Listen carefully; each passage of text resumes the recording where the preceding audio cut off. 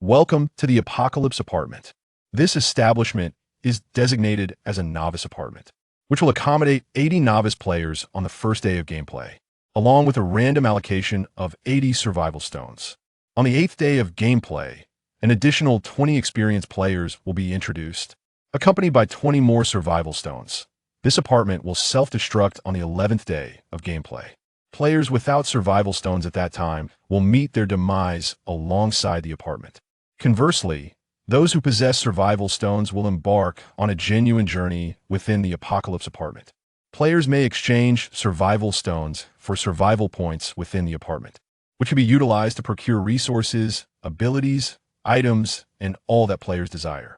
The rules of this novice apartment are as follows. 1. Players will be randomly assigned initial apartments, with rent varying based on the opulence of the accommodation. 2. Midnight is the designated time for rent payment. Failure to pay on time grants the apartment administrator the authority to eliminate the delinquent player. 3. Players may request lease termination or transfer from the apartment administrator. 4. The administrator may establish additional rules, which residents are expected to follow. 5. Survival stones can be exchanged for a substantial amount of game currency, though this currency is only valid within the novice apartment. 6. Other methods of acquiring game currency are left for players to explore, and now, the novice assessment begins. Welcome, novice players. The assignment of apartments is underway. Novice players are granted a single opportunity for a free talent awakening.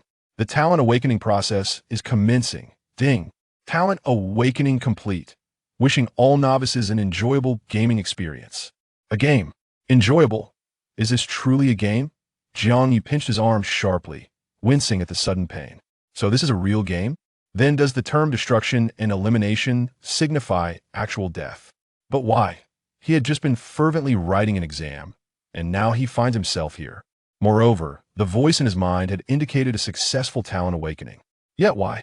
When Jiang Ye summoned the player panel, it displayed merely Jiang Ye level 0 asterisk asterisk asterisk asterisk physical fitness, 0.6 asterisk asterisk asterisk asterisk energy, 0.8 asterisk asterisk asterisk asterisk combat power, 0.5 asterisk asterisk asterisk asterisk survival points, 0 asterisk asterisk asterisk asterisk talent. Awakening failed. Asterisk asterisk so? What kind of dreadful game is this? A failed talent awakening? Is there no option for a retry? Is it fair to force a player to bear the brunt of your game's bugs? This is nothing short of bullying the honest. While he was grappling with disbelief, he soon discovered an apartment chat group. On the right third of the chat interface, a member list displayed, 8080. On the left, a flurry of chat messages appeared. To his astonishment, all 80 members were his classmates. Half of them were his classmates from the very exam hall he had just exited. The other half belonged to another exam room. Class 2. The conversations among these classmates reflected their collective shock. Whoa, Chen Yuchen, Xiao Likuan, Gao Chang, Lu Shen. This member list is full of classmates. What's happening? Were we all abducted together? Impossible. This data panel and chat group appeared directly in our minds. What kind of kidnapper could manage that? So we, the students from one exam room, have collectively traversed dimensions. No, it's 2 exam rooms. Class 2 is here too. Whoa, exciting. I was a bit scared at first, but seeing all these familiar faces has eased my fears. Whoa, exciting. I just conjured a fireball with my bare hands. Whoa, exciting. I just tossed a wind blade. Whoa, exciting. I just urinated 3 feet high against the wind. Damn, Lu Shun is still the wild one. Has he already explored the apartment? Otherwise, where did the wind come from? Can you boys be a bit more civilized? There are girls in group. Oh, sorry, little fairy. Next time Lu Shin acts up, you can just douse him with a splash. Get lost. Indeed, familiar classmates and familiar antics. However, from the classmate conversations, it became clear that they all seemed to have awakened their talents. Some could conjure fireballs, others could throw wind blades. These must be talent abilities. Yet no one mentioned the failure of talent awakening. So, was he the only unfortunate soul among the 80 who experienced a failed awakening? Was this forced upon him as a hellish mode? Although the earlier announcement indicated that the novice apartment would host 100 players alongside 100 survival stones, the rules also elucidated that survival stones are not solely for avoiding elimination. More importantly, they confer purchasing power within the Apocalypse Apartment. This means that such precious items are scarce. The more, the better. Even if these 80 classmates decided to share the survival stones equally to ensure everyone's survival. The apartment had already notified that 20 experienced players would be introduced on the 8th day. Who knows how formidable and ruthless these veteran players might be. It would be exceedingly challenging for them to share survival stones amicably with novices. They might well plunder the survival stones from novice players, and there's a real possibility they could outright slaughter the novice players. Thus, the first 8 days devoid of veteran players represent a crucial opportunity for novice players to develop. Yet, in this precarious situation, he possesses no talent. This is outrageous. Could he possibly perish within this novice apartment? Anxiety surged within Jiang Ye, and he lost interest in the chat. He switched back to the player panel, frantically tapping the talent section while inwardly cursing. Awakening failed. Awakening failed. If it fails, let me reawaken. What kind of rubbish bug is this? Do I need to threaten with a bad review? He merely intended to vent his frustration. Yet unexpectedly, amidst this flurry of curses, a new prompt resonated in his mind. Ding! Detection of player talent awakening failure. Reawakening talent is now arranged. Congratulations on awakening the compensatory talent. Infinite clones X. What? It truly reawakened a talent. Does this imply that the threat of a bad review holds actual weight? Doge. But what is this X rank? Aren't talent ranks typically denoted as a B, C, or SSS? Jiang Ye hurriedly summoned the player panel once more to review his talent situation. Infinite clones X. Effect 1. Generates 1 clone daily asterisk asterisk asterisk asterisk effect 2. At a certain cost, generates a clone asterisk asterisk. Effect 3. At each midnight in the game, can designate a clone for fusion Ha. What? What is the specific cost associated with Effect 2? And the proficiency of the clones remains unclear. Jiang Ye felt a surge of tension as he quickly generated today's clone. Ding! Congratulations on generating a clone. As the prompt sounded, that a peculiar sensation blossomed within Jiang Ye. It was as if, suddenly, he possessed 2 perspectives. In both perspectives, he could see a version of himself. In other words, there were now 2 of him within this apartment. Soon, he acclimated to this extraordinary state, channeling most of his consciousness into the clone. He then controlled the clone to summon the player panel for the clone. Upon the emergence of this doppelganger panel, he was rendered utterly speechless. Chapter 2. The First Avatar, Jiang Ye. Level 0. Physical Strength 12. Energy 24. Combat Power 55. Survival Points 0. Talent. Gold Element Affinity C. Effect 1. Probability of comprehending gold-based skills. Effect 2. Have consumption for releasing gold-based skills. Doubled Power. Skill. Golden Light Technique. D. Releases a beam of golden light, inflicting physical strength 1 energy 15 points of gold-based damage. What?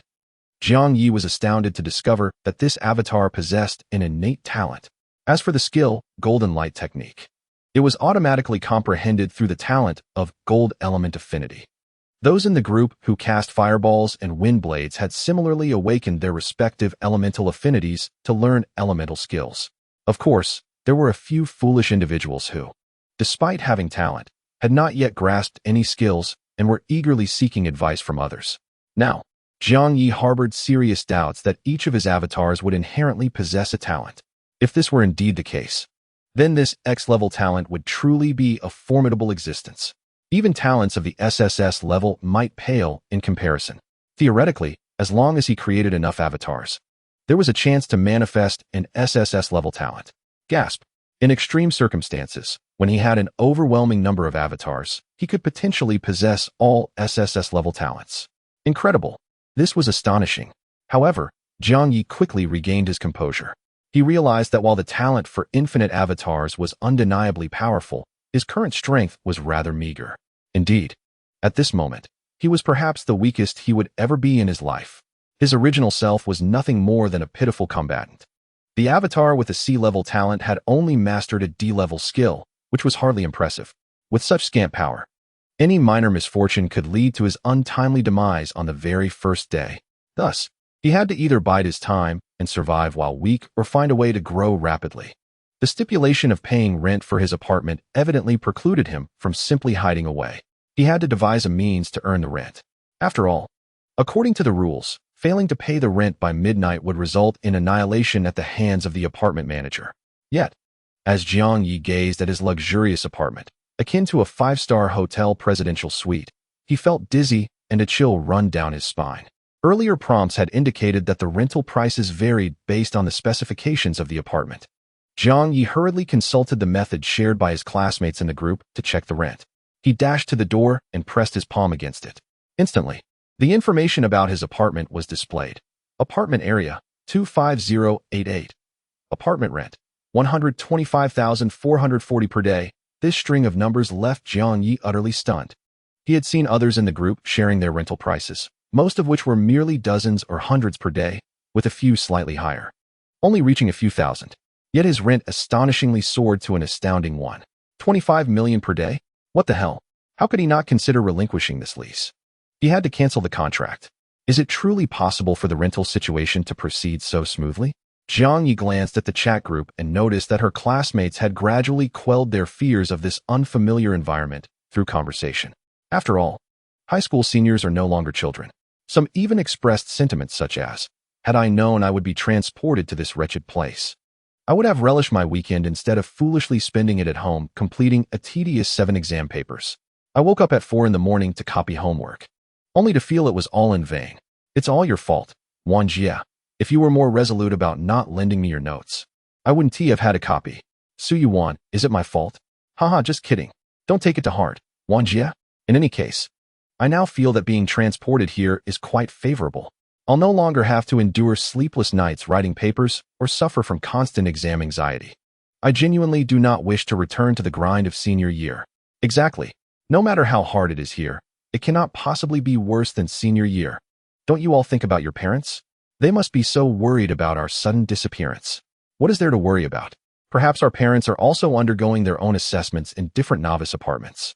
Maybe once we clear our challenges and reach the so-called end-of-days apartment, we can reunite with them.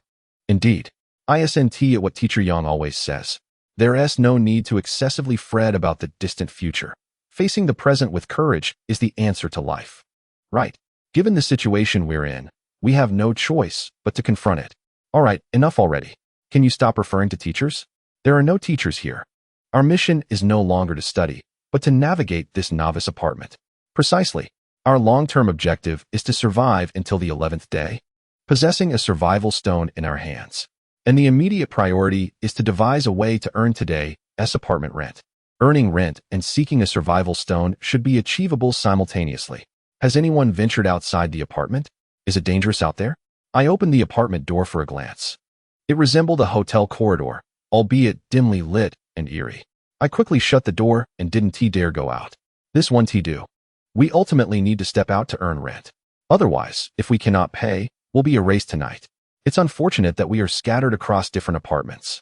If we were all together, it would be much easier to explore the apartments with greater numbers. Just as the classmates were engaged in their animated discussions, a voice emerged to take charge. Gao Chang, classmates, I have pondered for quite some time and have finally decided to share some good news.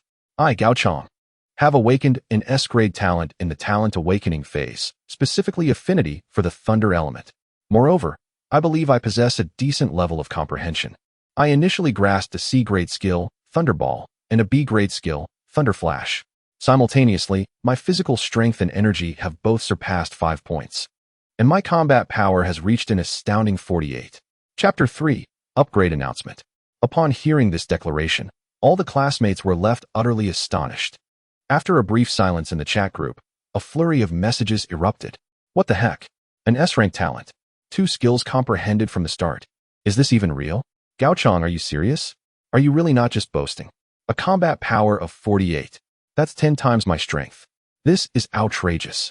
With this S-rank talent and 48 combat power, you must be the strongest among our 80 members. Gao Chang, you're incredible. Holding on to such monumental news until now. Gao Chang, please take me along. I only possess an E-rank talent and haven't comprehended any skills. I can't possibly survive on my own. Gao Chang, do you remember those sleepless nights we spent playing games together? We promised never to forget each other amidst wealth and fame. Various messages seeking to curry favor and form alliances filled the chat. Jiang Ye felt a surge of warmth at the thought. Perhaps he should also seek to align himself with someone? However, after some contemplation, he decided against it. Most of those seeking connections were well-liked or had a good rapport with Chang. In contrast, Jiang Ye was relatively inconspicuous in the class. He was reclusive, uninterested in games, maintained average grades, had no notable hobbies, and preferred not to trouble others. He had always been a solitary figure, commuting to and from school alone. If he were to suddenly approach Chang for support, it was highly likely he would be ignored. Yet, circumstances had changed. The value of classmates might no longer hinge on academic performance, family background, or social standing, but rather on combat prowess. Jiang Ye's avatar possessed a C-rank talent and D-rank skills, along with a combat power of 55. Perhaps he was stronger than some of his more sociable peers. However, he likely did not surpass many others, as there were certainly numerous individuals with higher combat power. While he pondered, the star of the chat, Chang, finally spoke up again. Chang, everyone, please remain calm. My sudden revelation of my talent and combat power is to encourage us to unite and overcome the challenges of this new apartment together. To be frank, I have already left my apartment and found the apartment manager on the first floor. I encountered no danger along the way. If you trust me, I believe we can gather at the apartment manager's office on the first floor. What does everyone think? This announcement left the remaining classmates in astonishment. Soon, someone replied, "Of course, that sounds great. My rent is a staggering 600. I was just thinking of requesting a lease termination from the apartment manager. I agree with the idea of gathering. Being together will provide mutual support in case of danger. But I'm still a bit hesitant to leave the apartment. What should I do?" At this moment, Chang responded again. In truth, the corridor outside the apartment is merely poorly lit. There is really no danger. If everyone steps out of the apartment and heads towards the corridor illuminated by red light, you will find an elevator. Then take the elevator to the first floor, and you will quickly locate the apartment manager's front office. Moreover, there are some unique facilities on the first floor that everyone can explore. Upon the release of this news, the students immediately became eager to participate. Is this for real? What kind of facilities are we talking about? Can they enhance our physical fitness and energy? Or help us master skills? Is it possible to earn rent money? I am anxious to start making money to pay my rent, or I will be overwhelmed. However, Chang did not address their queries. After a while, a student suddenly spoke up. It's true. Brother Chang isn't deceiving us. I have reached the first floor and met up with him. Moreover, he showed me his player panel. His S-grade talent and 48 combat power are genuine. Following this revelation, more students chimed in. I successfully met up as well. It was just a matter of taking the elevator, absolutely no danger. Subsequently, 3 more students confirmed that they had joined Chang. The rest of the students immediately felt a surge of enthusiasm. Wow, that was quick. I can't stay behind. Okay, I'm leaving the apartment right now. Brother Chang, wait for me. Wait for me. I will be there shortly. I've already left the apartment, and there is truly no danger in the hallway. Everyone, take note. It seems there is no signal in the elevator to use the chat group function, but don't worry. The ride down is swift and completely safe. Thus, nearly all the students took action. Following Chang's instructions and preparing to take the elevator to the first floor for assembly, Jiang Ye's avatar stood at the entrance of his luxurious apartment. While his real self comfortably reclined on the sofa, he felt a twinge of hesitation about whether to meet up with Chang. Regardless of whether he gathered with others or ventured out alone, he needed to leave the apartment, especially concerning the urgent matter of terminating his lease. Therefore, a visit to the apartment administrator on the first floor was essential. Judging by the situation in the group, if only 1 or 2 students had successfully gathered, it might have been a ruse. However, as more students continued to assemble successfully, it seemed likely there was indeed no danger. Moreover, his fellow students were all going as their real selves, while he was merely an avatar, essentially granting him an extra life. With this thought in mind, Jiang Ye's desire to join the assembly on the first floor grew stronger. After all, they were familiar classmates, even in this new environment. While the darker aspects of human nature might gradually emerge, it was unlikely they would descend into madness right from the outset. Contemplating this, Jiang Ye's avatar retrieved a kitchen knife from the apartment.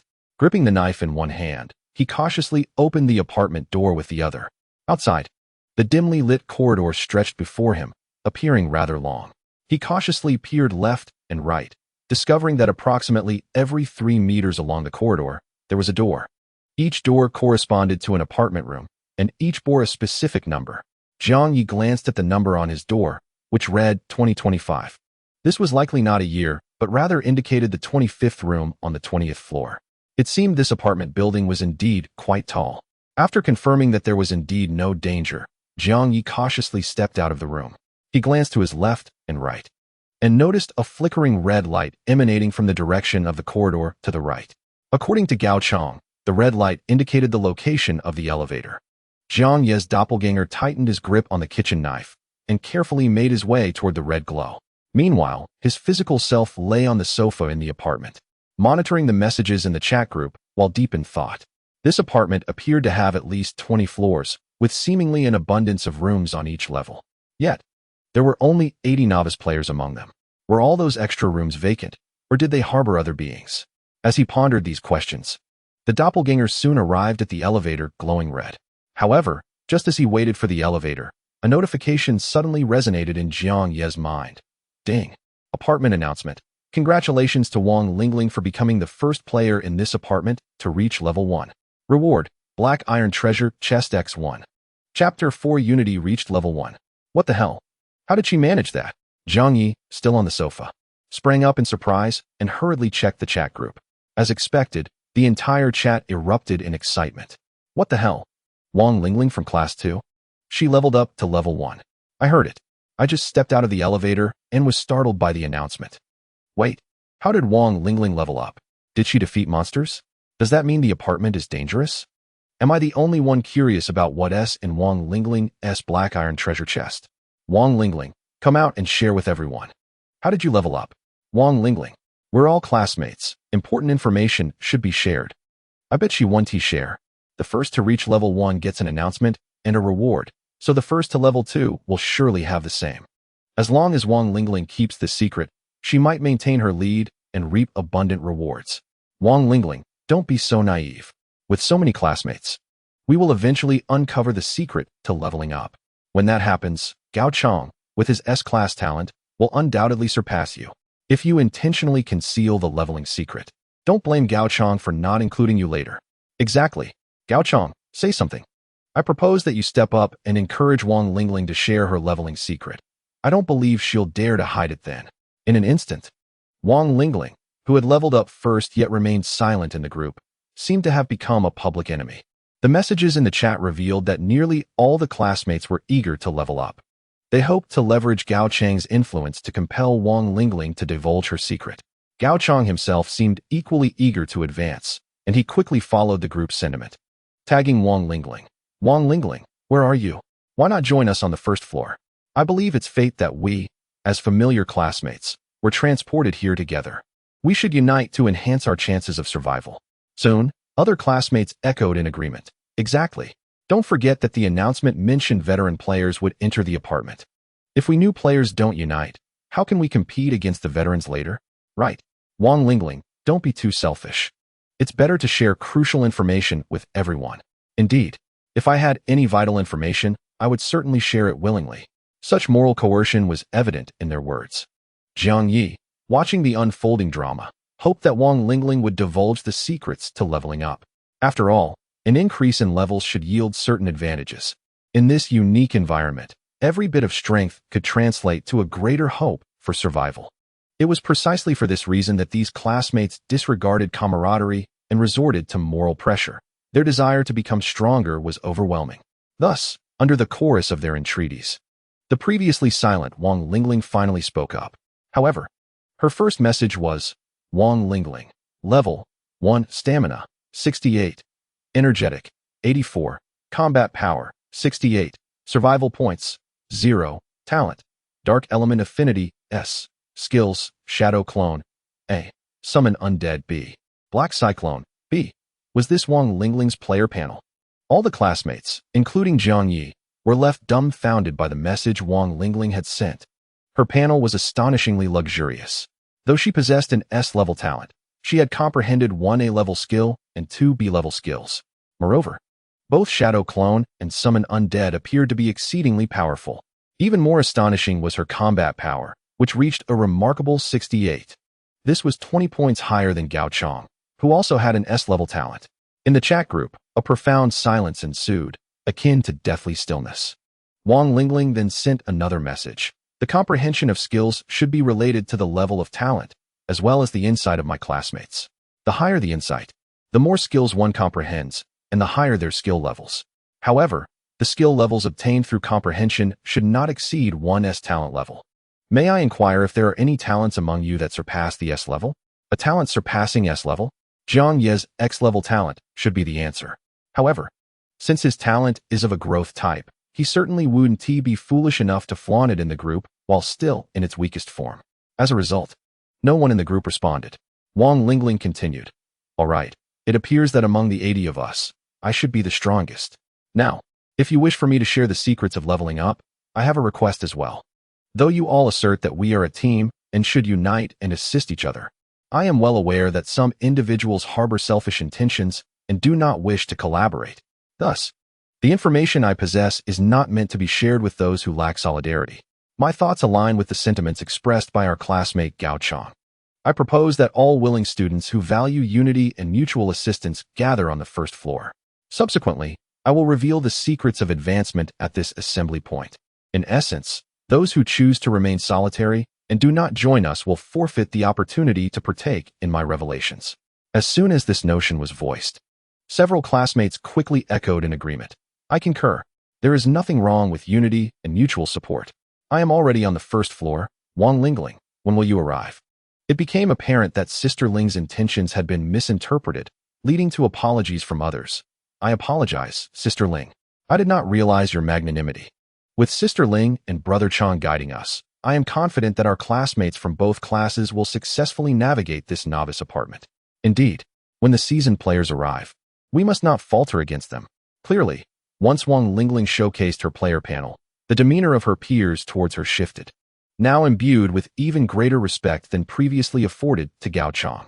However, Jiang Ye pondered over Wang Lingling's statements, harboring a sense of conjecture. As he awaited the elevator, he noticed Wang Lingling's latest pronouncement. Dear classmates, refrain from hastily flattering me. My words are not yet concluded. By unity and mutual assistance, I mean for all of us to congregate, share information, exchange resources, and act collectively. I will lead you in leveling up and earning rent, ensuring that every member of our team survives to conquer this novice apartment. However, I also expect all team members to harbor no secrets. Thus, I propose that once we gather, each individual should willingly present their player panel within the group. Furthermore, any actions taken must be reported to both myself and Gao Chang. Any rewards garnered from these endeavors shall be shared among us all. This declaration certainly hints at the underlying intentions. Previously, classmates spoke of unity merely to emphasize the strength in numbers. In contrast, Wang Lingling's call for unity and assistance appears to advocate for an organized and disciplined approach, akin to military governance. She likely harbors concerns that players may awaken potent abilities and choose to conceal them, hence her desire for transparency among all students under her oversight. Following her remarks, the reactions from her peers were noticeably less enthusiastic than before, though some quickly affirmed, "This is acceptable. As long as Sister Ling and Brother Chang are willing to guide me, I am eager to comply. Displaying our player panels is a given." Another added, "I have no objections, but once an organization is formed, we should not be assigned particularly perilous tasks based on weaker abilities, right?" Gao Chang replied, "Of course not. Our organization shall be named the Unity and Mutual Assistance Group, with the sole purpose of fostering better collaboration. Let us not overthink this. Now, Sister Ling has arrived on the first floor to join us. All those gathered here have agreed to her terms. Now, those who wish to join the team should hasten to gather. For those desiring to act as lone wolves, do not expect to invoke the bonds of camaraderie when faced with peril. Do not think to ensnare us with moral obligations to assist you." Upon hearing such remarks, those intent on embracing freedom as solitary wanderers suddenly felt a surge of pressure. Meanwhile, those still unassembled increasingly leaned toward joining the team. At last, Jiang Ye's avatar arrived at the elevator. With a chime, the elevator doors opened. Chapter 5. A chance encounter inside the elevator. There existed a cubic, column-like space. It bore similarities to an ordinary elevator, though the lighting was somewhat dim, with a faint red glow. After a brief moment of contemplation, Jiang Ye's avatar ultimately stepped into the elevator. Deep down, he harbored no desire to join any cooperative group, subjecting himself to the whims of others. After all, once such an organization takes shape, it is invariably the leaders who reap the rewards, while the regular members become mere cattle. In dire situations, those of lesser strength might even be cast aside as expendable. Jiang Ye's nature was inherently solitary, thus he preferred to stealthily embrace the path of the lone wolf. However, it was not difficult to surmise that once Wang Lingling and Chang explicitly proposed the establishment of a cooperative group, those who steadfastly refused to join would likely face exclusion and targeting by the collective. Clearly, only the formidable are suited to roam as lone wolves. Those lacking strength who attempt to walk this path will likely find themselves in a far worse predicament than if they had joined a team. At present, Jiang Ye belonged to the latter category, lacking in strength. Yet, considering the unique attributes of his talent, joining a team might also serve as a preliminary means of self-preservation. After all, he was unlike others. Each day he could summon another avatar. Thus, for him, joining the team would merely involve one of his avatars. His true self and other avatars would remain free. While others risked stagnation in their growth by joining the team, he could continue to thrive, gaining strength each day. Moreover, akin to the principle of a great hidden in plain sight, if he abstained from joining the team, he would inevitably draw the attention of Wang Lingling and Chang. By permitting his C-grade talent avatar to join the team, he would likely occupy a position of mediocrity within the group, thus escaping the notice of both Chang and Wang Lingling. This would significantly enhance his chances of navigating the initial days within the team with relative ease. As the elevator reached the first floor, Jiang Ye had resolved his course of action. However, he found it peculiar that, at this juncture, one would expect numerous classmates to be riding the elevator to gather on the first floor. Yet, it seemed that only this singular red-glowing elevator was present in the apartment corridor. Throughout his descent from the 20th to the first floor, he encountered no one within the elevator, nor did it stop at any other floors. This elevator appeared to possess some peculiarities. Nevertheless, the journey itself had proceeded without incident. Just as Jiang Ye stepped out of the elevator, a voice exclaimed, "What the hell? Jiang Ye, you nearly gave me a heart attack." Lu Shun, the representative of mathematics from Class 1, nicknamed God Lu, is the quintessential student excelling in the sciences while struggling in language subjects. Clearly startled by Jiang Ye, he patted his chest and exclaimed, "I just stepped out of the elevator. How did you come out right behind me? I thought I was seeing ghosts." He glanced back at the elevator and added, "This elevator seems to be malfunctioning. With only this one elevator, how could we exit without encountering each other?" Just as he spoke, the elevator doors opened once more, revealing Bai Ruowan from Class 2. With her fair skin, round face, and large eyes, she embodied a delightful blend of gentleness and charm. Although they belonged to different classes, she clearly recognized the prominent Lu Shun. Stepping out of the elevator, her eyes lit up as she exclaimed, "God Lu, what are you doing here by the elevator? Are you waiting for someone?" Lu Shun, being quite affable, readily explained, "I'm not waiting for anyone. I just exited the elevator, just like you." He continued, "I suspect there is something wrong with this elevator." Upon hearing this, Bai Ruowan instinctively recoiled, retreating behind him with a hint of trepidation. It was then that she noticed Jiang Ye, and after a moment's contemplation, she spoke. "You're the one from Class 1. It was evident she was unfamiliar with Jiang Ye. Jiang Ye introduced himself, Jiang Ye. "Oh, right, Jiang Ye," Bai Ruowan exclaimed, feigning recollection to mask her embarrassment at not knowing him. Jiang Ye, indifferent to the attention, preferred to remain unobtrusive, wishing to go unnoticed. Having made no progress in his investigation of the elevator, Lu Shun shrugged and remarked, "Well, if there is an issue, so be it. As long as there is no danger involved." He then turned to the two and inquired, "By the way, what are your talents and combat abilities?" Bai Ruowan, clearly gifted, replied without hesitation, "I awakened a B-rank talent, spatial element affinity, and have comprehended the initial passive skill, personal space." Her declaration surprised both Lu Shun and Jiang Ye. In their previous discussions within their chat group, some classmates had shared their talents, most of which were elemental affinities like metal, wood, water, fire, and earth, as well as rarer elements like wind, lightning, and ice. The dark attribute talent of Wang Lingling was particularly exceptional. There were speculations among the scholars that there might even be light attribute talents among the elemental affinities. However, No one had anticipated the existence of a spatial attribute. Yet, here was Ruowan, possessing the rare talent of spatial element affinity. Although it was merely a B-rank talent, it was undoubtedly more uncommon and potent than typical elemental B-rank talents. Ruowan herself was quite pleased with her extraordinary ability. However, akin to how scholars often lament their exam performances, she feigned distress, lamenting, "This talent doesn't seem that impressive. My skill, personal space, can only hold items and lacks any offensive capability." Lu Xun promptly reassured her, "While personal space may lack offensive power, it is undeniably convenient for everyday use. Moreover, this is merely your initial skill. You might eventually comprehend even more formidable spatial skills. For instance, within the realms of fiction, concepts such as spatial teleportation and spatial blades have been explored. Particularly, the notion of spatial blades, which can sever space itself, is intriguing. Perhaps they can bypass all forms of defense." Lu Xinguang, speaking with a hint of excitement, cast a glance at Ruowan. His envy tinged with a complex mixture of emotions. Deep down, Ruowan felt a flicker of pride, yet she feigned distress, saying, "Alas, comprehending skills is not so simple. Enough about me. What talent have you awakened, Lu Xun?" Lu Xun shook his head, his expression one of genuine lament. "Alas, I am truly unfortunate, having awakened merely a C-grade talent of fire element affinity." Jiang Ye raised an eyebrow in surprise. It seemed Lu Xun's talent was akin to that of his own avatar, both possessing a C-grade talent. However, it was likely that among their peers, those awakening C-grade talents constituted the majority, belonging to the median, most unremarkable tier. At this moment, upon hearing this, Ruowan regarded Lu Xun with an unmistakable glimmer of regret.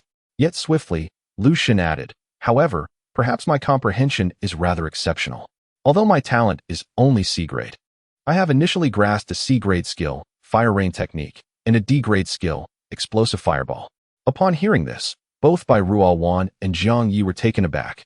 After all, according to information shared in their group, the majority of students typically comprehend skills that are 1 or 2 levels below their talent level.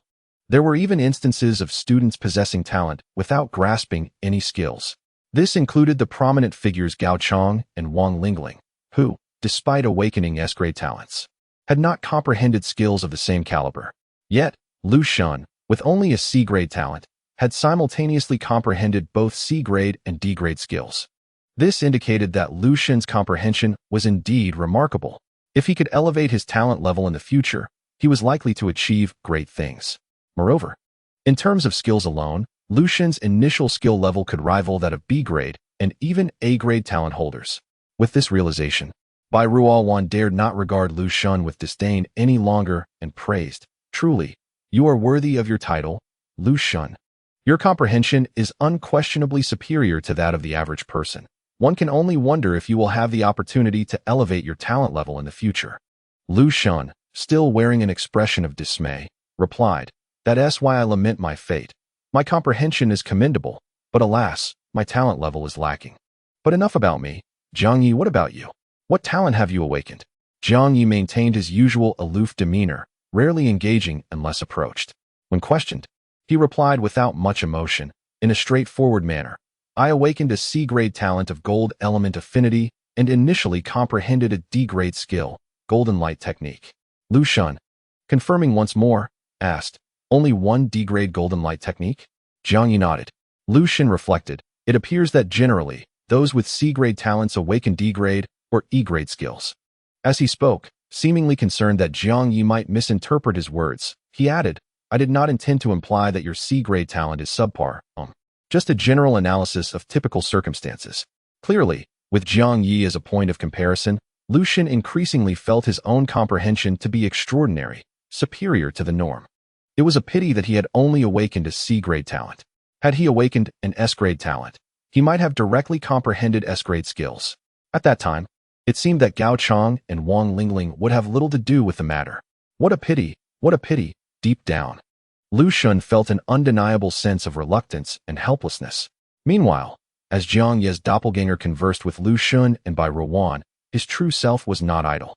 He did not continue lounging on the sofa. Instead, he swiftly inspected his 250 square meter apartment. The purpose of this thorough examination of such a spacious and luxurious abode was to ascertain the presence of any surveillance equipment, as he was concerned that the apartment administrator might discover the existence of his doppelganger. To his surprise, he found no cameras. However, he did stumble upon a dim bronze chest nestled within the glass display of his opulent cloakroom.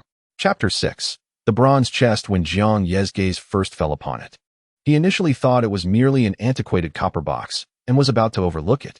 Suddenly, he felt that the bronze texture of the chest was incongruous with the lavish style of the entire cloakroom. This prompted him to turn back for a closer look, and upon retrieving it, he realized it was indeed a bronze treasure chest. It was noteworthy that Wang Lingling's first reward for reaching level 1 was merely a black iron chest, yet Jiang Ye had discovered a bronze chest within his own apartment. Initially, he feared it might be a trap. However, after a careful examination, he found no hidden dangers. He then procured a drying rack and discreetly hid behind the kitchen island table before daring to attempt to open the chest from a distance. With a resounding click, the chest opened without any danger, revealing a black mask inside. Lacking any investigative skills, Jiang Ye could not discern the specific effects of the mask. Meanwhile, the doppelganger had followed Lu Shun and Bai Ruan to the gathering place of their classmates on the first floor. The entire first floor of the apartment did not contain any single rooms for accommodation. Rather, it resembled many hotel apartments with a spacious lobby. The classmates who had gathered on the first floor were now congregated in this large hall.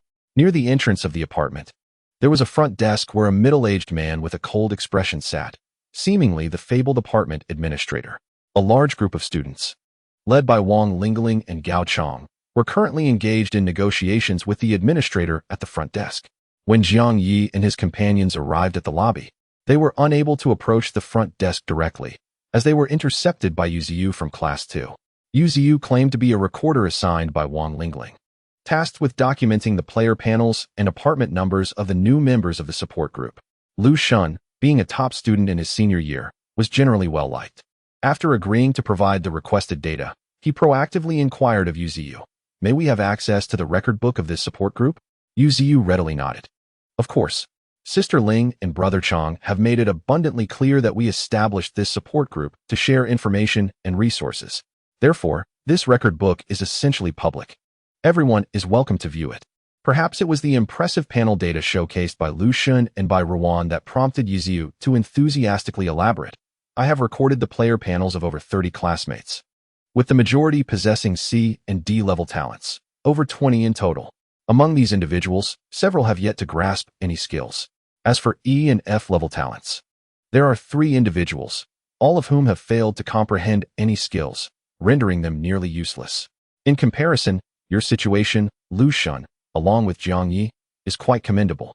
At the very least, you both have acquired notable skills. Particularly, Lu Shun, you have even mastered a C-level skill, which undoubtedly positions you as the foremost among those with C-level talents.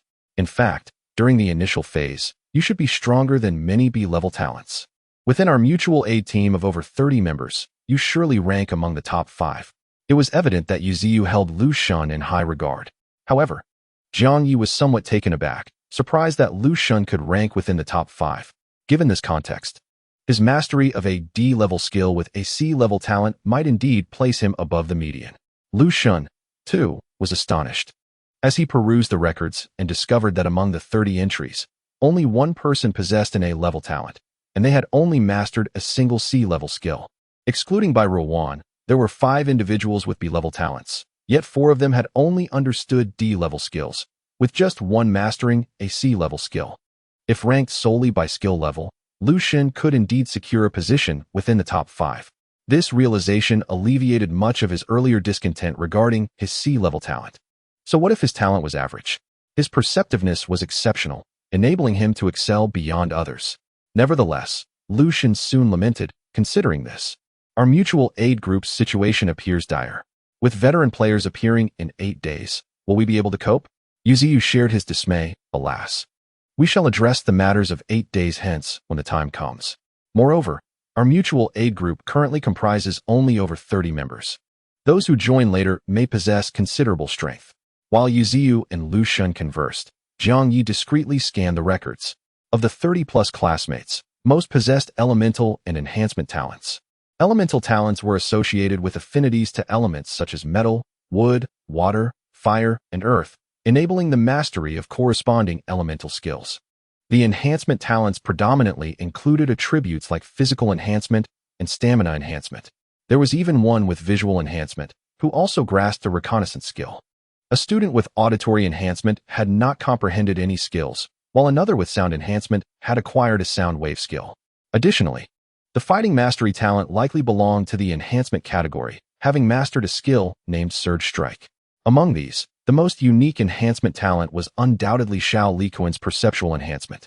Jiang Ye was also surprised to learn that even perception could be enhanced. He wondered when his doppelganger might acquire a perceptual enhancement talent. However, it was peculiar that Xiao Likuan, despite enhancing his perception, had not mastered any skills. Perhaps he possessed perceptiveness without any other talents? If Xiao Likuan were to possess other talents, perhaps he would soar to great heights. However, many circumstances remain unclear. No one knows if others can acquire additional talents or if these talents can be further enhanced.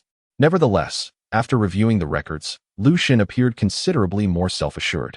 Yiziu harbored a deep respect for him. By the way, Lu Xun, have you discovered a black iron chest in your apartment? Upon hearing this, Jiang Ye perked up with interest. Lu Xun was suddenly taken aback, exclaiming, "What do you mean? There's a treasure chest in the apartment. I didn't see it at all. This group of old sixes. Why has no one mentioned it in the chat group? I'm heading back to search for it right now." "Hey, Lu Xun, don't get too excited." Yiziu chuckled, quickly clarifying that not every apartment contains a treasure chest. In our current mutual assistance group of over 30 members, only Su Yuewan from Class 1 has found a black iron chest in her apartment. Inside, she discovered a red fruit, but was too afraid to eat it, fearing it might be poisonous. After bringing it to the mutual assistance group, Chen Yuqin used a detection skill and revealed that it was a spirit fruit that increases vitality. Both Ling Jie and Chang Ge displayed great generosity, showing no intent to seize Su Yuewan's fruit. Afterward, Su Yuewan consumed the fruit, instantly boosting her vitality by 0.5 points. Other classmates also searched their apartments, but none found any treasure chests. Thus, Chang Ge speculated that the probability of finding a chest must be rather low. However, since there are numerous rooms on each floor of the apartments, and we, as novice players, occupy 80 of those rooms, it's possible that scattered treasure chests may appear in other apartments. Upon hearing this, Lu Xun's mind began to race. But other apartment rooms may also harbor dangers, right? Could Wang Lingling's advancement involve battling monsters in other apartments? To this, Yiziu shook her head, explaining that Ling Jie had yet to reveal the secret of her progression, stating she would clarify everything once everyone had gathered. However, from what I gathered, it seems that her method does not involve exploring apartment rooms for monsters. Moreover, she appears unable to reach level 2 in the short term. She is also curious about the conditions in other apartment rooms, which is why she is currently negotiating with the apartment administrator. If it is confirmed that there are no dangers, Ling Jie will likely arrange for a dedicated team to explore the apartment rooms in search of more treasure chests. At this point, Jiang Ye, who had been rather quiet, suddenly inquired, "Are all the items within those treasure chests useful? Could there be hidden dangers within them?" Upon hearing this, Yiziu scrutinized Jiang Ye, countering with a question, "What? Have you discovered a treasure chest in your apartment room?" Jiang Ye quickly shook his head. "No. I just feel that the apartment we were transported to should indeed pose some dangers, yet thus far, we have encountered none." Lu Xun nodded in agreement. Indeed, the previous hints clearly indicated something about an apocalyptic apartment. I also believe that with the word apocalypse included, there would be many dangers, akin to a biohazard crisis.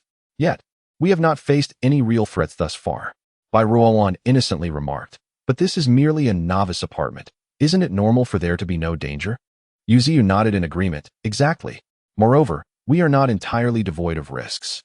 Didn't the previous message also mention that failing to pay rent could lead to annihilation?" At this point, he turned his gaze towards Jiang Ye. "Your room number is 2025. Is it on the 20th floor?" Jiang Ye nodded yes. "Then your room is the highest in my records. What is your daily rent?" After a brief silence, Jiang Ye confessed, "The rent exceeds 1.25 million. Upon hearing this figure, Yiziu, Bai Ruowan, and Lu Xun were immediately taken aback, their expressions a mix of bewilderment. Bai Ruowan exclaimed, "So expensive. I thought the thousands of rent mentioned in the group chat were already outrageous. Yours is over 100,000. You must be considering canceling your lease, right? Jiang Ye nodded. Yet, before he could speak, Yuziu solemnly interjected, given your situation, canceling the lease may not be as straightforward as you think. Chapter 7. The enormous inheritance. Some classmates had already approached the apartment administrator to inquire about the lease cancellation process. The rules here stipulate that if one wishes to cancel in the morning, a penalty of 50 of the rent must be paid. In the afternoon, the penalty escalates to 80. After 10 p.m., the cancellation window closes, mandating a payment of 100 of the rent. With such a high rent, accumulating half the penalty of 60,000 by morning is virtually impossible. If it drags into the afternoon, the 80 penalty would amount to a staggering 100,000. That sum exceeds the total rent of the other 79 individuals combined. Yuziu seemed to hesitate, his expression revealing a myriad of unspoken thoughts. Both Lu Shun and Bai Ruowan deciphered his unfinished words. Jiang Ye might face annihilation on his very first day due to his inability to pay the rent. Bai Ruowan, possessing a tender heart, instinctively thought, the mutual aid group is numerous. Surely, we could assist Jiang Ye in gathering enough for the cancellation penalty? However, she ultimately refrained from voicing this sentiment. Though soft-hearted, she understood that in such an environment, one could not afford to be overly altruistic. The amounts of 60,000 and 100,000 were no trivial sums. Moreover, as Yuziu pointed out, Jiang Ye's rent surpassed the combined expenses of the other 79 individuals. Assisting Jiang Ye in this predicament would likely require a substantial contribution from all members. But why should they bear such a burden? They were merely classmates, not his parents. The mutual aid group was meant for support, not charity. Furthermore, Jiang Ye's talents and skills were not indispensable, and his social connections were rather mediocre. Bai Ruowan was well acquainted with her classmates from both classes, yet she could not recall Jiang Ye. Thus, in this context, it seemed unlikely that anyone would agree to lend their assistance to him. Consequently, Bai Ruowan chose to remain silent, pretending not to comprehend Yuziu's unspoken words. Lu Xun shared a similar mindset, believing that it wasn't his unwillingness to help, but rather the sheer absurdity of Jiang Ye's rent. Listening to Yuziu, Jiang Ye felt a slight sense of panic, fearing that he might not survive even the first day due to his inability to pay the rent. However, his doppelganger remained remarkably composed. After a brief moment of contemplation, the doppelganger proposed an idea. I recall a previous hint that mentioned survival stones could be exchanged for in-game currency. If I can locate a survival stone, I should be able to convert it into a substantial amount of game currency, perhaps even cover my exorbitant rent. This notion held merit. Yet, Yuziu furrowed his brow and remarked, but the earlier hint also stated that with 100 players, there are 100 survival stones. Those without survival stones at the end of the game will be annihilated. If you exchange a survival stone for game currency, someone will inevitably face annihilation at the game's conclusion. Jiang Ye, unhurried, further analyzed. However, if I am annihilated today for failing to pay rent, wouldn't that effectively create an additional survival stone? If I can't survive the first day, why should I even consider the game's end? This statement possessed a certain validity. Yuziu hesitated but did not linger on the matter. Regardless, we have yet to find a single survival stone. Your idea can only be realized if we manage to find one on the first day. Nonetheless, Jiang Ye had an inkling that even if the cooperative group found a survival stone on the first day, they likely would not exchange it for game currency to cover his rent. Thus, he needed to devise a plan of his own. At that moment, Jiang Ye, remaining in the apartment, ultimately donned the black mask. Initially, he had intended to survive one day at a time, but now the issue of rent loomed over him like a sharp blade, compelling him to take risks in pursuit of survival. Fortunately, after putting on the black mask, he encountered no peril. Instead, a warm sensation surged through him, instilling an inexplicable feeling of newfound strength. Jiang Ye's gaze shifted, prompting him to check his data panel once more. Jiang Ye, level 0, physical strength 16, energy 28, combat power 35, survival points 0, talent infinite duplication X. What? Jiang Ye's talent for infinite duplication had not conferred any enhancements to his attributes or combat power. Thus, it must have been the black mask that increased his physical strength by 1 point and energy by 2 points. This attribute now surpassed even that of his first doppelganger. However, in terms of combat power, it still paled in comparison to the first doppelganger. This led to the inference that talents and skills likely influence combat power as well. His original self possessed attributes without usable skills, resulting in persistently low combat power. Moreover, aside from the attribute enhancements, the mask seemed to possess other effects. As Jiang Ye regained his composure, he sensed that he had not only grown stronger, but also, oddly enough, appeared to have lost his hair. He hurried to the bathroom to check his reflection in the mirror. To his astonishment, he found a stranger staring back at him, a bald man. Startled, Jiang Ye nearly believed some malevolent force was at play. However, he quickly realized that this was not some supernatural occurrence, but rather the disguise effect of the mask. When he removed the mask, the bald man in the mirror transformed back into his own handsome visage. Putting the mask back on reverted him to the bald appearance once more. After such repetitive occurrences, Jiang Ye was astonished to discover that the disguise effect of this mask far exceeded his imagination. In typical martial arts novels, human skin masks merely alter one's facial appearance. However, this disguise mask could even transform hairstyle and body shape. It was as if he had become an entirely different person. With such an extraordinary effect, Jiang Ye's mind began to flourish with possibilities. Initially, he worried that if both his original self and his doppelganger ventured out of the apartment, the discovery of two Jiang Yes would jeopardize his secret. But now, with the disguise mask, exploring outside became far more convenient. Yet, the 80 novice players were all high school seniors. If they were to spot a bald uncle, it would surely raise immediate attention and suspicion. Lost in thought, Jiang Ye suddenly froze, for he had just realized that the bald uncle in the mirror had vanished. He raised his hand to touch his face, only to find that he had become invisible. Upon removing the mask, his form reappeared. With the mask back on, the mirror reflected emptiness once again. Astonishing. Thus, this black mask not only provided disguise, but also possessed an invisibility effect. Therefore, its overall effect was physical strength 1, stamina 2, effect 1, disguise, effect 2, invisibility.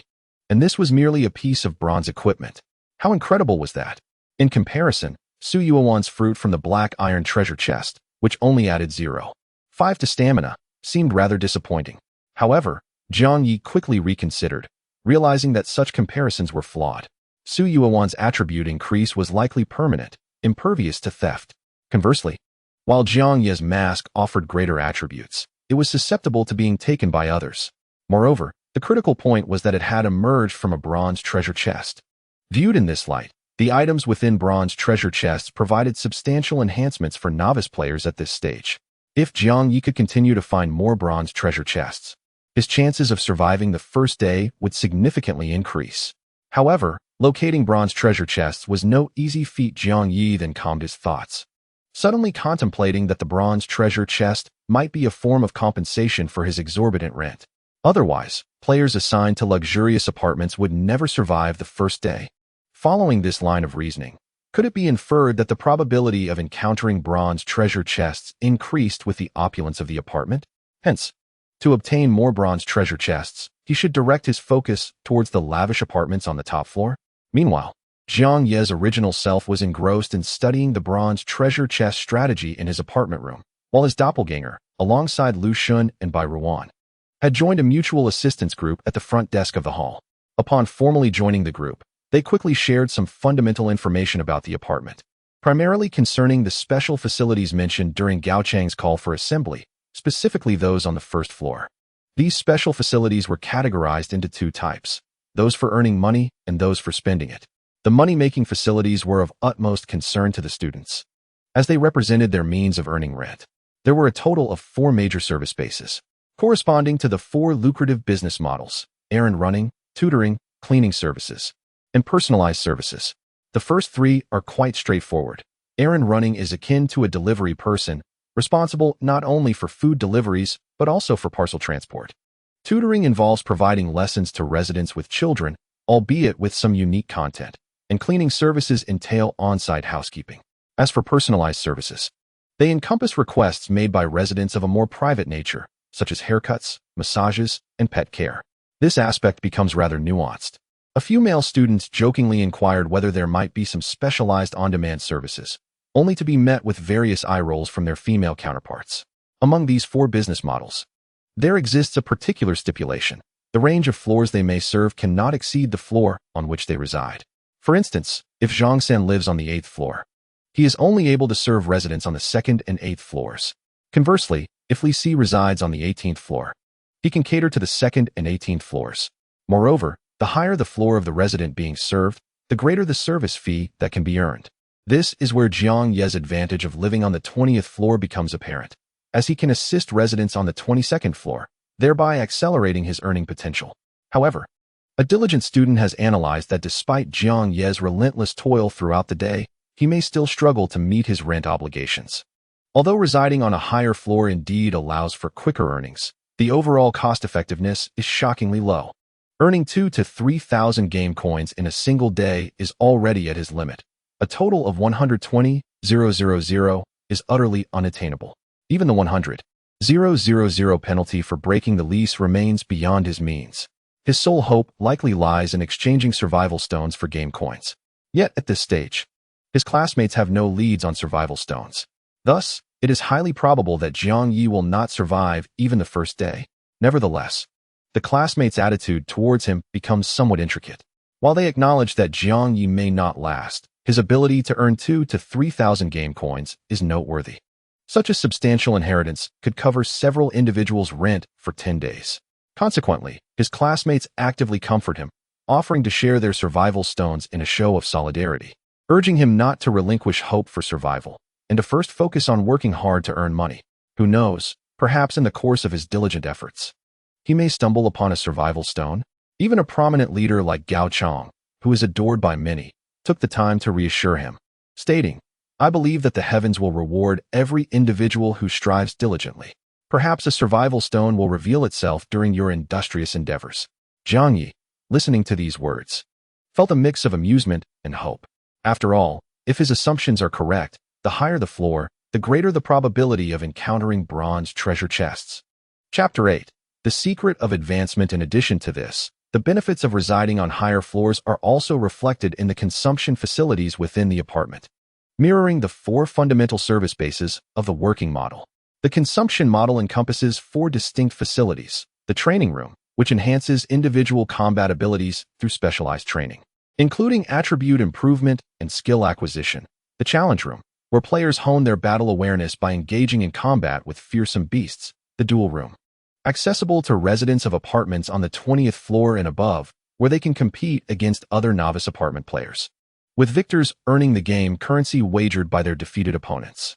The 4th consumption facility is the apartment mall, which is divided into the low-end mall and the high-end mall.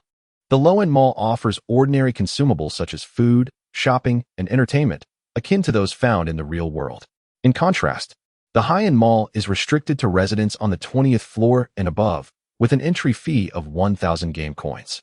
According to the insights of a studious peer, the high-end mall may very well feature direct sales of treasure chests or chest-related items. Clearly, this consumption model underscores the privileges afforded to residents of the 20th floor and above. The gaze of the students towards Jiang Ye grew increasingly intricate. Wang Lingling, an elegant, bespectacled young woman with an air reminiscent of Heiji Hattori's mother from Detective Conan, was often compared to the character Lan Lan from the popular series The Storm. Adjusting her glasses, she proceeded to analyze. The entire design of the apartment facilities evidently guides players towards residing on higher floors, as those living in upper levels can earn money more swiftly and enjoy more upscale consumption, thereby facilitating their growth. However, based on my analysis, players will need to accumulate resources in the initial days to have any hope of residing on higher floors. Otherwise, for individuals like Jiang Ye, who moved into an upper-level apartment on the first day, paying rent could prove exceedingly challenging. As she spoke, she turned her attention toward Jiang Ye, calmly reassuring her. However, Jiang Ye, you need not worry. The primary intention behind establishing the mutual aid group is to ensure everyone's survival. If we discover a survival stone on the first day and you find yourself unable to pay rent, I am willing to exchange it for game currency to cover your first day's rent. Wang Lingling spoke with utmost conviction, creating a serious atmosphere that left the entire mutual aid group somewhat perplexed. Some classmates pondered, is she really willing to waste a survival stone to help Jiang Ye pay her rent? If someone truly finds a survival stone, wouldn't Jiang Ye be unfairly benefiting from it? This seems inequitable. Jiang Ye keenly sensed the unusual glances from her peers. Wang Lingling, too, felt the weight of their scrutiny and promptly added, however, The mutual aid group is not a charitable organization. Assisting you with your rent is to ensure your survival, and I hope you will strive to repay that amount later. Moreover, if our group consists of 80 members and we ultimately only gather 79 survival stones, the one left empty-handed will be you. I trust you can understand this. Of course, should the opportunity arise to seize a survival stone from veteran players, we will certainly assist you. After all, the founding principle of our mutual aid group is to ensure that all students can survive, and we will not easily abandon you. Wang Lingling spoke with sincere intent. However, Jiang Ye remained inherently indifferent, his heart unmoved. Instead, he found the rhetoric of this female classmate from Class 2 to be remarkably sophisticated. On one hand, she had effectively reassured him, this premier labor force, allowing him to diligently toil on his first day, striving to amass a substantial fortune. On the other hand, she had adeptly garnered the allegiance of her peers. Her words were not merely directed at him, but were primarily intended for the members of the mutual aid group. These 18-year-olds, inexperienced in the ways of the world, would undoubtedly be deeply touched by her eloquence. Coupled with a sense of admiration, they would likely become increasingly devoted to her guidance. Gao Chang seemed to sense that Wang Lingling's prestige within the mutual aid group far surpassed his own, prompting him to hastily inquire, "Is there anyone among us, apart from Jiang Ye, who is facing pressure regarding rent?" Sui Wewan, are you managing your rent of over 2,000 without issue? Sui Wewan, an academic achiever with an independent disposition, preferred not to burden others. After a moment's contemplation, she resolutely replied, "If I manage my time well, I should be fine." Gao Chang nodded in agreement. Indeed, we must act swiftly. It serves no purpose for all of us to linger here waiting for everyone to gather. I propose we split up and take action immediately. Yu Ziyu would remain here to assist the new members of the mutual aid group, while the others could promptly embark on earning game currency. Upon hearing this, the students enthusiastically nodded in agreement. Yes, we can no longer procrastinate. We must hasten to earn money. Although I could easily earn my rent today, I yearn to save more to enhance my prowess through the consumption model. Me too. I haven't even grasped my skills yet, and I am eager to experience the training room. I used to think studying was arduous. Now I realize that money is paramount. We must earn money. However, some students immediately remarked, but what about the secrets of leveling up? Ling Jie has yet to reveal them. At this moment, Wang Lingling no longer withheld information and proactively stated, once everyone exits their respective apartments, they will find themselves heading towards the corridor radiating red light, leading to the red light elevator. Has anyone ventured in the opposite direction of the red light? Upon raising this question, Lu Shen promptly responded, I have walked in that direction. However, the further I went, the darker it became. Eventually, it was so dark that I could not see my hand in front of my face, nor could I discern the apartment doors or their numbers. Fearing hidden dangers, I quickly turned back. Soon, other students echoed his sentiments. I also ventured a bit, but found it too dark and turned back swiftly. Could it be that Ling Jie encountered danger while exploring that direction, leading to her leveling up? How formidable were the monsters you faced, Ling Jie?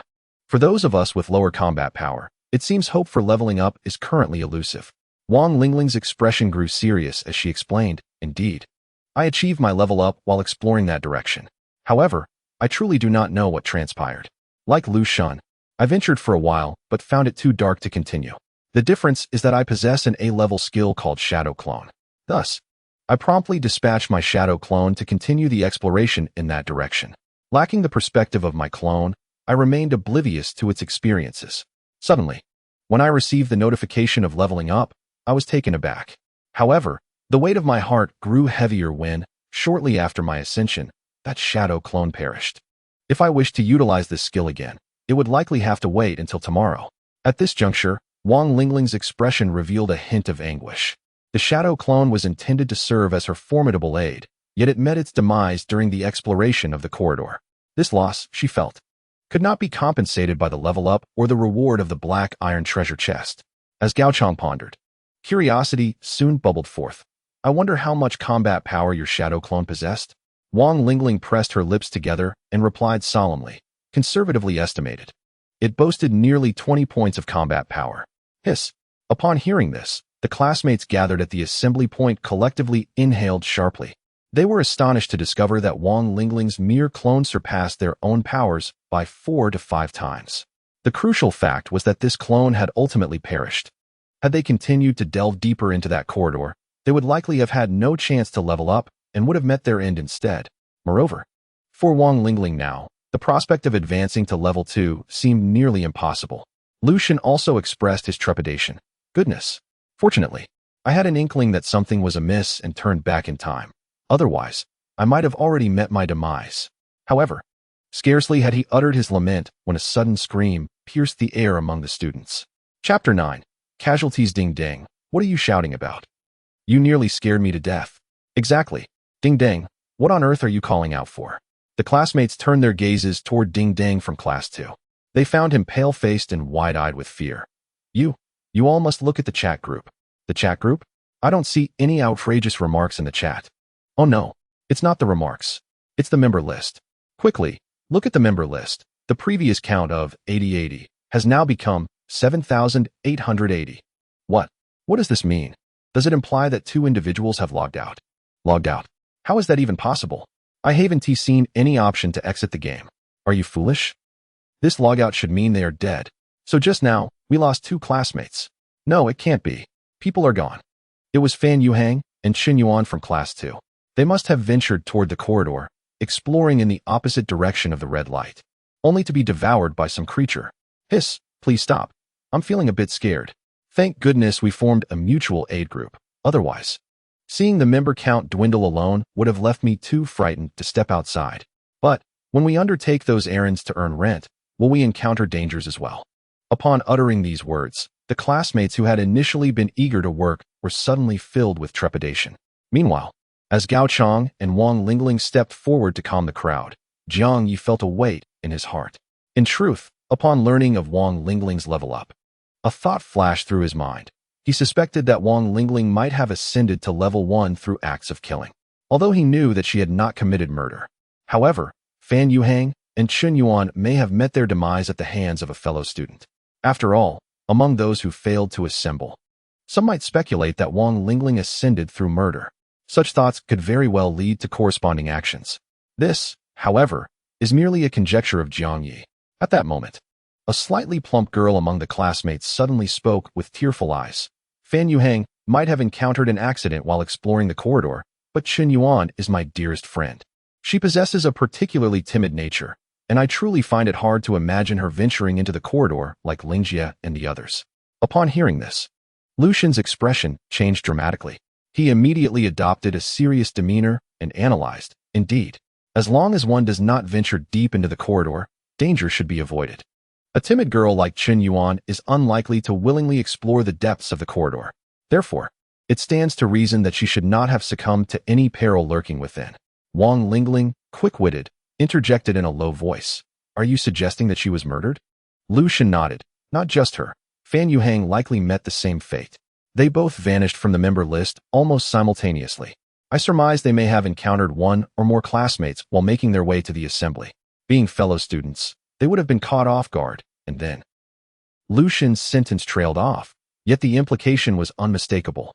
Many students displayed expressions of fear and disbelief. Those who resisted the notion vehemently retorted, impossible.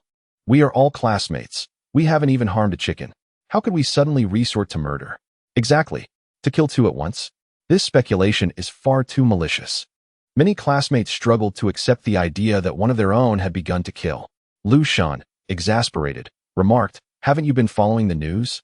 Have you never heard of high school students committing murder or even burying people alive? And let's not even mention high schoolers. Middle schoolers and elementary students have committed homicide. In a vast world, all sorts of creatures exist.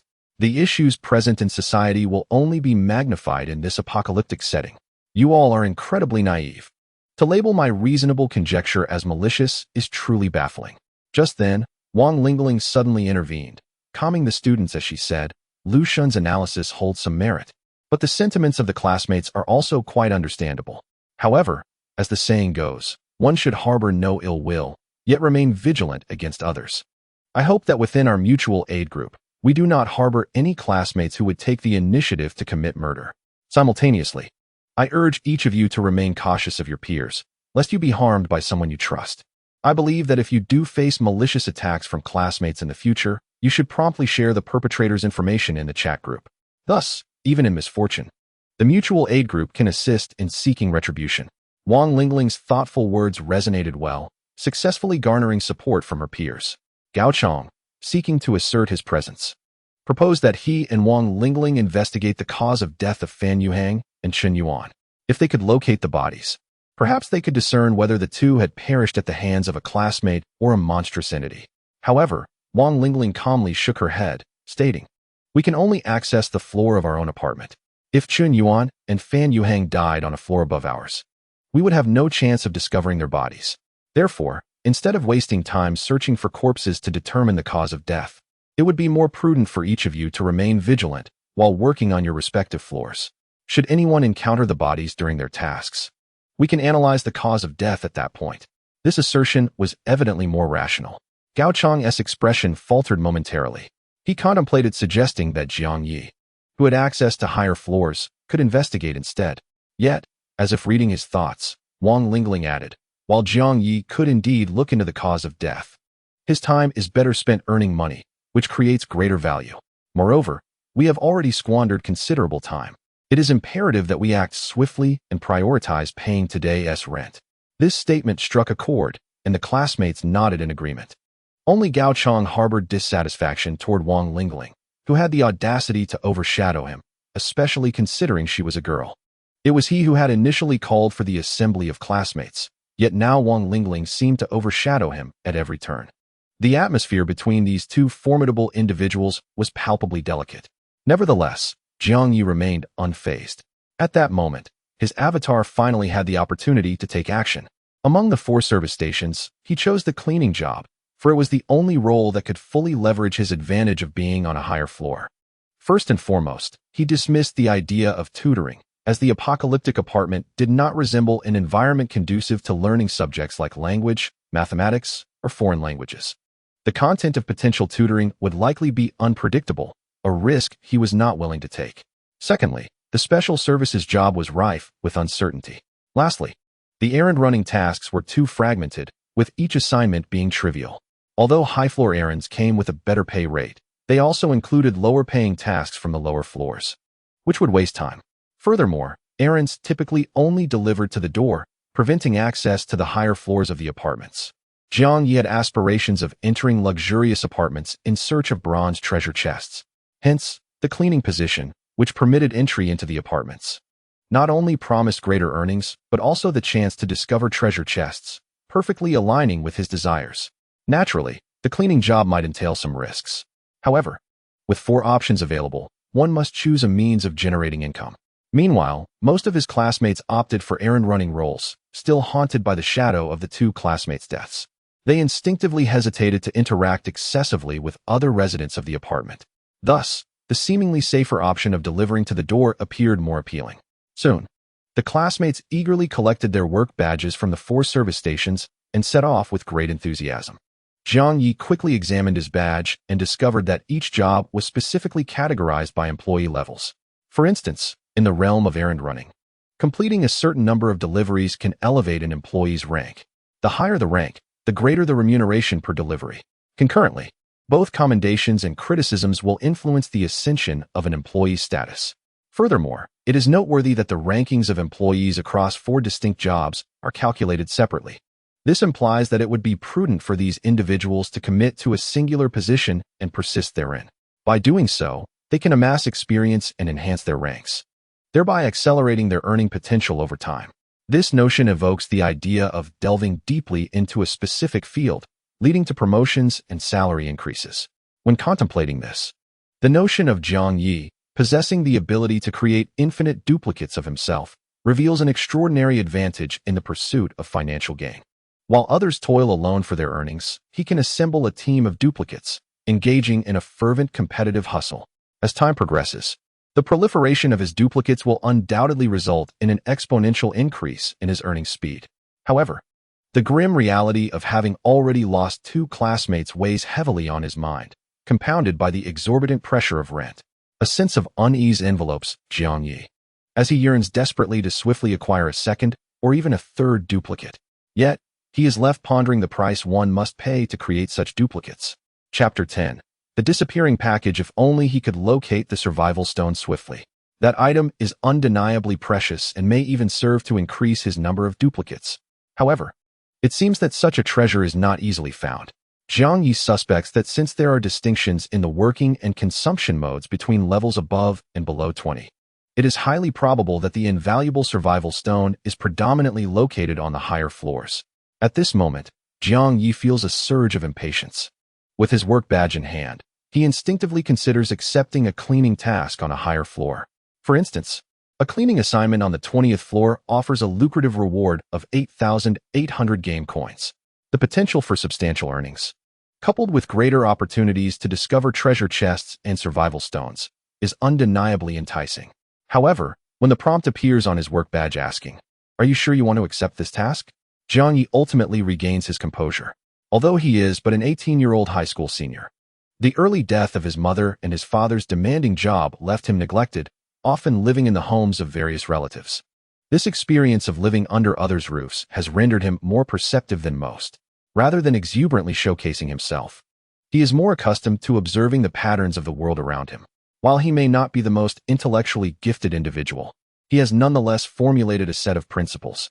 Frequently, beneath the allure of visible temptations, there lurks considerable risk. The task on the 20th floor not only promises substantial rewards, but also beckons with bronze treasure chests and survival stones. Therefore, it stands to reason that its associated dangers far exceed those of tasks on lower floors.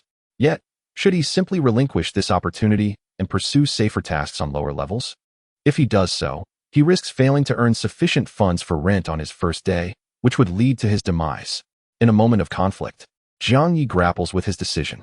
With his current abilities, accepting a task on the 20th floor would essentially equate to courting death. However, avoiding such risks while being unable to pay rent would yield the same fatal outcome. How then should he choose? If only I could enhance my abilities before tackling the challenges of the 20th floor. Perhaps I should undertake tasks on the lower levels while searching for treasure chests. And once my strength has improved, ascend to the 20th floor? However, such an approach would squander precious time.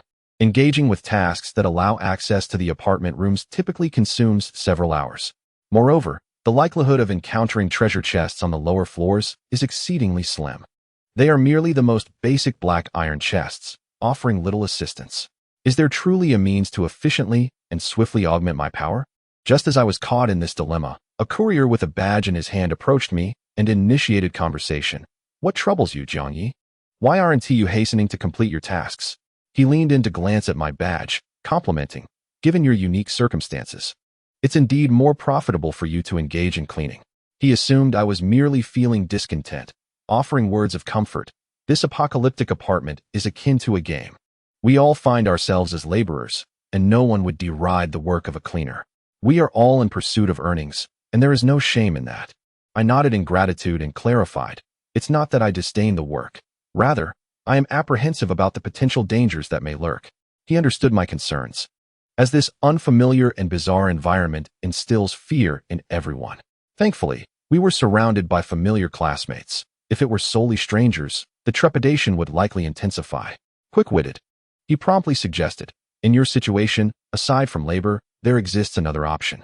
In the battle room, under the consumption model, the most basic battle mode requires only 100 to engage in combat. If you triumph over players from other apartments, not only do you reclaim your investment of 100, but you also seize your opponent's funds. It's quite a viable method for earning money. If I met the conditions for using the battle room, I would have certainly been tempted to try it myself." I had indeed contemplated earning through the battle room. Yet, while Lu Xun spoke lightly of winning and profiting, such a method does not promise rapid gains. Furthermore, it lacks stability. Given my current abilities, my chances of prevailing against players from other apartments are rather slim. Lu Xun seemed to discern my unspoken thoughts and continued his analysis. "You need not worry excessively. If I am not mistaken, it appears that humanity has been teleported into numerous apocalyptic apartments. In our apartment, you are the only one initially assigned to the 20th floor. Your strength is actually above average among the 80 inhabitants here. Players assigned to the 20th floor in other apartments were likely selected at random as well, and their initial capabilities may not exceed yours. They might possess merely D-class talents, lacking any skills. Given our apartment's circumstances, such a possibility is quite high.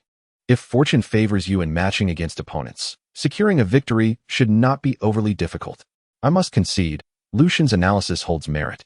Yet, what he remains unaware of is that within my apartment on the 20th floor, I have opened a bronze chest. If this were taken into account, it is highly probable that players on the 20th floor of other apartments have also opened bronze chests. Even if one's innate talent is not particularly strong, players can still enhance their abilities through the bronze treasure chests. The mask obtained from Jiang Ye's bronze treasure chest evidently leans towards supportive items, and it is currently being utilized by his main body. Considering this, his avatar's chances of competing against the players on the 20th floor of other apartments are rather slim. Additionally, the speed at which he earns money is quite mediocre. Unless he can thoroughly dominate all competing adversaries, his earning potential may only marginally improve. While he was engulfed in distressing thoughts, both he and Lucian suddenly heard a cacophony emanating from the direction of the errand service base. Lucian was about to investigate when Jiang Ye, with a sudden gleam in his eyes, urged him, "Quick, look at the chat group." Upon checking, Lucian instinctively gasped, tightening his grip on the package in his hand. The chat revealed that Ding Dang from Class 2 announced that the parcel he was responsible for delivering had gone missing. The consequence of this loss was that he had to either retrieve the parcel or compensate for its value by midnight today. The parcel was worth more than 8,000. Such a price was far beyond Ding Dang's means. He immediately broke down in tears at the errand service base. Lucian, upon seeing this news, furrowed his brow deeply and soon noticed a classmate asking in the chat, "How can a parcel go missing? Was it stolen? Surely there must be a way to recover it." However, a distraught Ding Dang was too consumed by his sorrow to respond to his classmate's inquiries. Before long, another message surfaced from Chang. "Damn, my parcel is missing too." The revelation left all the classmates who had opted for errand services in shock. Chang was among the top-tier fighters in their class. How could his parcel also have disappeared? Fortunately, Chang's composure was far greater than Ding Dang's. He quickly continued messaging in the chat. "To all classmates choosing to run errands, do not take the parcels into the elevator. My parcel vanished right in the elevator. I have no idea what kind of entity snatched it away so swiftly. I fumbled around in the elevator for ages, completely clueless on how to retrieve my parcel.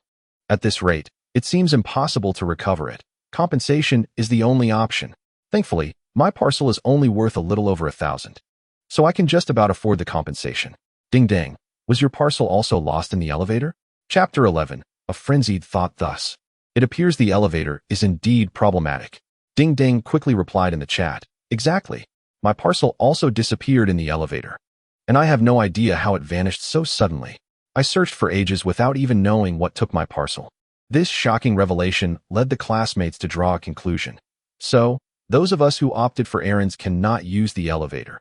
Otherwise, parcels will mysteriously disappear. Damn. Thankfully, I haven't entered the elevator yet. But wait. I just took the elevator to deliver my first order, and the parcel didn't go missing? It must be a probabilistic loss, not a guaranteed occurrence. I feel we cannot gamble on this probability. Otherwise, like Ding Dang, we may lose valuable parcels and simply cannot afford the compensation. Chang responded, "It's not just about the inability to pay. When I lose a parcel, there's a warning that if I lose 3 parcels while at the first level of delivery, my account will be suspended." What? Suspended? Does that mean I can no longer work as a courier? Thus, this delivery job can only be done by taking the stairs. Taking the stairs? Seriously? You want me to carry a parcel to the 12th floor using the stairs? It's merely the 12th floor. Consider whether it's worth exhausting yourself to safely deliver the parcel or taking the elevator with the risk of losing it and facing substantial compensation. Moreover, I speculate that the higher the floor, the more valuable the parcel. The compensation would also be greater. Oh no. So it seems we must choose to climb the stairs. Otherwise, gambling on the elevator's probability means we won't even earn today's rent. But if I have to climb stairs, even just a couple of trips is manageable. But how many trips must I make to earn enough for rent? It feels utterly exhausting. At this point, I feel it might be better to choose a cleaning job. Wouldn't that be easier? Come on. We have already identified the pitfalls of the delivery job. We just need to avoid the elevator. However, the cleaning job surely has its own hidden dangers, and one misstep could be life-threatening. You're right. I suggest we stick to delivery. It's tiring, but at least it's not dangerous. Alas. Fine, I will now go climb stairs to deliver the parcels. Goodness, this parcel I picked up is so heavy. Climbing to the 8th floor is going to be a struggle. After realizing the pitfalls of delivery work, The students who chose this job all decided to forego the elevator and instead trudged up the stairs. Meanwhile, those who opted for cleaning and other jobs grew increasingly anxious. After all, if delivery work has its pitfalls, other jobs likely do as well. If it were merely about losing money, it would be one thing. But the fear of potential life-threatening risks loomed large. Thus, while the chat group lamented the hardships of stair climbing, more and more students chose to deliver parcels by climbing stairs. Lu Shan, having observed the chat group, was relieved he had not taken the elevator to deliver goods. He sighed, then remarked to Jiang Ye, "Climbing stairs will significantly slow our efficiency. I must act quickly, or I won't earn enough for today's rent." He wanted to offer Jiang Ye some advice, but with high returns come high risks. It was a difficult suggestion to make. To his surprise, Jiang Ye suddenly put away the cleaning worker badge and declared, "I might as well climb stairs and deliver parcels." Upon hearing this, Lu Shan couldn't help but frown. After all, he viewed stair delivery as a low-risk, low-return endeavor. If Jiang Ye relied on stair climbing for delivery, the speed of earning money would be far too slow. It would be a waste of his initial allocation of 20 levels. Lu Shan intended to persuade him, but seeing Jiang Ye's resolute demeanor, he refrained from saying more. Deep within his heart, he harbored profound disappointment towards Jiang Ye. Instinctively, he perceived that Jiang Ye's character held little promise and that he was unlikely to survive the day. Disinterested in expending further thought on a lost cause, he merely shook his head and busied himself with his errands. Jiang Ye, however, was indifferent to the opinions of those around him. He proceeded directly to the errand service station, where he obtained an errand worker badge. After a brief acclimatization to the task regulations, he accepted a delivery assignment to the 8th floor. In this establishment, one was required to ascend the stairs rather than taking the elevator. Remarkably, the staircase was conveniently located near the service station. Curiously enough, this apartment building boasted only a single elevator, yet the students never seemed to encounter one another within it. Conversely, the stairwell featured 12 distinct sections, lined up in a row, forming 12 safety doors on the first floor. Jiang Ye selected one of these doors and commenced his ascent. Oddly, he encountered no other errand runners during his climb. It seemed that both the elevator and the stairs possessed their own peculiarities. As he pondered this, he silently climbed to the 6th floor. His delivery destination was the 8th floor, but he abruptly halted in the stairwell, appearing breathless, as though he could ascend no further. Yet, his keen, dark eyes discreetly surveyed his surroundings. He confirmed that there were neither surveillance cameras nor fellow students present. At that moment, the previously breathless Jiang Ye suddenly focused intently, directing his gaze toward the parcel he had been assigned to deliver. The parcel resembled the typical cardboard boxes used for deliveries, sealed securely with transparent tape. One side bore a white shipping label, detailing the apartment room number and an order number. Beyond that, there was no additional useful information. After meticulously inspecting the parcel, Jiang Ye's expression turned serious as he unsheathed the kitchen knife he carried for protection and sliced open the tape sealing the box. Thus, the package, originally destined for the 8th floor, was surreptitiously opened by him. This act revealed the true intention behind his choice of errand. Upon learning of the lost packages belonging to Ding Deng and Gao Chang, the idea of pilfering the delivery had taken root in his mind. It was well understood that lost packages necessitated compensation for their value. This implied that the parcel itself held monetary worth. The consequence of a lost package was merely a reimbursement, and importantly, it was not required to be settled immediately, but rather before midnight, thus allowing for a buffer period. Consequently, Jiang Ye's plan to steal the package became entirely feasible. He merely needed to report the package as lost and remit the compensation before the stroke of midnight. Generally, students would not conceive of such theft due to the high costs associated with lost packages. The loss of a single parcel could potentially leave them financially destitute. However, Jiang Ye's circumstances were distinct. He was already in debt to the apartment for 25 million. A few thousand or tens of thousands in additional compensation seemed hardly consequential. Other students refrained from pilfering packages for another reason: uncertainty regarding the contents within. Should the items prove to be of no value, they would find themselves liable for compensation without cause. Jiang Ye harbored similar apprehensions. Thus, he was compelled to undertake this audacious gamble, driven by exorbitant rent. As he prepared to unbox the delivery, his hands trembled, filled with trepidation over the possibility of encountering hazardous materials or useless trinkets. Yet, there was a thrill in his quivering hands. If he were to unveil an item that could enhance his abilities, his subsequent endeavors would be fortified with newfound confidence. Thus, amid a cacophony of anxiety and excitement, his shaking hands finally tore through the cardboard of the package. Chapter 12. Venomous Blade, Blood Dagger, Alert. Detection of unauthorized tampering with package number 10086. Your badge has been automatically reported lost. Please retrieve the package and complete delivery before midnight, or face a compensation fee of $12,600. Failure to pay the compensation by midnight will result in the automatic deduction of 1 survival point. Should survival points fall below 0, the player will be eliminated. If packages are lost more than 3 times, this badge will be deactivated. A series of notifications flashed across Jiang Ye's badge, resonating directly in his mind. The compensation amount was a staggering 12,000, surpassing the 8,000 that had left Ding Deng in despair. However, given that Jiang Ye was already indebted for 1.25 million in rent, the additional 12,000 hardly mattered to him. He quickly steadied his emotions, directing his gaze towards the contents of the package. Inside the box lay a palm-sized, dark silver sphere. Its metallic surface exuded a sense of advanced technology, feeling weighty and significant in his grasp. Moreover, the bottom of the sphere featured a subtle protrusion. Accidentally brushing against it, the sphere emitted a sound. Ding. Would you like to input your fingerprint to bind this product?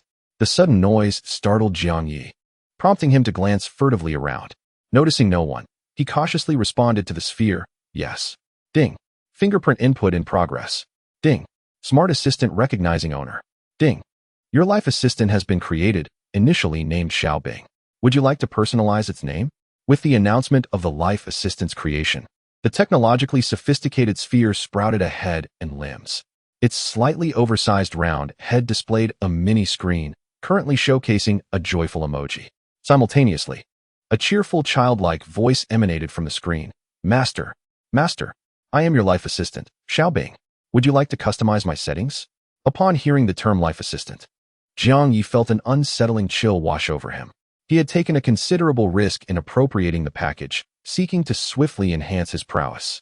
Moreover, this was a survival apartment, not a vacation retreat. He had no leisure to indulge in the frivolities of a life assistant. What he yearned for was genuine combat prowess. Instead, this diminutive gadget burdened him with a debt of 120,000. A sense of disappointment welled up within Jiang Ye.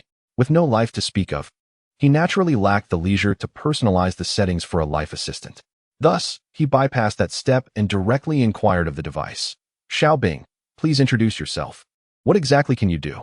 I can provide basic domestic services such as cleaning and garbage disposal. Additionally, I offer emotional value through singing, chatting, and telling jokes. By the way, here is my data panel. Please take a look, Master. As Xiaobing spoke, a data panel indeed appeared on the display. Xiaobing, level 0, physical ability 1, energetic capacity 1, combat power 2, talent none, skill detection E. Upon viewing this data panel, Jiang Ye felt a chill of despair. With such a diminutive frame and paltry combat power, there was no way it could assist him. Cleaning and providing emotional support? This was utterly inadequate for his pressing needs. However, a thought struck Jiang Ye, and he hastily asked Xiaobing, can you obtain a service badge at the service station and then perform cleaning duties? Xiaobing playfully blinked. That is not possible. The cleaning tasks Xiaobing could perform were exceedingly rudimentary and could not replace a human cleaner. Moreover, devoid of life, Xiaobing could not acquire a service badge. It was incapable of undertaking cleaning, errand running, tutoring, or any specialized services. Jiang Ye's heart sank further into despondency. Yet, refusing to lose hope, he inquired once more, do you possess even a shred of combat capability? Xiaobing seemed to ponder for a moment before hesitantly responding. I possess a self-destructibility, which can instantaneously take the life of a player with combat power not exceeding 10. For those with combat power up to 20, it can inflict severe injury. However, once the self-destruct program is initiated, I will permanently depart from you. Upon hearing this, Xiaobing displayed a crying emoticon on the screen. Jiang Ye felt a flicker of solace in this information. After all, this self-destruct capability could be considered a trump card, albeit one that seemed somewhat unworthy compared to its price of 12,000. Yet, there was no alternative. The package had been opened, and could it possibly be returned? Suddenly, Jiang Ye asked Xiaobing, are you aware that open packages can be repackaged and redelivered? Xiao Bing's screen displayed a shocked expression and quickly replied, "Generally speaking, as long as the contents show no signs of being used and the recipient has not refused delivery, this can be done." Signs of being used? Jiang Ye turned to Xiao Bing and asked, "Can the traces of your usage be erased?" Xiao Bing replied, "Master, you can sever your connection with me. But as an intelligent robot, traces of usage cannot be deleted.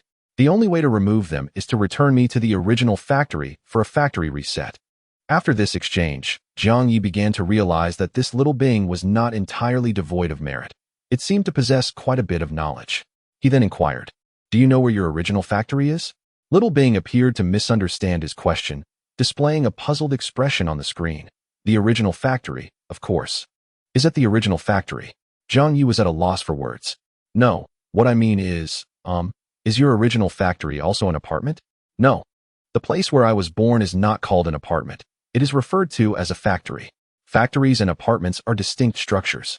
So, in this survival game set in an apartment, are there other buildings besides the apartment?" However, these matters were likely beyond Jiang Ye's current reach. Thus, he decided not to dwell on it any longer. After concealing the mini-robot on his person, he returned to the errand service base to collect his second delivery task. Knowing that packages without signs of use had a chance to be repackaged for redelivery, he felt considerably bolder. Furthermore, losing more than 3 packages would result in account suspension. Therefore, for his second task, he chose a package destined for the 18th floor. Theoretically, this package, being on a higher floor, likely possessed greater value. Hopefully, it would yield something that could significantly enhance his capabilities. Otherwise, with his enormous debts, he might not survive the day. Jiang Ye employed his previous tactics once more, clutching the package as he entered the stairwell. This time, he was too lazy to climb to the 6th floor. Instead, he paused at the corner between the 3rd and 4th floors. Before unwrapping the delivery, he carefully surveyed his surroundings. It was then that he casually checked the chat group. To his surprise, he stumbled upon explosive news. "What is going on? Why has someone else disappeared from the group? It's Kai Daming from Class 1. I remember he accepted an errand task. What does that mean? Could there be danger associated with the errand tasks? Could it be that he encountered danger while exploring somewhere else during his delivery? I don't know. And what about Fan Yuhang and Chen Yuan? Their bodies haven't been found either. We don't know how they died. I'm becoming increasingly terrified. What should I do? I want to go home. I miss my parents. Sob, sob, sob. Please, stop crying. Will crying solve anything? Your parents aren't here. No one will indulge you. Everyone should be more cautious while working. Earn enough for rent as soon as possible and then enhance your abilities. Things should improve afterward. Why didn't T. Kai Daming send a message in the chat group before he died? At least we would have known how he met his end. Perhaps the danger came too swiftly, and he had no time to send a message? Sigh? If it's truly that kind of danger, the rest of us would likely meet the same fate. The atmosphere in the chat group was heavy and oppressive. Some timid girls had already begun to cry out of fear. Jiang Ye felt a weight in his heart as well. Simultaneously, his resolve to grow stronger intensified. At this moment, he donned a disguised mask, adopting a bald appearance, and headed to the errand service base to collect his delivery badge. During this process, it naturally attracted the attention of other students. However, they dared not stir up trouble, opting instead to engage in discreet discussions within their chat group, refraining from taking any real action against the bald-headed figure. Consequently, Jiang Ye, in his disguised form, smoothly acquired his errand worker badge along with his first task. Meanwhile, his avatar skillfully opened the second parcel. This time, the badge indicated that his compensation was a staggering 260,000. Within the cardboard box lay a pitch-black dagger. The blade of the dagger appeared exceedingly sharp, subtly glimmering with a red hue. An idea struck Jiang Ye, prompting him to retrieve the small ice creature concealed on his person, instructing, "Come forth, little ice, utilize your detection technique to examine this dagger." "Certainly, master." Little Ice promptly replied. Soon, its miniature display screen showcased the dagger's attributes. Toxic Blade Blood Dagger, Physical Power 4, Energetic 2, Toxic Attack 10, Probability to trigger deadly poison and bleeding effects. This dagger's capabilities evidently surpassed the disguised mask obtained from his bronze treasure chest by a considerable margin. Not only did it offer enhanced attributes, but it also bore toxic attack capabilities. Furthermore, there was a chance to trigger deadly poison and bleeding effects. Although the specific manifestations of these effects remained unknown, Current novice players predominantly lacked equipment. To put it bluntly, aside from one or two classmates with slightly superior skills, the majority could be deemed novices. With this dagger in hand, Jiang Ye was assuredly positioned ahead of 99 of his peers. Even when entering the battle room, his chances of victory outweighed those of defeat.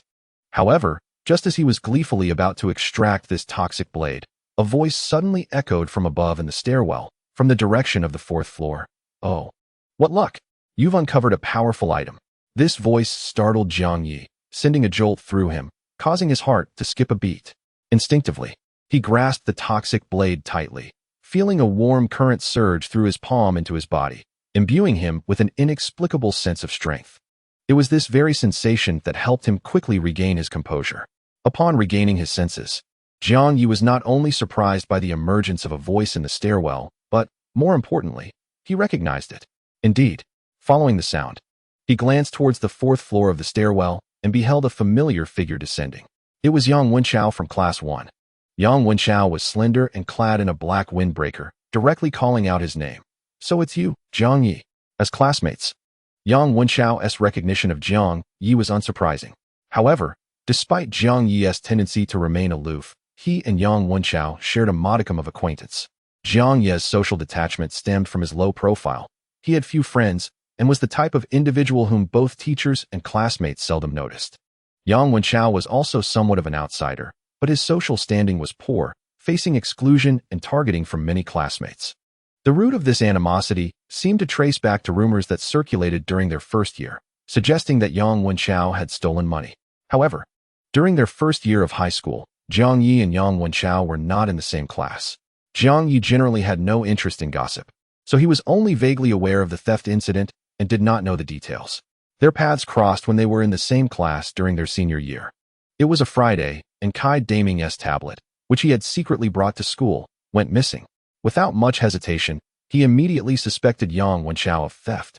Consequently, the classmates began to point fingers at Yang Wenchao, bringing up his past record of stealing money for discussion. Yang Wenchao vehemently denied the accusation. Yet no one believed him and insisted on searching his backpack. Jiang Ye typically refrained from meddling in others' affairs. However, at that moment, he was struggling with a physics problem involving electromagnetic conversion, and the incessant chatter was exceedingly irritating. Thus, he decided to intervene and promptly located Kai Daming's tablet. It turned out that Kai Daming had cleverly disguised his tablet in a textbook-like shell, allowing him to both attend class and enjoy his device. Unbeknownst to him, he had either forgotten it or misplaced it, causing him to overlook it among the textbooks. Ultimately, it was revealed to be a misunderstanding. Kai Daming merely laughed and praised the coolness of his new tablet shell, showing no intention of apologizing to Yang Wenchao. The other classmates also felt no need for an apology. At that time, Yang Wenchao remained taciturn and did not demand an apology. But he did express his gratitude to Jiang Ye. This brief interaction marked the only conversation between the two socially awkward individuals during their senior year. Jiang Ye never anticipated encountering Yang Wenchao in the stairwell at that moment. Moreover, the state in which Yang Wenchao found himself was entirely different from his demeanor at school. In school, he perpetually kept his head down, his gaze averted, and avoided everyone in solitude. But now, he stood tall, his eyes resolute, exuding an air of authority that was even somewhat oppressive. The tone in which he spoke carried an air of superiority, contrasting starkly with his former self. Jiang Ye could not help but wonder if this person had undergone a transformation or perhaps even a rebirth. Of course, it was also possible that the events of recent days had significantly altered Yang Wenchao's mindset and presence in a remarkably short time. Regardless of the scenario, Jiang Ye had ample reason to suspect that Yang Wenchao's current strength was formidable. Furthermore, the recently deceased Kai Daming, who had been discovered by their chat group, might very well have met his end at Yang Wenchao's hands. Another question arose. Jiang Ye had not encountered any other classmates in the stairwell earlier. The other students in the chat group had mentioned that they also encountered no one while climbing the stairs. Yet now, what brought Yang Wenchao to this place? Jiang Ye felt a mix of confusion and wariness, instinctively tightening his grip on the blood-drenched dagger in his hand. At that moment, Yang Wenchao, who had descended the stairs, stood a meter away from him at the stair railing. He let out a peculiar laugh, saying, "I didn't expect you to dare to sneak and open a package." As he spoke, he glanced at the dagger in Jiang Ye's hand, remarking, That dagger looks quite expensive. The compensation must be in the thousands, right?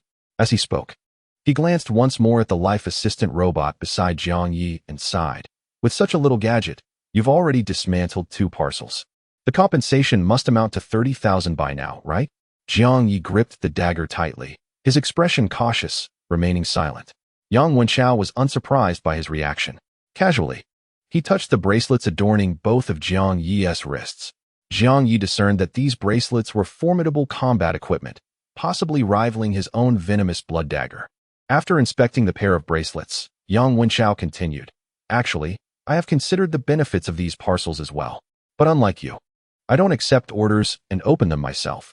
I prefer to rob others' deliveries." At this point, Jiang Ye's anxiety deepened. His mind raced frantically, pondering whether the self-destruction ability of the little ice companion combined with his venomous blood dagger could defeat Yang Wenchao. Or perhaps he could play the sympathy card and request to join the robbery team. Or maybe send a plea for help in the chat group. The situation was clear. Yang Wenchao was here specifically to rob parcels. Although Jiang Ye had already opened the parcels, they could still be stolen, and then the robber would kill to cover their tracks. Kai Daming had most likely met his demise in such a manner. Jiang Ye's heart pounded fiercely, as if his blood surged to his scalp. Yet, what Yang Wenchao said next surprised him. With a strange smile, Yang Wenchao slowly said, "Originally, if I had encountered anyone else, the story would have been straightforward: murder, robbery, and parcel theft. But it's you, Jiang Ye. I never believed in the nonsense that good people are always rewarded. Besides, you, Jiang Ye, aren't exactly a saint. But, brother, you should consider yourself fortunate. Good people may not always be rewarded, but those who have helped me, Yang Wenchao, will definitely be." At this final remark, Yang Wenchao's smile faded, and his tone grew resolute. Jiang Ye was the type to instinctively doubt whatever others said, yet inexplicably, he believed this. He felt somewhat reassured, but did not completely lower his guard. Yang Wenchao then added, "Therefore, I won't kill you, nor will I rob you. In fact, I can share some good news. You owe at least 30,000 in parcel compensation, right? But there's an easier way to resolve this. When you reported the lost parcels, you should have been warned that if the compensation isn't paid before midnight, 1 survival point will be deducted. If survival points fall below 0, you will be eliminated. And I know a simple method to gain survival points." Chapter 14. Until we meet again. No mercy survival points on Jiang Ye's data panel. His survival points were displayed as 0. The announcement he heard upon arriving at the apartment had mentioned that players could exchange survival stones for survival points. Survival points could then be used in the post-apocalyptic apartment, after passing the novice assessment, to acquire anything the player desired. The phrase "anything" seemed extraordinary, directly reflecting the preciousness of survival points and survival stones. The prior announcement led many to subconsciously assume that survival points could solely be exchanged for survival stones. However, Yang Wenchao's intentions were evidently not to trade survival stones for survival points. Jiang Ye, not one to be easily deceived, quickly grasped the situation. He regarded Yang Wenchao with a cautious gaze and unexpectedly uttered the words, "killing." A flicker of surprise crossed Yang Wenchao's eyes, but he soon raised an eyebrow and replied, "Indeed, it is killing." With an enigmatic smile, he added, "The new players resemble little lambs in a greenhouse, far too easy to slay. Each kill grants 1 survival point. Would you not say this method of acquiring survival points is rather straightforward?" Yang Wenchao's tone was remarkably casual. Yet, as Jiang Ye listened, a chill ran down his spine. It was not the demeanor of Yang Wenchao that unsettled him, but rather the implications of this system. Presently, most novice players were indeed akin to lambs.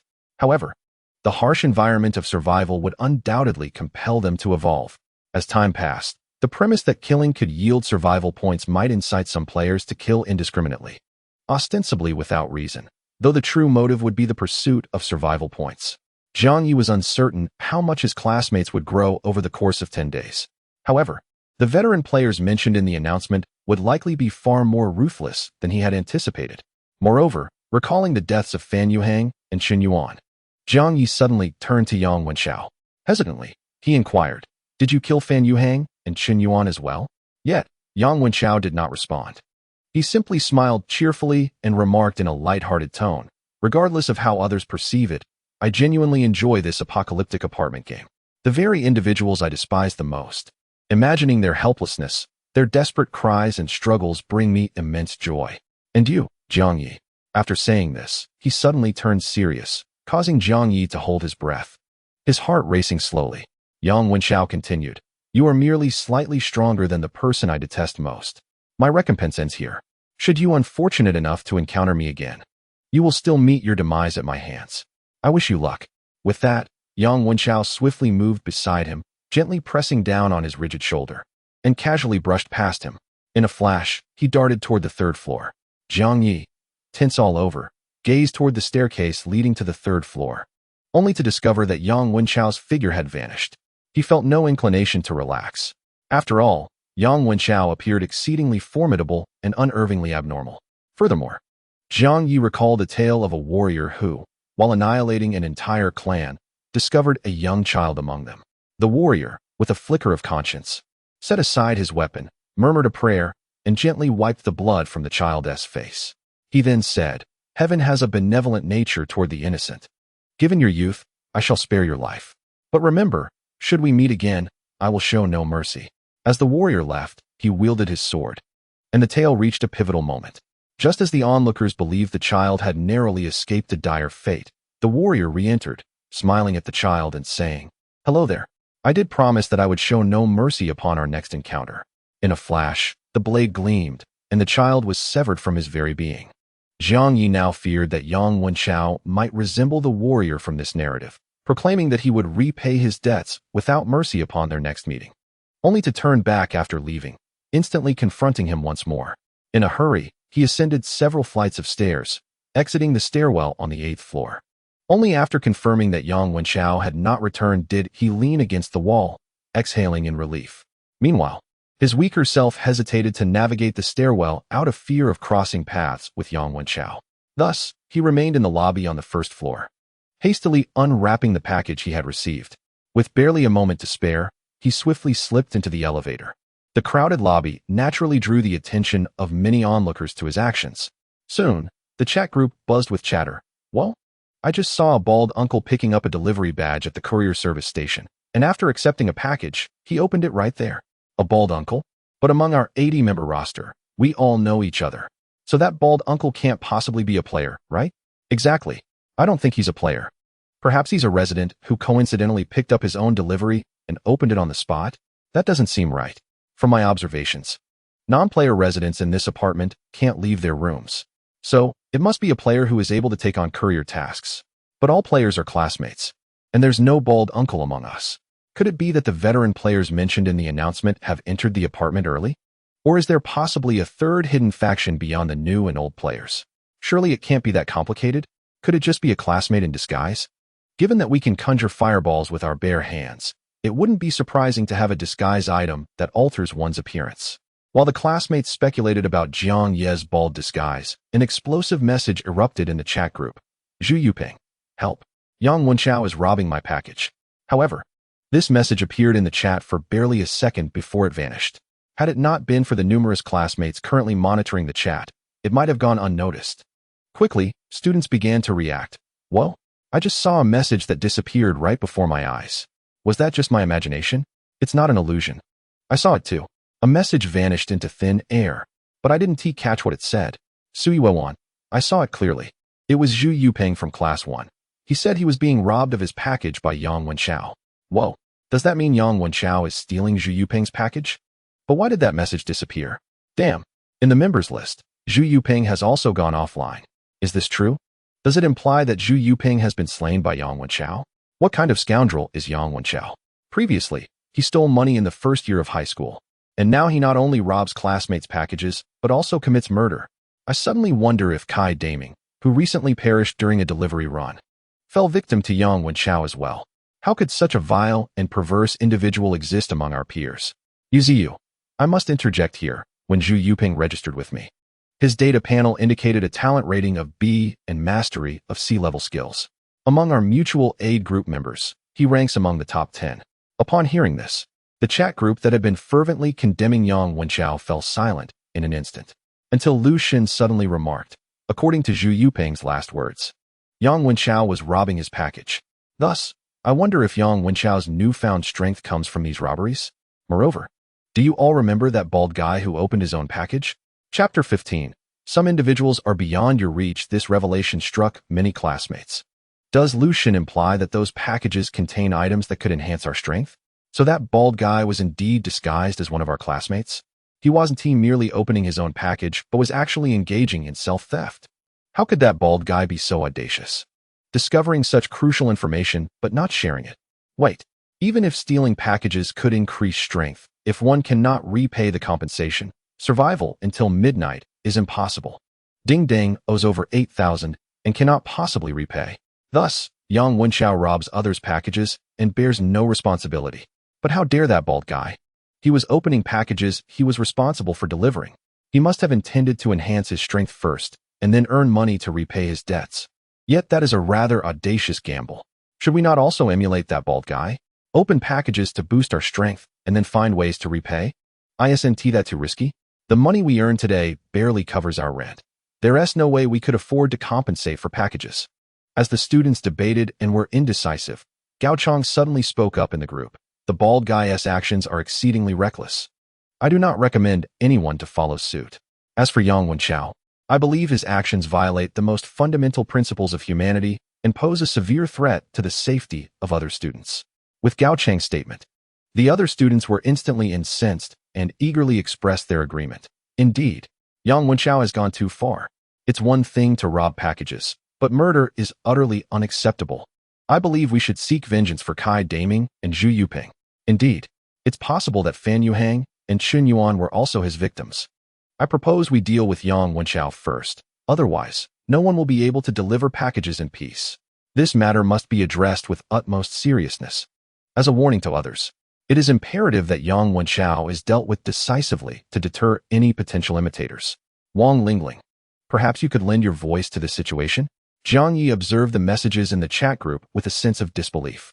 He never anticipated that his classmates would so boldly discuss the notion of murder in such an open forum. Clearly, their adaptation to the new environment surpassed Jiang Ye's expectations. Furthermore, among the students from both classes, there was not a single voice of compassion advocating for Yang Wenxiao. However, just as this thought crossed his mind, he encountered a message defending Yang Wenxiao, authored by none other than Wang Lingling herself. Wang Lingling stated, regarding the matter of whether Yang Wenxiao truly committed murder, we have yet to ascertain the facts. I urge my fellow students to remain calm and refrain from inciting emotions. Upon reading this, Jiang Ye felt a twinge of surprise. Yet, Wang Lingling continued, Yang Wenxiao, I am willing to grant you an opportunity to defend yourself. You may clarify why Zhu Yuping, after accusing you of stealing his package, met his demise so swiftly. Furthermore, do the deaths of Kai Daming, Chun Yuan, and Fan Yuhang have any connection to you, Yang Wenxiao? This statement undeniably afforded Yang Wenxiao a measure of respect. Jiang Ye speculated that Wang Lingling was not merely acting out of misplaced compassion. Rather, she seemed uncertain of Yang Wenxiao's capabilities. Her insistence on all members of the assistance group displaying their player panels indicated her concern that someone might be concealing their true strength. She sought to understand the situation of all her classmates. This girl exhibited a commendable level of caution. At this moment, her statement also served as a test of Yang Wenxiao's abilities.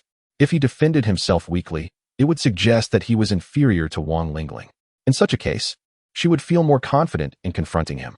Conversely, if he adopted a strong and dismissive attitude towards the murderous sentiments of his classmates, it would imply that he regarded them with disdain. Such a display would render him a formidable opponent, one that Wang Lingling would view with trepidation. As Jiang Ye pondered this, another thought struck him. Wang Lingling's demeanor was excessively cautious. Hence, was the player panel data she previously shared in the chat truly reflective of her actual abilities? Could it be that she possessed a talent surpassing S rank, yet chose to conceal part of her strength? Given her nature, this possibility seemed quite plausible. Moreover, the chat group showcased only text, which is easily fabricated. With this realization, Jiang Ye suddenly perceived that some classmates among the 80 were indeed not to be underestimated. Wang Lingling, Yang Wenxiao, Gao Chang, and perhaps even those who were less conspicuous might harbor hidden talents. A sense of urgency to grow stronger surged within Jiang Ye. Meanwhile, Yang Wenxiao had yet to respond to Wang Lingling's mention. However, it wasn't long before another student in the chat exclaimed, "Wow! I saw Yang Wenxiao heading to the battle room. His speed is astounding. He moves as if leaving afterimages. It resembles the lightness of martial arts novels. I observed that he wore what appeared to be equipment on his hands. His entire demeanor has transformed, utterly different from his school days. He now exudes the aura of a formidable martial arts master. Indeed, his charisma seems to surpass both Chang and Ling. The crucial point is, he actually managed to enter the battle room. Does this imply that his assigned apartment is also on the 20th floor or higher?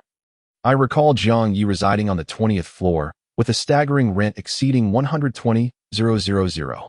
No wonder Yang Wenxiao became utterly deranged and resorted to murder. He simply cannot afford the rent, leading him to indiscriminately kill as a means of societal vengeance. If he truly robs numerous classmates of their parcels, he might just be able to afford the exorbitant rent and survive today. Not only could he survive today, but his strength might also significantly increase. It's possible his innate talent is quite impressive. Damn, why is it that while both reside on the 20th floor, Jiang Ye seems like a mere failure? Relying on our support group, while Yang Wenxiao possesses such audacity, evolving into a lone powerhouse, I sense that Yang Wenxiao even harbors the potential to become a formidable figure, whereas Jiang Ye resembles a disposable character fated to perish in just a couple of episodes. Don't you see? Yang Wenxiao has committed murder. Can that truly be deemed courageous? Regardless of Jiang Ye's shortcomings, he is never killed without cause. True, you speak correctly. Jiang Ye is an amiable individual, unremarkable and honest, and such individuals are likely to not survive today. Conversely, Yang Wenxiao is decisive and powerful. I believe such individuals are the ones with a genuine hope of continual growth and survival. I feel our perspectives ought to be revised.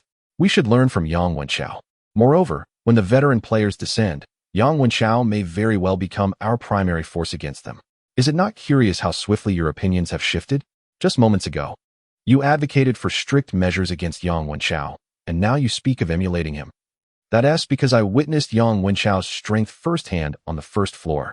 I am not exaggerating when I say that if you too could see him, you would abandon any foolish thoughts of wanting to deal with him, and instead, you would be filled with reverence, eager to seek his favor.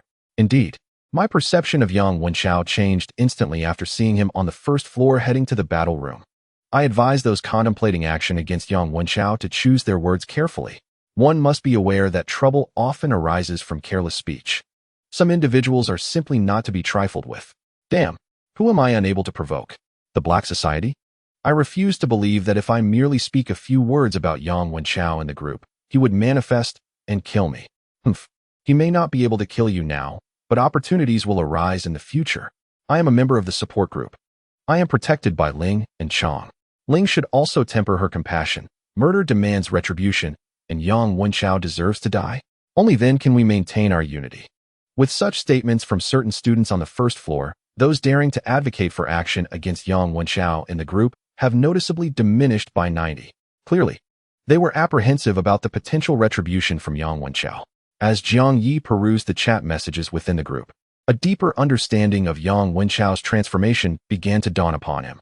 In this apocalyptic survival apartment, the principle of survival of the fittest was evidently upheld. Any moral doctrine paled in comparison to the might of formidable strength. Numerous classmates had also come to recognize this truth. It was, perhaps, an instinctual response, compelling them to adhere to this brutal law of nature. Meanwhile, in the battle room, Yang Wenxiao observed those classmates who had once looked down upon him with disdain, now reduced to timidity, afraid to voice their thoughts due to the fear of his vengeance. Even among a few classmates, once they grasped his prowess, their demeanor underwent a noticeable shift. He felt an intricate blend of exhilaration and irony within him.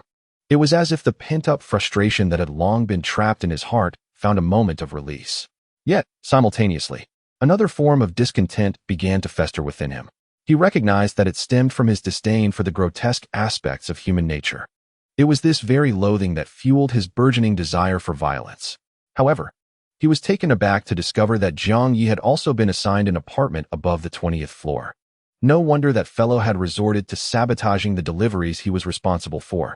It turned out he could not afford the rent and had chosen to embrace a reckless abandon. Nevertheless, Jiang Ye's initial apartment was likely to contain a bronze treasure chest, though he wondered whether that lad had uncovered it. After a brief moment of contemplation regarding Jiang Ye's residence on the 20th floor, Yang Wenchao shifted his focus away from the chat channel. He promptly paid 1,000 game coins and commenced the opponent matching for the battle mode. It was at this juncture that another significant message erupted in the chat channel. Ding dang. Classmates, I have found a way out. I owe over 8,000 in compensation. And so do you, Jiang Ye. I have discovered a swift method to acquire substantial game coins. This announcement instantly captured the attention of his classmates, who clamored to inquire what Ding Dang had unearthed. At that moment, Jiang Ye's main body had just returned to the apartment, while his first avatar was making its way back to the first floor via the elevator.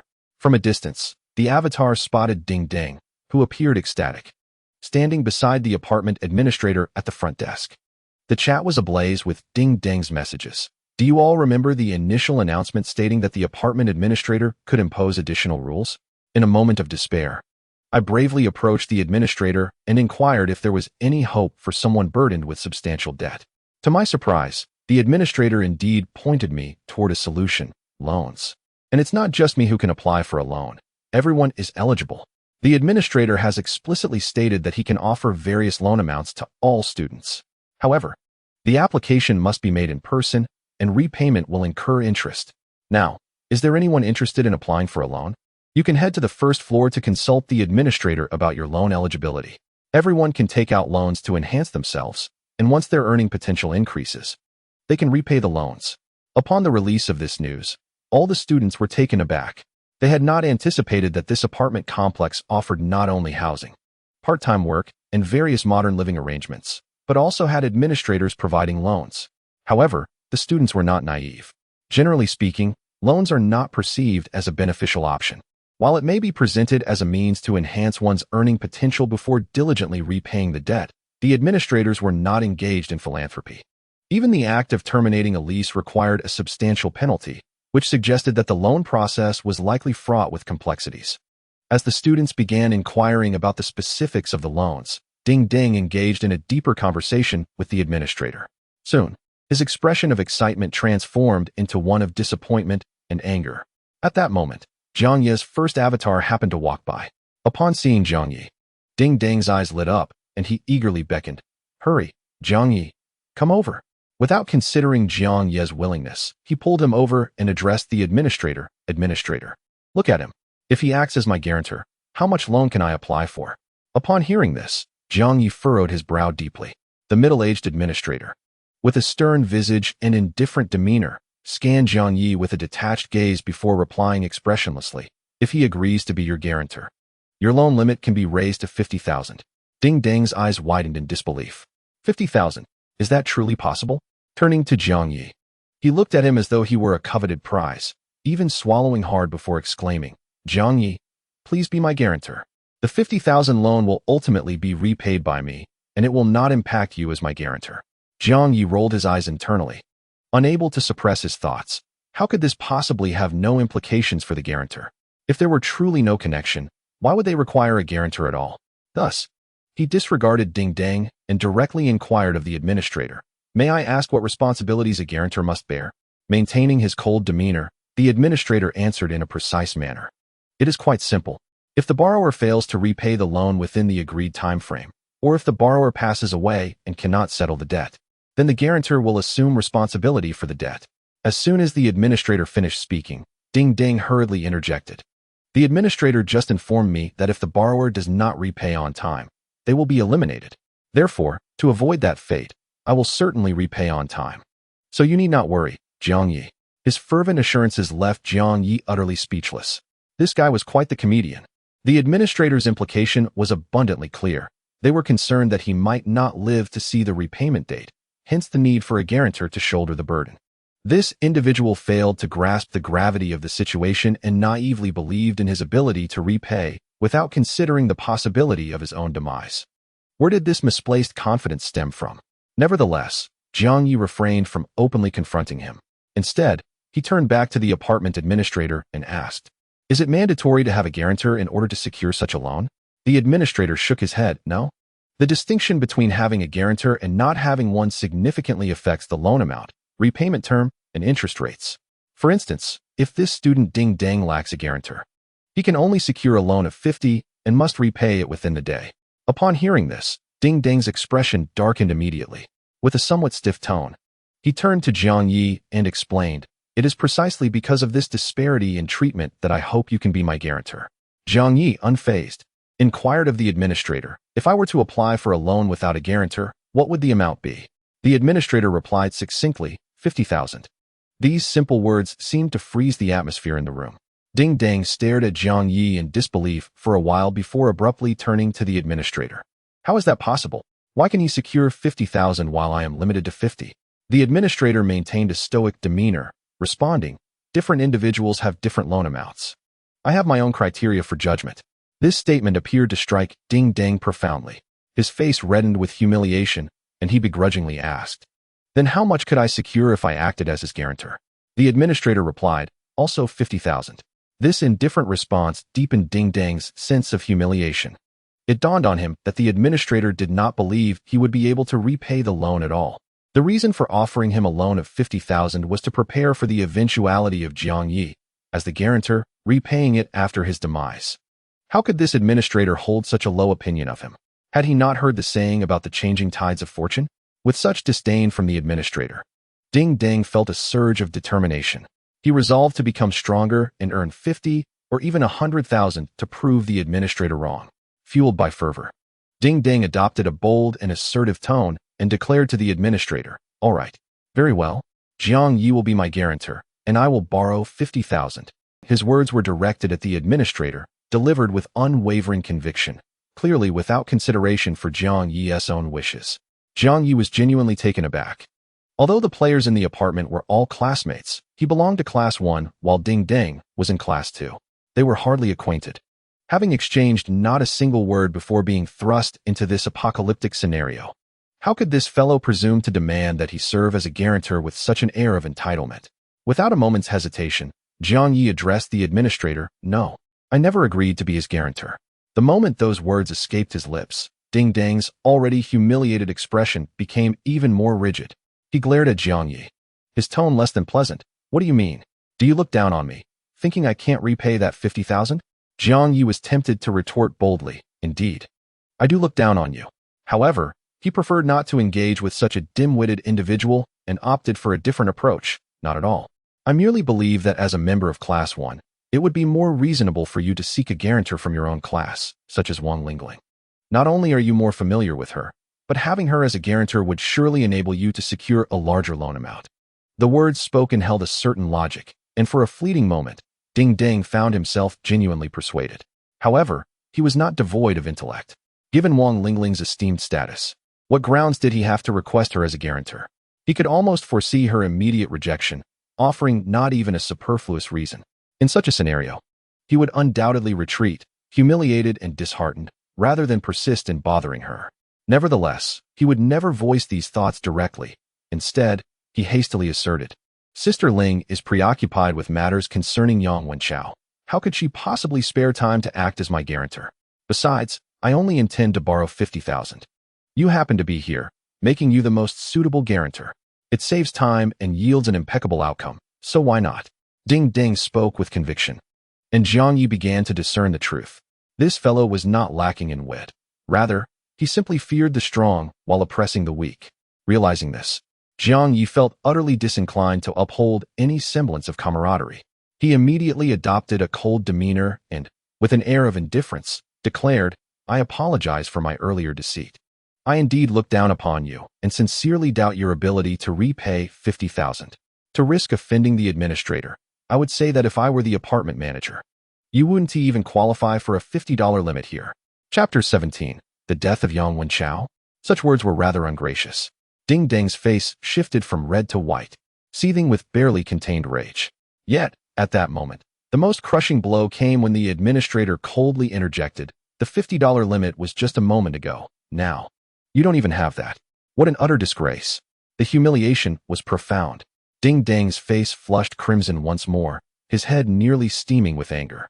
However, amidst his emotional turmoil, he suddenly realized that if Jiang Ye held him in contempt, why had the administrator rescinded his $50 limit as well? Did this not imply that offending Jiang Ye elevated his risk of demise? Was it not a veiled suggestion that Jiang Ye might indeed wish him harm? Ding Dang glared incredulously at Jiang Ye. After all, Jiang Ye appeared to be a rather unassuming individual, seldom speaking. Yet, at that moment, Jiang Ye turned to the administrator and inquired, "May I ask if the apartment has established rules regarding violent crimes such as murder? For instance, if I were to commit murder in your presence, what penalties would I face?" Upon hearing this, Ding Dang's complexion drained of color, and a cold sweat broke out along his back. The administrator remained expressionless, responding coldly, "The apartment's unspoken rules are for you to discern. However, I can assure you that should you commit murder in my presence, I would impose no penalties.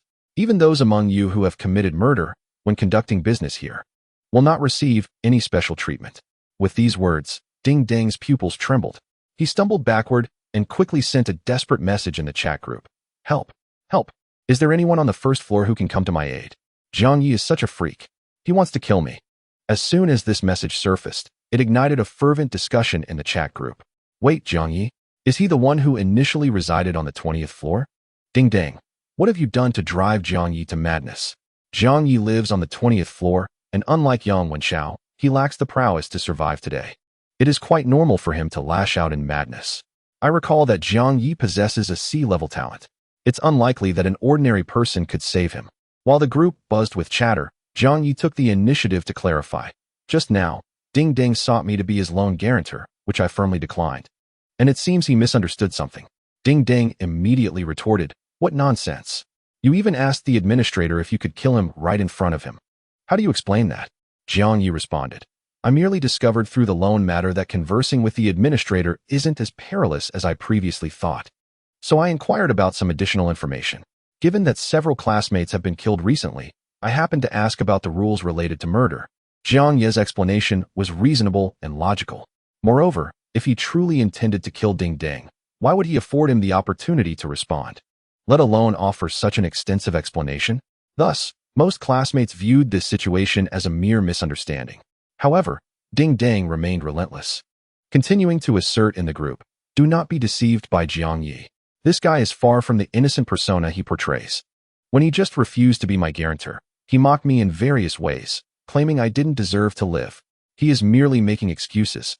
If I die, it will undoubtedly be Jiang Ye's doing. Ling Jie, you must avenge me, Wang Lingling."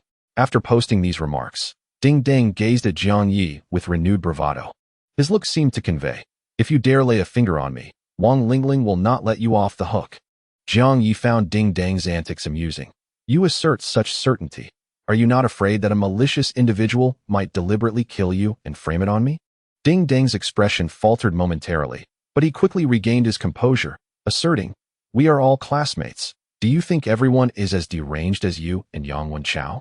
I only need to ensure that you don't dare harm me." Before he could finish, he noticed Yu Ziyu, who was responsible for registering members of the mutual assistance group, approaching. Ding Dang dashed over to Yu Ziyu, exclaiming, "Brother Fish, you finally arrived. Did Ling Jie send you to protect me?"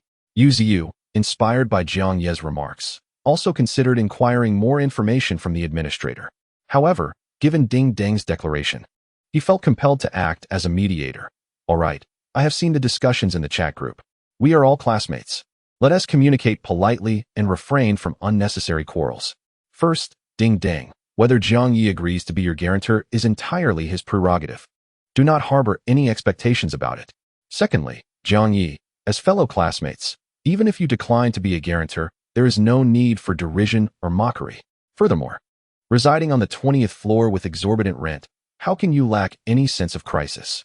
Could it be that you truly expect to rely solely on your classmates for assistance, doing nothing on your own?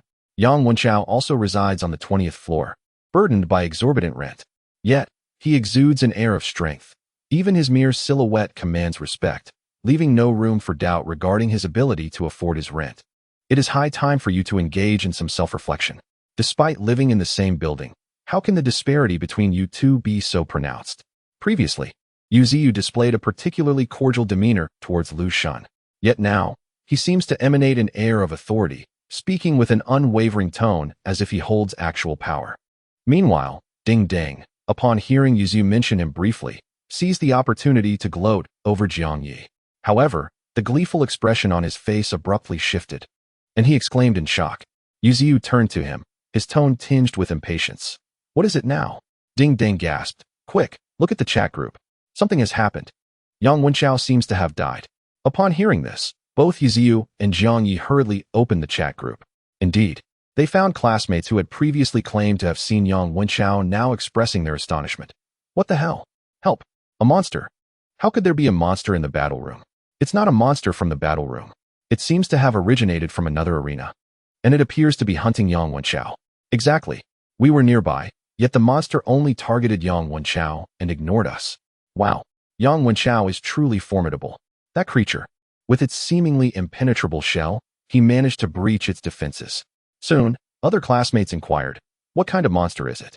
Is it in the battle room on the first floor? What does it look like? I've never encountered a monster before. Xiao Likuan replied. It's a giant cockroach-like creature. I don't know where it came from. It seems capable of changing size. Wang Chang added, its antennae can extend. It has ensnared Yang Wenchao. Wait, what? Yang Wenchao's body has been severed in half. Oh my god, it's so gruesome. My eyes. Other classmates responded. Is this for real? Severed in half. Does that mean Yang Wenchao is dead? Xiao Likuan confirmed, completely dead. As Jiang Ye and Yiziu glanced at the chat group, they stumbled upon the chilling confirmation of Yang Wenchao's demise. Jiang Ye felt a wave of disbelief wash over him. Such a powerful individual, felled by a mere cockroach? Chapter 18. The Secret of Resurrection. The pressing question remains. Why would the cockroach target Yang Wenchao? As Jiang Ye grappled with his shock and confusion, he noticed another message in the group. Wait a minute. You all said Yang Wenchao is dead, but his name is still listed as online. Xiao Likuan replied, oh my. You're right. What on earth is going on? Could it be that what we saw was not the real Yang Wenchao? Could it be a skill similar to Wang Lingling's, involving a clone? Just when all the classmates sensed something amiss, Wang Chang's message suddenly appeared in the chat. What the hell? The Yang Wenchao who just died has actually revived. Following this shocking announcement was Xiao Likuan. Equally flabbergasted. I can't believe it. What the hell? His entire body was cleaved in two. Yet he could still be alive.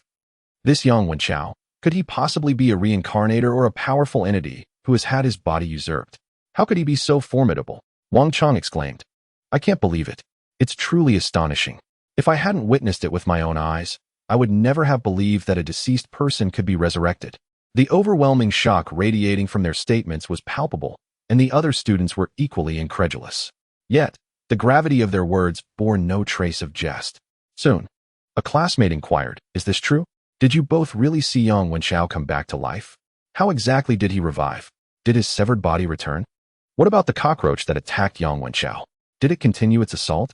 The chat group buzzed with rapid-fire messages, as nearly all the students were fixated on the incident involving Yang Wenchao. After what felt like an eternity, the two classmates at the scene finally responded in the group. Wow. The resurrected Yang Wenchao dealt with that cockroach.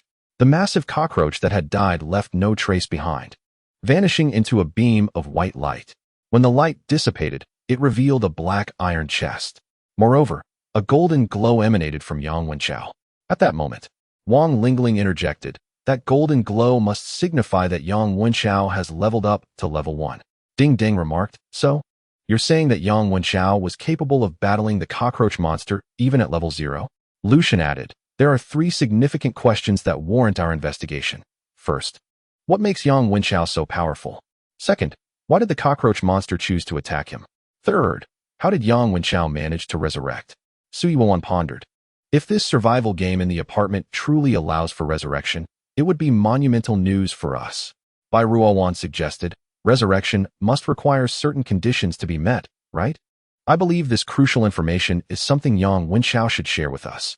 Almost all the students were enthralled by the notion of resurrection, eager to pry the secret from Yang Wenchao's lips. In the midst of such fervor, Lucian quickly reasoned, everyone, let us remain calm. Resurrection is not something that can be easily achieved. Yang Wenchao is exceptionally unusual. Perhaps he possesses a talent even greater than Ling Jie's. And resurrection might be his unique ability. For the rest of us, replicating his resurrection capability may prove exceedingly difficult. Despite this, many students were still unwilling to relent, persistently bombarding the group with inquiries and fervently tagging Yang Wenchao. Whether it was due to frustration or something else, Yang Wenchao suddenly chimed in. All right. In light of my recent upgrade and the good mood it has brought me, I will answer your questions. First question, why did the cockroach monster specifically target me? As for that, I am not entirely certain. However, based on my analysis, there are likely two reasons. First, I have taken a life. Second, a precious package I looted from Kai Daming may very well belong to the cockroach monster. Therefore, if any of my classmates have also pilfered packages or tampered with others' deliveries, they should be wary of retaliation from the package owners. Upon reading this, Jiang Ye felt a shiver run down his spine. He realized that Yang Wenchao's words were directed specifically at him because he too had opened someone else's package. This meant that at any moment, he could be faced with a threat. Jiang Ye's body and mind instantly tensed in vigilance, fearing that some monstrous entity might suddenly appear and take him away with a single strike. In the group chat, Yang Wenchao continued, "The second question, why am I stronger than you? Haha, does my power need justification? If a reason must be provided, then it is because I dare to kill, I dare to slay monsters. The third question, how did I come back to life?"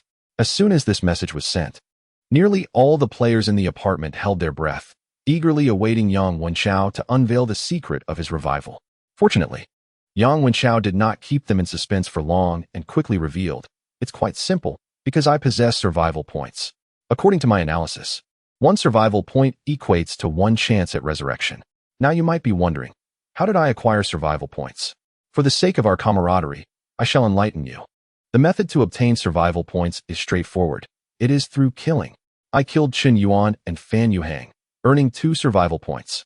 By taking the lives of Kai Daming and Zhu Yuping, I gained another 2 survival points.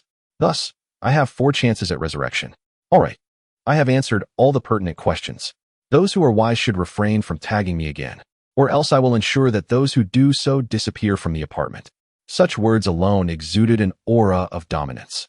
However, at this moment, all the classmates' attention was fixated on the secret of revival. Their minds buzzed as if a new realm had been forcibly unveiled before them. The notion that killing could yield survival points, which equated to resurrection tokens, was compelling. Was this not compelling them to commit murder? At this rate, how many of the 80 classmates would ultimately succeed in passing the novice assessment? At this very moment, some classmates were elated while others were filled with dread. The joyful ones reveled in the simplicity of obtaining resurrection tokens, merely through killing.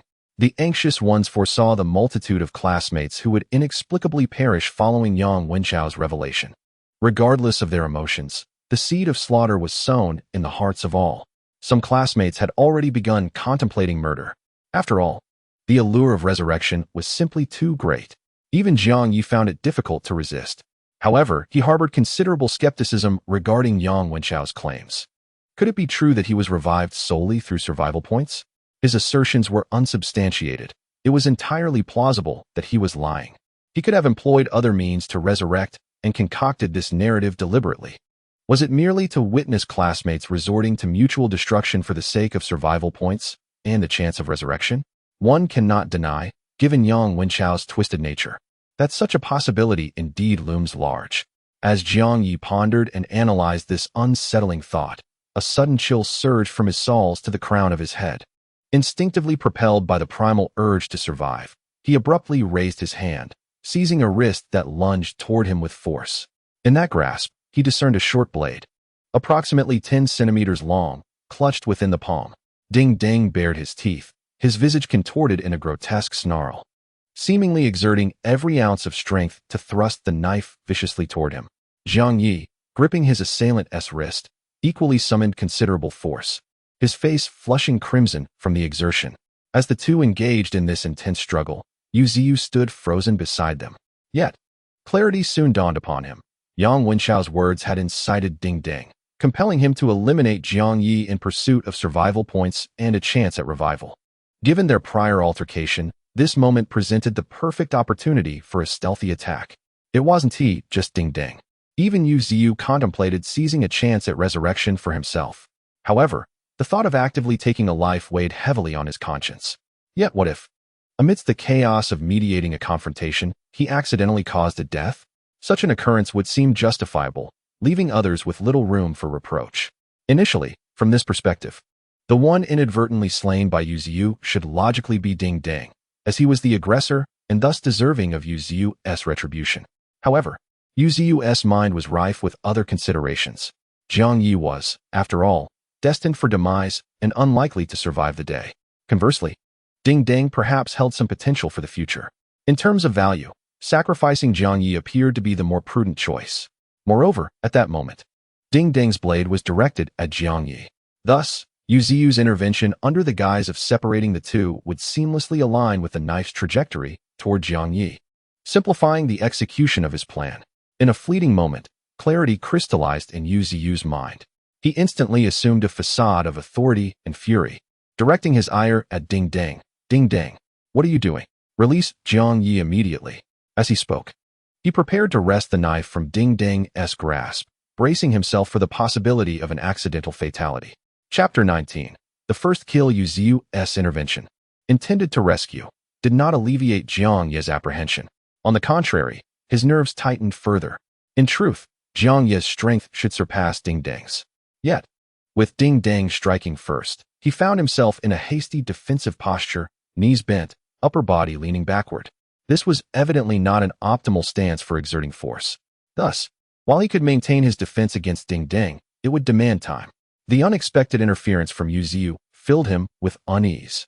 He could not ascertain whether Yu Ziyu genuinely sought to assist him or harbored ulterior motives. He could not allow the situation to deteriorate further. Decisive action was imperative. Therefore, just as Yu Ziyu reached out to seize the knife, Jiang Ye unleashed a fierce shout.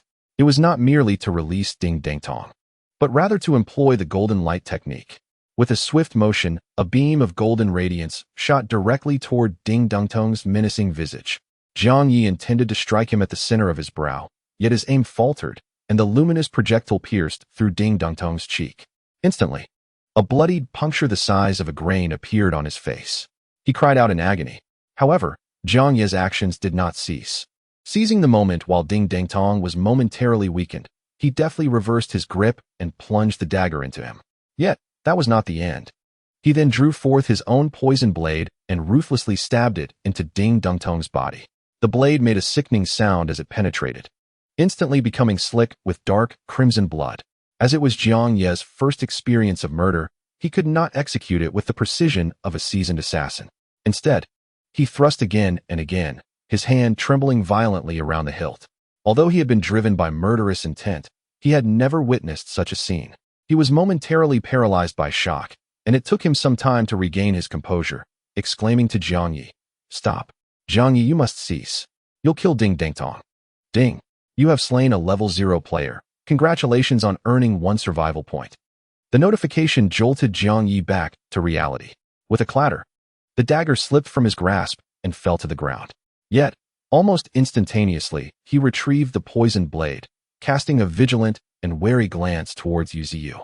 Observing Jiang Ye's heightened state of alertness, Yu Ziyu dared not approach any closer, his earlier thoughts of mistakenly killing Jiang Ye dissipating rapidly. After all, in a direct confrontation, he had no certainty of defeating Jiang Ye. Furthermore, with Jiang Ye having acquired a survival point, he now possessed a chance of resurrection. Even if Yu Ziyu were to kill him, Jiang Ye might resurrect just like Yang Wenchao, potentially turning the tables in a counterattack. Not only did Yu Ziyu refrain from killing Jiang Ye, but he also began to fear him. He stepped back a few paces before speaking sternly. "What? Do you intend to kill me as well?" At that moment, within the chat group, someone also discovered, "Oh no, the member list has decreased by 1. Ding Dang from class 2 is dead." No way. So what Ding Dang said about Jiang Ye wanting to kill him was true? Just after learning the secret of resurrection, Jiang Ye killed Ding Dang. Could it be that someone else killed Ding Dang and framed Jiang Ye? I don't think Jiang Ye is the type to kill without provocation. As the group engaged in discussion, Jiang Ye, while keeping his gaze fixed on Yu Ziyu, replied, "Just moments ago, after Yang Wenchao shared the secret of resurrection, Ding Dang suddenly ambushed me. I acted in self-defense, which led to his demise. And this, Yu Ziyu, who was present at the scene, can attest to." Yu Ziyu, having seen Jiang Ye's message, pondered briefly before responding. "Indeed, I was also present. And it was indeed Ding Dang who struck first in his ambush against Jiang Ye." Once this statement was made, the group fell silent for a moment. However, it was not long before some classmates expressed their disbelief. But surely, self-defense should not result in death? Isn't that a bit too cruel? Jiang Ye, can you honestly claim that during your act of self-defense, you did not consider the possibility of obtaining a chance at resurrection through taking a life? Evidently, The students were deeply concerned about the survival points. As the conversation progressed, it inevitably returned to the topic of survival points. Lu Xun interjected, inquiring, Jiang Ye, have you truly acquired survival points? And have you received any hints regarding the use of these points for resurrection? Jiang Ye pondered for a moment before responding. I did receive a hint about survival point 1, but I remain uncertain if these points can indeed be utilized for resurrection. In fact, I intended to mention this before Ding Dang's ambush. Yang Wenchao's words may not be entirely truthful. It is possible he fabricated the notion that killing others yields survival points for resurrection, merely to incite us to turn against one another. Upon hearing this, the academically gifted students, such as Wang Lingling, Lu Xun, and Su Yuewan, experienced a moment of clarity, recognizing the validity of Jiang Ye's assertion. The concept of resurrection could not possibly be as simple as it seemed. It was entirely plausible that Yang Wenchao had spun a web of deception. However, not everyone possessed the intellect of a scholar. Most of the students, intoxicated by the mere mention of resurrection, retorted sarcastically, now that you have survival points, you feign innocence, insisting they cannot be used for resurrection. How is this any different from telling a billionaire that he is disinterested in wealth? Exactly. You've already reaped the benefits, yet you expect us to suffer in silence? This is akin to suggesting that experts should work for free. If we wish to ascertain whether survival points can facilitate resurrection, the solution is simple. Let us eliminate Jiang Ye and see if he can return to life. Jiang Ye was taken aback by such remarks, finding them utterly absurd. Clearly, the students had not been this way before. It was evident that the information leaked by Yang Wenchao had stirred the base instincts within the students, causing their comments to grow increasingly hostile. At that moment, Yang Wenchao, who had previously arrogantly requested not to be tagged, specifically mentioned Jiang Ye in the group chat. Oh, you accuse me of fabricating information. Have you considered the consequences of provoking me, Jiang Ye? Just as you have opened a parcel and acquired survival points, you may soon find yourself targeted by some lurking monster. Rather than being killed by a monster, why not offer me your head instead? What do you say, Jiang Ye? Care to grant me this favor? Evidently, Yang Wenchao was relishing the chaos. Other students echoed his sentiments. What? Jiang Ye opened a parcel? Does that mean he is also in danger of being hunted by monsters? Even if he escapes the monsters, he won't manage to pay his rent. He won't survive the day. So, Yang Wenchao is not entirely wrong. Rather than letting Jiang Ye perish at the hands of monsters, we could transform him into our opportunity for resurrection.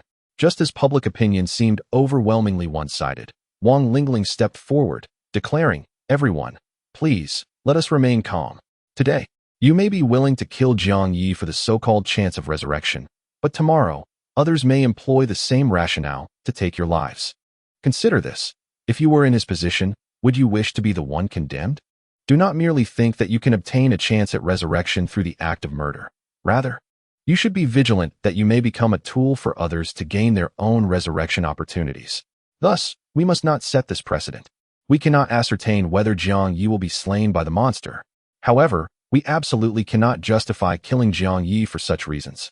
This applies not only to Jiang Ye, but to all members who have joined the mutual assistance group. Upon the dissemination of this message, a profound silence enveloped the group for a considerable duration. After a while, a few girls began to respond. Sister Ling speaks the truth. Do not impose upon others what you do not desire for yourself. Today, we treat Jiang Ye in this manner. Tomorrow, we may find ourselves facing the same fate as him. I concur. We are human beings, superior beings. We must not devolve into beasts and lose our humanity. Support for Sister Ling. It is indeed our fortune to have someone as formidable as her protecting us within the mutual assistance group. In that fleeting moment, Wang Lingling garnered a chorus of support, her reputation soaring once more. However, despite the vocal affirmations, the true sentiments harbored by the classmates remained inscrutable. Jiang Ye, relieved to find himself no longer the object of scorn, exhaled softly. He quickly excused himself from Yuziu under the pretext of fearing pursuit by the monster and seized the opportunity to accept a cleaning task on the 20th floor, promptly taking the elevator back to his apartment. Yet, he did not immediately attend to the cleaning duties. Instead, he first returned to his apartment on the 20th floor. Within the confines of his abode, Jiang Ye's main body and his doppelganger exchanged a handshake. The solitary survival point possessed by the doppelganger seamlessly transferred to the main body. Simultaneously, the main Jiang Ye received a prompt. Would you like to consume one survival point to create a new doppelganger? Yes or no? Chapter 20. The second doppelganger indeed. Survival points can also be utilized to create doppelgangers. As Jiang Ye contemplated the notification, a flicker of ecstatic joy swept through his eyes. A new doppelganger equates to new labor power.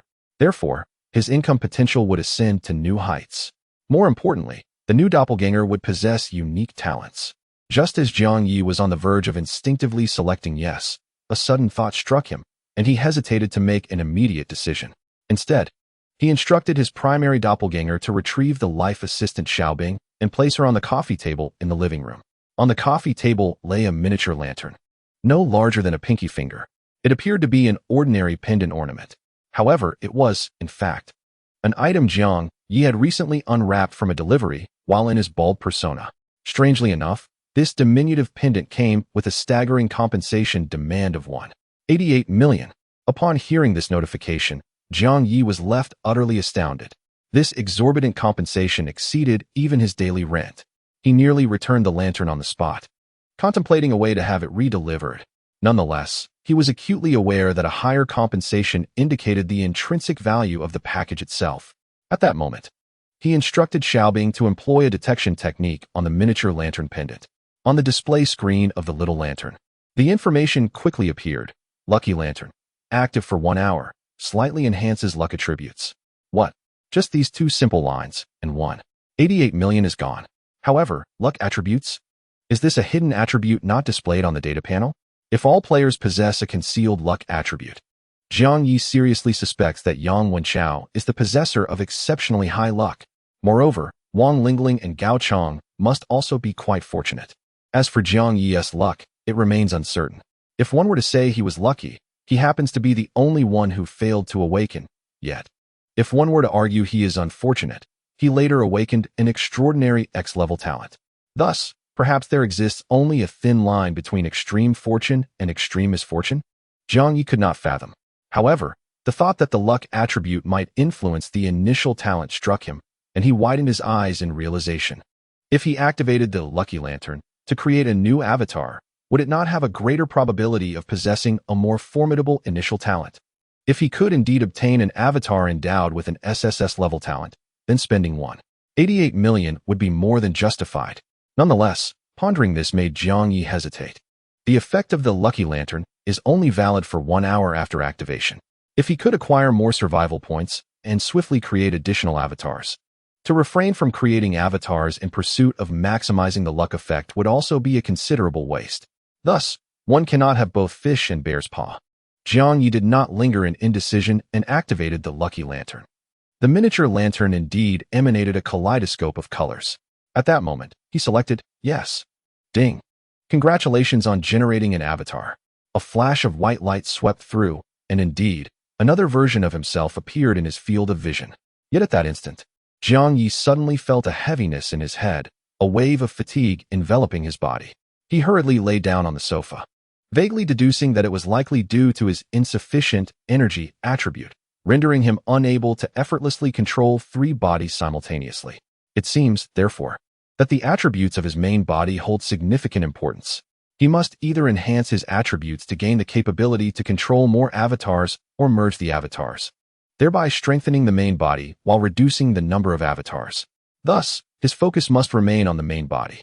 When the game clock strikes midnight, he should consider merging avatars to enhance his main form.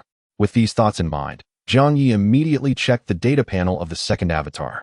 Upon doing so, a dazzling brilliance flashed in his weary eyes. Jiang Ye, level 0, physical strength 52, energy 52, combat power 46, survival points 0, talent, diligence rewarded S. Effect, your deliberate practice will surely yield results. Skills, absolute focus, A. Combat stance, A. Absolute focus, A. Immerse yourself wholeheartedly in a single task for 1 minute. Depending on your concentration, attributes, and comprehension, you will receive a certain degree of enhancement. Combat stance, A. Upon entering combat stance, your physical attributes receive a brief boost. Once you exit combat stance, your combat awareness is enhanced to some extent. What a marvel! An S-level talent.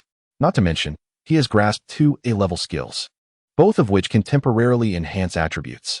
Indeed, The skill of absolute focus can even elevate one's comprehension. This implies that Jiang Ye's investments in the training facility will yield far greater rewards than those of others. Simultaneously, the skill of combat stance will facilitate his growth at an accelerated pace. Moreover, the attributes of this clone have surpassed 5, with combat power reaching a remarkable 46 points. Compared to Gao Chang's 48 points of combat power, he is not far behind. However, Gao Chang possesses formidable lightning attribute skills. While this clone's development evidently leans towards melee combat, for the time being, it may still struggle against Gao Chang. Nevertheless, Jiang Ye's potential for growth will undoubtedly surpass all others. Of course, this is contingent upon his ability to truly evolve. The effect of the lucky colorful lamp lasts for a full hour. Reluctant to waste it, Jiang Ye decided to have the clone designated for cleaning work with the lamp closely. Concerned about the possibility of the first clone being ambushed by monsters, he entrusted a disguise mask to the second clone, allowing it to stealthily follow the first. After a moment's hesitation, he also assigned the poison blood dagger to the second clone. The life assistant Xiaobing, equipped with self-destruct capabilities, remained with the first clone.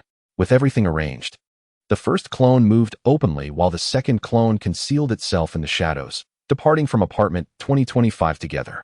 As for the original, weary in both body and mind, he reclined on the apartment sofa. The cleaning order assigned to the first clone targeted apartment 2064, necessitating a journey in the opposite direction of the red light elevator. From a distance, the light in that direction appeared notably dimmer, exuding an atmosphere of concealed danger. Jiang Ye did not allow himself to become complacent due to the strength of the second clone. He proceeded with great caution, taking slow, deliberate steps. Under the murky light, the first clone meticulously discerned the room numbers, while the second clone vigilantly observed the surrounding changes.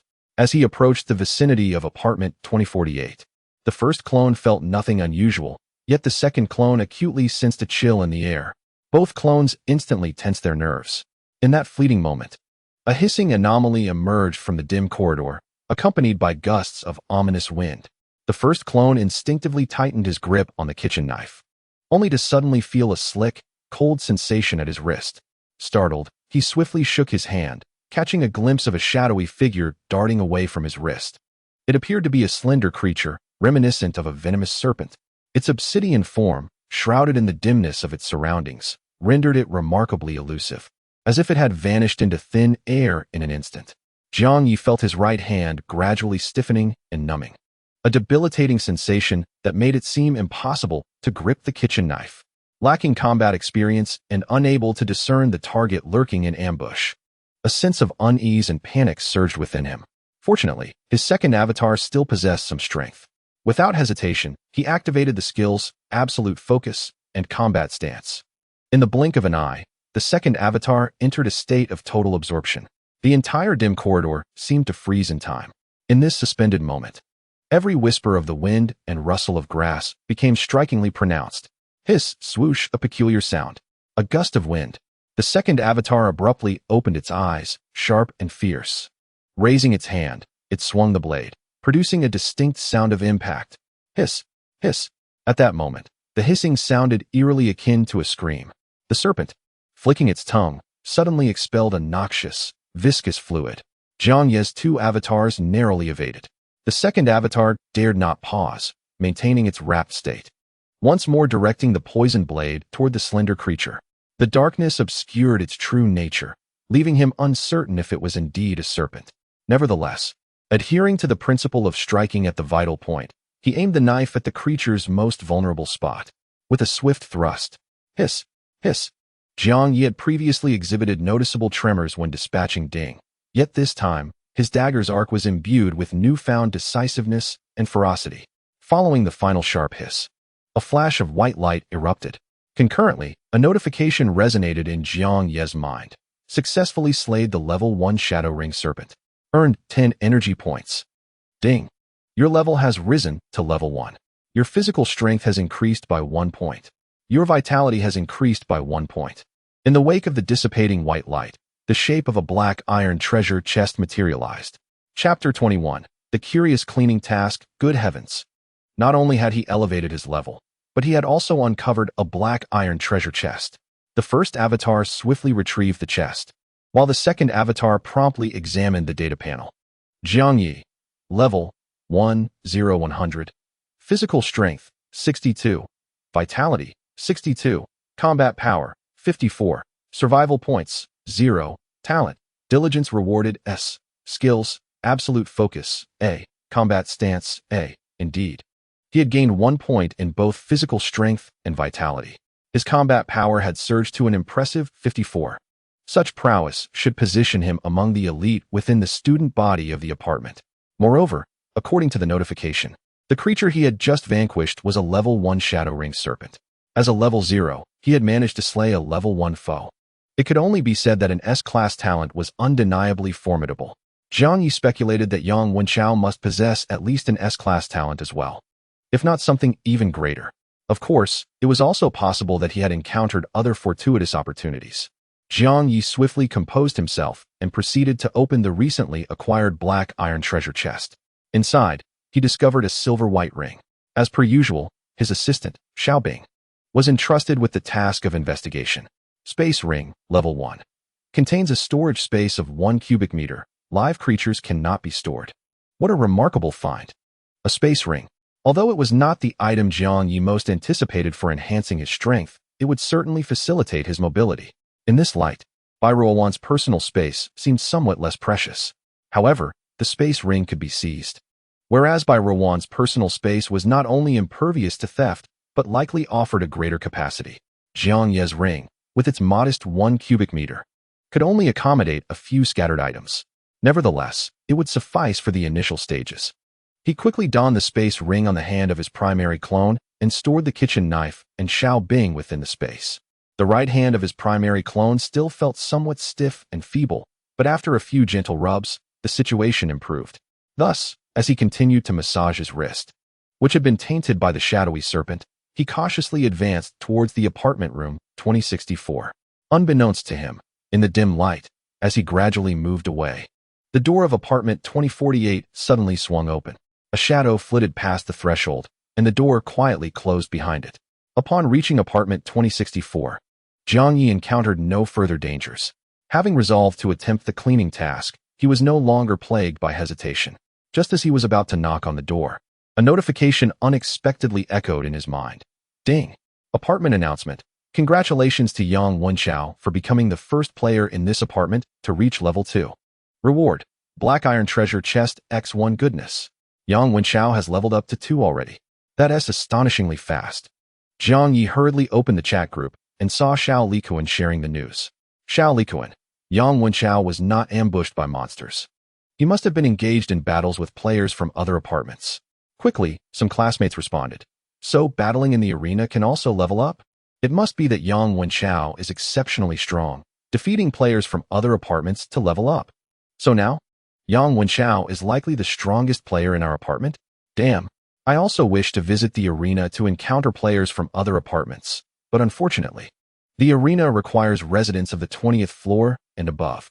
I feel that if Jiang Ye wants to survive today, he'd best engage with players from other apartments in the arena.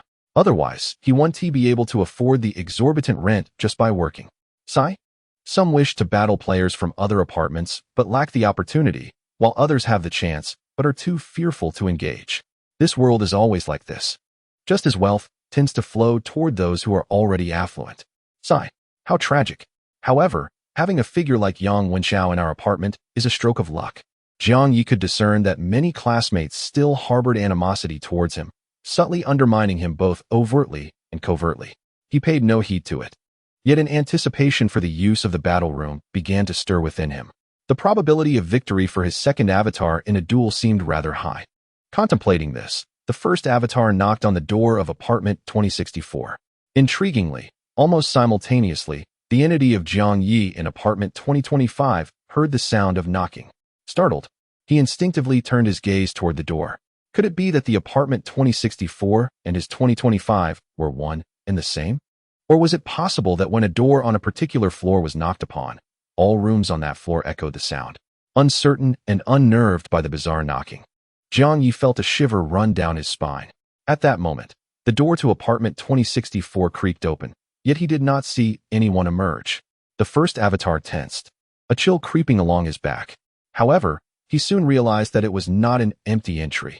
Rather, it was a domestic assistant robot, akin to Xiaobing, that had opened the door. Its diminutive stature made it rather difficult to notice. Just as Jiang Ye exhaled in relief, he heard the assistant's cold, mechanical voice. May I inquire if you are the cleaning staff with employee number 007? Please present your ID badge.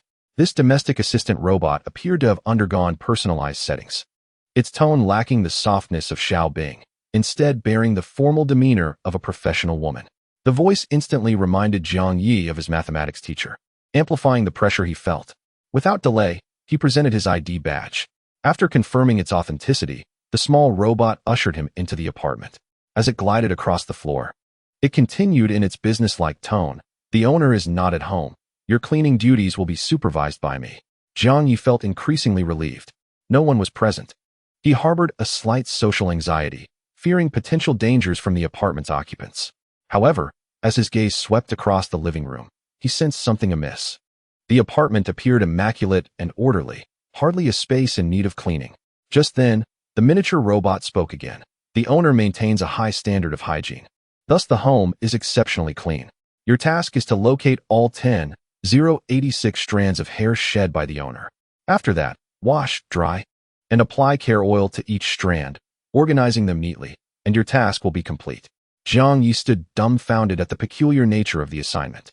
Nonetheless, despite its oddity, the task did not seem overly arduous. Moreover, the domestic assistant robot appeared to be rather amicable. Consequently, he inquired, "May I ask if you have specialized tools for locating hair?" Information obtained from the cleaning service base indicated that all tools required for cleaning would be provided by the client, and there was no need to bring any. However, the response from the robot was, "Your master's hair is extraordinarily precious and must not be cleaned using tools such as vacuum cleaners or floor scrubbers. You must rely on your eyes to locate it and your hands to pick it up. Exercise utmost caution while doing so, ensuring not to harm a single strand of your master's hair. If even one hair is mishandled," the robot's screen displayed an expression of dread, continuing, "Your master will be exceedingly furious, and your fate will be dire, truly dire." Jiang Ye swallowed hard and inquired, "Is it still possible for me to cancel this cleaning job?" "Yes, it is possible," the robot replied.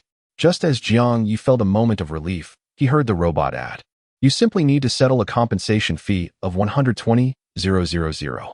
Goodness! Jiang Ye exclaimed inwardly, "My entire wage for this job is only 6,000. How on earth can they demand 120,000? Jiang Ye found himself in a mounting debt of 350,000. Although he believed that a heavy debt would not crush him, he could not let himself fall into complete despair. With no other choice, he gritted his teeth and asked, "Could you please tell me where your master's hair is most concentrated?" "It is scattered throughout the entire apartment, but the majority can be found in the bathroom," the robot replied. With a sigh, Jiang Ye decided, "Then let's head to the bathroom first." Meanwhile, as the first avatar diligently commenced the cleaning task, the second avatar, disguised and invisible, did not enter apartment 2064. He lingered at the entrance for a moment, ensuring the first avatar was not in any immediate danger before deciding to investigate the battle room on the first floor. However, just as the second avatar took a few steps toward the elevator, a shadow suddenly obstructed his path. Chapter 22. The mysterious shadow. The shadow appeared to materialize out of thin air, with no prior indication of its presence. At that moment, the second avatar remained in an invisible state, instantly alert and defensive, yet uncertain whether this shadow could truly perceive him. Then a deep, resonant voice emerged from the shadow. "Are you in need of money?" "What?" Jiang Ye stammered, still uncertain and hesitant to speak. Seeing his lack of response, the shadow seemed somewhat impatient and bluntly stated, "That little trick of invisibility won't fool anyone. I will ask you again, are you in need of money? I can help you acquire a substantial fortune swiftly. It is far quicker and simpler than working as a cleaner." How curious. Quick and easy money? That sounds remarkably like a scam, Jiang Ye thought instinctively, filled with skepticism. However, uncertain of the shadow's true nature, he refrained from outright rejection and instead replied in a low voice, "What exactly do you mean by acquiring money quickly?" "It's quite simple," the shadow, seemingly a being cloaked in darkness, appeared to make a gesture. A jade pendant was thrown in Jiang Ye's direction. He caught the pendant, examining it as the shadow continued to explain, "Wear this, and the survival points you earn from killing will be stored within this jade pendant. Afterwards, return to the 20th floor and find me. I am willing to acquire this jade token for the price of 100,000 survival points. For instance, if you gather 5 survival points, you can exchange this token for 500,000. The moment this proposition was uttered, Jiang Ye was taken aback. Currently, he is burdened with a debt of 350,000, which he could never repay through mere labor. According to the Shadow's trading method, he only needs to eliminate 4 individuals. Not only would he settle his debts, but he could also have some extra funds. This indeed sounds enticing. Jiang Ye harbors serious doubts that Yang Wenchao's propensity for violence, surpassing that of his peers, may be due to an accord with this shadow. However, Jiang Ye's circumstances differ from Yang Wenchao's. His survival points can directly generate clones. When calculated, exchanging 1 survival point for 100,000 is undoubtedly unwise. Moreover, he surmises that the true value of survival points and survival stones should far exceed 100,000. This shadow, ostensibly collaborating with him, is, in fact, taking advantage of him. From this perspective, it seems the shadow cannot accrue survival points through murder, hence the need to engage players in such a manner. After pondering for a considerable time, Jiang Ye is not one to indiscriminately take lives. It is improbable that he would seek out victims merely for survival points. Yet, should he find himself unable to repay the staggering debt of 350,000, then the transaction with this shadow might indeed present a viable escape. Thus, he refrained from outright rejecting the shadow and instead inquired, if I simply keep this jade token on my person, will the survival points acquired from killing be absorbed by it? The shadow, perceiving Jiang Ye's underlying implication, nodded and elucidated. If you wish to personally acquire survival points, you merely need to leave the jade token in your apartment or within spatial equipment. However, I must caution you that the survival points you gain cannot be utilized within this apartment. If you cannot survive to leave this place, then the survival points you possess will hold no significance. Clearly, this was a counsel for Jiang Ye to store his survival points within the jade token, trading them for money with the shadow. Jiang Ye remained silent. Accepting the jade token, he addressed the shadow. I shall consider this matter earnestly. With that, the shadow that had just obstructed his path vanished into thin air. Jiang Ye scanned his surroundings, but the dim light obscured his vision. After a moment of contemplation, he hastened towards the red-lit elevator. Disguised with a mask to appear as a bald individual, he descended to the first floor. Upon arrival at the lobby, several classmates congregated at the front desk, seemingly preparing to seek loans from the administrator. The sudden appearance of Jiang Ye's bald disguise sparked discussions among the students. However, he remained unfazed, directly proceeding towards the direction of the battle room. Instantaneously, the students began to speculate. Is that bald figure merely a classmate in disguise, or a resident of the apartment? I recall that Li Wenjie from Class 1 possesses an investigative skill. She might discern the truth. Has Li Wenjie gone upstairs to fetch something? I wonder when she will return. When she returns, let her take a look at the battle room. Perhaps she can discern the true nature of the bald man. However, if he truly is a resident of the apartment and suddenly subjected to a probing skill, might he not go on a rampage? Surely that cannot be the case. Even if he did, Yang Wenchao would still be in the battle room, and he would hardly turn a blind eye to such a situation, would he? Perhaps not.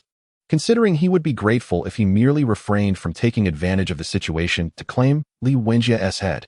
Never mind. Whether the bald man is a classmate or an apartment dweller, I feel it would be wiser for us to maintain a low profile and avoid provoking others unnecessarily. Sigh. If only I possess strength akin to Yang Wenchao's. I intend to utilize a loan to explore the features of the training facility, hoping to enhance my stamina and energy levels. I am eager to see if I can grasp any skills. Jiang Ye paid no heed to the discussions of his classmates. Upon entering the battle room, he was greeted by an array of machines resembling ATMs. There were 2 rows, each containing 10 devices, totaling 20 battle machines. Among them, the one closest to the door on the left was illuminated with a green light, indicating that Yang Wenchao was currently engaged with it. The remaining 19 devices stood idle.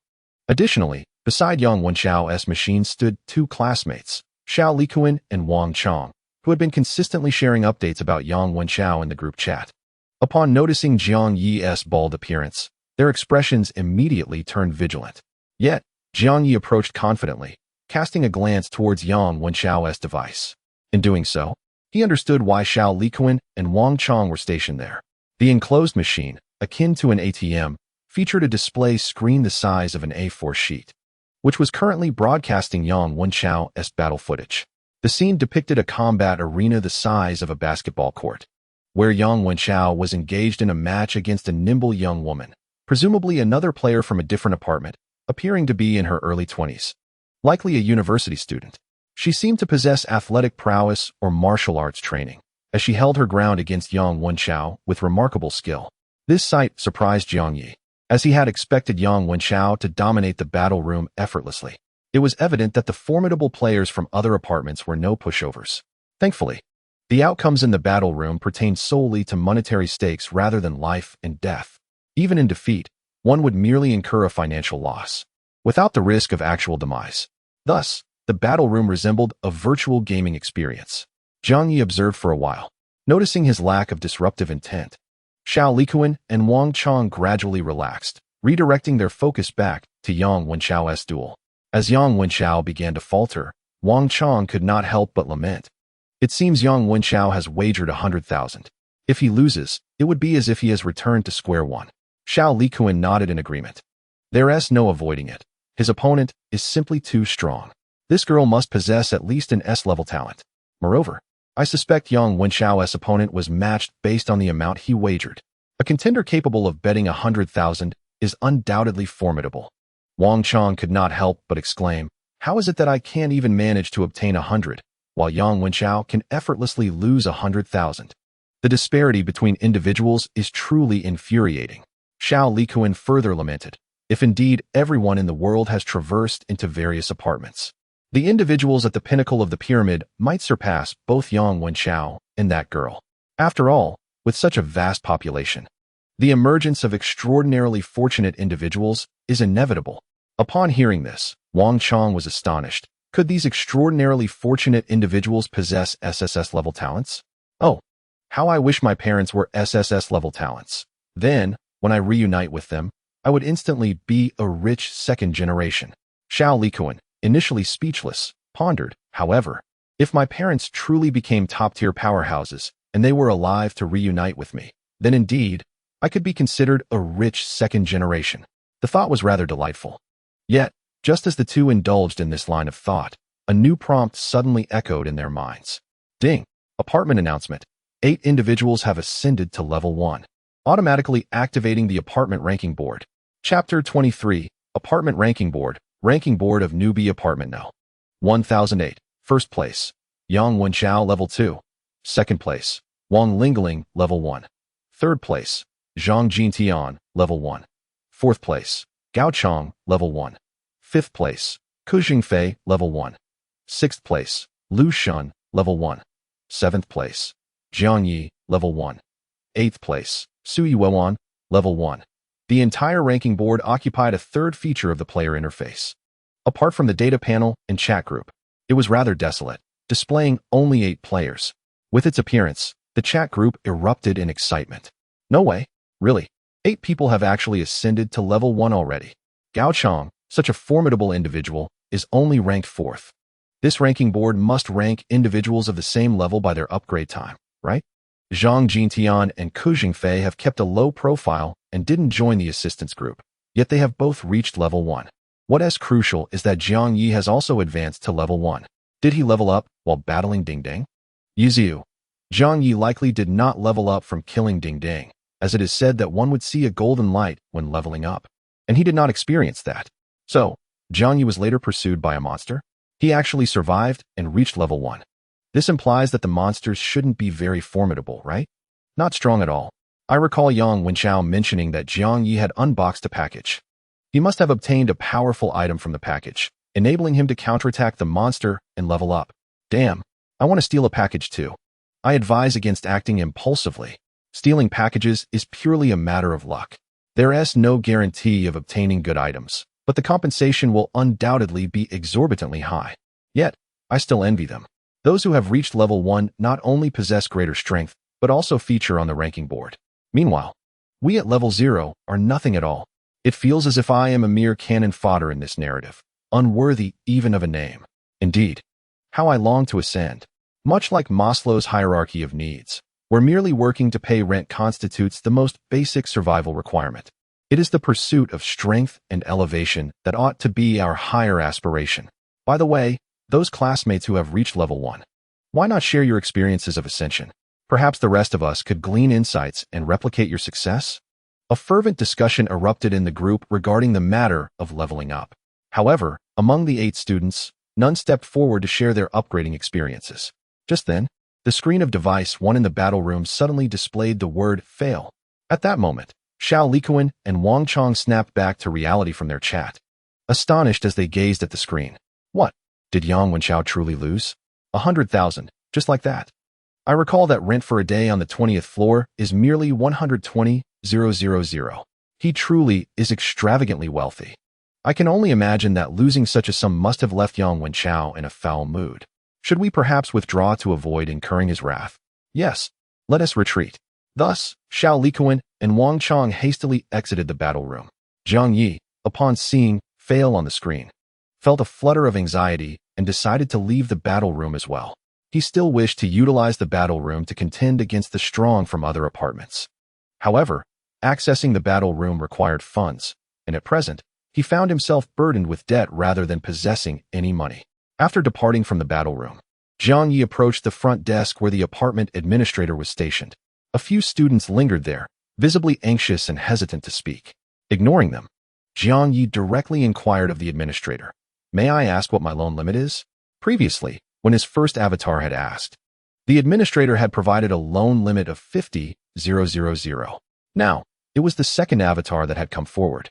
The administrator, with an expression devoid of emotion, glanced at him and replied directly, 300,000. Upon hearing this amount, the students present were left utterly dumbfounded and astounded. Their gazes toward Jiang Ye resembled that of encountering a ghost. They had begun to surmise from Jiang Ye's loan-seeking behavior that this bald individual was perhaps a disguised classmate. Yet, they had not anticipated that this enigmatic classmate could secure a loan limit of 300,000. Ordinary students like them would consider themselves fortunate to obtain a few hundred in loans. Those whose limits exceeded 1,000 were exceedingly rare, and they had never seen anyone with a limit in the tens of thousands. Yet, this bald figure managed to secure a loan limit of 300,000. This is simply outrageous. Since they were there for loans, they were well aware that each individual's loan limit was determined by their potential as assessed by the administrator. The higher the developmental potential of a student, the greater their loan limit. This meant that the mysterious classmate disguised as a bald man was undoubtedly extraordinary. Could he possibly be Zhang Jintian or Ku Jingfei, who remained low-key on the ranking list? The students began to speculate various theories regarding Jiang Ye. However, after inquiring about the loan interest, Jiang Ye ultimately applied for a loan of 500, promising to repay 600 before the stroke of midnight. As he held the loan approval, preparing to head to the battle room, he noticed the chat group suddenly buzzing with activity. The excitement was sparked by a classmate extolling the formidable prowess of players in their novice apartment, noting that within a short span, there were already 8 level 1 players. While others joined in the optimistic praise of the leaderboard's prominent figures, Yang Wenchao, who had just lost a substantial sum of 100,000, abruptly doused the enthusiasm with a cold splash of reality.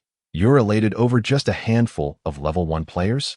Truly unaware of your own limitations. In our apartment, I should be the most powerful presence.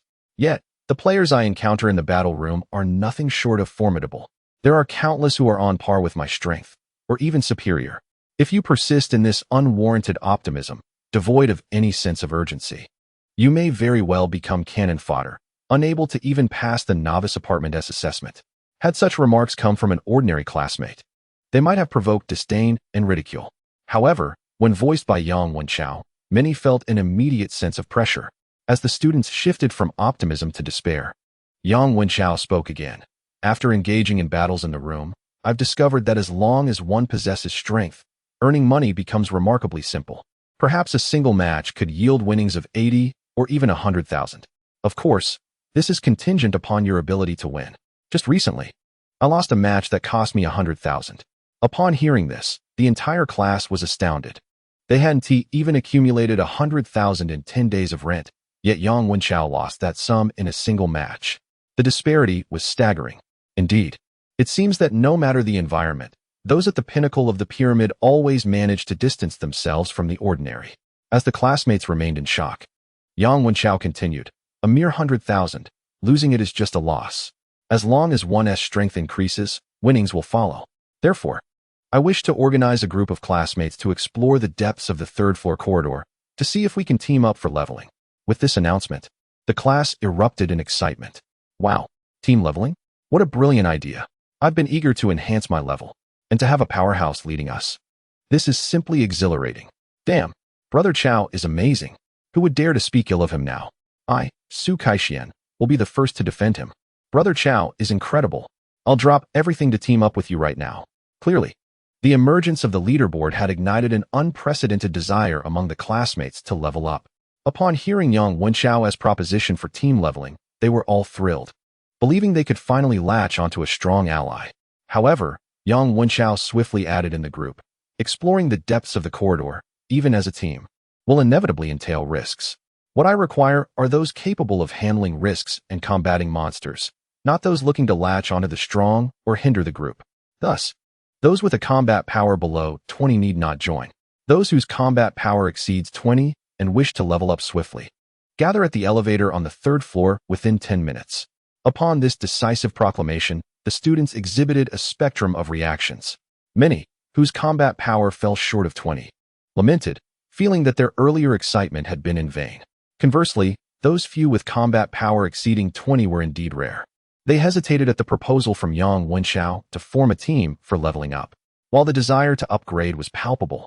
The memory of Yang Wenchao having previously taken lives lingered ominously. His erratic and violent demeanor raised concerns. What if, upon teaming up, he turned against his allies? Nonetheless, aligning with the formidable Yang Wenchao would undoubtedly mitigate the risks of venturing deeper into the corridors. This dichotomy of advantages and disadvantages left them in a quandary. Similarly, Jiang Ye found himself in a dilemma. Should he seek a team to level up first, enhancing his strength before engaging in combat? Or should he plunge directly into battle to earn money while observing the explorations of his peers into the depths of the corridor? Chapter 24. God of War Rankings. Stubborn bronze Jiang Ye hesitated for but a moment before resolutely making his way toward the combat room with the recently acquired 500 in hand. After all, he currently portrayed the image of a bald uncle. Joining a crowded team for leveling up would surely invite a barrage of questions. Even if he shed his disguise and approached as Jiang Ye, it would still be ill-advised. He had previously showcased his data panel with the first avatar, which clearly indicated his talent as a C-level, affinity for gold elements. If he were to be asked to display his data panel again while in a team, revealing his transformation into an S-level, diligence-rewarded, talent would undoubtedly lead to unnecessary complications. Thus, it was prudent to avoid the crowd and first ascertain the merits of the combat room. Meanwhile, as the second avatar returned to the combat room, the first avatar in apartment 2064 had finally cleared out all the hair from the first bathroom, over 1,000 strands in total. The sight of the damp, long hair inexplicably unsettled him. Following the assistant's guidance, he stored the more than 1,000 strands in a vessel resembling a water tank before proceeding to the master bedroom's bathroom. It was then that Jiang Ye was pleasantly surprised to discover a bronze treasure chest conspicuously placed on the bay window of the master bedroom. Upon closer inspection, he sensed that this bronze chest was at odds with the pristine and orderly ambience of the apartment. With a spark of audacity igniting within him, Jiang Ye approached the bay window. Simultaneously, he communicated with the robotic assistant. "I shall begin the cleaning from the bay window in the master bedroom, if that is acceptable." The assistant robot showed no objection. "As you wish, provided you ensure that all 10,086 strands of hair are found intact." Jiang Ye nodded and arrived at the bay window, raising his hand to press upon the bronze chest. At that moment, his body was tense and his mood strained. Yet he feigned nonchalance and inquired, "Does this also require cleaning?" The assistant robot paused momentarily, asking, "What do you mean by inside? Beneath the blanket on the bay window? It is unlikely that your hair would fall beneath the blanket, but if you are concerned, you may check." Upon hearing this, a glimmer of excitement flashed in Jiang Ye's eyes. This signifies that the life assistant robot appears to be oblivious to the bronze treasure chest. It remains uncertain whether it is solely the robot that cannot perceive it, or if the non-player residents within the apartment are similarly unaware. Jiang Ye, unwilling to delay, promptly stored the treasure chest within his space. Subsequently, as if nothing had occurred, he resumed the task of cleaning up hair. Meanwhile, the second avatar in the battle room, sensing the first avatar's acquisition, felt an uplift in spirits. He decided to enter the battle room's second machine, his mind wandering to the fact that there are only 20 battle devices in this arena. He mused that if one day he possessed 20 avatars, he could monopolize all 20 battle machines alone. Ha ha ha, what a delightful thought. However, considering the brief 10-day novice period, it seemed improbable that he could simultaneously control 20 avatars. Jiang Ye composed himself and redirected his attention to the second battle machine.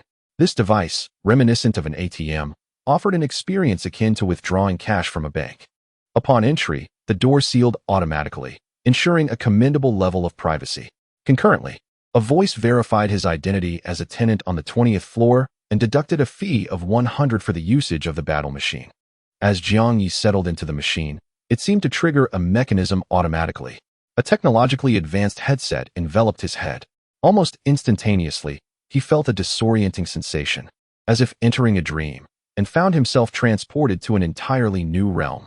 This expansive space resembled the lobby on the first floor of the apartment. The hall was bustling with individuals of all ages and genders, seemingly all players of the apocalyptic apartment. Above their heads hovered a black title, Nameless Black Iron. Furthermore, the greatest congregation of people was located to the north of the hall. Behind the throng, an enormous electronic screen displayed the God of War rankings. First, Zhu Jing, Stubborn Bronze, 100. Second, Zhang Wenhan, Stubborn Bronze, 100. Third, Sha Bo, Stubborn Bronze, 100. Fourth, Li Junqi, Stubborn Bronze, 100. Fifth, Wang Qingjin, Stubborn Bronze, 100. Sixth, Ku Peng, Stubborn Bronze, 923. The entire leaderboard was dominated by Stubborn Bronze. In contrast, the players Jiang Ye encountered in the first floor lobby were uniformly identified as Nameless Black Iron.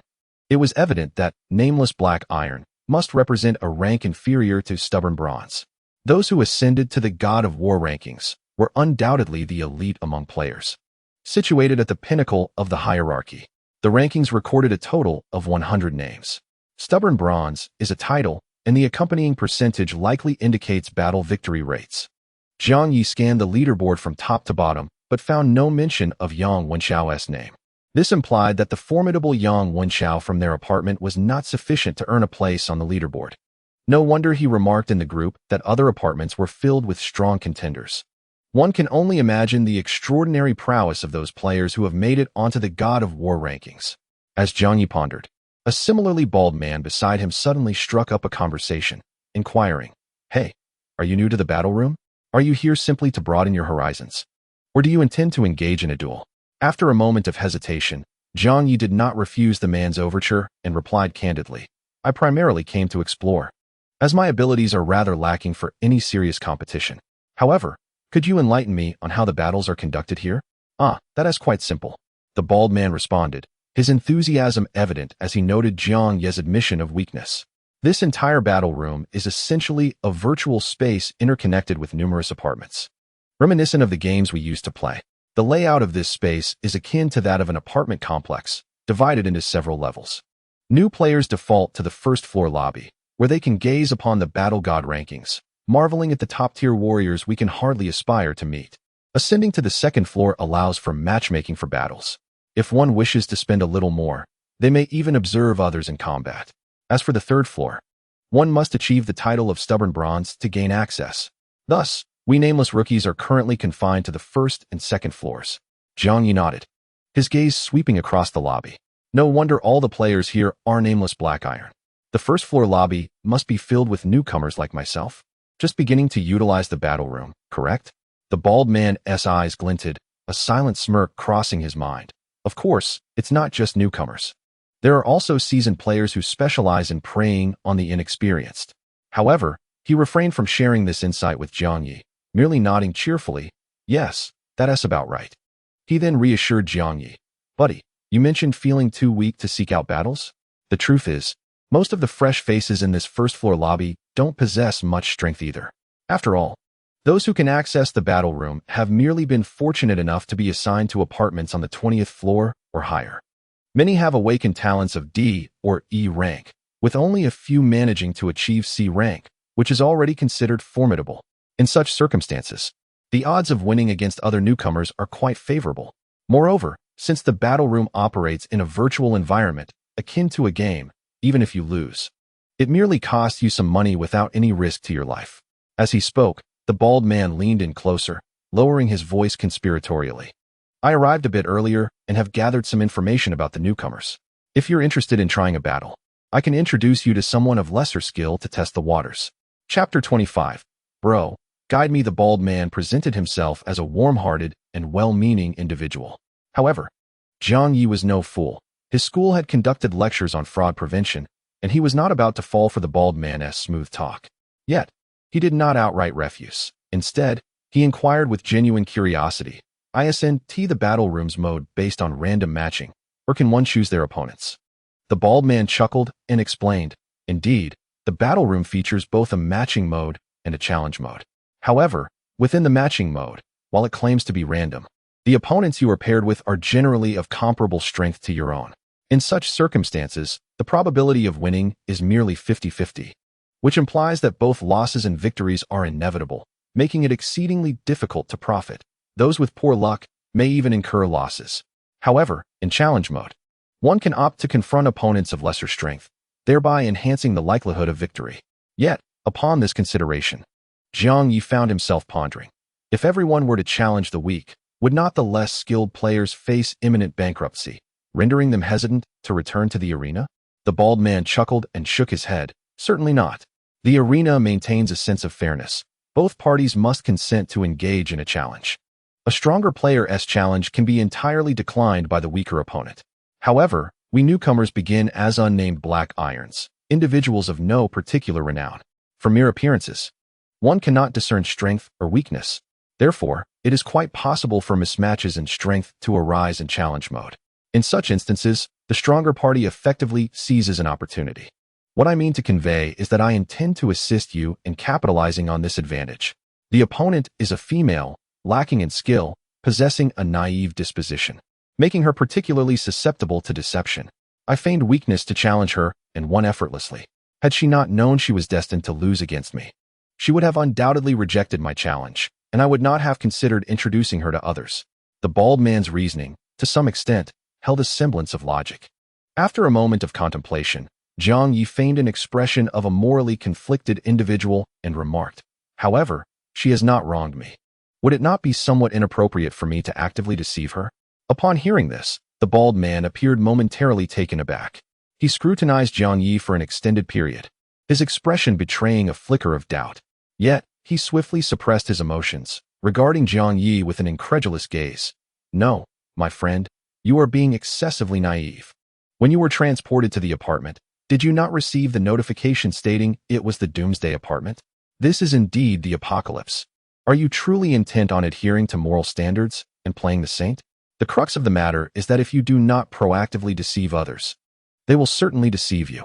Moreover, I believe that in an apocalyptic context, our moral standards ought to be somewhat relaxed.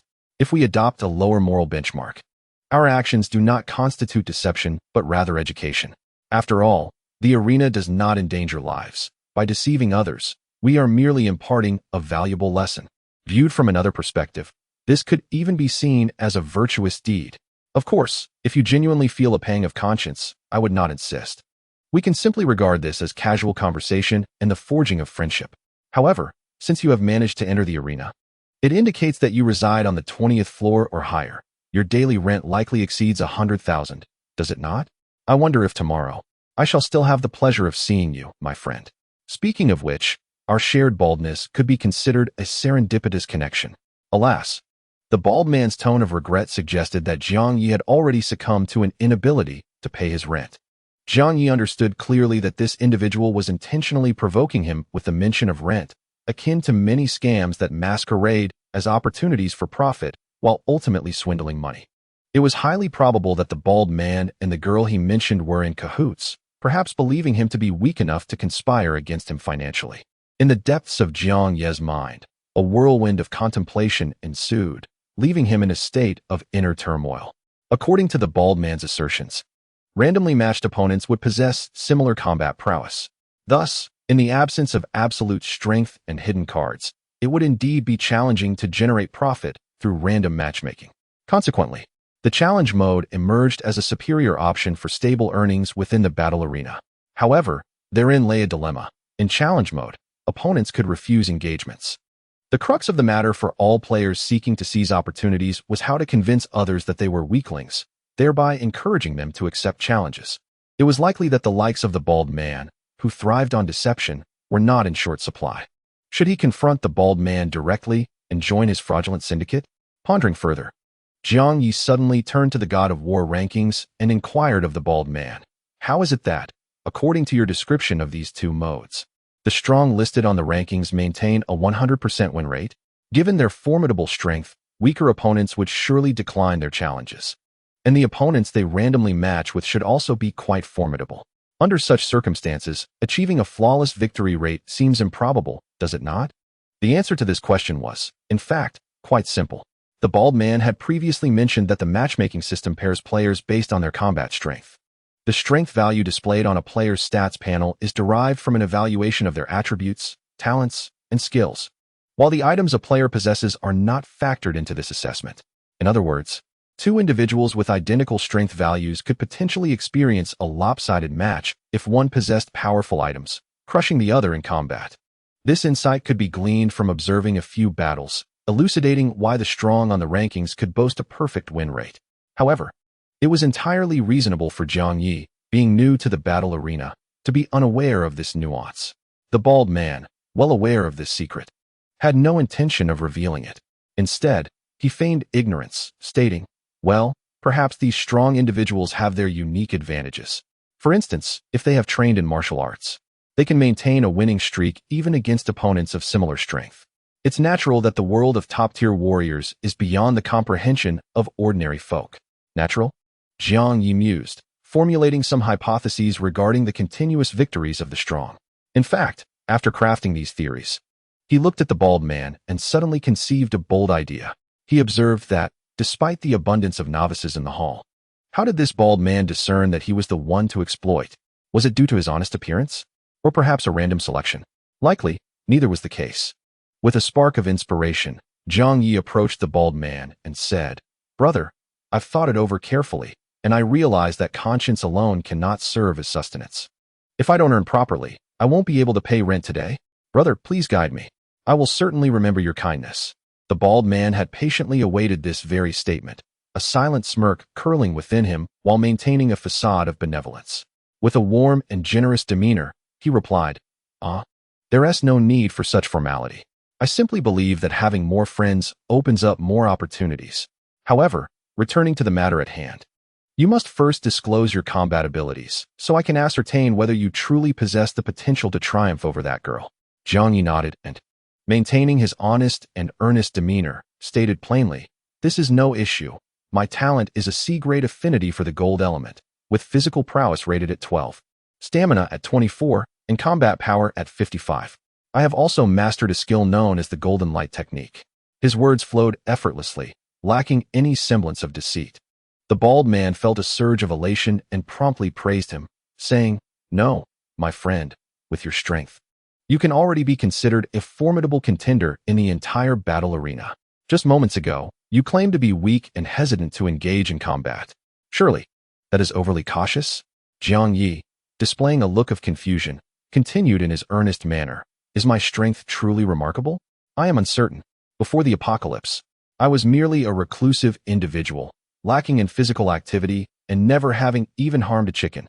This combat power of 55, when truly tested, may not be fully realized. I might not even be able to unleash half of it." Upon hearing this, the bald man felt a sense of relief. After all, a combat power of 55 could indeed pose a bit of pressure when exploited. If this fellow could not fully harness it, that would work to his advantage. Thus, he reassured Jiang Ye, saying, "That is of no concern. Even if your combat power only reaches half capacity, victory is assured. Come, I shall guide you to that sweet, naive girl. However, you must approach her yourself, as I have previously deceived her. If she sees us together, she will undoubtedly refuse your challenge." Jiang Ye nodded in understanding. Meanwhile, The bald man led Jiang Ye towards the second floor, simultaneously messaging his accomplice. I've managed to hoodwink another novice. 55 combat power, seems rather unsuspecting. Likely lacking in guile. His companion, noted as Li Ran, promptly replied, does he possess any items? Players on the 20th floor should initially receive a bronze chest. The bald man, whose name was Su Jingyao, swiftly responded to Li Ran. Ah, a fellow unfortunate soul like me. The bronze chest yielded a disguised mask. Thus he, like me, appears as a bald uncle, yet his true identity remains uncertain, whether male or female. Chapter 26. Breaking the mold, however. I suspect he is a relatively young girl, as she naively pondered if deceiving others might be immoral. Su Jingyao casually remarked. To her surprise, Li Ran replied with a hint of uncertainty. Is it really right to deceive an innocent young girl like her? Su Jingyao promptly countered. Sister Ran, think carefully. The world has changed. Besides, since she has agreed to challenge you, it indicates her intent to deceive. If she ultimately loses, it is her own greed that leads to her downfall. And it's merely a battle arena. No lives will truly be at stake. Sister Ran, you are tasked with the role of the innocent, sweet girl. Do not let your guard down at such a critical moment. Li Ran ceased her replies at that moment. Su Jingyao, embodying his bald persona, led Jiang Ye up the stairs to the second floor and pointed towards a direction from the stairwell's safety door, saying, do you see that student girl in the white school uniform over there? In a moment, you shall approach her to inquire if she is willing to accept a challenge. She will undoubtedly question your combat prowess. Do not divulge the truth. Merely state a power level of around 1 X or 2 X, claiming you have yet to comprehend any skills. She will surely fall for this ruse and accept your challenge. By the way, that student girl seems to reside in an apartment with her family, who have generously endowed her with a substantial sum of money. My dear friend, when you issue your challenge, feel free to raise the stakes. Betting 1,000 or 2,000 should pose no issue. Jiang Ye looked alarmed. How could I possibly have 1,000 or 2,000? I barely possess 500, which I borrowed from the apartment manager. After paying 100 for the battle room fee, he was left with a mere 400. Upon hearing this, Su Jingyao felt increasingly assured.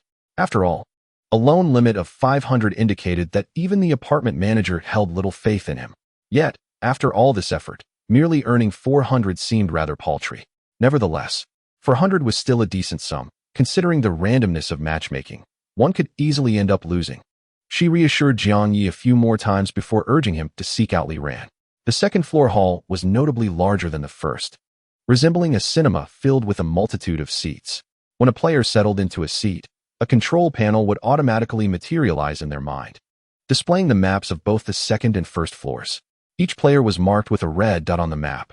It was then that Jiang Ye realized that in challenge mode, he need not encounter his opponent in person. Instead, he could directly initiate a challenge by targeting the red dot in his mental map. Furthermore, players had the option to observe ongoing battles, though this would incur an additional fee. Observing a match in the Black Iron Battle Room cost 100. The Bronze Battle Room charged a staggering 1,000. Naturally, whether the battle visuals were made public required mutual consent from both combatants. If either party opted against transparency, other players would be unable to observe.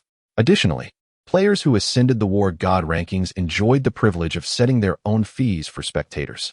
The revenue generated from viewership would see 10% awarded to the victorious side of the match. Thus, if 100 individuals observed a battle in the Black Iron Room, the winner would glean a substantial amount from the audience fees alone. Moreover, spectators could even offer tips, though only 50% of the tip would reach the recipient.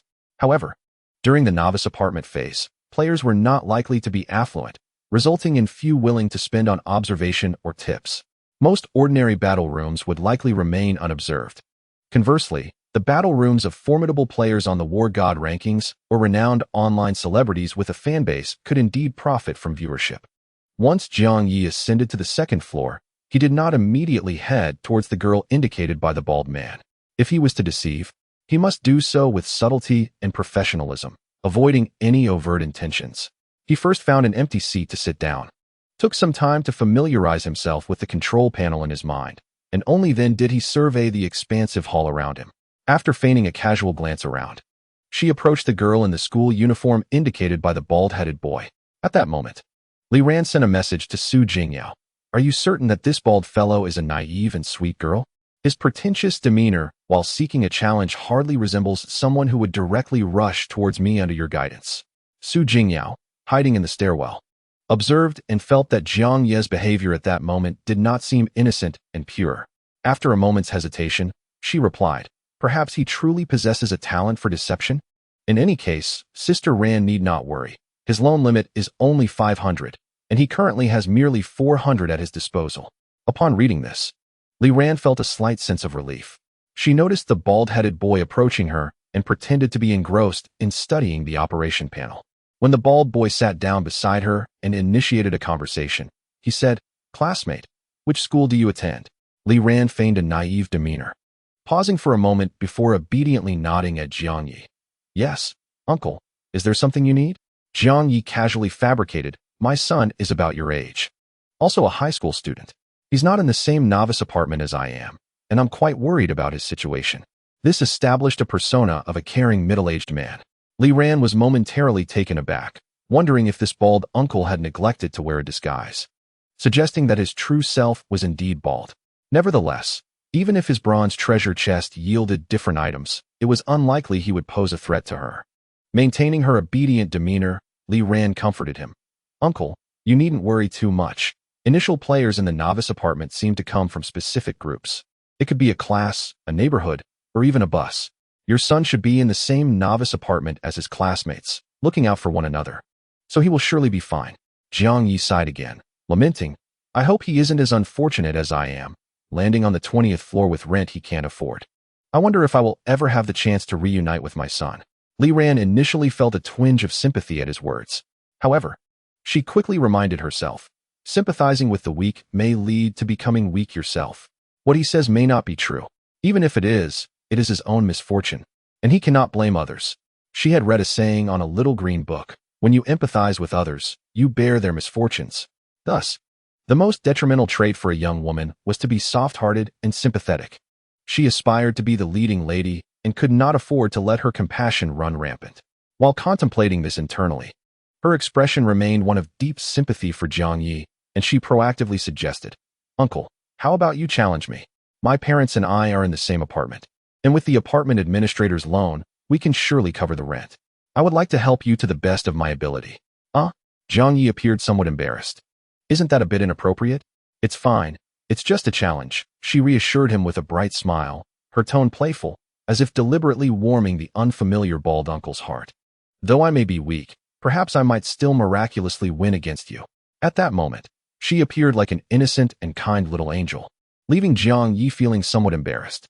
He decided to abandon the usual approach and unexpectedly said, "Forget it, little sister, I shall speak candidly with you.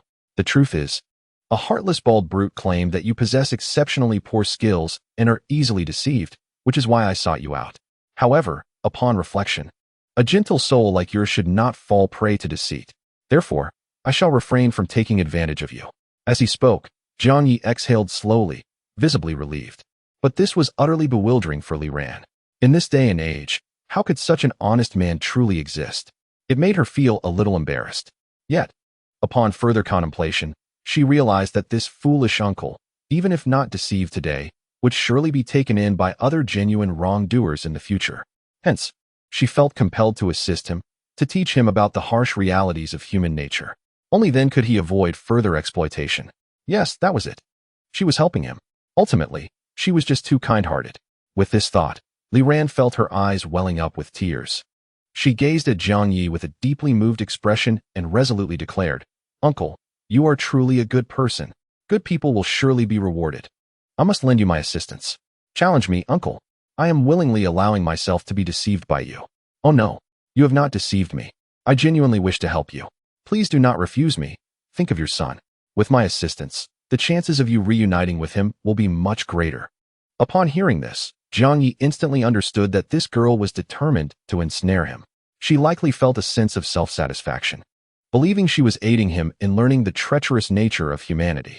Jiang Ye couldn't help but chuckle inwardly, though he feigned hesitation before reluctantly nodding in agreement.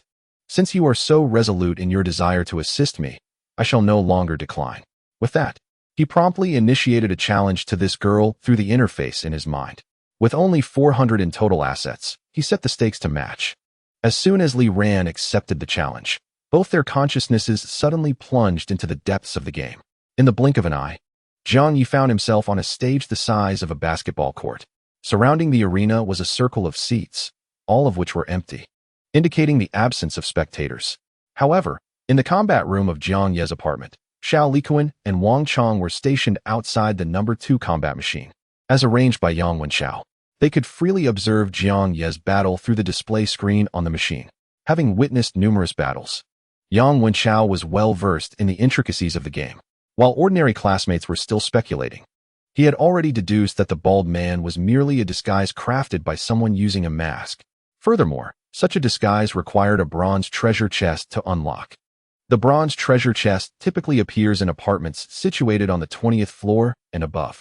Among the known residents of the 20th floor, only Yang Wenxiao and Jiang Ye are accounted for. Thus, he instinctively assumed that the bald man was a disguise employed by Jiang Ye. However, upon further reflection, this notion proved erroneous. According to information disclosed in the chat group, the bald man was seen on the first floor while Jiang Ye was clandestinely dismantling a package in the stairwell. In fact, Yang Wenxiao himself stood as a witness to his alibi. Consequently, it is highly plausible that within this novice apartment, there exists another player residing on the 20th floor. Could it be the unassuming Zhang Jintian or Ku Zhengfei, or perhaps another classmate yet to reach level 1? Yang Wenxiao remained uncertain. Nevertheless, he was assured that players assigned to the 20th floor and above, despite the higher rent, encountered greater opportunities. Such players either fail to survive the first day or experience rapid growth. Should he encounter that bald man again tomorrow, it would signify that the individual indeed possesses the potential to evolve into a formidable force. Of course, Jiang Ye also has such potential. Yet, in comparison, Yang Wenxiao found himself more intrigued by the enigmatic bald man. Thus, he arranged for Xiao Liquan and Wang Chang to guard the battle room and observe the bald man's combat performance. Meanwhile, Yang Wenxiao proceeded to the exit of the red light elevator on the 3rd floor, awaiting his classmates who were eager to team up for leveling. Unfortunately, Zhang Jintian and Ku Zhengfei, listed on the ranking board, had yet to arrive. However, Wang Lingling, Gao Chang, Lu Shun, and Sui Weiwan did make an appearance. These 4 formidable players from the ranking board came together, forming a cooperative group centered around Wang Lingling. Additionally, 7 level 0 players, all members of the cooperative group, joined them. Although the plan for leveling up was proposed by Yang Wenxiao, during the actual formation of the team, he stood alone as the only non-member of the cooperative group. With the larger numbers and 4 level 1 strong players among them, the team of players felt little trepidation toward Yang Wenxiao. In fact, when Wang Lingling initiated conversation, her inquiries subtly aimed to uncover Yang Wenxiao's secrets, including the source of his strength and the nature of his resurrection. However, Yang Wenxiao, with his eccentric demeanor, deliberately spoke in a disjointed manner, clearly fabricating information to mislead and dismiss Wang Lingling. Gao Chang, known for his short temper, nearly came to blows with Yang Wenxiao over this. Fortunately, Wang Lingling intervened in time. Ultimately, the group successfully formed their leveling team and ventured deeper into the corridor to explore. Meanwhile, other players busied themselves with work to earn money while enviously observing the leveling team in the chat group, closely monitoring the ranking board to see if they would advance. At that moment, Xiao Liquan and Wang Chang felt a rush of excitement for having allied themselves with Yang Wenxiao. Indeed, in their eyes, assisting Yang Wenxiao equated to securing a significant advantage. Thus, the two remained diligently stationed outside the second battle machine, where Jiang Ye was located. As the screen outside the battle machine illuminated, their eyes widened in anticipation. The battle was finally commencing. This must be the bald man's inaugural match in the battle room. However, his opponent appeared to be a delicate young woman. Even if this is considered a victory, it lacks merit and reveals little in terms of true strength. Does it not? However, one can never be too certain. This seemingly delicate young lady may, in fact, possess formidable prowess. Have you forgotten that Brother Yang lost a substantial sum to a woman in that match? Wang Chang nodded in agreement, exclaiming, "Indeed. One cannot judge strength merely by gender or appearance." Wang Lingling from our apartment serves as a prime example. Xiao Liquan interjected. Besides Wang Lingling, we also have Sui Weibai. Among the 8 of us on the ranking list, 2 are women. As they spoke, the countdown 3, 2, 1 appeared on the battle screen. Simultaneously, in the virtual arena. Jiang Ye also heard the same countdown echoing in his mind. Accompanied by the countdown, he cheerfully called out to the young lady opposite him, "Little sister, please remain still. Uncle will be quick." "All right, uncle." Li Ran nodded in response, revealing a peculiar smile. This smile bore an uncanny resemblance to that of Sinan from Detective Chinatown. The scene left Xiao Likuan and Wang Chang utterly bewildered. What is happening? Why does this seem somewhat off? On the stage, Li Ran thought to herself. This uncle is quite slow on the uptake. She had revealed such a strange smile, yet he remained oblivious to the unusualness. How naive. This honest and straightforward uncle is truly endearing, she mused. However, as the countdown reached its conclusion with 1, her petite figure lunged toward Jiang Ye like a sword drawn from its sheath. Such speed! Xiao Likuan and Wang Chang exclaimed in astonishment. Indeed, one cannot judge by appearances. This girl is incredibly swift. Speed and strength must surely correlate with physical attributes. Her stats must be impressive. Yet she still pales in comparison to Yang Wenchao. In the blink of an eye, Li Ran had darted to Jiang Ye's side. Meanwhile, her skin transformed into a formidable golden hue. Wang Chang gasped in surprise. What on earth? Is she a golden Barbie? Chapter 28. I wish to see your true form, Xiao Likuan, possessing a keen analytical talent. Quickly deduced, this must be a skill of the gold element. In this state, even the bald-headed opponent might struggle to breach her defenses. No, not only is her defense heightened, but her strength is formidable as well. The screen showed the young woman launching a punch toward the bald-headed man. The motion accompanied by a fierce rush of wind. Even through the screen, one could almost feel the overwhelming metallic power capable of crushing anything in its path. Wang Chang couldn't help but exclaim once more, truly, one cannot judge today's women by their appearances. They may appear delicate, yet possess such raw ferocity. Xiao Likuan continued to speculate. Her gold element skill is both offensive and defensive. She must be at least AB rank. Wang Chang was astounded. Does that imply her innate talent is S rank? Xiao Likuan shook his head. One cannot be too certain. What if she possesses a high level of comprehension, akin to Lu Shen? In cases of heightened comprehension, AB rank talent could still master B rank skills. Wang Chang gasped in astonishment. If her comprehension is indeed high, she might possess more than one skill. In a matter of moments, the two individuals spoke at an astonishing pace, simultaneously witnessing the bald man deftly evade a violent punch from the girl. His speed surpassed hers, as he swiftly raised a hand to firmly grasp her wrist mid-swing. Without a hint of hesitation, he twisted her wrist and executed a seamless shoulder throw. With a resounding thud, the girl's back slammed against the ground, leaving Xiao Likuan and Wang Chang in stunned silence. Is it not enough that women exhibit such brutality in these times? Why must men also lack the tenderness and compassion? Observing the shoulder throw, the two burly men winced in sympathy, feeling the pain themselves. Fortunately, the girl was clad in golden armor, suggesting her injuries were not severe. Yet, her expression was a mix of agonizing contortion and disbelief, especially as she lay on the ground, gazing at the bald man as if she had seen a ghost. However, in the next instant, that ghostly shock on her face solidified. After executing the throw, the bald man showed no sign of pause or hesitation. He swiftly produced a black dagger and, with a simple stroke, slashed her throat. The wound was deep, and blood gushed forth. Shortly thereafter, Xiao Likuan and Wang Chang found themselves dumbfounded as the screen displayed the word win. Moments later, the screen faded to darkness. Both men stared blankly at the screen, incredulous, struggling to comprehend. Is this truly the end? Surely, the girl's golden armor was formidable. How did the bald man breach her defenses? Or was it that the throat was a critical target, leading to her swift demise? No, it must be the dagger. It likely possessed extraordinary power akin to that of Super Brother S bracelet. The bald man's attributes must far exceed those of the girl.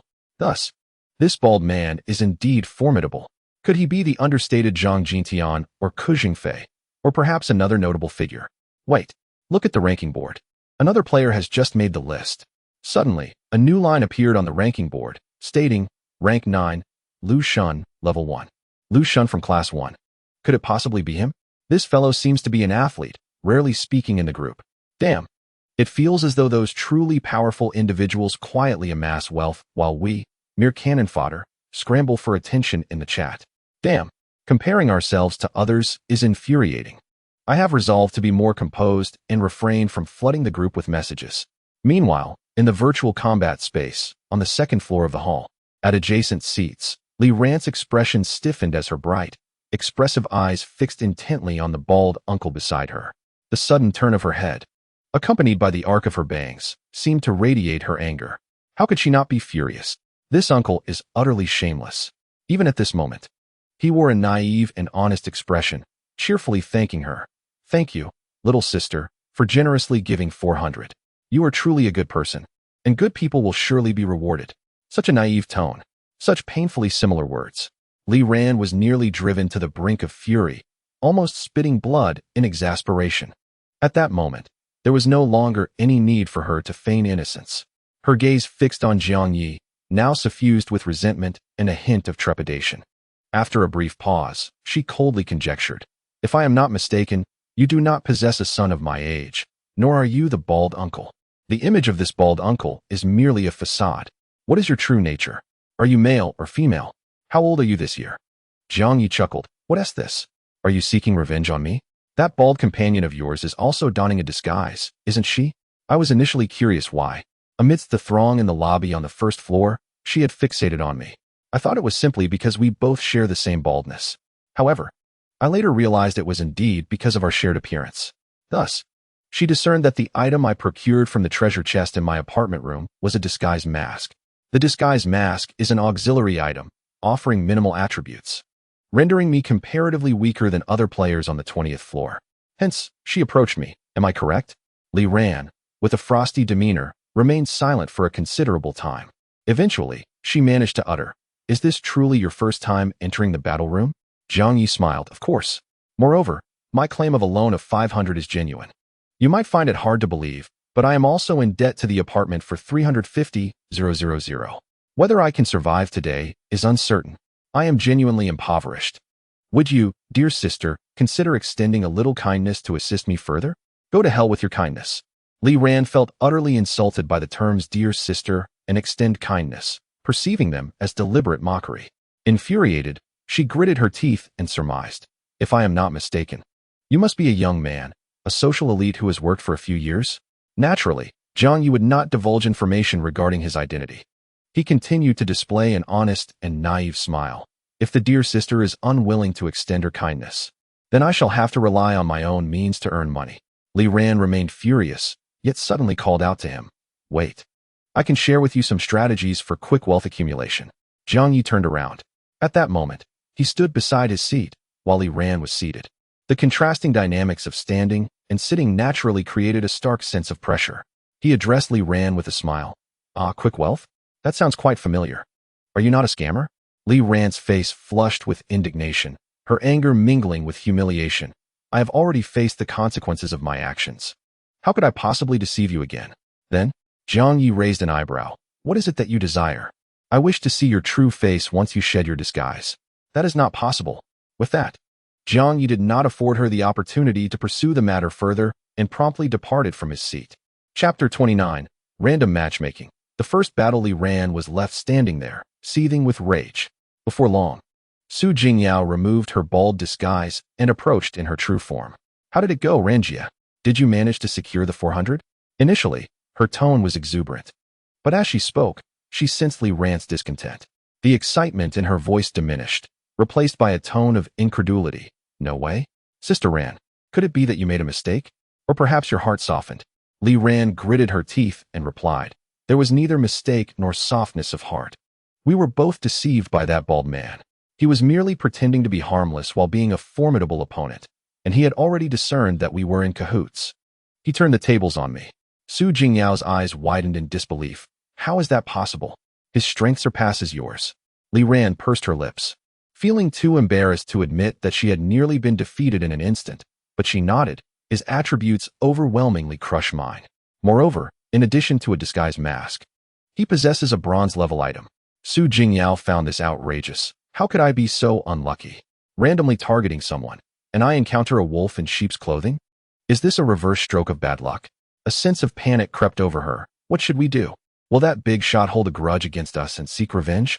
Li Ran did not respond, feeling a surge of frustration inside, thinking, "I lost 400. Why should that scoundrel seek revenge against me? If anyone should be seeking retribution, it should be I. However, these bitter thoughts remained unspoken. After a prolonged moment of contemplation, she solemnly declared to Su Jingyao, I no longer wish to engage in challenge mode. Su Jingyao was taken aback and quickly urged her, Don't, Sister Ran. It was just one mistake. We can't let a single misstep deter us. Only in this mode can we earn money swiftly and reliably. Otherwise, whether in random matchmaking or random challenges, we might lose our entire fortune in an instant. Please reconsider. Yet, Li Ran shook her head resolutely. No need for further contemplation. I have made my decision. That recent battle with that scoundrel made me realize that my combat awareness is exceedingly poor. During our confrontation, I barely showcased my full potential.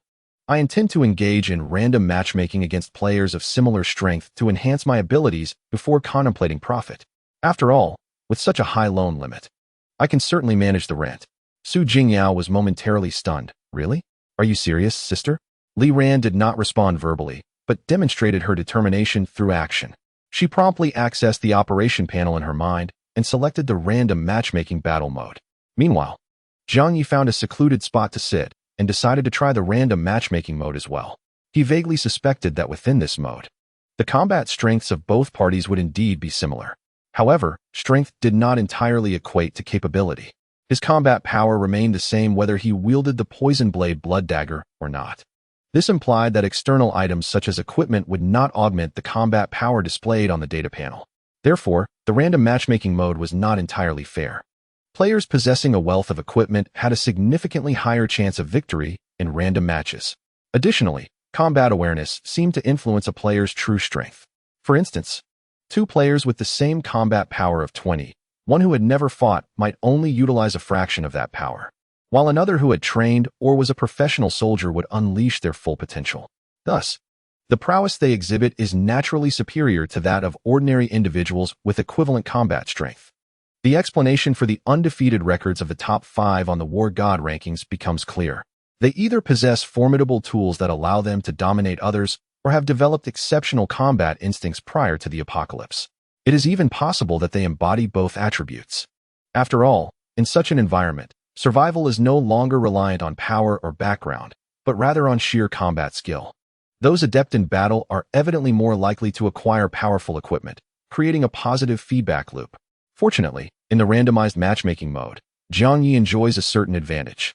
Previously, he believed that his two pivotal skills, absolute focus and combat stance, paled in comparison to the destructive elemental skills wielded by others. However, his encounter with the student revealed to him that his skills were every bit as formidable as elemental abilities. These two skills enable him to momentarily enhance his attributes during combat. In the recent skirmish, Jiang Ye personally experienced the benefits of attribute superiority.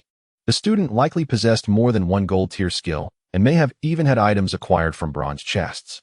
Yet, she did not even have the opportunity to utilize them before being eliminated. The reason is simple.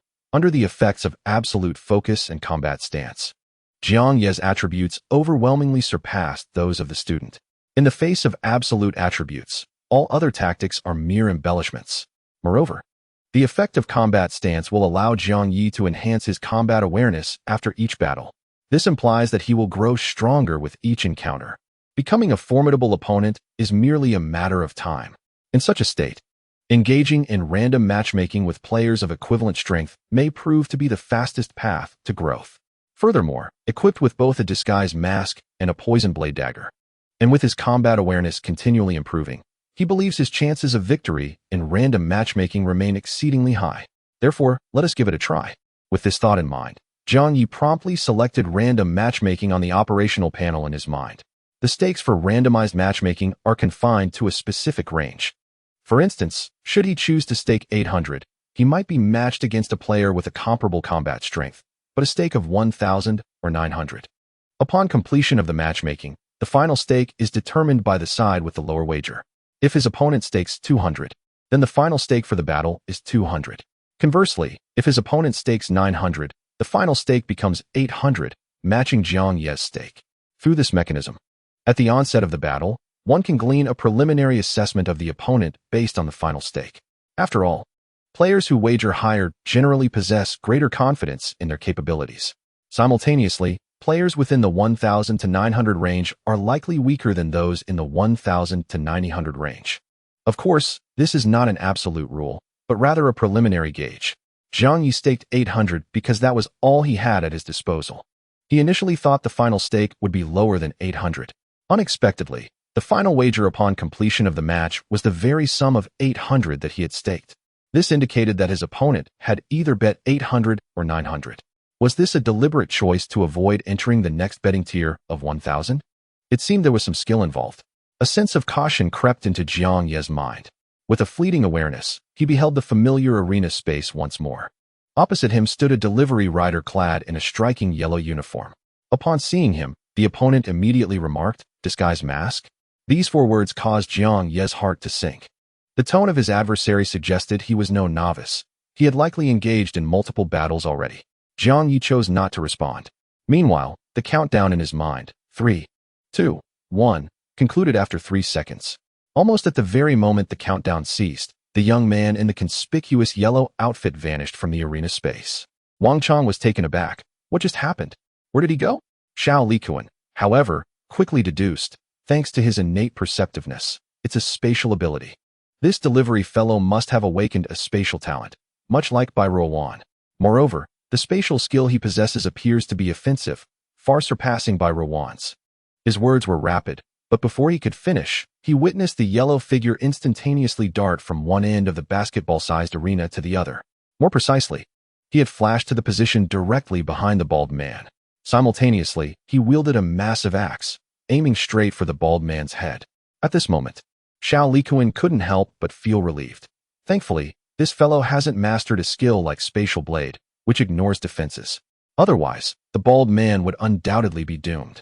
Although he commanded formidable spatial abilities, the giant axe was clearly ill-suited for him. As he spoke, they saw the bald man, endowed with considerable attributes, narrowly evade the attack from behind by merely tilting his head. It was then that Xiao Likuan suddenly sensed something amiss. He and Wang Chang had observed several of Yang Wenchao's battles and had watched the bald man's 2 encounters. They had noted that nearly every combatant did not enter the arena unarmed. Each possessed equipment or items. Originally, Xiao Likuan had presumed this was due to these powerful individuals having shopped at the high-end mall in their apartment complex, purchasing their gear. However, after witnessing these numerous encounters, he began to suspect that his assumption might be flawed. For the delivery rider's skill evidently aligned better with nimble weapons for swift victories. Yet, his equipment was indeed a giant axe. Was it due to the rider's sheer ignorance of basic principles? Chapter 30. A Life for a Life. No. Xiao Likuan suddenly recalled that some classmates had previously discovered black iron chests in their apartments. Yet, among many students, only a select few had stumbled upon such treasures. Now, after observing so many battles, Xiao Likuan increasingly doubted whether there might be a 100 chance of finding treasure chests in the apartments on the 20th floor and above. Could it be that there exists a bronze chest even superior to the black iron one? If that is indeed the case, players above the 20th floor, despite the exorbitant rent, enjoy correspondingly elevated privileges. Initially, Xiao Likuan believed that most players on the 20th floor would likely not survive the day. However, upon reflection, he found himself feeling a tinge of envy. Simultaneously, he pondered whether Jiang Ye, who started on the 20th floor, might also possess a treasure chest in his apartment. Had he simply overlooked it, or had he discovered it, yet chosen to remain silent? With this line of thought, Xiao Likuan surmised that Ding Dang's demise might not be entirely unjust. Jiang Ye, who began on the 20th floor, inherently possessed Class C talent, had dismantled parcels and opened treasure chests. He had even reached level 1. His prowess was already among the elite in his cohort. Nonetheless, Yuziyu had previously revealed that Jiang Ye's loan limit was merely 50,000. The challenge of surviving today remained formidable. Contemplating this, Xiao Likuan's mind began to race. If Jiang Ye were to perish this evening, how would his treasure chest be dealt with? As he contemplated these matters, the confrontation between the bald man and the delivery rider reached an impasse. It was evident that the bald man possessed formidable attributes, consistently evading the delivery man's mighty axe. Meanwhile, the delivery rider's teleportation ability thwarted the bald man's attempts to strike. Each side exchanged blows, yet neither could land a hit on the other. However, such a stalemate could not endure indefinitely. the battle would inevitably deplete their stamina and energy. Furthermore, the skills employed by both parties could not be unleashed endlessly. At that moment, within the arena, Jiang Ye felt a growing sense of urgency. His skills, absolute focus, and combat stance were both time-limited and required lengthy cooldowns. Essentially, he could utilize them only once in a single battle. If he could not conclude the fight swiftly, once the duration of his skills elapsed, the temporary boost in attributes would swiftly diminish, along with his combat awareness. It was highly likely that he would then succumb to the delivery rider. Simultaneously, the delivery rider felt a similar anxiety. His use of teleportation also consumed energy. Additionally, wielding the heavy axe significantly drained his stamina. If he could not secure a quick victory, it would equally disadvantage him. The tension and urgency felt by both combatants resonated with Xiao Likuan, who was observing from the screen. For a moment, he could not discern which way the battle would tip. He believed that both adversaries on the battlefield had also recognized their opponent's predicament. Just then, the bald man made a critical error. As the delivery rider swung his axe once more, the bald man's evasion was palpably less agile than before. The left side of his shoulder was struck by the axe, inflicting a deep and grievous wound, with the heavy axe even becoming lodged in his bone. This scene indeed elicited a look of delight from the delivery rider. However, in the next instant, as he prepared to capitalize on his advantage, his smile froze. For there stood the bald man, visibly fatigued and sluggish, having just been struck by the axe. At this moment, despite being injured and his face pale, Mingming's movements were anything but sluggish. In fact, he was more agile than ever before. He completely disregarded the pain in his left shoulder, even at the cost of turning and tearing the wound to enlarge it, swiftly pivoting to slash at the delivery man's throat with his right-hand dagger.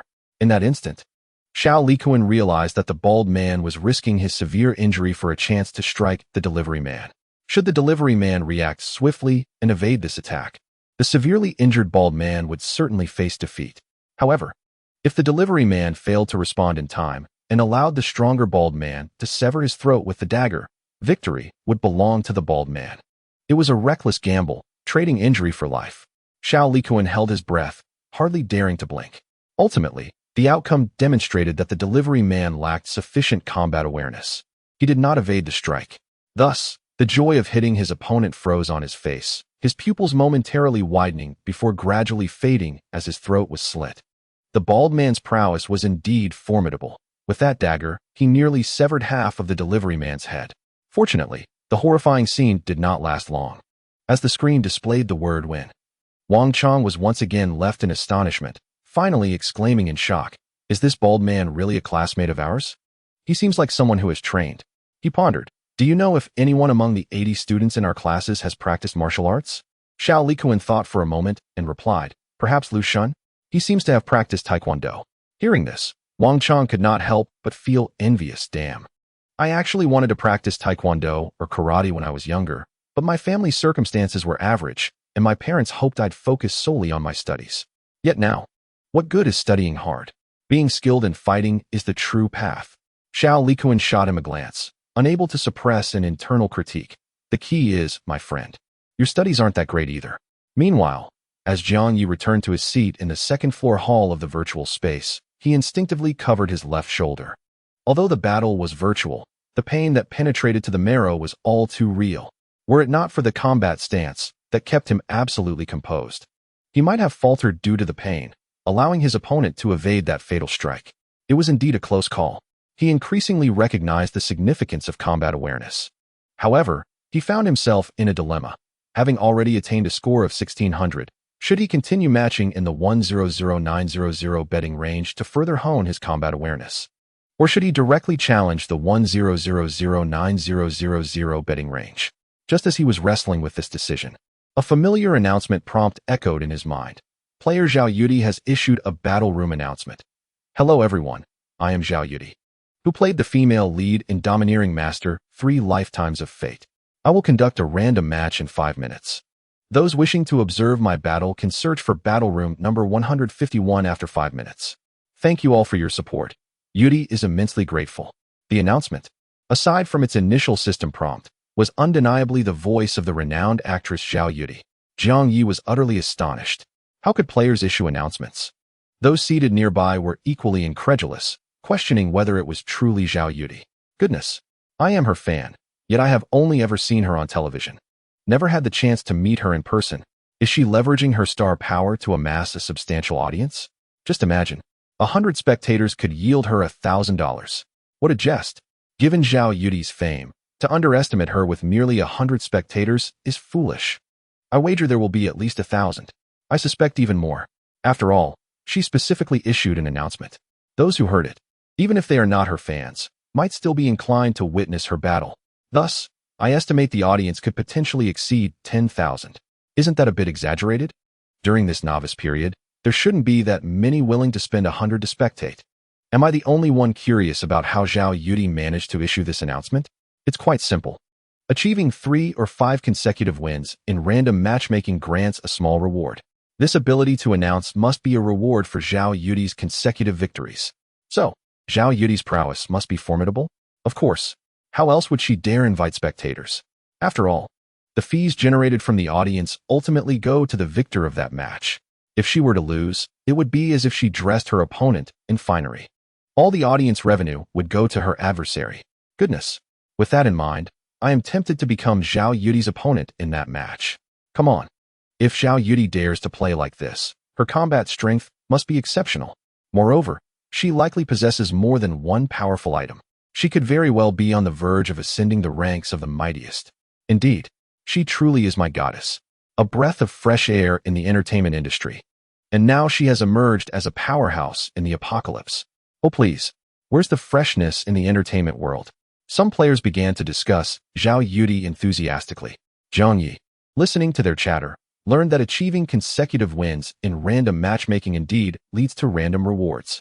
Thus, could Yang Wenchao's ascension to level 2 be due to the rewards from consecutive victories? He must have received a reward during his 3 consecutive wins, right? With this in mind, he leaned towards continuing to wager within the 100900 range for a couple more matches. This way, his chances of achieving consecutive wins should increase. Consequently, he placed a wager of 900 and embarked on a new random match. He was not particularly invested in Zhao Yudi's battle. However, the entire second-floor hall was abuzz with players keenly observing, including Li Ran, who had just concluded a random match and could not help but feel envious upon hearing the announcement. In these times, being a star is truly delightful. Even in the apocalypse, one can still profit handsomely from star power. Su Jingyao also thought it was exceedingly unfair.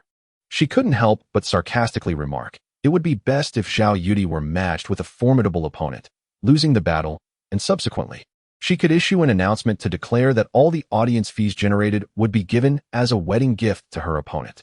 Li Ran glanced at the players seated around her and couldn't help but exclaim, I suspect many players share your sentiments. In fact, they might even aspire to defeat Zhao Yudi in 5 minutes and make a considerable profit. Su Jingyao's eyes lit up at this suggestion. If Sister Ran, you could be matched against Zhao Yudi and triumph over her, then we could indeed earn a significant fortune.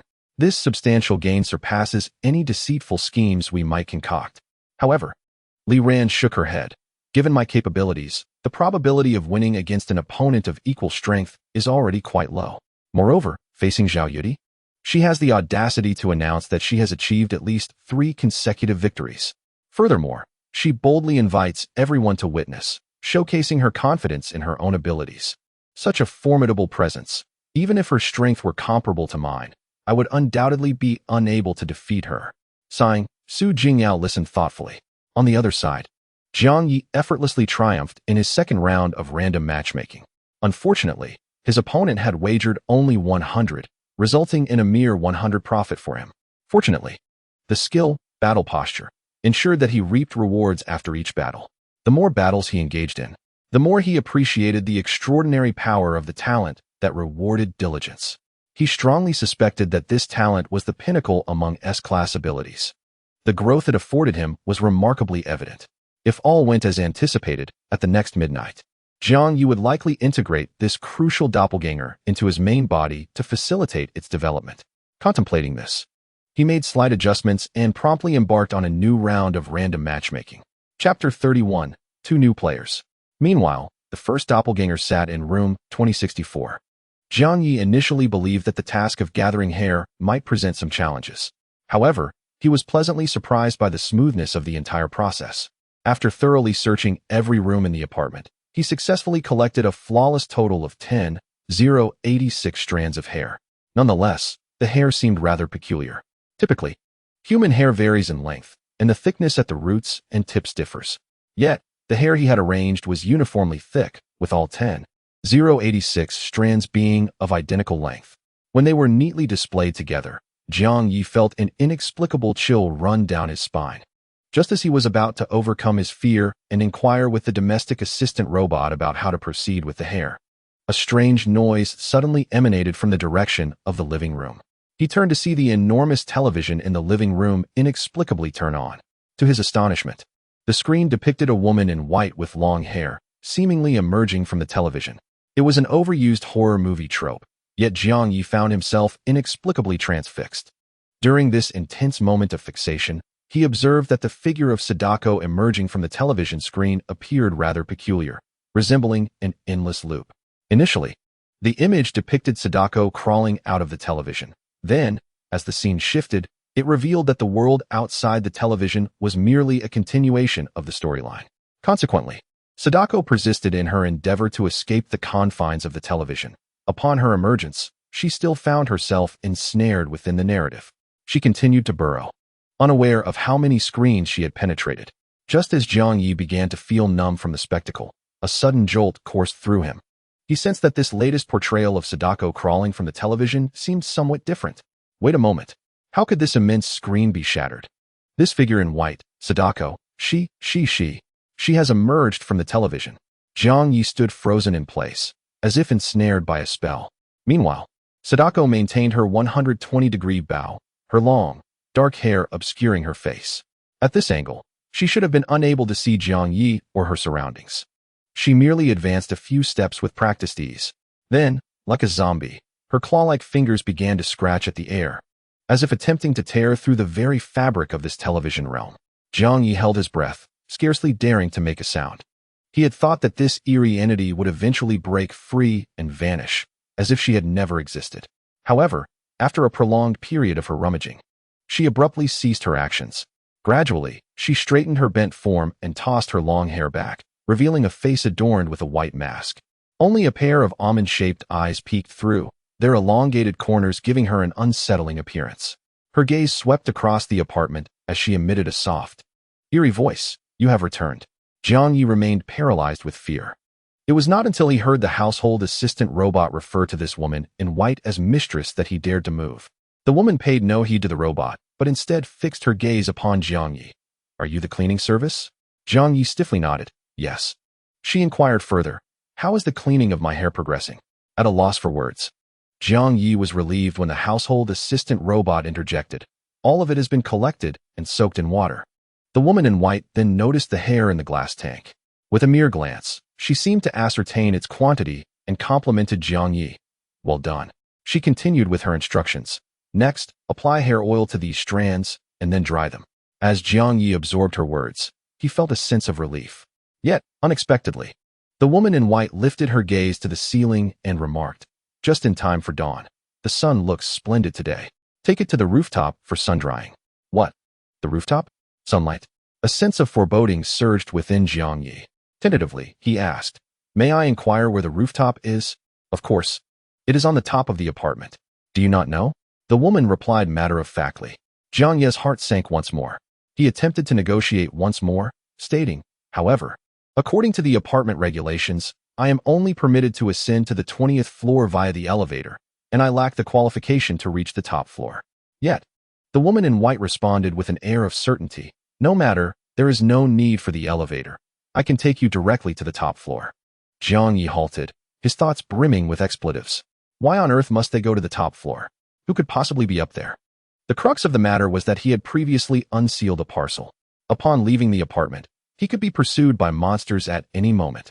However, upon further reflection, he realized that danger and opportunity often coexist.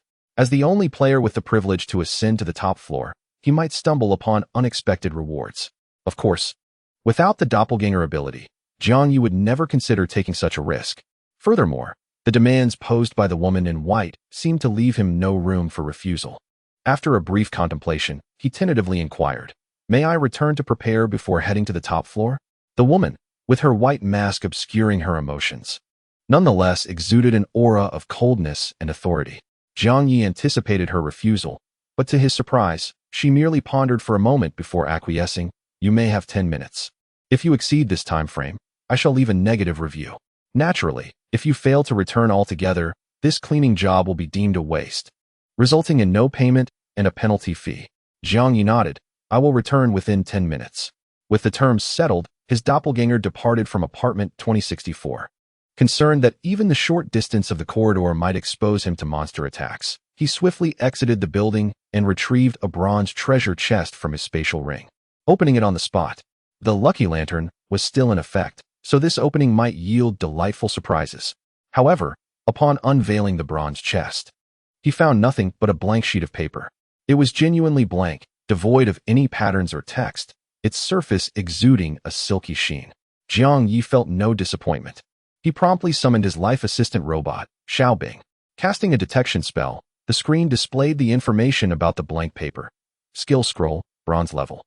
Upon tearing it open, there is a high probability of comprehending a skill not exceeding 1's talent level, and a small chance of gaining nothing at all. What a remarkable find. A scroll for skill comprehension. This was indeed a valuable item. After all, equipment and items are mere external possessions, whereas attributes, talents, and skills are inherently one's own. Although the data displayed on the panel may enhance combat power, it does not guarantee an advantage in randomly matched battles. Ultimately, the true enhancement of strength is the key to survival in the apocalyptic apartment game. Thus, Jiang Ye was thoroughly pleased with this skill scroll. He contemplated utilizing the effect of the lucky lantern to directly comprehend the skill. However, he quickly reconsidered, realizing that this skill scroll would yield better results for players with higher talent levels, as the skill acquired would not exceed their talent capacity. Thus, utilizing a clone endowed with C-level talents is far less advantageous than employing the original entity possessing X-level talents. Who knows, one might even comprehend an SSS-level skill. However, upon further contemplation, it seems highly improbable to attain an SSS-level skill. After all, although the skill description does not explicitly state it, the glaring indication of bronze level is impossible to overlook. If bronze level could indeed yield an SSS level skill, what would become of the subsequent silver level and gold level? Therefore, the skill level derived from this skill scroll is unlikely to be significantly elevated. As Jiang Ye continued his walk towards apartment 2025 while grasping it, he cast a glance at the chat group. It was at this moment that he discovered the chat had erupted once more. This time, it had nothing to do with the enigmatic bald man or with Yang Wenxiao and his team leveling up. The issue lay within the rankings. Wow, brothers, quickly check the leaderboard. Two individuals have suddenly surged to the first and second positions, pushing Yang Wenxiao down to third. Wow, I see it too. 2 level 3s. What is going on? How could someone quietly ascend to level 3? Exactly. Previously, players who leveled up to 1 and 2 triggered announcements.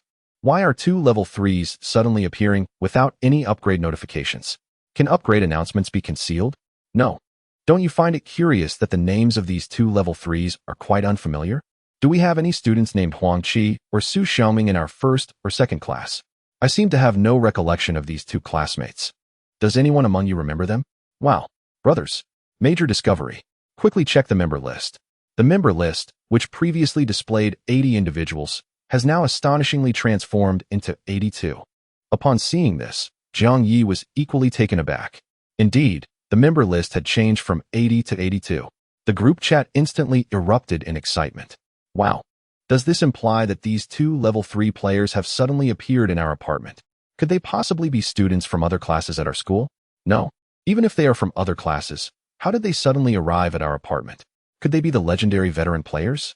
But the announcement stated that veteran players should enter on the 8th day. It's only the first day. How could they have violated the rules to allow veteran players in? Actually, I've been quite curious about why all players worldwide are not entering the apartment at the same time. Why is there a distinction between veteran and new players? Thus, veteran players must have been among the first to enter the apartment for survival, correct?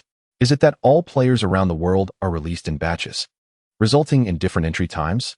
Or is it that there are distinctions between beta testers and regular players, with the so-called veteran players being beta testers? Or, to venture into the realm of science fiction, is it possible that outside our world, there exist other human realms? And that veteran players hail from these alternate worlds? They may have entered the apartment for survival ahead of us. Indeed, I perceive that Yang Wenshao resembles an experienced player. Might he possess some insights? However, that is not necessarily the case. Is it true that only those with formidable skills are seasoned players? Perhaps they are merely endowed with extraordinary talent, exhibiting exceptional adaptability to this environment. Given that Huang Qi and Yu Xiangming are included in the member list, it stands to reason that they should be able to contribute to our group discussion. Would either of you care to share your thoughts? Yet, regardless of how the classmates tagged them, these two newly arrived players remained silent in the group. This silence instilled a sense of trepidation among the students. After all, there is a saying, those not of our kind will surely harbor different intentions, although all are human and bear no grievances. The stark contrast between familiar classmates and these enigmatic newcomers naturally breeds fear and hostility, an almost instinctual reaction within Jiang Ye's heart. The emergence of these two new arrivals also stirred a modicum of unease. Fortunately, his journey back to his apartment, number 2025, unfolded without incident. On the other hand, an unexpected turn of events transpired during the battle of his second avatar. The opponent in the third randomly matched contest was a young man clad in a black robe and masked in darkness. His entire form was shrouded, rendering it impossible to discern his gender. Jiang Ye deduced his opponent's masculinity only because, at the onset of their duel, the black-robed youth casually engaged him in a tug-of-war, displaying no urgency to conclude the battle and even initiating conversation. This must be your third or fifth consecutive victory in a random match, right? The unexpected remark caught Jiang Ye off guard. However, he remained vigilant during the skirmish and refrained from responding. Naturally, he did not employ the skills, absolute focus, or combat stance. The black-robed adversary, not exerting his full strength, maintained an air of ease while battling. Explaining, in this combat chamber, there exists a hidden mechanism known as victory block. When a player is on the verge of achieving 3 or 5 consecutive victories, thereby qualifying for rewards, they encounter a formidable opponent like myself, specifically tasked with thwarting such streaks. You might consider me an experienced player. I can assure you, if you proceed as normal, you are destined for defeat in this match. Upon hearing these words, Jiang Ye's heart sank. Could it be? This victory block mechanism is akin to a casino's underhanded tactics, designed to prevent players from receiving their winning rewards? Why establish a reward for consecutive victories if it is merely for show? No. This mechanism merely escalates the difficulty of securing consecutive wins. Those who can achieve such victories under these challenging conditions are the true champions. Jiang Ye initially believed that, given his prowess, attaining 3 consecutive victories would be straightforward. Now, it appeared that such a speculative approach was utterly misguided. His psychological pressure surged instantaneously. Nonetheless, he maintained an outward calm, revealing no signs of trepidation. After a few rounds of cautious probing, he deliberately addressed the black-robed figure with a serious tone. Your intentions in sharing this with me cannot simply be boredom-seeking conversation, can they? The figure in the black robe seemed to chuckle softly and remarked, among the novice players I have encountered, your strength and mindset are quite commendable. Chapter 32. The Survival Jade Tablet Strength and Mindset, Commendable? Jiang Ye was uncertain about his strength, but he was indeed confident in his mindset. After all, he had his clones as a safeguard. Each clone served as a form of insurance. Furthermore, the battle room would not result in real fatalities. It was merely a series of victories, not worth his emotional turmoil. With such thoughts, he steadied his mindset further and calmly addressed the figure in black. You just mentioned that under normal circumstances, I would undoubtedly lose against you. Does that imply there are indeed abnormal circumstances? Precisely. The figure in black laughed again. In fact, I can assert that currently, over 80 of the consecutive winners in your battle room have likely achieved their victories through irregular means. This includes many whose combat power is inferior to yours, including those so-called champions on the War God leaderboard. Most have attained their consecutive wins through such irregular methods. Upon hearing this, Jiang Ye was taken aback. So, those who truly achieved consecutive victories through genuine strength were exceedingly rare? Even the champions on the War God leaderboard were not exempt? Hence, those who secured consecutive wins through legitimate means were the true paragons among novice players, were they not? As he pondered this, he suddenly heard the figure in black adopt a more serious tone. However, not everyone is qualified to enjoy these irregular means. Now, I must ask you, have you encountered a mysterious shadow on the 20th floor or above of an apartment building? At this, Jiang Ye's gaze flickered. It seemed that just by observing his expression, the figure in black had already discerned the answer. The seriousness in his voice softened slightly as he chuckled. It appears I was not mistaken. You are indeed fortunate. Fortunate? Jiang Ye mused. If encountering the shadow was considered good fortune, then it must be the effect of the lucky lantern, a realization he only just grasped. However, he was still contemplating the implications of the eerie shadow's gift. Before he could dwell further, the figure in black interjected. Since you have encountered the mysterious shadow, you must have received a survival jade tablet, correct? Jiang Ye nodded. Is it the tablet that automatically stores survival points after a kill? Indeed, that is the survival jade tablet. The figure in black affirmed with a smile. At this point, Jiang Ye felt increasingly convinced that the so-called irregular means referred to by the figure in black implied match-fixing. The figure had intentionally lost to him, enabling him to achieve this crucial 3 consecutive victories. However, to do so, he must offer something in compensation to the figure in black. This was essentially a transaction. The notion of consecutive victories had become a commodity with a clear price tag. Reflecting on this, Jiang Ye felt immensely relieved that when the mysterious shadow had presented him with the tablet, he had almost refused it, dismissing the survival points value of merely 100,000. It seemed fortunate he had not rejected it. Yet, as he considered this, Jiang Ye sensed that the matter was likely more intricate than he had initially perceived. Could the eerie shadow's gift truly allow him to exchange it for consecutive victories without incurring any further costs? Having gained experience from a previous encounter where he was pursued by a monster after stealthily unboxing a delivery, he now approached the figure in the black robe with a newfound astuteness. What exactly is that eerie shadow? If I relinquish the survival jade tablet to you, will I incur the wrath of the shadow? The black-robed figure chuckled lightly, responding, what I seek is not the survival jade tablet. Upon hearing this, Jiang Ye immediately recognized his misunderstanding. The black-robed figure was not after the tablet itself, but rather the survival points contained within, which were essential for trade. This clearly illustrated the true value of survival points. The initial game announcement had warned him of their scarcity. The eerie shadow's intention in providing him with the survival jade tablet was indeed to acquire survival points. Moreover, this seasoned player, willing to assist him in securing victories, also desired these invaluable points. Curiosity piqued, Jiang Ye inquired, just how precious are survival points? It is said they can be exchanged for anything one desires. However, as novice players, we can also enhance our strength through chests and deliveries in the newbie apartment. I can scarcely imagine the power one could attain by exchanging survival points for items. The black-robed figure, sensing Jiang Ye's potential, patiently elucidated. You have misconstrued the true utility of survival points. Their significance lies not in acquiring formidable items, but in survival itself. Indeed, survival points embodies the essence of existence. Without them, survival becomes impossible, truly impossible. The reason your newbie apartment is termed as such is due to its exceedingly simplistic survival mode, which even provides a protective grace period.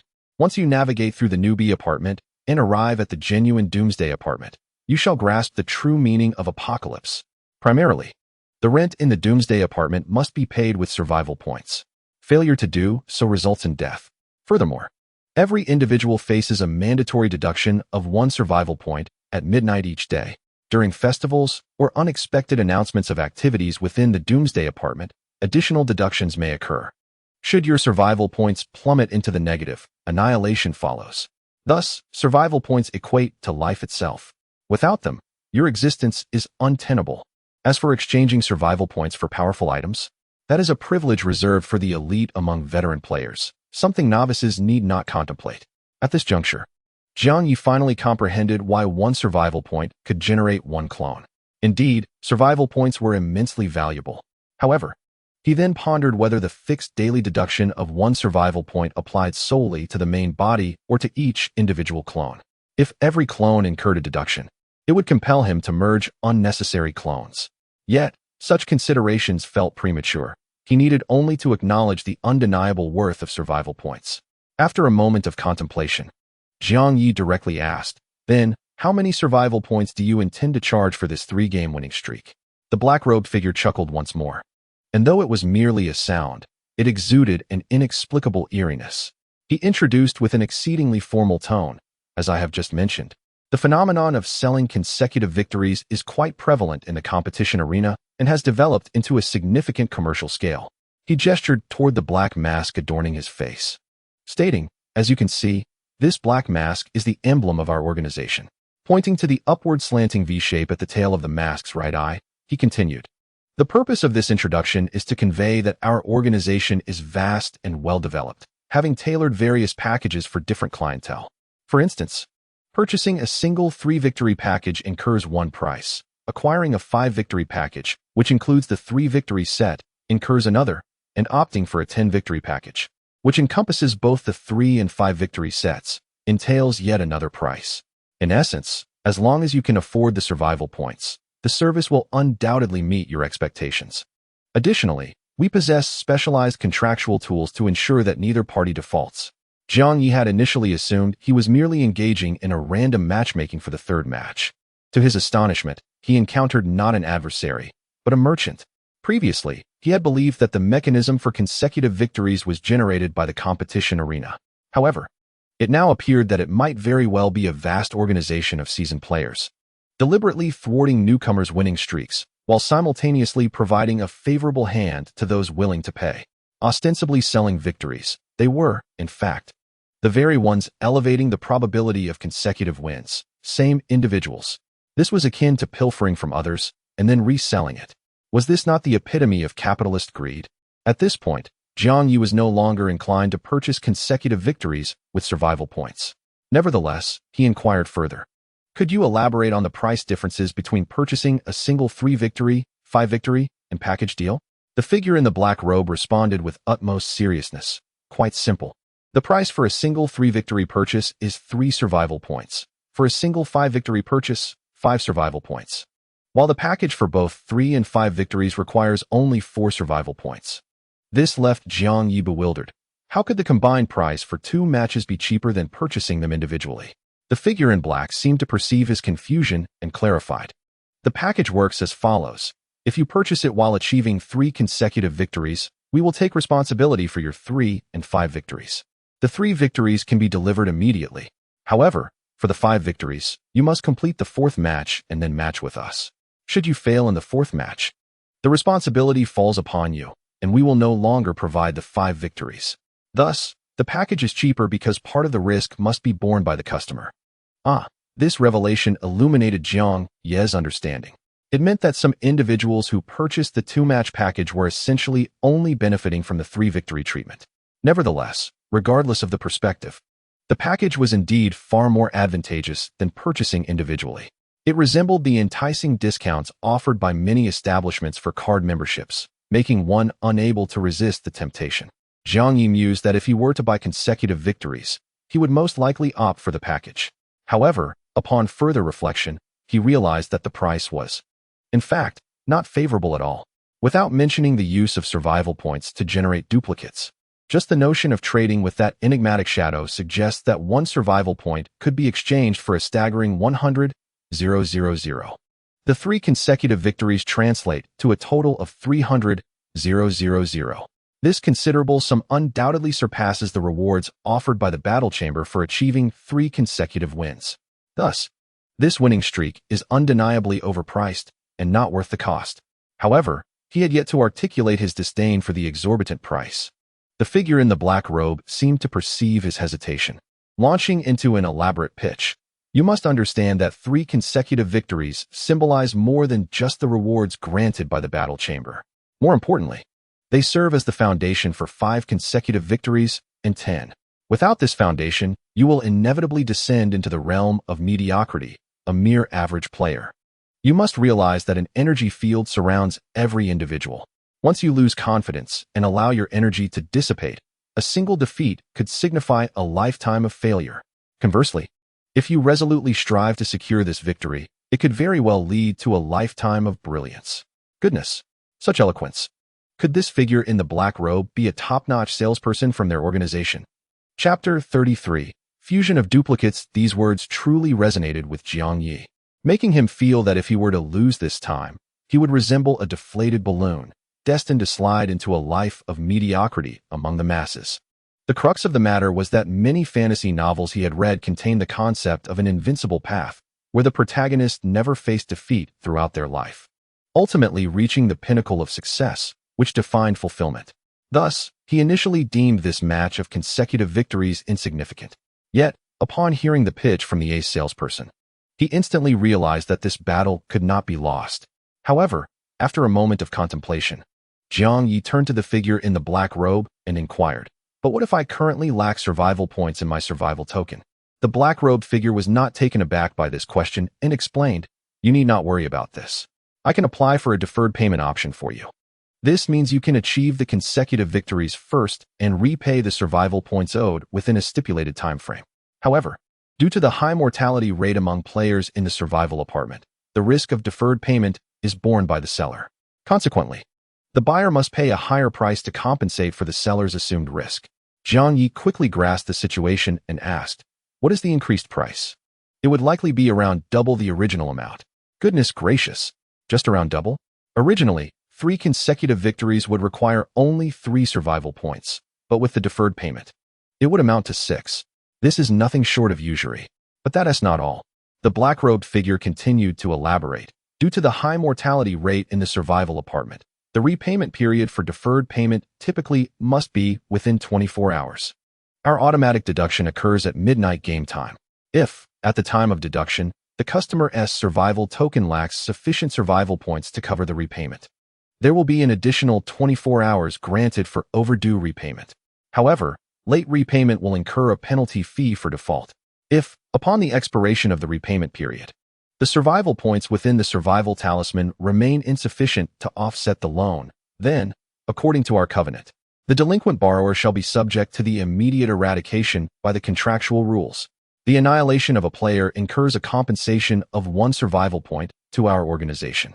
Furthermore, even when you eliminate a player under normal circumstances, you are entitled to 1 survival point. This is something you ought to be aware of, correct?" The figure cloaked in black spoke with a nonchalant demeanor. At that moment, Jiang Ye began to grasp the true horror of this apartment survival game.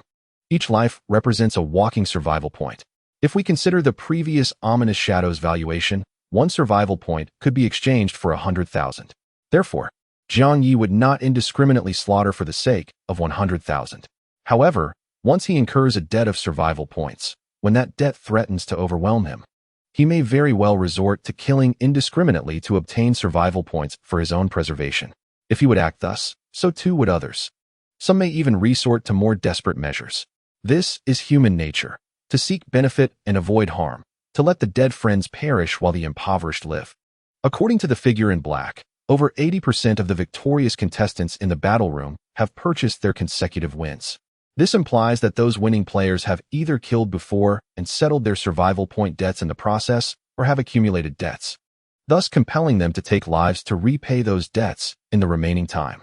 The true peril within this apocalyptic apartment survival lies not in the unknown monsters or the unpayable rent, but in the hearts of men, in the willingness of humans to kill. Jiang Ye's expression revealed that the figure in black had discerned something within him.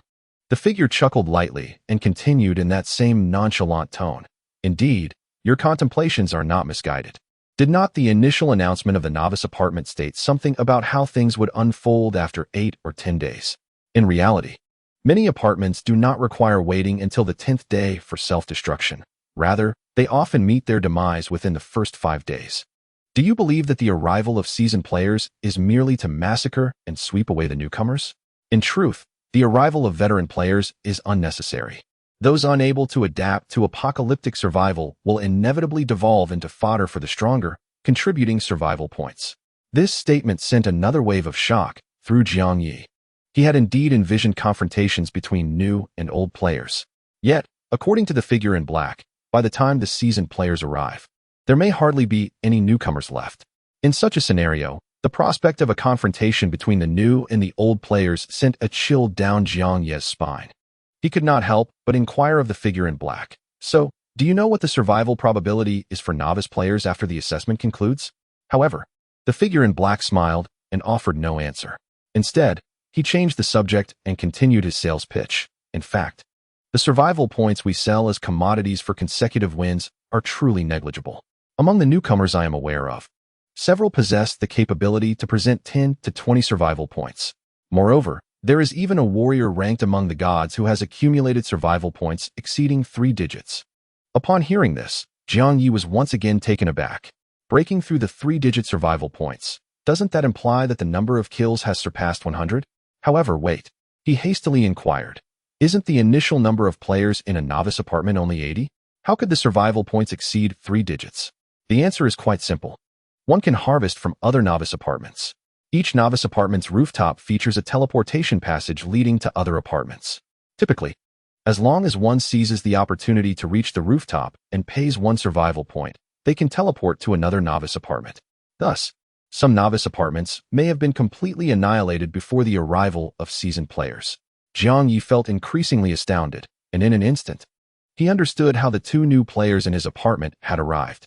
Moreover, it seemed that those 2 new players might not have benevolent intentions. Jiang Ye's heart raced with anticipation. Meanwhile, the figure in the black robe maintained a casual tone. I've shared enough free information. Would you care to purchase a 10-win package? To be candid, players of average skill would not qualify for the pay later 10-win package. However, I have great faith in you, which is why I am willing to consider you a valuable candidate for my gold tier sales opportunity. Therefore, you wouldn't let me down with 10 consecutive victories, would you? The way he spoke seemed to suggest that he truly believed Jiang Ye was destined for greatness, certain to secure 10 consecutive wins. Yet, Jiang Ye recognized this as merely a sales tactic. It was likely he employed the same rhetoric with other customers. Even at the start, when he praised Jiang Ye's mentality and strength, it could have been yet another sales strategy. At that moment, Jiang Ye refrained from responding immediately, instead feigning deep contemplation. Meanwhile, as the second clone and the gold-tier salesman engaged in their exchange, the first clone returned to apartment 2025, clutching the skill scroll acquired from the bronze treasure chest.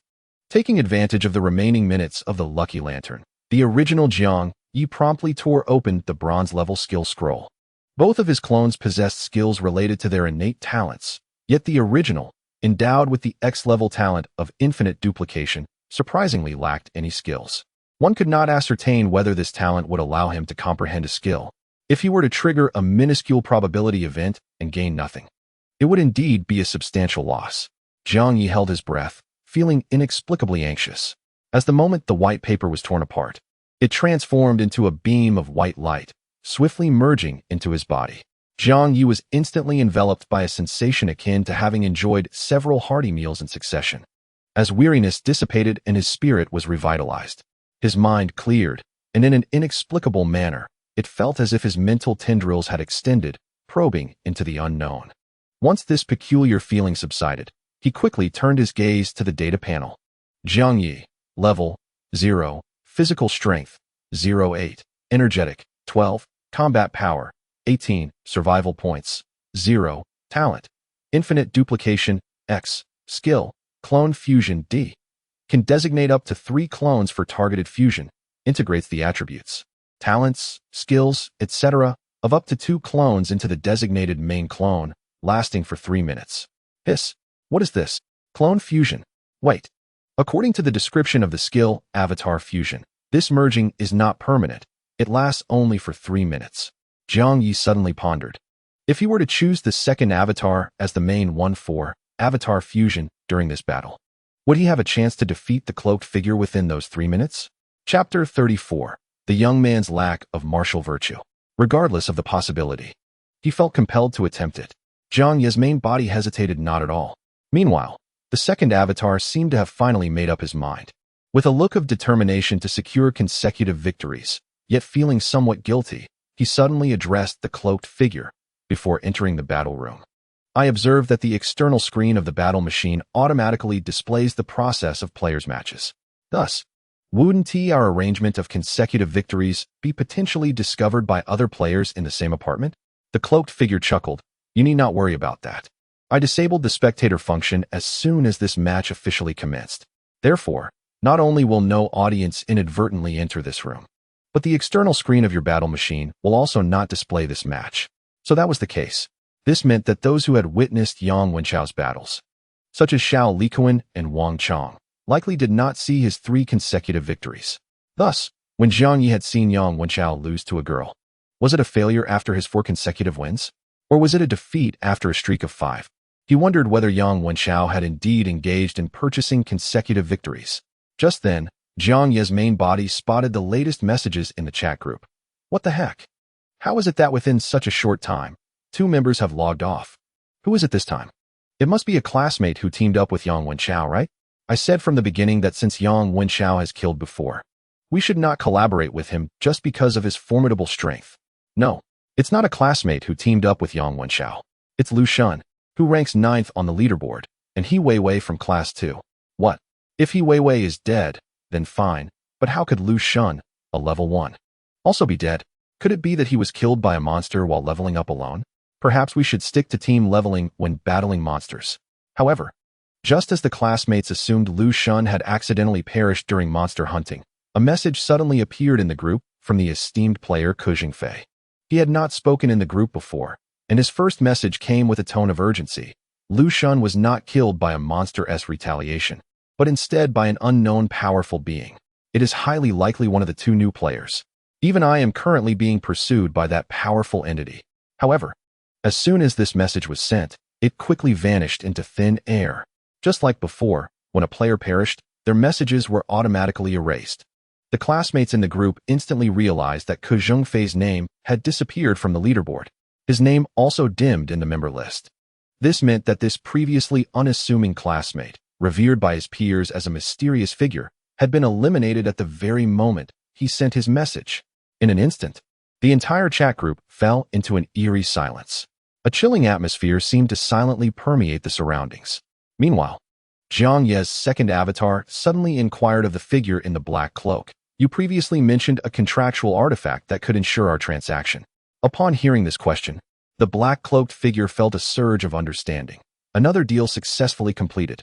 He was indeed a premier salesperson within the organization. Simultaneously, he scoffed inwardly, looking down upon Jiang Ye. As a top salesperson, his usual tactic was to feign an air of superiority while showering the target client with commendations for their commendable mindset and capabilities. Novice players, particularly those managing a 3-win streak, often resembled self-important frogs at the bottom of a well, blissfully ignorant of the vastness of the world beyond, yet believing themselves to be exceptionally impressive. Under the influence of such vanity, the desire to achieve 3 consecutive victories would only intensify. Thus, it was highly probable that they would resort to loans to secure their triumphs. At that moment, in the black-cloaked figure's mind, Jiang Ye epitomized that self-important frog. As the black cloak silently derided Jiang Ye while preparing to elucidate the contract process, Jiang Ye was internally reviewing the data panel following the avatar fusion. Upon inspection, his confidence surged immensely. Jiang Ye, level 1, physical strength, 74, energetic capacity, 86, combat power, 72, survival points, 0, talent, diligence is rewarded, S. Gold element affinity, C, skills, absolute focus, A, combat stance, A, golden light technique, D. Indeed, although there existed 3 versions of Jiang Ye, the main body did not belong to the avatars, thus precluding avatar fusion. Consequently, only Avatar 1 and Avatar 2 could merge. The attributes of the 2 avatars were indeed directly summed. Talents and skills also accumulated. However, the combat power was not a straightforward addition. Avatar 1 possessed a combat power of 55, while Avatar 2 had 54. Directly summed, it should have been less than 60. Yet the fused avatar's combat power soared to an impressive 72. It perfectly illustrated that 11 surpasses 2. Jiang Ye acknowledged the formidable strength of the Black Cloak. However, based on the matching mechanism, his combat power should be roughly equivalent to that of Jiang Ye's Avatar 2, around 54 points. Even accounting for fluctuations, it would not diverge significantly. Yet, Jiang Ye's combat power post-Avatar fusion was almost 20 points higher than that of the Black Cloak. Certainly, the combat experience and formidable artifacts of veteran players might compensate for that 20-point disparity. Nevertheless, Jiang Ye was prepared to disregard the principles of fair combat. Just as the Black Cloak was explaining the contract process, Jiang Ye appeared to listen intently, feigning a resolute determination to invest in consecutive victories. However, at that very moment, As the black cloak remained absorbed in his explanation, a flash of golden light suddenly streaked before Jiang Ye's eyes.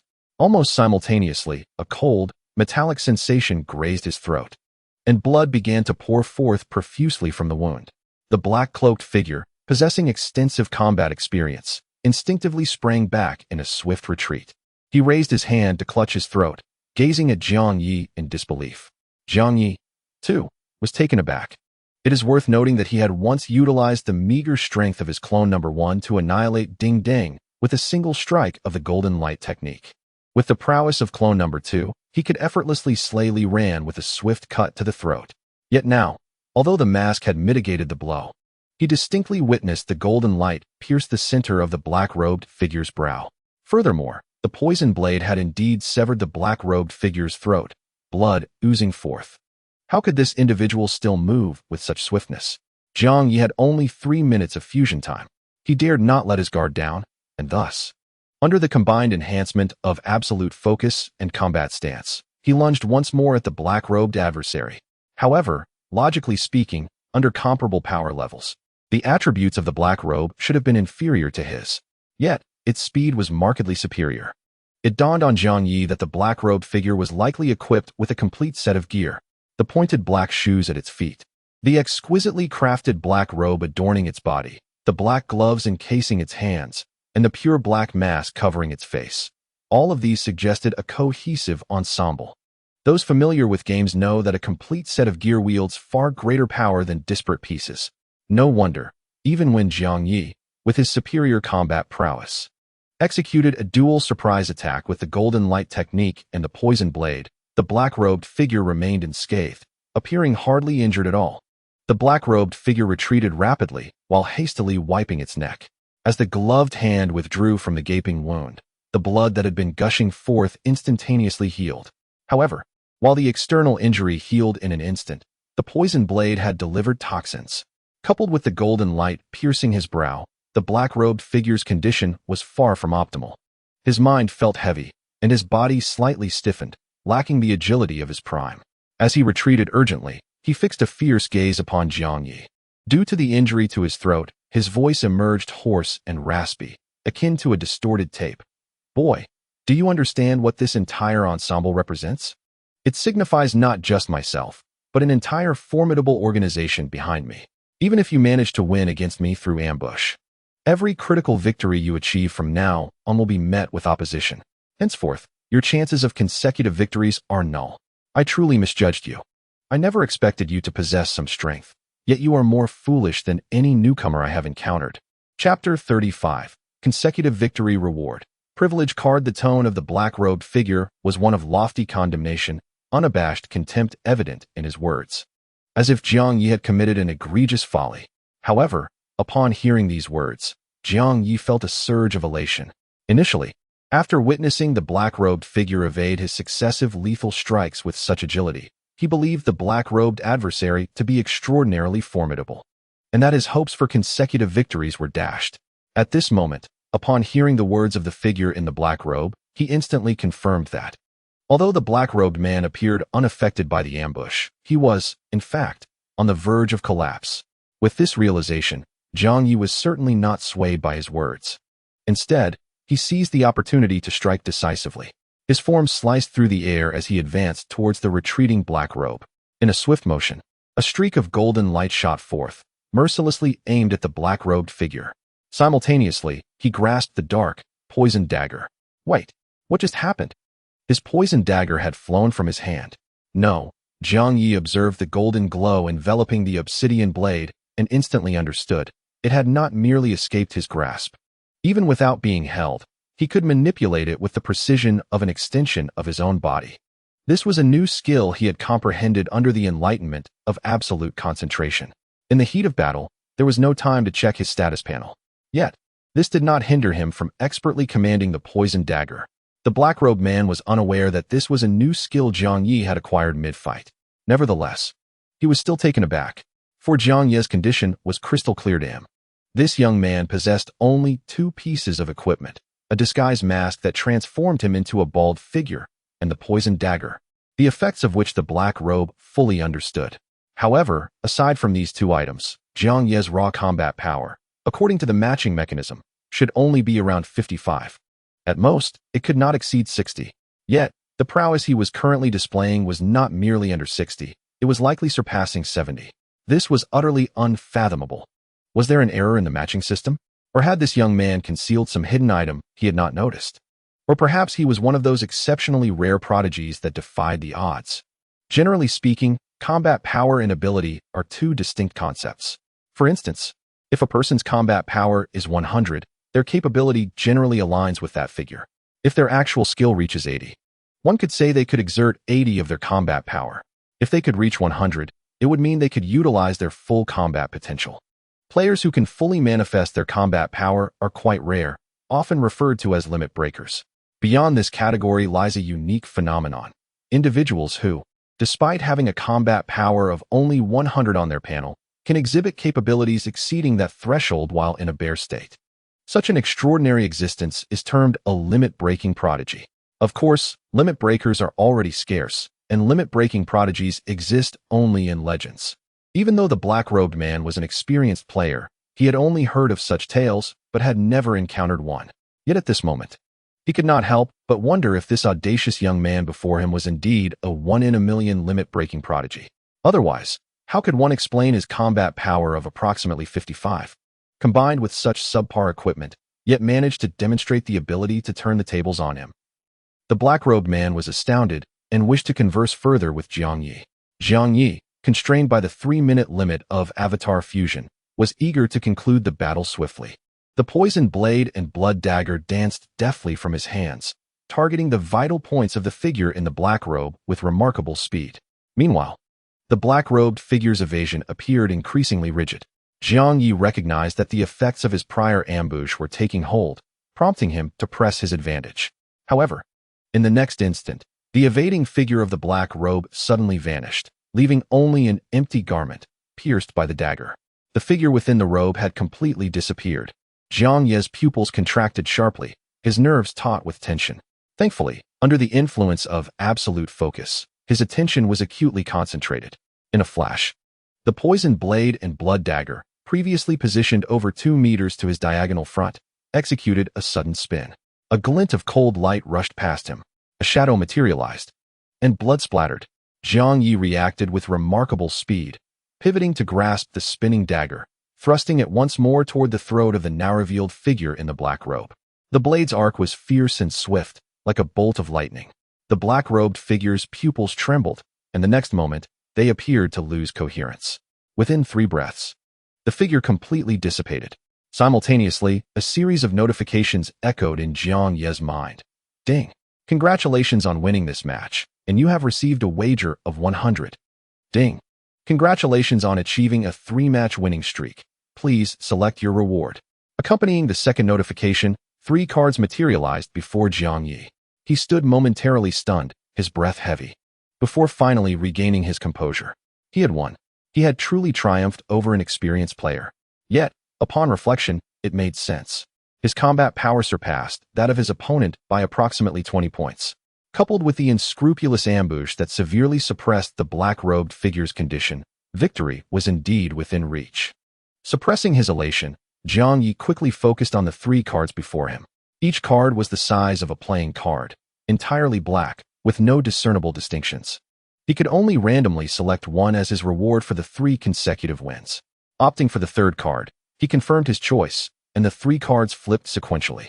The first card revealed itself as Announcement Card. You may post 1 announcement in your current battle area. The announcement made earlier by Zhao Yudi must have utilized this announcement card. The second card flipped to show Level Up Card. If your level is below 10, you automatically advance by 1 level. If your level exceeds 10, this card is void. Remarkable. An automatic level increase. It seemed that Yang Wenxiao had likely reached level 2 first by drawing the Level Up card as his reward. Following this, the 3rd card Jiang Ye had selected also turned over, displaying Privilege Card. Privilege 1. During random matchmaking, you may designate an opponent from those with equivalent combat power for your match. Privilege 2. In this designated match, the stakes for both parties will not be mutually compatible. Initially, Jiang Ye did not fully grasp the utility of this privilege and thought the card might be of little value. However, After a brief contemplation, he realized that if leveraged wisely, it could yield substantial financial gains. Privilege 1 was quite straightforward. Normal random matching is entirely arbitrary. However, upon utilizing a privilege card, one is afforded the ability to actively select an opponent from those who meet the requisite conditions. If this were the sole privilege, the card would hold little value. For the matching mechanism still necessitates that both parties possess comparable strength. Even within this matching framework, one would merely be selecting an opponent.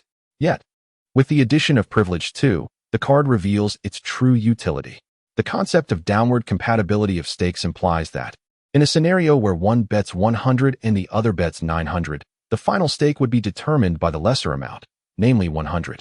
Conversely, when the stakes cease to be downward compatible, a player like Jiang Ye could wager 100 while selecting an opponent who bets 10, 000. If victorious, he would gain 10, 000. If defeated, he would lose merely 100. This encapsulates the genuine utility of the privilege card. Typically, when wagering 100, a player could only win an equivalent amount. However, with the privilege card, one can leverage a modest stake to reap substantial rewards, turning 100 into 10, 000, or even 100, 000. Of course, this is contingent upon the ability to select an appropriate opponent and to secure a tangible victory. As Jiang Ye contemplated this, the chosen privilege card seamlessly fell into his possession. He then returned from the arena space to his original seat. At this juncture, the effect of clone fusion was drawing to a close. Jiang Ye could not help but reflect on the formidable nature of skills corresponding to X-level talents. The clone fusion skill, despite being merely D-grade, yielded results far superior to those of other D-grade abilities, such as the Golden Light technique. The power augmentation provided by clone fusion was already immensely formidable. More critically, employing this skill within the combat arena felt akin to cheating. According to the random matching mechanism, the combatant's strengths were roughly equal, relying on equipment, items, and combat awareness.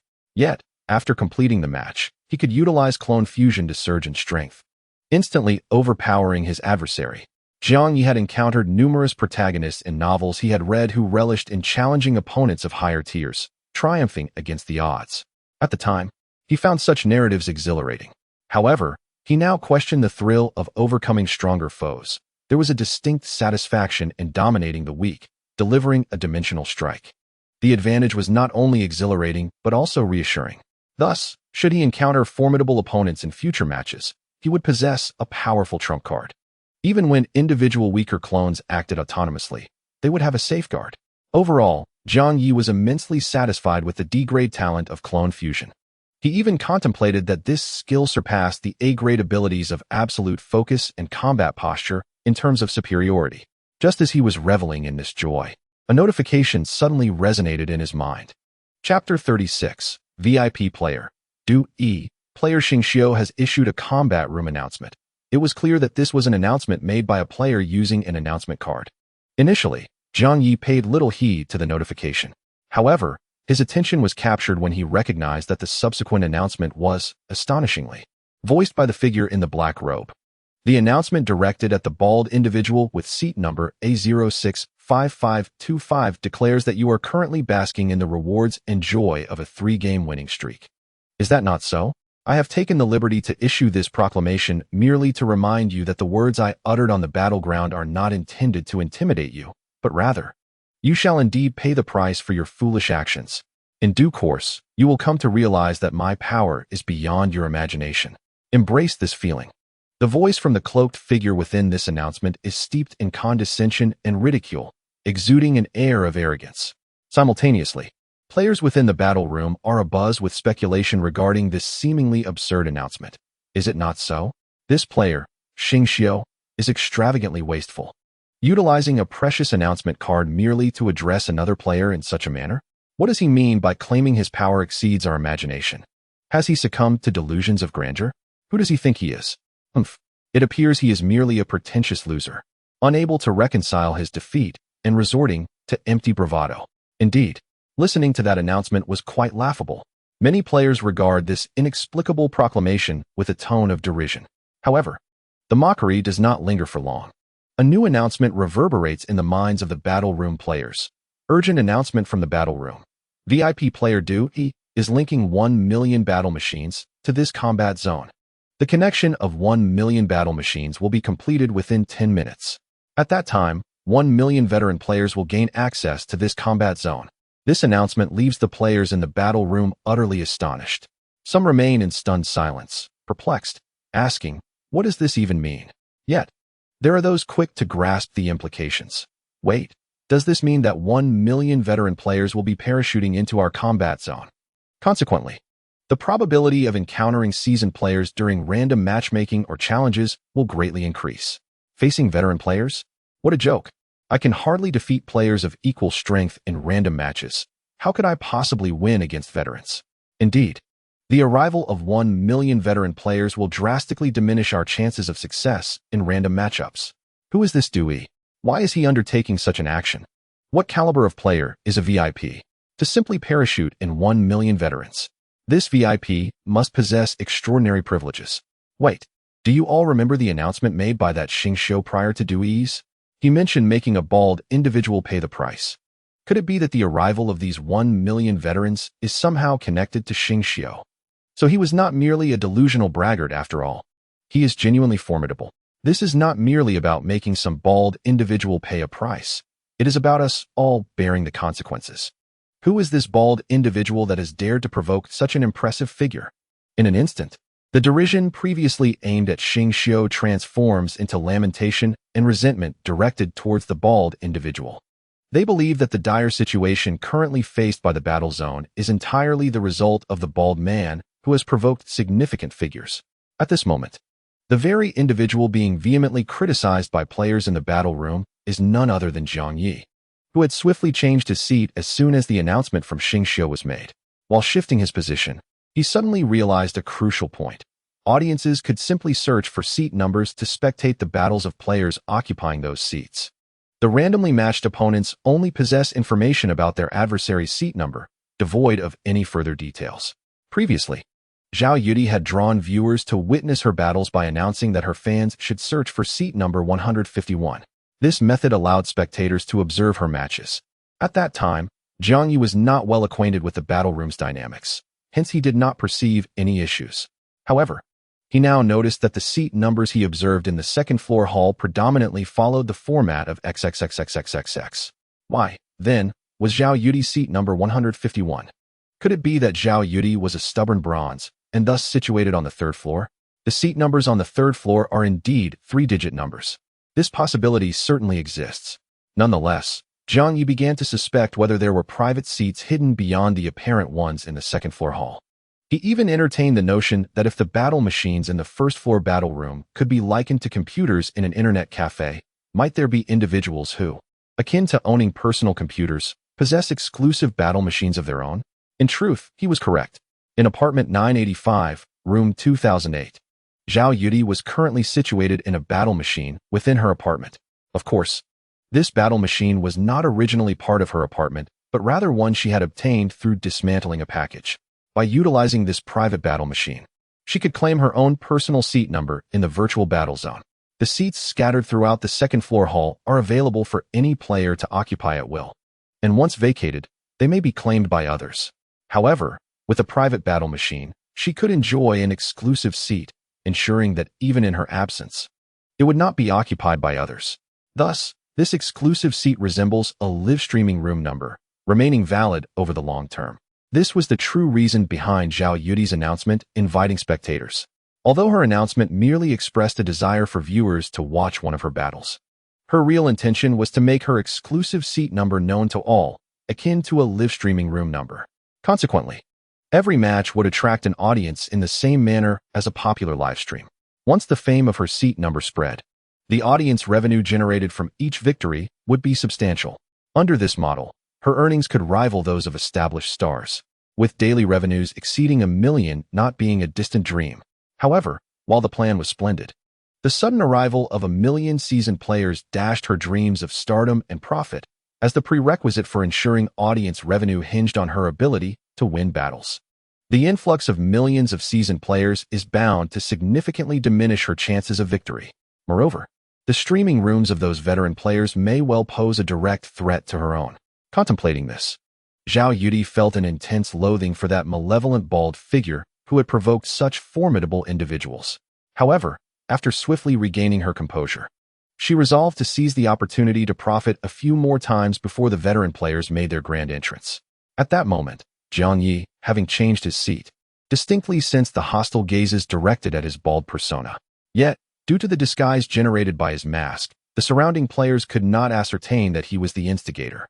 Jiang Ye remained unperturbed, albeit with a tinge of confusion.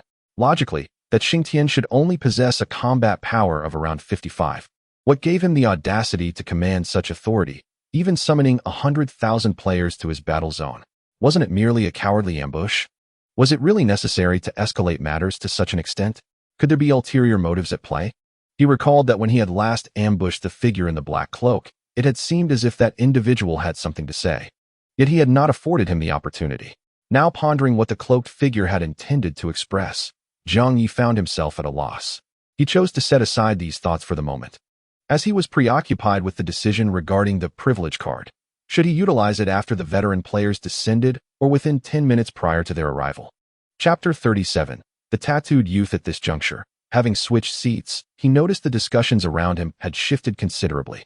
In my opinion, there is no need for such panic. The integration of 100,000 battle machines merely signifies that 100,000 veteran players can log into our battle zone, but it does not imply that they will all log in at once. For instance, in my apartment, there are 20 battle machines in the arena, yet only I am currently utilizing one. Thus, it is unlikely that this event will significantly impact our battle zone. The VIP player, Du Yi, and the one who made the initial announcement, Xingtian, are clearly in cahoots. Their focus appears to be primarily on that bald individual who has provoked them. Clearly, these remarks were largely self-soothing. Nonetheless, Jiang Ye absorbed their sentiment. Indeed, in the battle zone, achieving consecutive victories grants one random rewards. The rewards he was aware of include the announcement card, upgrade card, and privilege card. There might be other cards with undiscovered functions. The organization selling consecutive victories must be immensely wealthy, akin to a colossal conglomerate in the real world. Such an entity, seeking to contend with an ordinary person devoid of connections, surely possesses myriad means at their disposal.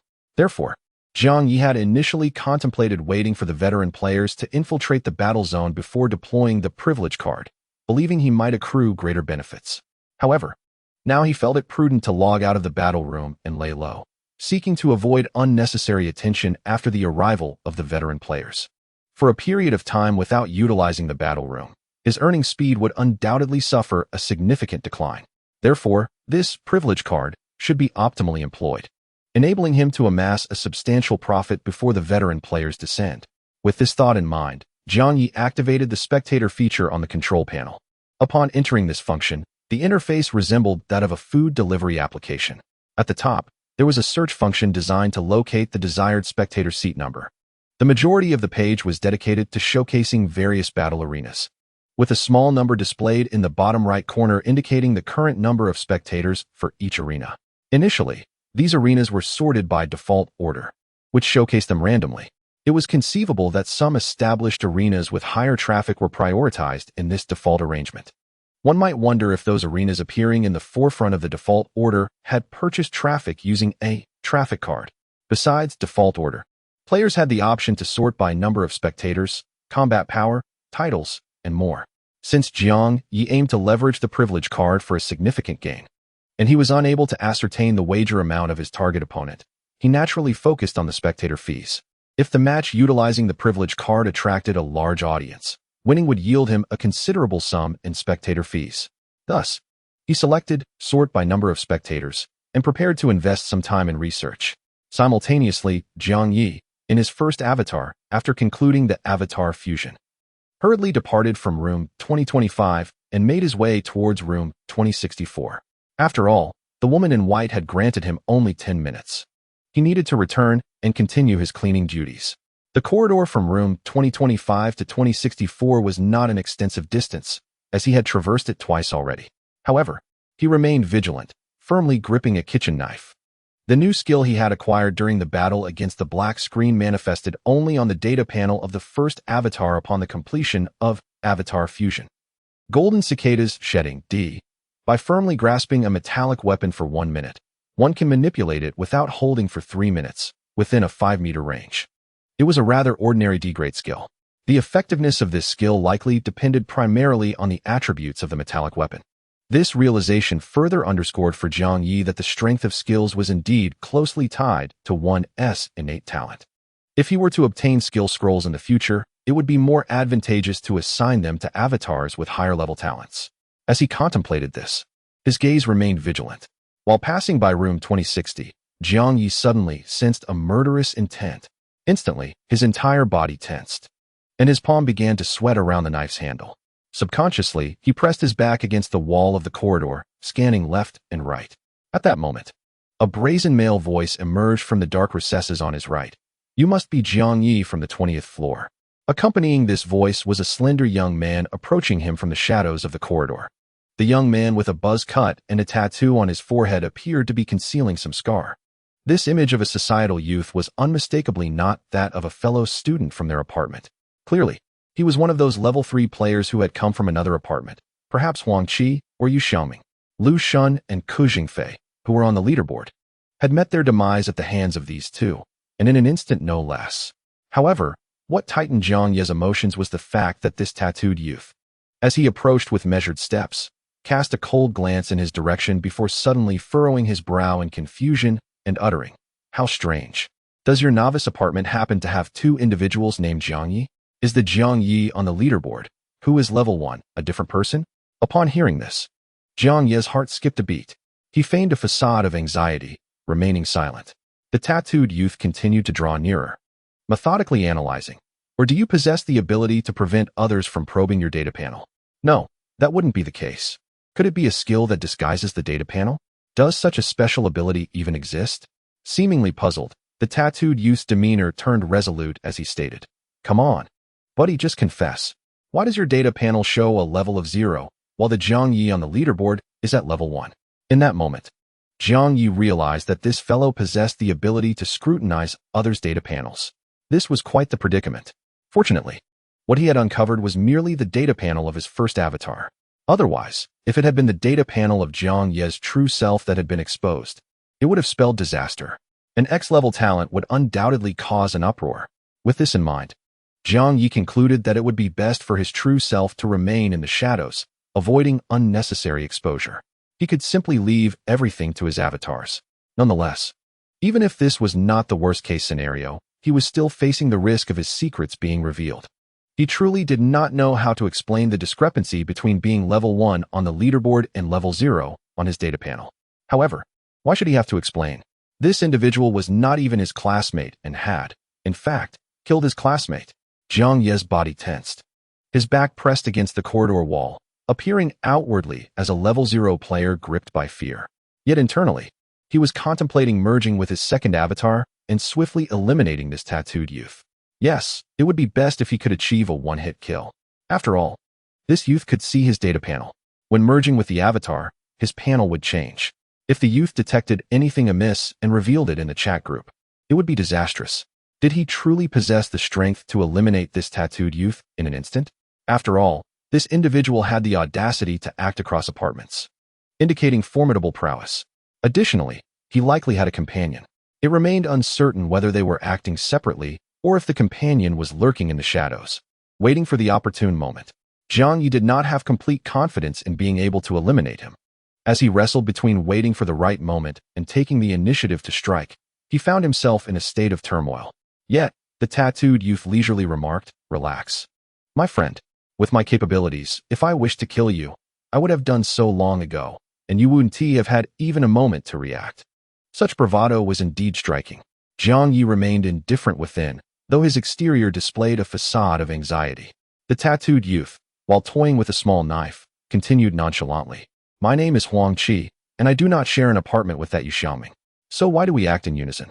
Quite simply, we share a common objective, to grow stronger, to achieve unimaginable power with utmost swiftness.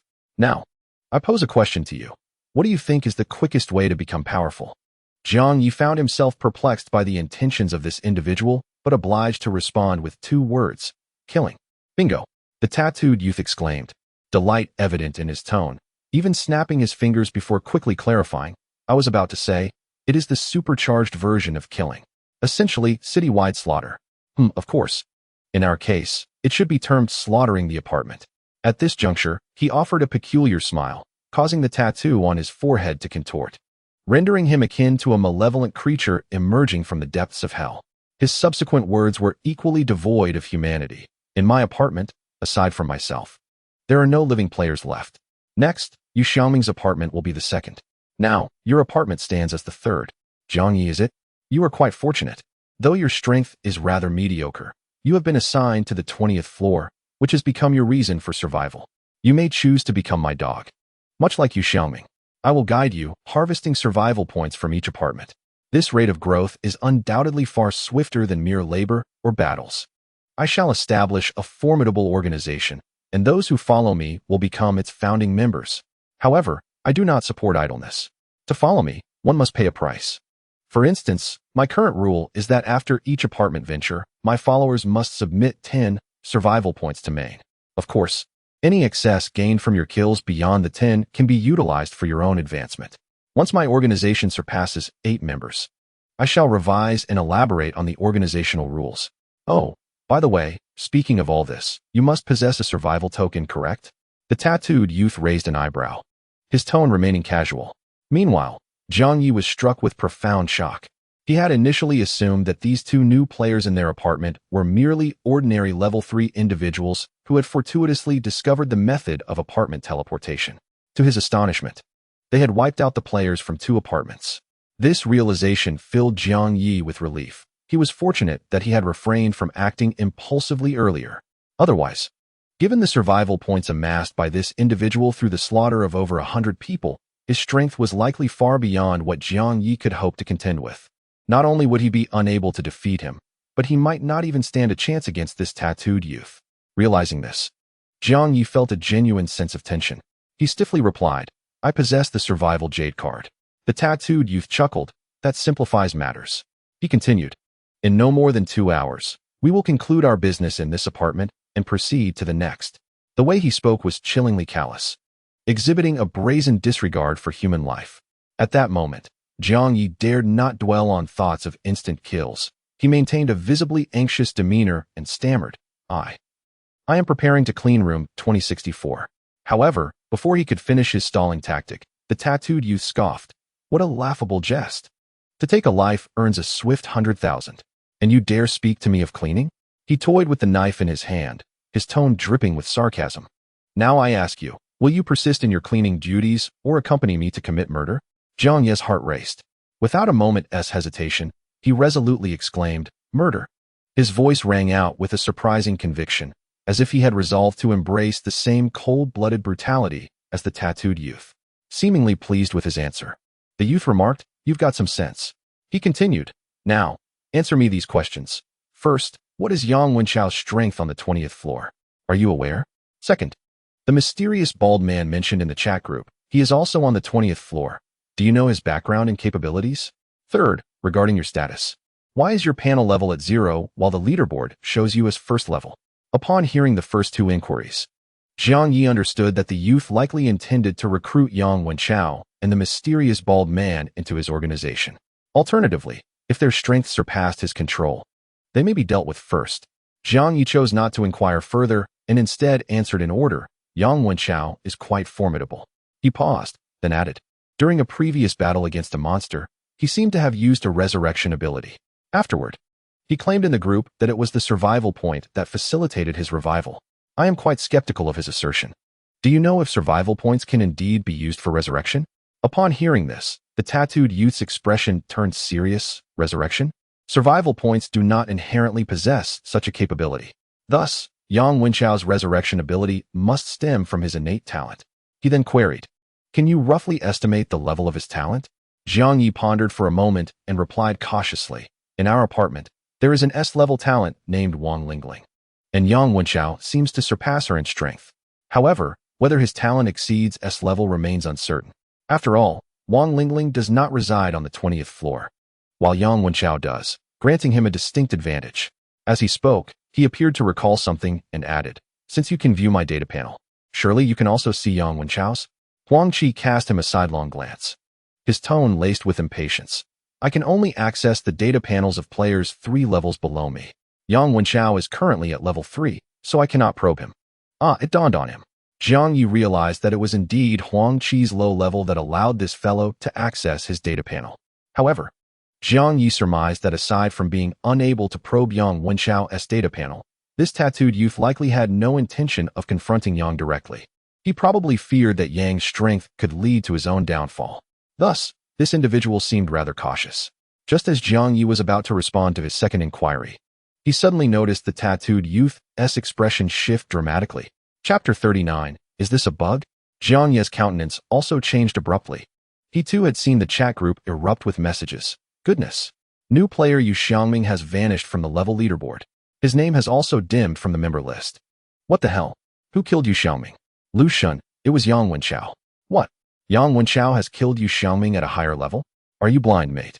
Your bro has already leveled up to 3. What? He.s. just at level 3? But even so, for him to slay a notable player from another apartment is truly remarkable. Moreover, these two players from different apartments clearly harbor ill intentions. Yang Wenchao's actions are a boon for the community. I wholeheartedly support him. Agreed. Those two players from other apartments are utterly despicable. If it weren't for Yang Wenchao, we wouldn't know how many more classmates would have perished. Wang Chang, I've long said that our apartment desperately needs someone like Yang Wenchao, a true powerhouse. I can't believe some people actually wanted him dead. Xiao Likuan, when will Bro Chao take care of that Huang Qi too? I feel these two players from other apartments are specifically here to wreak havoc in our community. Agreed. Bro Chao, hurry and take down Huang Qi. Otherwise, I won't dare to continue delivering packages. Bro Chao is magnificent. Bro Chao is incredible. You are my hero. The chat group was filled with praises for Yang Wenchao. It seemed that by eliminating Yu Xiangming, he had instantly become a hero of the apartment. Meanwhile, those who had previously condemned Yang for his lethal actions were now silent. Whether it was due to a change of heart or fear of his power, they no longer dared to voice their opinions. At the same time, those who fervently lauded Yang Wenchao naturally hoped he would also eliminate Huang Qi. Huang Qi, observing the chat group, wore a grim expression. He squinted slightly, a fierce murderous intent flashing in his eyes. This group of cheering insects was truly detestable. He preferred to watch these worthless beings cry for mercy in their final moments. With that thought, he coldly turned his gaze to Jiang Ye. And you? What do you desire? Jiang Ye pressed his lips together, his eyes resolute. I too wish to become strong. To grow stronger, one must be ruthless. Huang Qi remarked, his words laden with meaning. What is your relationship with that Yang Wenchao? Jiang Ye pondered for a moment, revealing almost everything without reservation. Prior to arriving at this apocalyptic apartment, my relationship with my classmates was rather ordinary. However, there was an occasion when I spoke up for Yang Wenchao, and after he came to this apartment, he had an opportunity to eliminate me but chose to spare my life, claiming that we were even. Surprisingly, Huang Qi seemed taken aback, his eyes darting as he inquired. So, strictly speaking, you are not familiar with Yang Wenchao? And not well acquainted with other classmates either? Jiang Ye nodded, sensing that Huang Qi's question was leading somewhere. Indeed. Upon receiving his affirmation, Huang Qi narrowed his eyes, a flicker of intrigue passing through them. Then, he returned to a relaxed demeanor and continued. All right then. Let us resume answering the 3 questions I posed earlier. Jiang Ye nodded and replied in one breath. As for the mysterious bald man, I am unclear about his situation. However, since he can utilize the battle room, it stands to reason that the initial apartment must also be on the 20th floor. Furthermore, everyone believes he is the Zhang Jintian from the leaderboard. Regarding why my panel level differs from that on the leaderboard, Jiang Ye paused, daring to meet Huang Qi's gaze. At that moment, his expression no longer conveyed the anxiety of before. Instead, he appeared remarkably composed. It's quite simple. I have merely concealed a portion of my strength. His tone was candid yet laden with significance. Huang Qi squinted, a chuckle escaping him. Concealing strength? Interesting. Now, let me witness your true power. After a brief silence, Jiang Ye voluntarily showcased his data panel. Jiang Ye, level 1, physical 74, energy 86, combat power 75, survival points 0, talent, diligence rewarded S, gold element affinity C, skills, absolute focus A, combat posture A, golden light technique D, cicada shedding D. Indeed, at this moment, Jiang Ye once again employed his clone fusion. Yet he had no intention of attacking Huang Qi. Upon seeing his panel, Huang Qi was evidently taken aback. His gaze shifted, now tinged with a peculiar intrigue. Dual talents. No wonder you chose to conceal. You're quite the clever one, playing the fool to deceive the wise, aren't you? Jiang Ye refrained from responding. Adopting a posture of taking the initiative, I wholeheartedly agree with your earlier proposal of eliminating one apartment after another. However, if you expect me to contribute 10 survival points for each apartment, you might need to demonstrate something in return. At this juncture, he had completely shed his earlier nervous demeanor, exuding the aura of a formidable individual. This transformation prompted Huang Qi to chuckle again. Now that your strength is revealed, your words carry more weight. Nevertheless, your true power is still insufficient in my eyes. As he spoke, Huang Qi willingly revealed his data panel. However, it was unclear how he operated it, for only 3 items were displayed. Huang Qi. Level 3.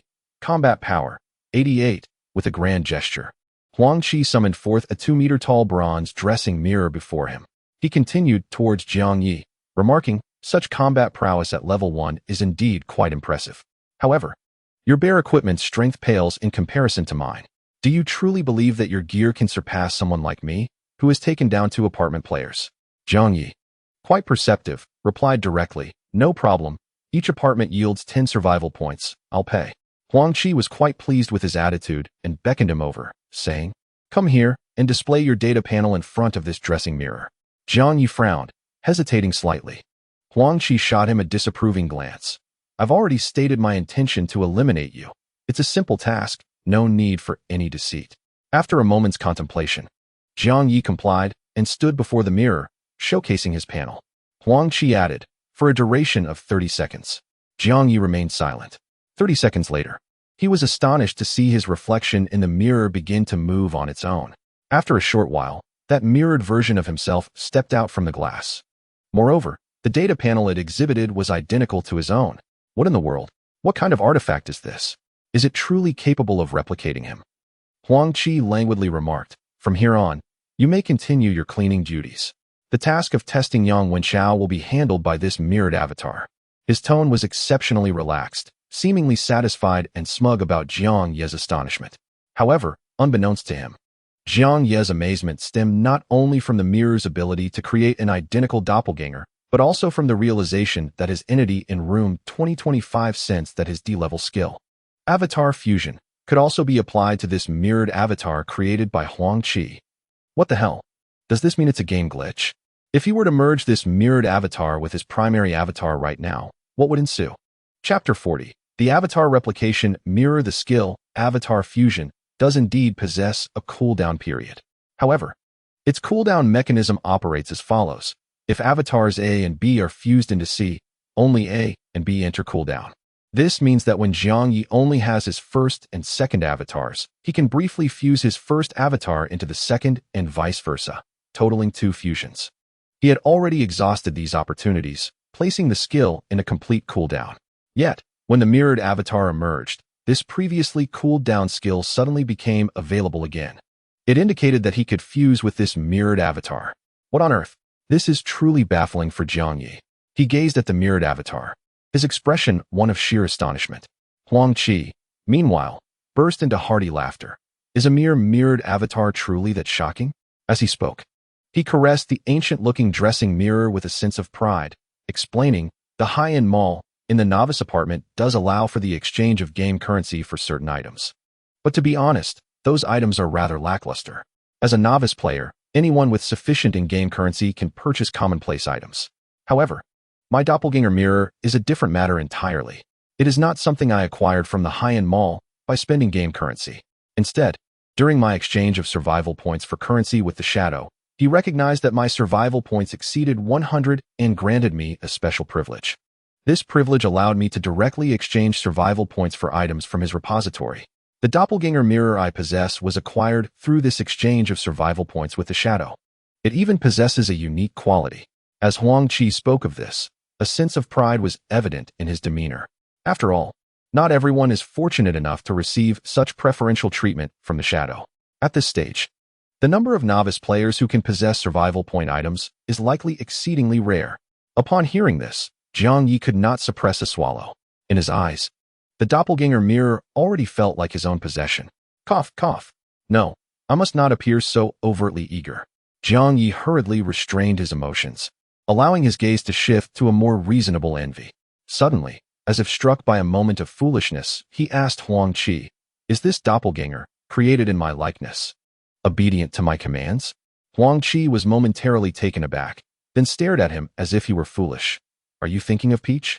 The item I exchanged over 100 survival points for cannot possibly create a doppelganger that listens to you. Even if the King of Heaven himself arrived, the doppelganger it creates would still heed my commands. However, there is a somewhat cumbersome aspect to this item. The replicated individual must stand before the mirror and display their data panel for 30 seconds. Therefore, it cannot contravene another's will to directly replicate a formidable opponent. Yet, it can be utilized until level 100, and as long as I am strong enough, the doppelganger I replicate will also be stronger. Once my organization grows and I encounter individuals with robust bear data, I can prioritize replicating them to become my powerful allies." He cast a meaningful glance at Jiang Ye and remarked, "Your bear data is quite commendable. You were among the first to follow me, so rest assured. I will focus on your development." Jiang Ye nodded repeatedly, then turned to the mirrored doppelganger and inquired, "This doppelganger must have a time limit, right? Will it suddenly disappear while in use? That is not for you to worry about. Survival point items are far more potent than you can imagine," Huang Qi replied, clearly growing impatient. He waved his hand dismissively, indicating he did not wish to waste any more time with Jiang Ye. He then issued a command to the mirrored doppelganger to join Yang Wenchao's team under the pretense of leveling up. Afterward, he intended to seek an opportunity to ambush and test Yang Wenchao's strength. Jiang Ye understood that his actions were not only to gauge Yang Wenchao, but also to sever his escape route. Much like in certain underworld films, the first step in drawing someone into the underworld is to force them to commit murder, thereby destroying their societal standing and leaving them with no means of retreat. If the mirrored doppelganger of Jiang Ye were to commit misdeeds among his classmates and become a despised outcast, then Jiang Ye would have no way out. He could only follow Huang Qi, slaughtering the classmates in the apartment, embarking on a path of relentless killings. To put it plainly, Huang Qi did not place much trust in Jiang Ye. Rather, he had greater faith in the mirror clones he created. However, just as Huang Qi was detailing various tasks to his mirror clone, the clone unexpectedly vanished into thin air. What on earth was happening? Huang Qi was momentarily stunned, as if he had seen a ghost. Meanwhile, Jiang Ye, who had truly exploited a bug to complete the clone fusion, swiftly examined his new data panel. After all, he was uncertain whether this identical fusion would also allow for the stacking of attributes, talents, skills, and other aspects. If it was merely a fusion without any change to the data panel, he would dare not act recklessly. Fortunately, the data panel he reviewed brought him immense surprise. Jiang Ye, level 1, physical strength 148, energetic level 172, combat power 208, survival points 0, talent, diligence is rewarded S, gold element affinity B, skills, absolute focus S, battle posture S, golden light technique B, golden cicadas shedding C. By the heavens, his combat power had directly surpassed 200. Moreover, he had acquired 2 S-grade skills. The originally D-grade golden light technique had also been promoted to B-grade. This was extraordinary. Jiang Ye was filled with exhilaration. He immediately solidified a thought. Today, even if the King of Heaven himself descended, this clone replication mirror belonged to Jiang, not Huang. Thus, driven by his formidable combat power and an insatiable desire for the clone replication mirror, Jiang Ye, without a moment's hesitation, began to stack his buffs. Absolute focus, battle posture, golden light technique, golden cicadas shedding. A swifter beam of golden light, radiating a sharper dark gleam, shot straight towards Huang Qi's brow. Simultaneously, an ordinary kitchen knife also soared towards Huang Qi, slicing through the air. Jiang Ye himself was not idle. He clenched his fist and lunged forward in a swift assault. It was a jest. Even the protagonists in novels, when weaker, dared to fight beyond their means. With a combat power of 208 against Huang Qi's 88, it was a complete domination. If he couldn't win this fight. However, amidst Huang Qi's incredulous shock, the jade pendant around his neck flickered. and a faint green energy shield suddenly materialized before him. With a resounding clang, the kitchen knife was halted outside the shield, even becoming dulled and falling to the ground. Yet, Huang Qi did not revel in his triumph. For within his shattered gaze, he witnessed the piercing golden light that had directly breached his shield. It firmly penetrated his vulnerable brow. A sharp pain surged through his brain. But that was not the end. Jiang Ye's bare fists also shattered his shield with a single blow. His punch, as if imbued with colossal force, mercilessly struck at Huang Qi's chest. Speed, power, all were overwhelming. Blood seeped from the corners of Huang Qi's mouth, and his shattered pupils were filled with disbelief and shock. How could this be the prowess exhibited by a mere 75 combat power? Impossible. Absolutely inconceivable. Yet why? Why was this Jiang Ye so extraordinarily powerful? Why did the doppelgangers he created suddenly vanish? Even in death, Huang Qi could not comprehend.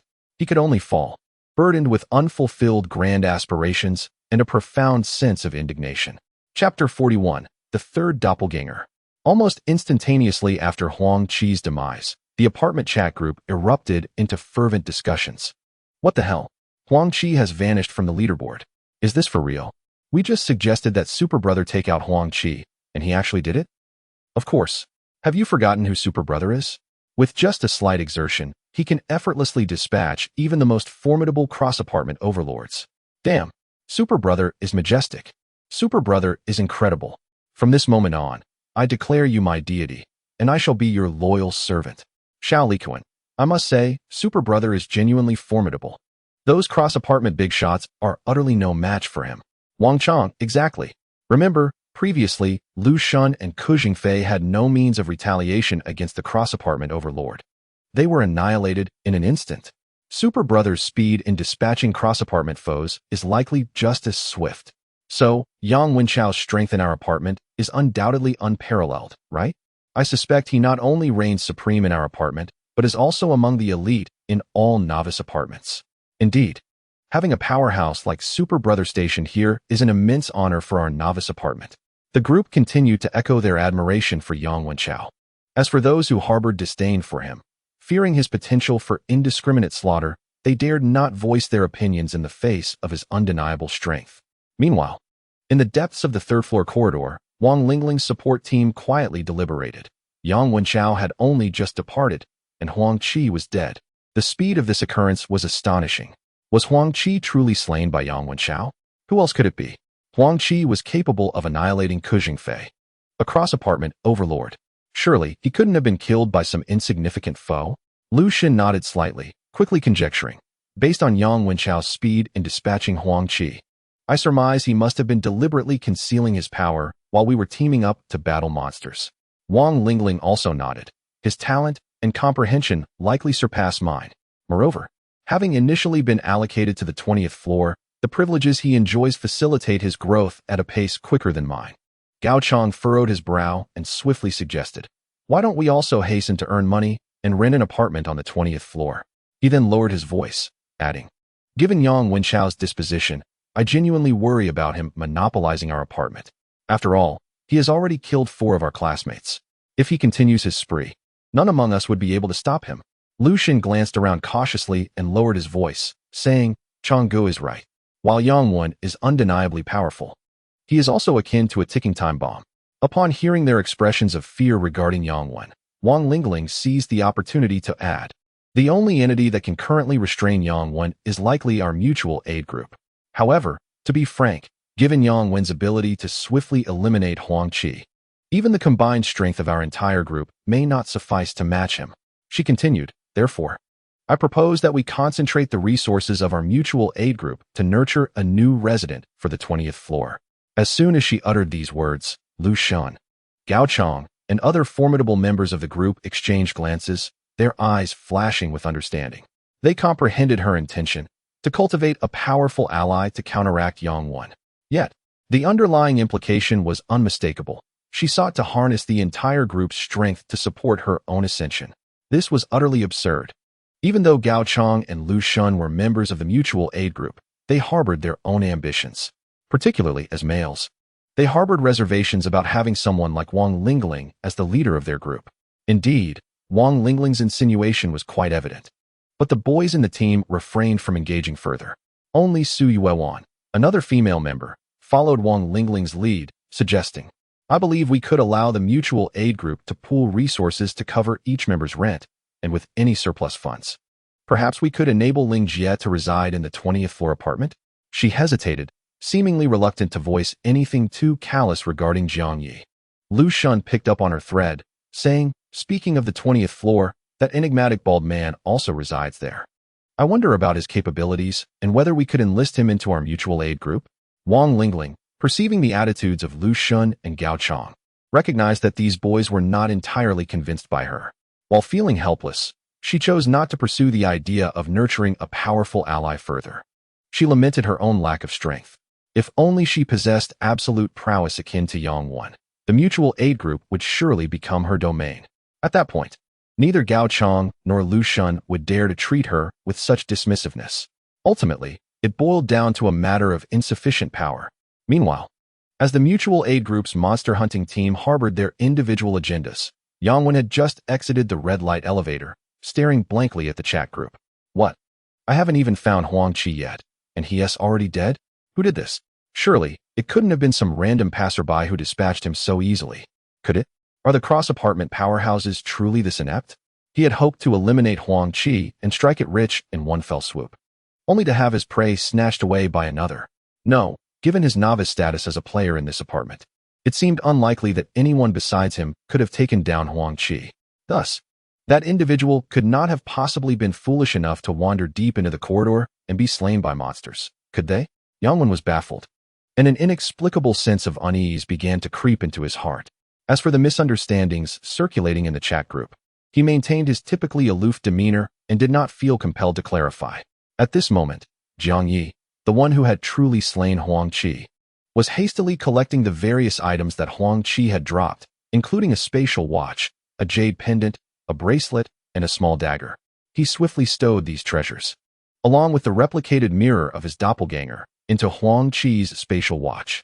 Then, like a thief in the night, he dashed toward room 2025 with remarkable speed, his combat prowess exceeding 200. Upon reaching room 2025, he slammed the door shut, and a wave of ecstatic joy surged within him. He had struck it rich. This counterattack against Huang Qi was nothing short of a windfall. It was no wonder that there was a saying, "Killing and arson bring golden belts." Slaying the wealthy is truly profitable. The survival points and the doppelganger replication mirror were invaluable, as anything that could augment his doppelganger was precisely what he craved most at that moment. Moreover, he had acquired an array of equipment. Jiang Ye promptly summoned Xiao Bing and utilized the identification technique on each item. Heart Protection Jade, Physical Power, 4, automatically generates a shield upon being attacked. Physical Defense, 50. Magical Defense, 50. Ghost Ring Dagger, Physical Power, 4, can be thrown within a 10-meter range and returned to hand upon striking a target. Has a chance to induce a stun effect. Lucky Bracelet, Energy, 1, slightly enhances luck attributes. Duration, 38 minutes, can be recharged. What a marvel. Another item to enhance his luck attributes. Furthermore, unlike the Lucky Lantern, this bracelet could be reused. Without pausing to consider how to recharge the bracelet, Jiang Ye immediately donned it upon his wrist. Subsequently, he transferred the one survival point earned from slaying Huang Qi to his main body. Then, he swiftly utilized this point to generate a new doppelganger. Ding! Congratulations on generating a doppelganger. However, the creation of this new doppelganger left Jiang Ye's main body utterly weakened. A dull ache throbbed in his head, and he felt completely drained of strength. At that moment, he realized that his primary attributes were far too low. 3 doppelgangers were his limit. If he wished to generate additional doppelgangers, he must quickly enhance his main attributes. He hurriedly directed his doppelganger to lift his incapacitated main body onto the bed, barely managing to inspect the data panel of the 3rd doppelganger. To his astonishment, he was greeted with yet another surprise. Jiang Ye, level 0, physical power 58, energy 72, combat power 58, survival points 0, talent, ice element affinity S, skills, ice domain S, ice mist assault A, frigid ice blade B, an S-level talent doppelganger with the initial comprehension of 3 skills. Among these abilities, there was even an S-level domain skill. Additionally, both Ice Mist Assault and Frigid Ice Blade were formidable offensive skills. Notably, the A-level Ice Mist Assault could bypass defenses and infiltrate the lungs through respiration. Although it was an ice-type skill, it rivaled biochemical weapons, rendering it nearly impossible to defend against. It can be said that among Jiang Ye's 3 avatars, the recently generated Avatar number 3 possesses the greatest strength. Of course, Avatar number 2 also exhibits considerable potential, yet it requires some time for development. However, there is no time to revel in joy at this moment. Both Avatar number 1 and Avatar number 2 have urgent tasks to attend to. Avatar No. 1 must return to complete its cleaning duties within 10 minutes, while Avatar number 2 must utilize its privilege card before the seasoned players arrive at the battleground. Without the opportunity to examine the other items in Huang Qi's spatial watch, Jiang Ye redirected his focus to the Avatar replication mirror. He wished to experiment with whether this mirror could continue to exploit glitches. Since one of his avatars can only undergo fusion once within a short period, it stands to reason that the avatars emerging from the mirror should always be considered new avatars. Thus, could he use the mirrored avatar to bypass the cooldown of avatar fusion? Furthermore, could he potentially utilize the fused mirrored avatar to replicate new mirrored avatars once more? Jiang Ye attempted this, but predictably, it resulted in failure. A brief investigation revealed that the limitations of the avatar replication mirror stipulate that only one mirrored avatar may exist at a time. Even if the mirrored avatar is fused with another avatar, it still counts as an existing mirrored avatar, thus preventing further replication. To restore the replication mirror to a usable state, the existing mirrored avatar must first be eliminated. According to this principle, even when employing the avatar fusion skill, the mirrored avatar can only undergo fusion once, precluding the possibility of exploiting multiple fusions. Nonetheless, the cooldown of the avatar fusion skill can indeed be circumvented using the mirrored avatar. Each newly created mirrored avatar is considered a completely fresh entity, allowing it to fuse with other avatars without any cooldown.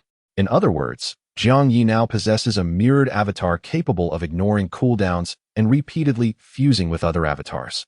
This dramatically enhances the value of his avatar fusion skill. At that moment, Avatar number 1, having exited the fusion state, promptly set out again towards room 2064 to continue its cleaning duties. Feeling emboldened, he was increasingly inclined to explore the rooftop of the apartment. Simultaneously, the mirrored avatar that had also exited the fusion state was eliminated by Jiang Ye. Subsequently, he employed Avatar No. 3 in the replication mirror to create another mirrored avatar capable of further fusion. Meanwhile, in the battle room, Avatar No.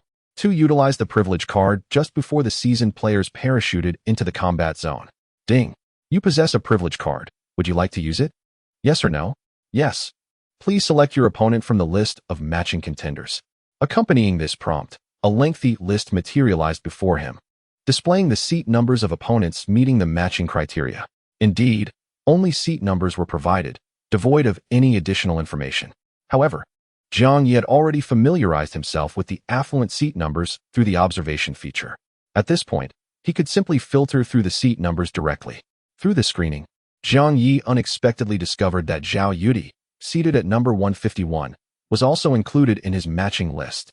Upon comparing with other affluent seat numbers, Jiang Ye swiftly made his decision. Designate seat number 151 as the matching target. Ding! Privilege card successfully utilized. Match completed. Accompanied by this notification, Jiang Ye found himself in the familiar arena space. Unlike before, this time, the audience seats surrounding him were filled with numerous spectators. To his astonishment, Su Jingyao, who had previously deceived him, was also among the audience. She widened her eyes in disbelief and hurriedly messaged Li Ran. Ranjie, Ranjie. The bald man who tricked us has matched with Zhao Yudi. Based on the spectators' speculation regarding Zhao Yudi's combat power, this means that the despicable bald man possesses a combat strength exceeding 50 points. What the heck? Over 50 combat points, and he dares to deceive us two vulnerable women. How shameless. Chapter 42. Instantaneous defeat of Zhao Yudi. Oh my goodness. Just as Su Jingyao was venting her frustrations via message, she noticed that Li Ran had also descended into the audience area, conveniently seated right next to her. She exclaimed in surprise and turned to Li Ran, saying, "Wait, Ranjia, didn't you say you didn't want to waste money and time on spectating? Why have you suddenly come to watch Zhao Yudi's match? Her instinctive confusion quickly shifted to realization. Oh, I understand now. You want to see Zhao Yudi teach that shameless bald man a lesson and avenge us, right? You can rest assured. With Zhao Yudi's strength, she will effortlessly crush that bald man. I heard from the surrounding audience that Zhao Yudi had already achieved 5 consecutive victories when she announced her participation. Subsequently, she continued to secure 6, 7, and 8 consecutive wins under the spectators' watch. This match will be her 9th consecutive victory against that bald man. It will be a piece of cake. Moreover, I've heard many spectators speculate that Zhao Yudi, adorned in luxurious gear, possesses an exceptionally strong combat awareness, likely making her an invincible presence among players of the same strength. Su Jingyao's tone brimmed with admiration and envy for Zhao Yudi. Simultaneously, she seemed convinced that this battle would undoubtedly result in Zhao Yudi's 9th consecutive victory. Li Ran remained silent, her gaze fixated on the bald man in the arena. After a moment of contemplation, she suddenly pursed her lips and uttered a startling remark. Do you think he could be the mysterious bald man who attracted VIP players to link into 1,000,000 combat machines? Upon hearing this, Su Jingyao's eyes widened in astonishment, staring at Li Ran as if she had seen a ghost. Concurrently, other spectators who had overheard this remark cast incredulous glances in her direction. Soon, the entire audience began to engage in discussions on this topic. Could this bald man be the one responsible for bringing a multitude of veteran players into our combat zone? That seems unlikely, right? He doesn't appear to possess any formidable equipment at all. Moreover, this bald man, who could match Zhao Yudi, should possess only slightly over 50 in combat prowess. As for the enigmatic bald figure who has offended significant individuals, I surmise his strength must exceed 100. Perhaps his true identity is that of a formidable champion on the War God rankings. Let us hope that this bald man is not that bald man. Otherwise, it would be a pity for Zhao Yudi to suffer defeat after a 9-game winning streak. Surely not. Zhao Yudi is fortunate. It is impossible for her to narrowly lose after such a streak. While the audience engaged in fervent discussions on the arena, Zhao Yudi, upon seeing the bald figure resembling Jiang Ye, felt a sudden pang in her heart. However, she quickly reassured herself, believing that her luck could not be so dismal. Moreover, someone capable of attracting the attention of major figures should possess strength exceeding 100, making it improbable for him to be a match for her. Therefore, this bout should pose no issue. Jiang Ye, on the other hand, remained oblivious to the thoughts of others. He surveyed the audience surrounding him, feeling an overwhelming sense of elation. These spectators represent potential fortune. Simultaneously, he noticed that previous battles without an audience commenced with a direct countdown of 3, leading immediately into combat. Yet this time, perhaps due to the substantial crowd or Zhao Yudi's special seating number, there was an unexpected 2-minute preparation period before the battle officially commenced. Fortunately, during this 2-minute interval, more spectators continued to enter the arena space. Meanwhile, in the battle room of the number 1008 novice apartment, Xiao Likuan and Wang Chang stared at the screen of battle machine number 2, utterly astonished. Wang Chang, wide-eyed, stammered, This woman resembles Zhao Yudi so much. Xiao Likuan swallowed hard and exclaimed, What do you mean resembles? This is undoubtedly Zhao Yudi herself. Wang Chang's eyes turned red with envy and jealousy. What the heck? Who is this bald man? His luck is astounding, encountering the star Zhao Yudi. Furthermore, this is the first time I've seen her in this outfit. The black vest and tight black pants accentuate her figure to perfection. Xiao Likuan nodded in agreement. A star is indeed a star. Her beauty and physique are beyond reproach. Moreover, her heroic demeanor is utterly captivating. Damn, this bald man, even if he loses this battle, he is undoubtedly a winner in life. Alas, I wonder which novice apartment Zhao Yudi is in. The players in her apartment are truly fortunate. She appears formidable. I fear this bald man may be destined for defeat. As the two continued their envious chatter amidst the audience's watchful eyes, the 2-minute preparation time came to an end. The stage was set for Zhao Yudi's 9th consecutive victory. As the countdown concluded, Zhao Yudi, clad in tight black attire, surged forth like an arrow released from its bow, leaving a flurry of afterimages on the arena. These echoes of her presence coalesced and lingered, resembling her actual form, permeating the entire arena space. From the audience's perspective, it appeared as though the entire arena was filled with Zhao Yudi's likeness, rendering it impossible to discern which one was the true Zhao Yudi. Li Ran was utterly astonished at the sight of Zhao Yudi's battle for the first time. Beside her, Su Jingyao quickly explained. This must be one of the abilities of Zhao Yudi's outfit. These numerous clones lack offensive power, but discerning the true Zhao Yudi among them is exceptionally challenging. Moreover, it appears that Zhao Yudi can seamlessly switch between these clones, demonstrating remarkable agility. Additionally, she possesses, before Su Jingyao could elaborate on Zhao Yudi's other abilities, an abrupt chill swept across the arena. In an instant, all the Zhao Yudi clones scattered throughout the arena found their movements hindered by frost. Almost immediately, every single clone collapsed, none escaping the fate. This unexpected scene left the audience in a state of bewilderment. Most were still processing the events when a familiar announcement echoed above the arena. Ding! Congratulations to the contestant in seat number G791049 for winning this battle. Following this, both combatants vanished from the arena, leaving the audience area engulfed in an eerie silence. The atmosphere was peculiar, and no one dared to speak for a long while. Until, finally, a chorus of exclamations erupted from the audience. What? Zhao Yudi was defeated in an instant, and not in the manner of revealing her true form, but rather, all her clones were taken down at once. How could this be? What warranted such a devastating attack? Such a wide-ranging area attack skill could not possibly be so overwhelmingly powerful. Indeed, if their combat powers were comparable, how could one possess such lethal capabilities? This defies logic. The freezing effect that obliterated Zhao Yudi was undoubtedly not a skill, but rather a powerful item. A skill of comparable strength to Zhao Yudi's could not reach such extremes. Yes, it must be a formidable item, likely one obtained through survival points. My goodness, Zhao Yudi must have been incredibly unlucky. To have her 9 consecutive victories abruptly halted like this. Could it be that this bald man has provoked a VIP big shot? I can't believe it. I fervently support the veteran players who parachute into our battleground to avenge Zhao Yudi against this bald man. Absolutely. To have her 9 consecutive victories terminated. This bald man is utterly reprehensible. The fans of Zhao Yudi were filled with righteous indignation, practically wishing to consume Jiang Ye alive. Meanwhile, Su Jingyao and Li Ran remained in a daze, staring blankly at the now desolate arena. Especially Li Ran, whose gaze lingered on the spot where the bald man had just stood, unable to regain her composure. Finally, Su Jingyao, swallowing hard, poked Li Ran's arm and said, "Sister, I suddenly feel as though we might not have been duped, but rather, toyed with." Chapter 43. Finding the Survival Stone, isn't that exactly what it is?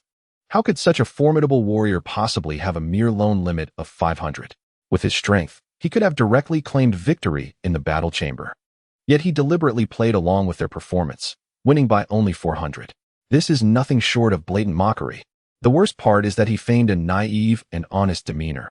It's utterly despicable. Su Jingyao, her face slightly flushed with anger, couldn't help but lament. This guy truly has a heart of stone. Zhao Yudi was on a 9-game winning streak, and now it has been abruptly severed. Starting from scratch for a 10-game streak is going to be a monumental task, and with the arrival of seasoned players soon, the challenge will only intensify. That bald head really knows how to make enemies. Li Ran, prodded by Su Jingyao, returned to her senses but refrained from responding to the critique. After a brief silence, she suddenly uttered, "I am truly too weak," and then departed from the spectator area. Meanwhile, in the 985 newbie apartment, room 2008, Zhao Yudi returned to her designated seat. Her beautiful features marred by a grim expression. Her 9-game winning streak had been abruptly halted. It was utterly unfortunate. The worst part was that the bald opponent possessed the strength to annihilate her. Had it not been for the swift defeat, she might have negotiated terms, perhaps offering a certain number of game coins or survival points to preserve her winning streak. However, she was vanquished so quickly that she had no opportunity for negotiation. The more she pondered, the more frustrated she became. Zhao Yudi had purchased a 10-game winning package, and this defeat not only meant starting anew, but also forfeiting the benefits of her package. She had intended to secure her 9-game streak before the arrival of seasoned players. Yet, the opponents she faced during this streak were astonishingly formidable, perhaps even more so than seasoned players. She suspected that even players of equal power might not have been able to dispatch her with such ease. Had she known this, she would have preferred to wait until seasoned players arrived before matching up. Clenching her teeth in frustration, Zhao Yudi felt increasingly aggrieved. Suddenly, Her figure vanished from the exclusive box number 151. Meanwhile, in the second-floor hall, a tall figure clad in tight black attire appeared beside seat G791049. However, at that moment, seat G791049 was left vacant, with no sign of the bald opponent nearby. Damn that bald head. He sure runs fast. Zhao Yudi growled, her anger intensifying as she failed to locate him. Having already exited the virtual combat space, Jiang Ye was oblivious to the aftermath of the battle. Upon stepping out of the number 2 combat machine in his apartment, he was met with the astonished gazes of Xiao Liquan and Wang Chang. The duo, still reeling from the shock of the recent battle, stumbled back several steps in fear as Jiang Ye emerged. Wang Chang, seemingly dazed by the astonishment, stared at him and blurted out, "Dude, you're amazing." Afterward, he froze in shock and retreated a few more steps. Jiang Ye cast a cursory glance at the two before disregarding them entirely and leaving the combat room. While taking a life does yield survival points, the act of killing is far from simple. It is not akin to a game or a novel, where lives are mere data or mere characters. In reality, a life is extinguished, never to return. Growing up in an era of peace, Jiang Ye finds himself unable to commit senseless acts of violence against familiar classmates. Perhaps if he were to change his surroundings, facing complete strangers, he might be able to strike with the same decisiveness as one does in a game when battling monsters. Yet, Jiang Ye remains uncertain.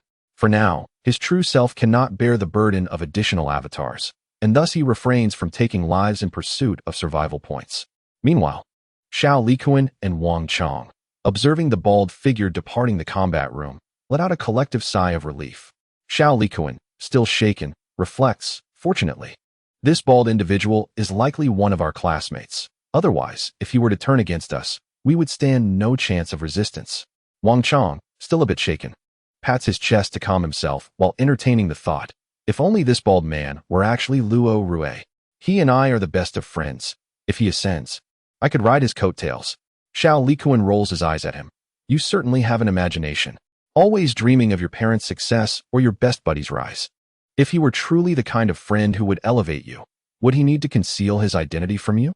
I suspect this bald man had a rather ordinary relationship with us. He bears no grudge, hence he refrained from attacking us. But he is not particularly close either, which is why he ignored us. We ought to be cautious in our future communications within the group. If we inadvertently offend someone formidable with our words, our camaraderie as classmates will likely prove utterly ineffectual. Wang Chang promptly nods. I've noticed that the number of classmates speaking up in the group has dwindled, and those who do speak are increasingly cautious. It seems everyone is a bit frightened. Regarding the bald man's swift elimination of Zhao Yudi, they decided it is best not to discuss it in the group chat. If we provoke this powerful figure, he might retaliate and eliminate us. Xiao Liquan had initially intended to mention the incident in the group to prevent any classmate from provoking the bald man, but ultimately agrees with Wang Chang's reasoning. If any classmate does provoke him, they can only blame their own lack of foresight. It is wiser to keep to oneself and avoid offending any strong individuals. Hence, the events surrounding Jiang Ye in the combat room do not circulate within the chat group. When Jiang Ye seeks the apartment administrator regarding his loan, he discovers classmates discussing meal arrangements in the chat. They had arrived at the novice apartment at the stroke of midnight in game time. Yet the real world had already brightened considerably. Many classmates, exhausted from running errands, were feeling drained. Some decided to browse the low-end mall within the apartment to address their dining needs. However, they quickly realized that while entertainment expenses in the low-end mall were relatively cheap, food prices were significantly inflated. In the chat group, students began to voice their frustrations about meal costs. Goodness, a bowl of congee costs $10. A small dish of vegetables is $20, and meat dishes are $40. This is outright highway robbery. They dare to charge $10 for a bottle of mineral water. The tourist spots I visited would never be this outrageous. According to my usual spending standards, a single meal would cost me around $1,000. And that's when I exercise considerable restraint. How frustrating. The meager earnings I toil for, after paying the rent, leave me unable to afford a meal. Are we here to serve as beasts of burden in this apartment? What? You've already paid your rent? I've been working tirelessly all morning. And not only can I not afford a meal, but I can't even pay my rent. Is there any alternative way to address our food predicament? In the past, I would simply ask my parents for money without a second thought, even for a meal costing $1,000. But now, Earning money myself means I feel every penny slip through my fingers, making it hard to spend. Didn't Lingling and Chang go to floor 3 to hunt monsters? I wonder if the meat from those monster carcasses is edible? If it is, we might save some money. However, Lucian soon replied, there's no way. Those monsters vanish upon being slain, leaving no meat to consume. Can't you think of another solution, Lucian? I'm truly starving. And if my parents knew I was in such a state, they would be heartbroken. Lucian responded, stop bringing up your parents. There's no one here to pamper us. To speak frankly, our parents are in other apartments, and their situation likely isn't any better than ours. After Lucian's comment, silence enveloped the group, creating an atmosphere thick with unspoken melancholy. It was not until a girl broke the silence that the mood shifted. Wang Rui said, by the way, do you all know how those two players managed to cross apartments? I really want to reunite with my family right now. After this message, the group fell silent once more. With no response, Wang Rui felt compelled to be more direct. Yang Wenchao, do you know how to cross apartments? Once this message was sent, another girl quickly reminded her, Wang Rui, are you out of your mind? Yang Wenchao warned us before not to tag him again. Wang Rui replied, I'm sorry, I forgot. I didn't mean to. I just really want to reunite with my parents. It was evident that Wang Rui, in sending her message, had begun to cry. The atmosphere in the group grew increasingly somber. Unexpectedly, Yang Wenchao, who rarely spoke, replied to Wang Rui, where are you? I'll take you to reunite with your parents. Upon hearing this, many classmates were taken aback. Did Yang Wenchao truly know how to cross apartments? And could he accurately lead Wang Rui to the apartment where her parents were? However, it seemed that Yang Wenchao did indeed exude an air of capability. Many classmates didn't delve further into the thought. Wang Rui, overwhelmed with gratitude, exclaimed, thank you so much, Yang Wenchao. You're such a good person. We've all misunderstood you before. I'm currently at the glowing red elevator on the 6th floor. Wang Rui added. Yang Wenchao responded, okay, I'll be there shortly. Yang Wenchao's willingness to help felt quite unexpected to the other students. Soon, other girls expressed their desire to reunite with their families, tentatively asking Yang Wenchao if he could assist them as well. Unexpectedly, Yang Wenchao exhibited a gentlemanly and amiable demeanor, inquiring about the whereabouts of the girls and graciously offering to reunite them with their families. Many female classmates were overwhelmed with joy, shedding tears of happiness as they revealed their locations to him. Meanwhile, a number of male classmates, consumed by envy, speculated that Yang Wenchao's friendly attitude towards the girls must harbor ulterior motives, perhaps indicating he was reaping considerable rewards in terms of romantic interest. However, this atmosphere of elation soon turned to dread. Soon after, Wang Rui met her tragic end, followed by the second girl who had disclosed her location to Yang Wenchao. The consecutive deaths of these two girls filled the remaining classmates, who had sought Yang Wenchao's assistance in reuniting with their families, with terror, prompting them to hastily amend their pleas in the group chat. No, I no longer wish to reunite with my family. Please don't kill me. Lingjie, save me. Woo, I'm so scared. I want to go home. Why must I endure such terrifying events? Who will come to my rescue? Help me. Lu Shun, please save me. I have had a crush on you for 3 years. Bai Ruowan exclaimed. What should we do? Lingjie, Changgo? You must find a way to control Yang Wenchao. In an instant, a somber and terrifying atmosphere engulfed the group chat once more. Jiang Ye observed from the sidelines, choosing not to engage. Feeling a bit hungry himself, he settled his loan and ordered a meal of 4 dishes and a soup from a low-end market, relishing his repast. Meanwhile, his first clone ascended to the top floor, following the woman in white from room 2064. While his third clone remained in room 2025 to continue organizing the tools acquired from the slaying of Huang Qi. He had no intention of involving himself in the disputes among his classmates. Soon, it was Wang Lingling who stepped forward to restore order. Those who just revealed their coordinates to Yang Wenchao should quickly take the elevator to the 1st floor to gather. Other members of the mutual aid group should also convene on the 1st floor as soon as possible. Having spent the entire morning, we have gained an understanding of the apartment situation and need to address our dining concerns. Therefore, I wish to utilize this mealtime to plan the future development of our mutual aid group. Let us strive to change our precarious situation through unity and cooperation. Wang Lingling's words instantly provided a sense of reassurance to those girls who had been paralyzed by fear of Yang Wenchao. They dared not voice any objections and promptly made their way to the 1st floor to assemble. Others, who found personal advancement challenging and were also facing dining difficulties, hesitated momentarily before joining the gathering on the first floor. At that moment, Wang Lingling suddenly tagged Jiang Ye. Jiang Ye, how much have you earned? Did you find any survival stones while operating on the 20th floor? Jiang Ye, not feigning ignorance, casually replied, I am currently on the 20th floor, and my cleaning duties are still ongoing. I have yet to discover any survival stones. Wang Lingling did not have high hopes for him, but reminded him nonetheless. None of the other classmates have discovered the whereabouts of the survival stones, so I suspect they are likely located in the apartments above the 20th floor. If you wish to survive, your best chance is likely to exchange survival stones for money. As Jiang Ye pondered, she replied, All right, I will be cautious. The other classmates observed the exchange between Wang Lingling and Jiang Ye, quickly deducing, previously, we believe that the survival stones were solely for preserving life, and exchanging them for money was not worth it.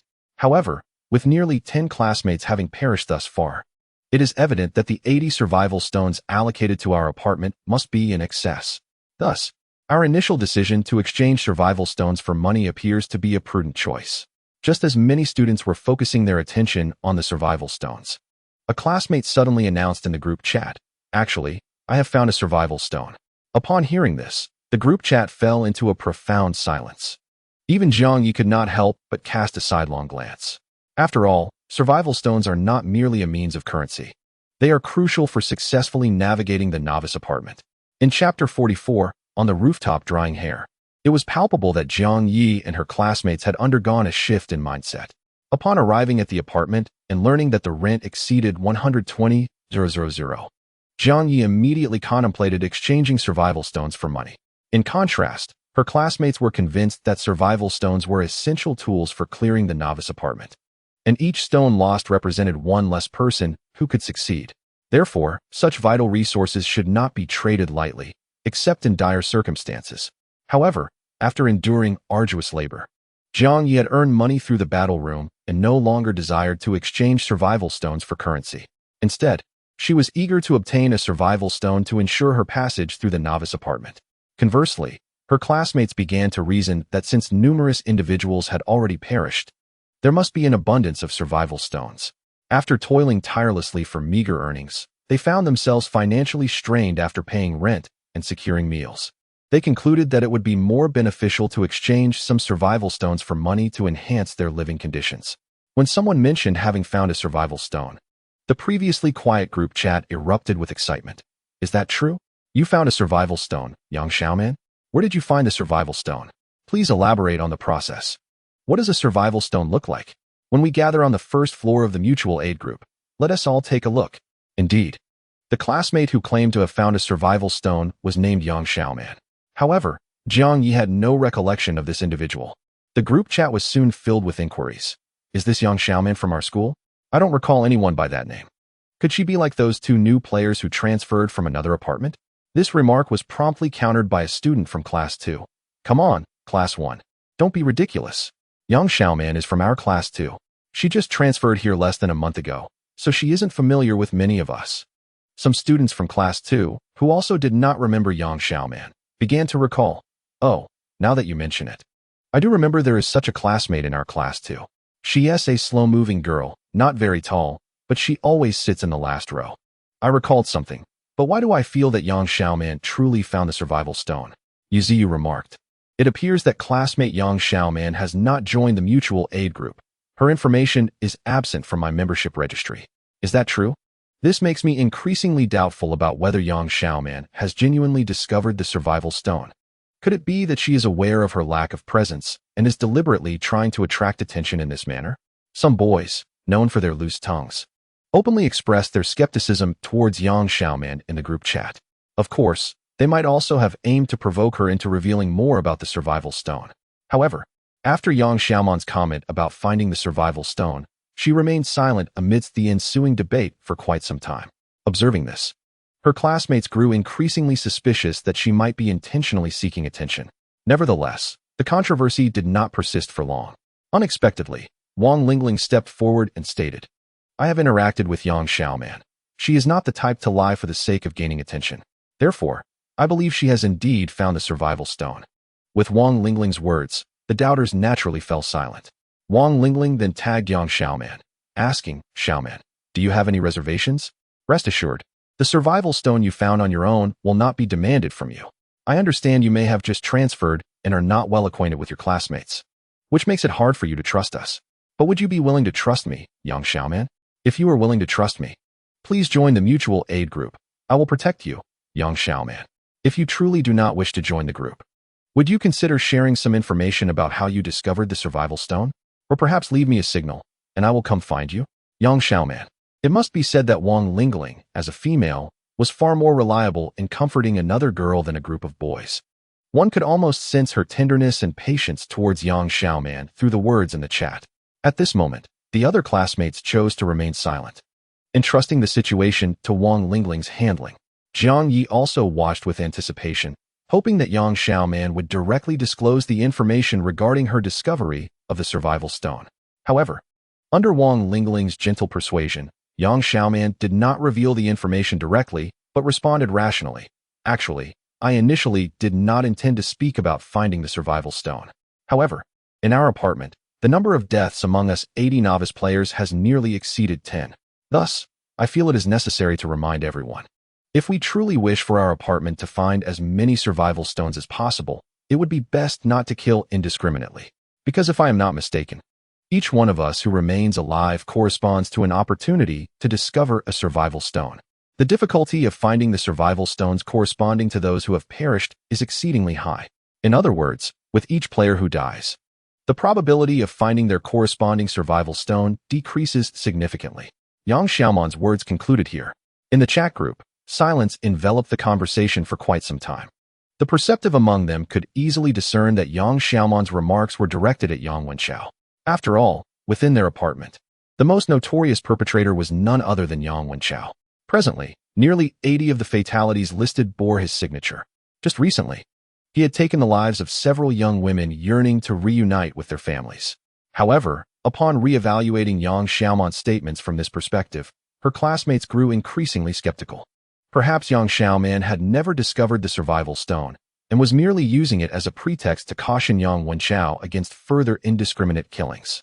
Nevertheless, Jiang Ye observed the group chat and leaned towards the belief that Yang Xiaoman was not being deceitful.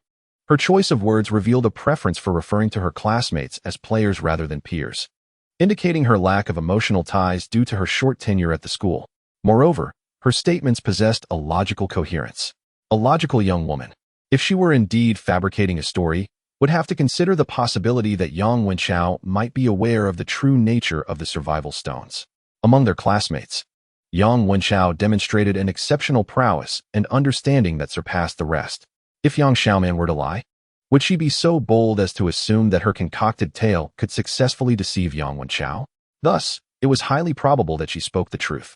According to her assertions, it suggested that each player was associated with a specific survival stone. The likelihood of a player locating their corresponding stone was significantly higher. Yet, should a player perish, the difficulty of finding their associated survival stone would escalate. Contemplating this, Jiang Ye pondered the potential hiding places for the survival stones. His first thought was the apartment, specifically, the initial apartment rooms assigned to each individual. However, the pressing question remained, with 80 students. Hadn't they all thoroughly searched their initial apartments from the very beginning? Jiang Ye included, none had unearthed any survival stones. Therefore, could it be that the stones were not hidden in the apartments, but rather linked to the identity information of each student? Or perhaps, there lay some concealed mechanism within the apartment rooms? As Jiang Ye ruminated, the other students in the group began to murmur various opinions. Some expressed doubts, others speculated, and a few urged Yang Xiaoman to divulge more information. Yet, despite Wang Lingling's patient attempts to guide the conversation, Yang Xiaoman remained silent thereafter. Gradually, the students began to assemble on the first floor. Meanwhile, Jiang Ye's first avatar, carrying a large tank filled with 86 strands of hair, accompanied the woman in white to the top floor of the apartment. Upon returning to apartment 2064, he was well aware that he had exceeded the 10-minute mark. According to the woman in white, he would receive a negative review, though a mere negative review was preferable to a direct cancellation that would incur a penalty fee. Moreover, the so-called negative review was evidently a mere threat. Upon his return to 2064, Jiang Ye noticed that the mask on the woman in white's face had vanished, and she had changed into a comfortable white bathrobe. She appeared to have taken a quick shower during the 10-minute span. Even though the robe was dry, an aura of dampness seemed to envelop her entire being, once cascading with long, dark hair reminiscent of a haunting spirit. She now enveloped her tresses tightly in a bath towel. Upon noticing Jiang Ye's tardy return, she cast him a sharp, cutting glance akin to the edge of a blade. However, the woman in white ultimately refrained from further comment and merely suggested that Jiang Ye bring along his hair care toolkit and water container as they ascended to the top floor. Not via the gleaming red elevator, but rather through the immense television that had served as her portal when she had appeared in this apartment, much like a specter. By the time Jiang Ye returned, the shattered screen was restored to its pristine state. When the woman in white led him to the top floor, she simply placed her hand upon the television screen and instructed him to affix his janitor's badge to it as well. To be candid, Jiang Ye felt a surge of apprehension. After all, he had witnessed a ghost emerge from the television. Fortunately, it was merely a doppelganger with a sea-level talent. Summoning his courage, he pressed the badge onto the screen. In an instant, he felt a powerful force draw him into the television. When his surroundings settled, he found himself amidst barren, leafless trees draped with pure white sheets. Some of these pristine sheets bore eerie crimson stains. The trees appeared lifeless, exuding an unsettling, ghostly aura. This bizarre scene resembled something out of a horror film. Yet the woman in white maintained an air of calm, guiding him through the desolate landscape until she selected a sheet that was untouched by red. With a swift motion, she pressed her hand down again and instructed Jiang Ye to place his janitor's badge upon it once more. Jiang Ye considered himself remarkably audacious. In such a terrifying and foreboding atmosphere, he even made a mental note of the tree and sheet she had chosen. Subsequently, he complied and affixed the badge. Instantly, he was again pulled by that mysterious force. When the world around him shifted once more, the chilling ambience dissipated, replaced by brilliant sunlight that compelled him to squint instinctively. Inside the apartment, whether in the brightly lit lobby, the dimly lit corridor, or the pitch-black red elevator, sunlight was a rarity. Though his time in this apartment had been brief, the sudden warmth of the sun filled him with a sense of vitality. Even his original self, incapacitated from managing 3 doppelgangers in apartment 2025, now experienced an inexplicable comfort. Had he not been clutching the water container for hairstyling, he would have stretched luxuriously under the sun. The woman in white exuded an eerie, ghostly presence, yet at that moment, basking in the sunlight. She appeared to be in remarkably high spirits. Adjusting the towel that wrapped her hair, she tilted her head back and mused, "Such splendid sunlight. It is indeed rare. My little strands of hair, you are truly fortunate today." The term little strands of hair was rather peculiar, sending a shiver down Jiang Ye's spine. The woman in white pointed at him and commanded, "Right here in this outer circle, apply hair oil to my 106 strands of hair, and then lay them one by one in the sunlight. Your task will be complete." At that moment, Jiang Ye squinted his eyes, gradually adjusting to the sunlight as he surveyed this so-called rooftop. This rooftop was remarkably spacious, and he seemed to be situated in the outer circle described by the woman in white. The entire outer circle resembled a colossal square corridor, with an expansive marble floor basking in abundant sunlight. Enclosed within this square corridor was what could perhaps be termed the inner circle. The ground of the inner circle was black, its material unknown. Scattered throughout the square of the inner circle were several black consoles, each about half a person's height. Some of these consoles appeared to have owners, adorned with various scattered tools or strewn with unknown objects drying in the sun. Others looked pristine, devoid of any signs of use. Jiang Ye pondered whether the method Huang Qi had revealed for transmitting from the rooftop to other apartments involved those consoles. He felt a curiosity to explore one of the untouched consoles. However, it seemed the woman in white intended for him to remain within the bounds of the marble outer circle. Reluctantly, after a moment of contemplation, Jiang Ye resolved to complete the cleaning task first. Meanwhile, as his first clone applied hair oil to each strand under the sunlight, the third clone, stationed in room 2025, began to investigate the television in his apartment. In fact, recognizing the value of the third clone, he converted it to a less precious mirror clone to fiddle with the enormous screen in the living room. Jiang Ye wondered if the television in his apartment might also conceal some enigmatic secrets, potentially serving as the key item to discovering the stone of survival. However, despite his probing and pressing, The television showed no response whatsoever. He then recalled the work badge. Unfortunately, the badge left in the apartment belonged to his main body. While the newly generated third clone had yet to acquire one, he dared not let his main body engage in any risky endeavors, especially given its current state of utter weakness. At that moment, the second clone finished dining and prepared to head to the high-end mall, pondering whether it could procure fruits that would enhance its attributes, thereby boosting his main body's capabilities. However, just as the bald second clone approached the high-end mall, it was intercepted by a figure clad in a black windbreaker. Wait a moment, classmate. Chapter 45, The Gamer. The familiar voice belonged to Yang Wenchao. Jiang Ye turned around, and indeed, he saw Yang Wenchao approaching him from the direction of the mall entrance. Rather than walking, he seemed to flash forward. His speed was remarkable, yet his legs were barely visible in motion, as if a ray had instantaneously shot from point A to point B, then from point B to point C. In just a few moments, he stood before Jiang Ye. This peculiar manner of movement left Jiang Ye somewhat astonished, and he glanced at Yang Wenchao's legs, noticing that he wore black cloth shoes of an ancient style. In any case, his dark, tactical attire was utterly incongruous. Thus, it must pertain to footwear, perhaps even of the bronze tier. Jiang Ye contemplated this while remaining vigilant, ever prepared to split and merge again to confront Yang Wenchao. However, this time, Yang Wenchao seemed devoid of hostility, merely uttering, "Shall we head to the upscale mall together?" To be candid, Jiang Ye was reluctant to accompany Yang Wenchao. Although after merging, his combat prowess should surpass that of Yang Wenchao, the fusion had its time constraints, best utilized a mere second before an impending battle. Moreover, raw strength did not equate to actual conditions. After all, in novels and films, protagonists frequently triumphed over stronger foes against all odds. What if Yang Wenchao employed some underhanded tactic, rendering Jiang Ye unable to react in time and leading to his downfall? Even if Yang Wenchao had no intention of resorting to deceit, the absence of trust between them rendered even a trip to the mall fraught with anxiety. Therefore, Jiang Ye, from the depths of his being, wished to decline Yang Wenchao's company. Previously, he had no choice due to his limited power, but now that he had gained strength, he was inclined to refuse outright. Unexpectedly, Yang Wenchao cast a meaningful glance in his direction, then leaned in slightly, lowering his voice to inquire. "You aren't a player of Doomsday Apartment, are you?" "What? Not a player of Doomsday Apartment?" Jiang Ye was momentarily taken aback, assuming Yang Wenchao had misjudged his identity, presuming him not to be one of the 80 novice players in the new apartment. Yet, for some reason, the weight of Yang Wenchao's gaze led him to sense that his words might carry a different connotation. What else could this statement imply?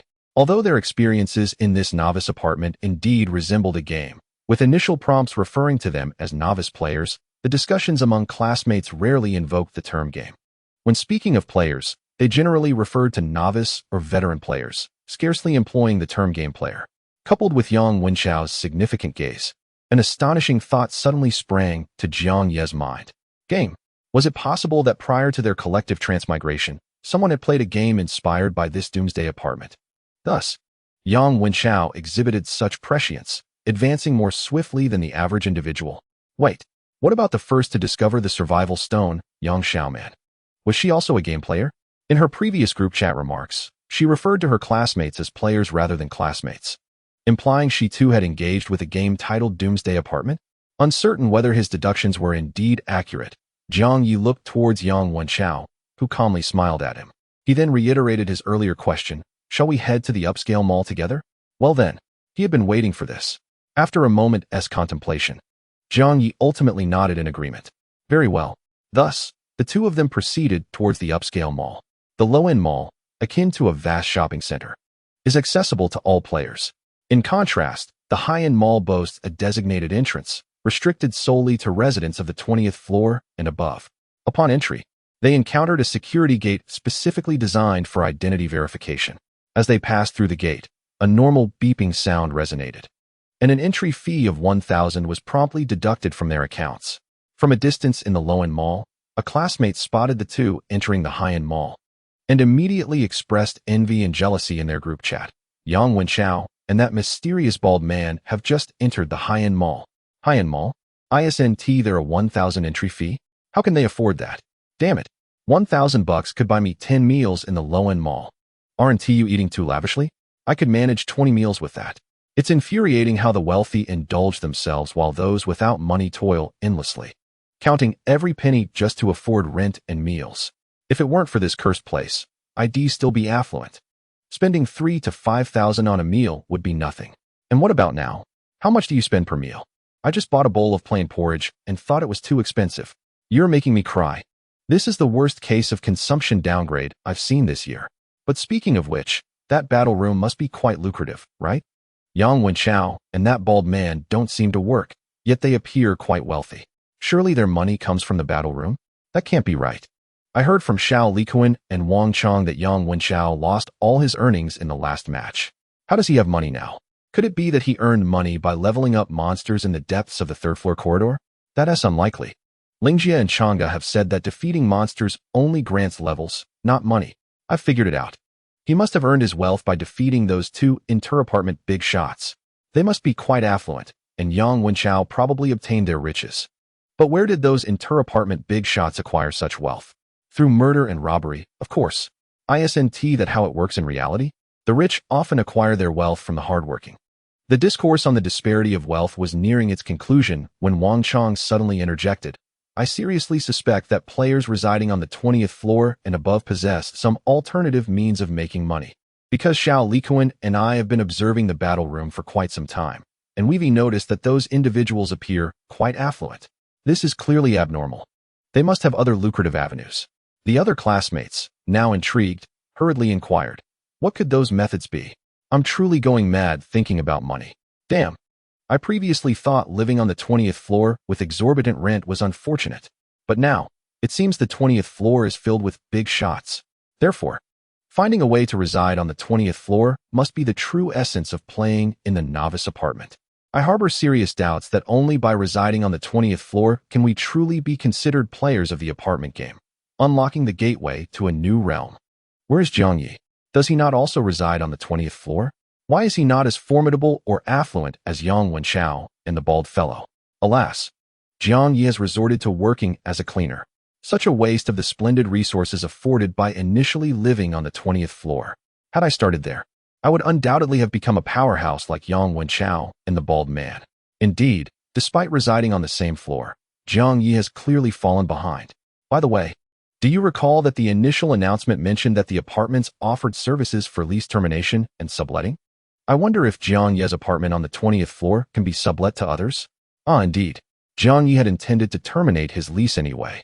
Subletting would surely save him a considerable sum compared to outright termination. Many classmates who once believed Jiang Ye, living on the 20th floor, would be unable to afford the rent, now witness the glory of two initial residents of the 20th floor. They have begun to perceive living on the 20th floor not as a burden of exorbitant rent, but as an honor, an essential key to becoming stronger. Consequently, numerous classmates have started to suggest that Jiang Ye sublet his apartment to a true powerhouse. After all, he was already contemplating lease termination. The penalty for terminating the lease exceeds that of subletting. Now, with someone willing to take over Jiang Ye's costly apartment, it would indeed assist him in saving the difference between the lease termination and subletting costs. Among them, Wang Lingling also entertained this notion, planning to discuss it with Jiang Ye directly when he returned to the mutual aid group. Meanwhile, Jiang Ye, who had entered the upscale mall alongside Yang Wenchao, was also aware of the discussions among his classmates in the group. He did not pay them much heed but remained vigilant of Yang Wenchao while surveying the opulent mall. The upscale mall appeared considerably smaller than the low-end counterpart. However, its decor exuded a distinctly luxurious style. Various props were displayed within dazzling glass showcases, and there was also a row of display cases specifically for treasure chests. This indicated that players could either purchase props directly or buy treasure chests to acquire props. Purchasing treasure chests might allow one to obtain more valuable items for a lesser sum, albeit with the risk of receiving an undesired item, an evident gamble. As Jiang Ye continued to survey his surroundings, he noticed Yang Wenchao heading straight for a display stand at the northernmost part of the upscale mall. After a moment's contemplation, he followed suit. However, he found that the northern display case bore no merchandise at all. Instead, there was an operational station to the right. Yang Wenchao approached the operational station and began to engage with it. After observing for a brief period, Jiang Ye quickly deduced that this display stand was a venue for players to conduct cross-apartment transactions. Yang Wenchao nodded, casually stating. The items showcased for sale in the mall are generally overpriced, offering a low cost-performance ratio. In the realm of player transactions, items are typically sold at a price lower than that of the in-game store. However, despite the affordability, these exchanges are akin to second-hand markets, where the items are fundamentally pre-owned. Jiang Ye harbored no aversion to second-hand goods. Saving money was undoubtedly advantageous. Moreover, some of the items he had discarded could be resold through player transactions, thus converting them back into currency. This trading feature was evidently favored by players. At that moment, Yang Wenchao was engaged in the act of listing his unwanted items in the player trading zone. Observing his adept maneuvers, Jiang Ye pondered in silence about how to inquire about gaming matters. Just as he was formulating his approach, Yang Wenchao abruptly interjected, "You must be Yang Xiao man, right?" "What?" Jiang Ye was momentarily taken aback. Yang Wenchao continued, seemingly talking to himself, "I guess not. You are Jiang Ye?" Jiang Ye frowned. "I suppose that's not the case either. So who exactly are you?" The masquerade mask implied that the invisibility effect was more practical than the disguise effect. Yet, you chose to disguise rather than conceal. What could be the compelling reason for your non-hidden identity? Initially, Jiang Ye regarded this individual's calm demeanor as a test of his own abilities. He assumed Yang Wenchao might genuinely glean insights from others' reactions. However, it turned out he was merely posing. With confidence derived from his prowess, Jiang Ye felt indifferent to the probing. He was about to turn the tables and inquire about Yang Wenchao's gaming knowledge when Yang Wenchao preempted him. Continuing his line of questioning, "I heard from Xiao Likuan and the others that you utilized an ice-type AoE skill to annihilate Zhao Yudi. Such prowess shouldn't necessitate a hidden identity, right?" He paused, his expression suddenly serious, his gaze toward Jiang Ye filled with complexity. "Your 3 consecutive victories, surely they weren't solely achieved through your own efforts?" Jiang Ye intended to assert that he had purchased those victories. However, he hadn't even finalized his fib before Yang Wenchao cut to the chase. The consecutive victory rewards provided by the battle room may appear to be random, with players drawing rewards from 3 cards. However, that's not entirely accurate. Generally speaking, if you purchased your streak, you would predominantly draw low-tier cards like the announcement card. Yet, if I'm not mistaken, the match against Zhao Yudi must have involved a privilege card. Those who obtain privilege card rewards usually secure their consecutive victories through their own capabilities. Wow, what a fascinating hidden mechanism. Jiang Ye was entirely oblivious to this. However, a thought suddenly struck him. Isn't the upgrade card also considered a high-tier card? Did you achieve your consecutive victories through your own skill as well? His insinuation effectively acknowledged that he had indeed secured victories through his own merit. Yang Wenchao's expression shifted, becoming increasingly grave, and his gaze toward Jiang Ye grew more cautious. Simultaneously, he shook his head, stating, "The upgrade card is indeed a high-tier card, but I also purchased my victories." Isn't that contradictory? Wasn't it stated that purchased victories yield only low-tier cards? Jiang Ye had yet to voice his query. Yang Wenchao took the initiative to explain, "Consider the issue of match fixing. Some individuals are glaringly obvious in their deceit, easily recognizable as engaging in fraudulent play. However, there are instances of match fixing that can be convincingly disguised as genuine. I purchased consecutive victories, but with specific stipulations, requiring my opponent to collaborate in a manner that made my performance appear formidable. Thus, through sheer acting, I managed to deceive the reward mechanism for consecutive wins, leading it to believe that my victories were earned through skill. Remarkable. Is it truly possible to manipulate it in such a way?" According to Yang Wenchao's assertion, those who sell victories must also be aware of such concealed information. Yet, unscrupulous merchants would not voluntarily disclose this to their customers. Only someone knowledgeable, like Yang Wenchao, could genuinely secure a good deal. This further underscores the point as Jiang Ye seamlessly followed Yang Wenchao's train of thought. Before you entered the battle room, you had already eliminated 4 opponents, earning 4 survival points. This precisely matches the price of the 5 consecutive victories package.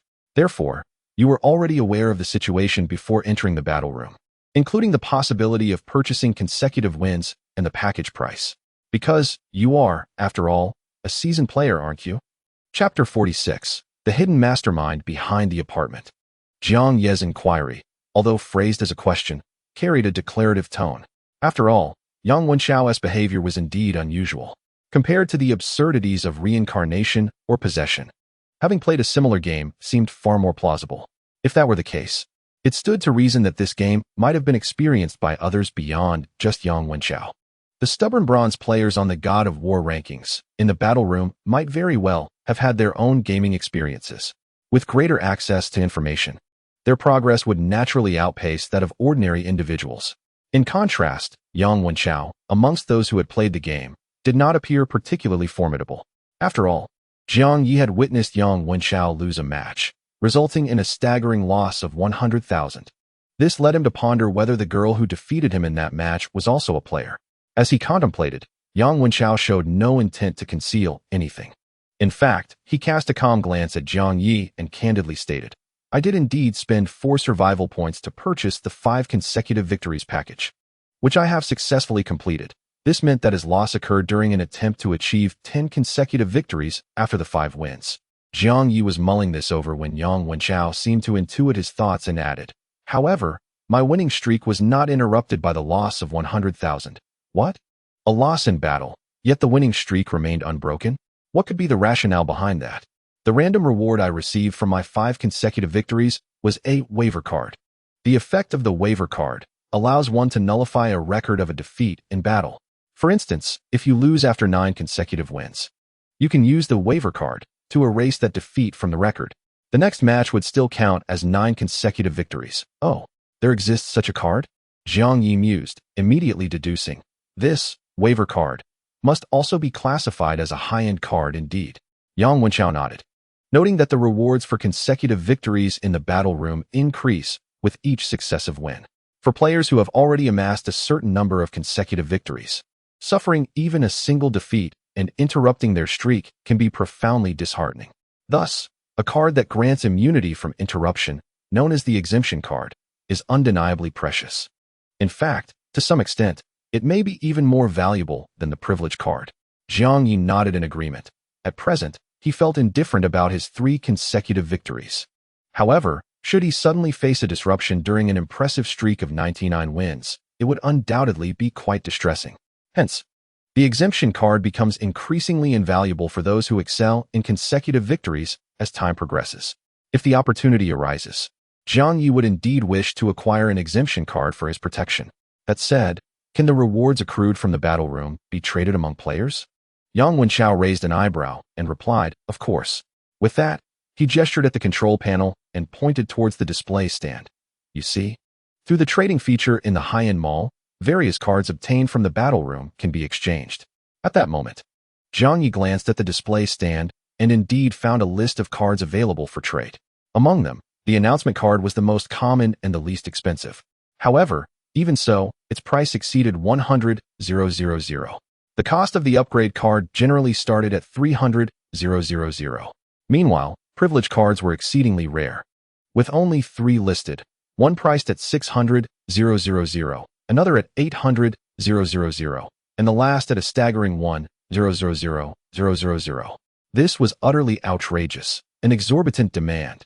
Yet, considering the circumstances, it made sense.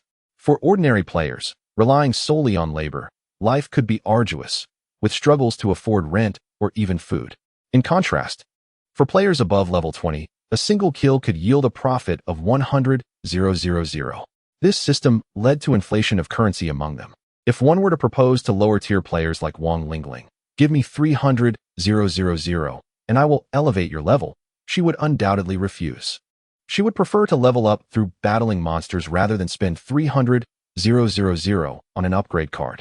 However, for those above level 20, a mere 300,000 is just the equivalent of 3 lives. It is far less risky to eliminate 3 unskilled players than to engage in monster battles for leveling up. Thus, for these players, a price of 300,000 for an upgrade card does not seem exorbitant. This arrangement once again made Jiang Ye acutely aware of the disparities within this world. It resembled the reality he had encountered before arriving at the Apocalypse Apartment, where some toiled tirelessly in harsh conditions, earning a meager sum, while others reveled in luxury, with tax evasion amounts that would take a lifetime for others to accumulate. Indeed, regardless of location, such outrageous disparities in wealth and poverty persist. Jiang Ye pondered these thoughts when Yang Wenchao, suddenly intrigued by the price of the privilege card, inquired, "How much did you earn from your battle with Zhao Yudi?" If calculated according to the price of the privilege card, anything below 600,000 would be considered a loss. Jiang Ye did not respond. Yet his emotions were rather complex. A loss below 600,000? After his battle with Zhao Yudi, he had felt elated upon seeing the money he had earned. Now, upon hearing Yang Wenchao's remark, he suddenly realized that he might indeed be at a loss. After all, he had not made 60,000 from that match. Initially, he believed that the bulk of the earnings from his encounter with Zhao Yudi would come from the spectator fees, given her considerable audience. However, when the final tally was made, the spectator fees amounted to just over 60,000. This indicated that there were merely about 6,000 spectators present. However, Jiang Ye was pleasantly surprised to discover that Zhao Yudi's wager had reached an astonishing 500,000. Consequently, he ended up earning 560,000 from that match. This windfall not only allowed him to offset his substantial debts, but also left him with surplus funds to indulge in the high-end mall. Yet now, gazing at the price of the privilege card, he felt a twinge of regret and wondered if he truly had incurred a loss. At that moment, he had aimed to avoid the seasoned players who could drop in unexpectedly. Had he delayed the use of the privilege card until there were more players in the battle room, he could have matched against stronger opponents and potentially earned even more. Reflecting on this, Jiang Ye felt a pang of remorse. Had he known, he would have refrained from using the privilege card to challenge Zhao Yudi and instead sold it in the trading area for profit. Unfortunately, hindsight was a luxury he did not possess. If Zhao Yudi were to learn of Jiang Ye's thoughts at this very moment, she would likely be infuriated, especially if she discovered that this cunning player had deliberately used the privilege card to match against her solely for the sake of profit, resulting in the interruption of her 9 consecutive victories. The mere thought might send her into despair. After all, how could one squander such a precious privilege card on something so trivial and naively believe it would yield a substantial profit at her expense? Moreover, to think that he had unwittingly caused her to break her streak of 9 victories. This was not only a waste of a valuable resource, but also a misfortune inflicted upon an innocent bystander. How infuriating! Fortunately, Zhao Yudi remained oblivious to this information. Yang Wenchao, on the other hand, had a vague inkling of the situation and felt a semblance of sympathy for Zhao Yudi. Nonetheless, there was little he could do, as it was quite typical for novice players to be unaware of such intricacies, and some unconventional maneuvers were to be expected. After contemplating, he decided to elucidate the matter to Jiang Ye. To be candid, the privilege card is not meant to be utilized in such a manner. Its significant market value stems primarily from its ability to secure consecutive victories. Key winning streaks, such as 3, 5, or 10 victories, are often monopolized by formidable veteran players. Among novice players, there are likely a few who may consciously engage in similar tactics, using the privilege card to interrupt players' 8 or 9 consecutive victories, subsequently demanding payment for the continuity of their winning streak. Players who reach such milestones in their victories are generally not short of funds. Even if they are often willing to pay a hefty price to preserve their streak. For instance, regarding your confrontation with Zhao Yudi, had you demonstrated your capability to triumph over her and subsequently engaged in a discussion, I believe she would be inclined to offer a more substantial price to secure her streak of victories, perhaps even a few million, which she might reluctantly accept. Goodness, a few million. Not long ago, Jiang Ye was fretting over a debt of 350,000. Yet, in the blink of an eye, he possesses the ability to earn a few million. Indeed, if one's prowess is sufficiently formidable, generating wealth is hardly a challenge. However, Jiang Ye pondered, if I deliberately concede to her, wouldn't my own winning streak be interrupted? Yang Wenchao nodded in agreement. Precisely. Thus, the optimal destination for the privilege card would be the trading zone, to be sold to organizations that specialize in maintaining winning streaks. Within those organizations, there are individuals specifically trained to disregard win rates. It appears that wherever there are people, there exists a community. Veteran players have formed various organizations, while newcomers are also keen on establishing their own factions. Jiang Ye then inquired, in the game you play, are there indeed individuals who form such organizations? Yang Wenchao nodded, yes. He hesitated for a moment before suddenly laughing in a relieved manner. Speaking of which, my motivation for playing that game was primarily to profit from those organizations.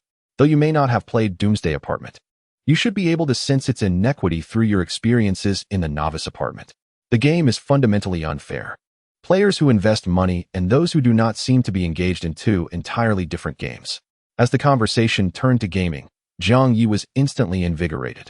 He was eager to uncover the nature of this game and any hidden information he might be unaware of.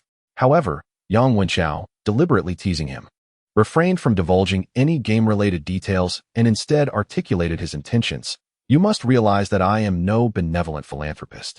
Therefore, should you wish to acquire information about the game, you must be prepared to offer something in return. Jiang Ye grasped his implication. After a brief contemplation, he astutely remarked, You approached me. Thus it is you who seeks to trade the information you possess for something of mine, correct? Yang Wenchao raised an eyebrow. Rather than a transaction, it is more of a collaboration. As I mentioned earlier, the ordinary mode and the pay-to-win mode of this game represent two distinct styles of play. I wish to collaborate with you to navigate the novice apartment in pay-to-win mode. Jiang Ye narrowed his eyes slightly, considering that Yang Wenchao had likely recognized his strength. Yet, emulating Yang Wenchao, he raised an eyebrow and retorted, Is it not possible for me to conquer the pay-to-win mode without the information you provide? His tone conveyed a certain pride, reflecting Jiang Ye's confidence in his own abilities. However, Yang Wenchao smiled enigmatically. You may indeed be quite strong, but... He paused and suddenly asked, Do you know how to traverse between apartments? Jiang Ye raised an eyebrow and replied directly, There is a teleportation device on the rooftop of the apartment. This detail was conveyed to him by the figure in the black cloak he encountered during his 3 consecutive victories. Yang Wenchao, without any surprise, continued to smile and inquire, Do you know the conditions for triggering the teleportation device? Jiang Ye promptly replied, You need to pay 1 survival point. However, this time, Yang Wenchao shook his head. No, the survival points paid are merely the teleportation fee. For a player to traverse between apartments, there exists a more significant condition, obtaining the favor of the apartment's hidden owner. The hidden owner of the apartment. This sounded as if it referred to the entity that governs the entire establishment. Yet, Jiang Ye had not even become well acquainted with the apartment manager. The notion of a hidden owner was entirely new to him. However, could the shadow he encountered on the 20th floor while acquiring the survival jade tablet be the apartment owner? It didn't seem likely. A prominent owner should not be so sneaky, right? Thus, how could he, having never met the apartment owner, hope to earn their favor? As Jiang Ye pondered, he suddenly thought of Huang Qi. Since Huang Qi had successfully traversed between apartments, did that mean he had secured the hidden owner's favor? And what about Yu Xiaoming? What qualities did they possess that would attract the hidden owner's approval? Suddenly, Jiang Ye turned to Yang Wenchao and boldly speculated. If one were to eliminate all the players in the apartment, would that garner the hidden owner's favor? Upon hearing this, Yang Wenchao was taken aback. Did you deduce that? Or did you receive some information? I deduced it, Jiang Ye replied, maintaining a calm demeanor while speaking untruths. Yet, it wasn't entirely a fabrication. He had considered Huang Qi's words to arrive at this conclusion. In truth, it was also a matter of conjecture. Yang Wenchao, observing his expression, appeared somewhat conflicted. After a moment of contemplation, he sighed and said, Well, since you've guessed it, I shall share more information with you. The entire novice apartment actually harbors 3 unique entities, which can be referred to as the 3 major bosses. The first is the apartment manager, who exists in plain sight. The second is the shadow in the corridor that tenants on the 20th floor and above can encounter, who dispenses survival jade tablets. The third is the apartment owner, who only reveals themselves upon the complete elimination of all players within the apartment. As you have surmised, traversing between apartments necessitates the annihilation of the apartment's players, meeting the apartment owner, and obtaining their permission to cross. Upon hearing this, Jiang Ye felt a sudden heaviness in his heart. He had initially believed that reaching the top floor would allow him to execute the cross-apartment action. Yet now he was informed that it required the extermination of all other players. No, Jiang Ye thought for a moment, and then suddenly turned to Yang Wenchao. Since you dared to disclose this information, you must know that there are alternative methods to cross between apartments aside from eliminating all the players, right? Otherwise, wouldn't you fear that I might act on your words and eliminate all my classmates? Chapter 47. Encountering VIP Player Operations. All my classmates here certainly include Yang Wenchao. This fellow could not possibly be naive enough to think that, merely because of his identity as a gamer, Jiang Ye would refrain from eliminating him. Therefore, his willingness to disclose this information must indicate he has some contingency plan.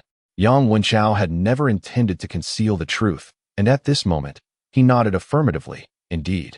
Generally speaking, to traverse between apartments, The only viable option is to eliminate all players within the apartment. However, the circumstances of our apartment are somewhat unique.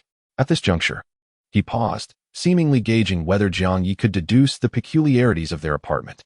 Jiang Ye recalled a specific item within Huang Qi's spatial watch and smiled knowingly. Venturing a guess, the uniqueness lies in the fact that our apartment has already welcomed 2 inter-apartment players.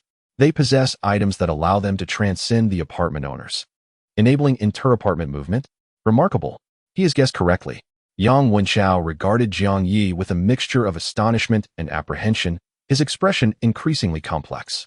He pressed his lips together and nodded. Indeed, Yu Xiangming and Huang Qi have acquired inter-apartment items from their respective apartment owners.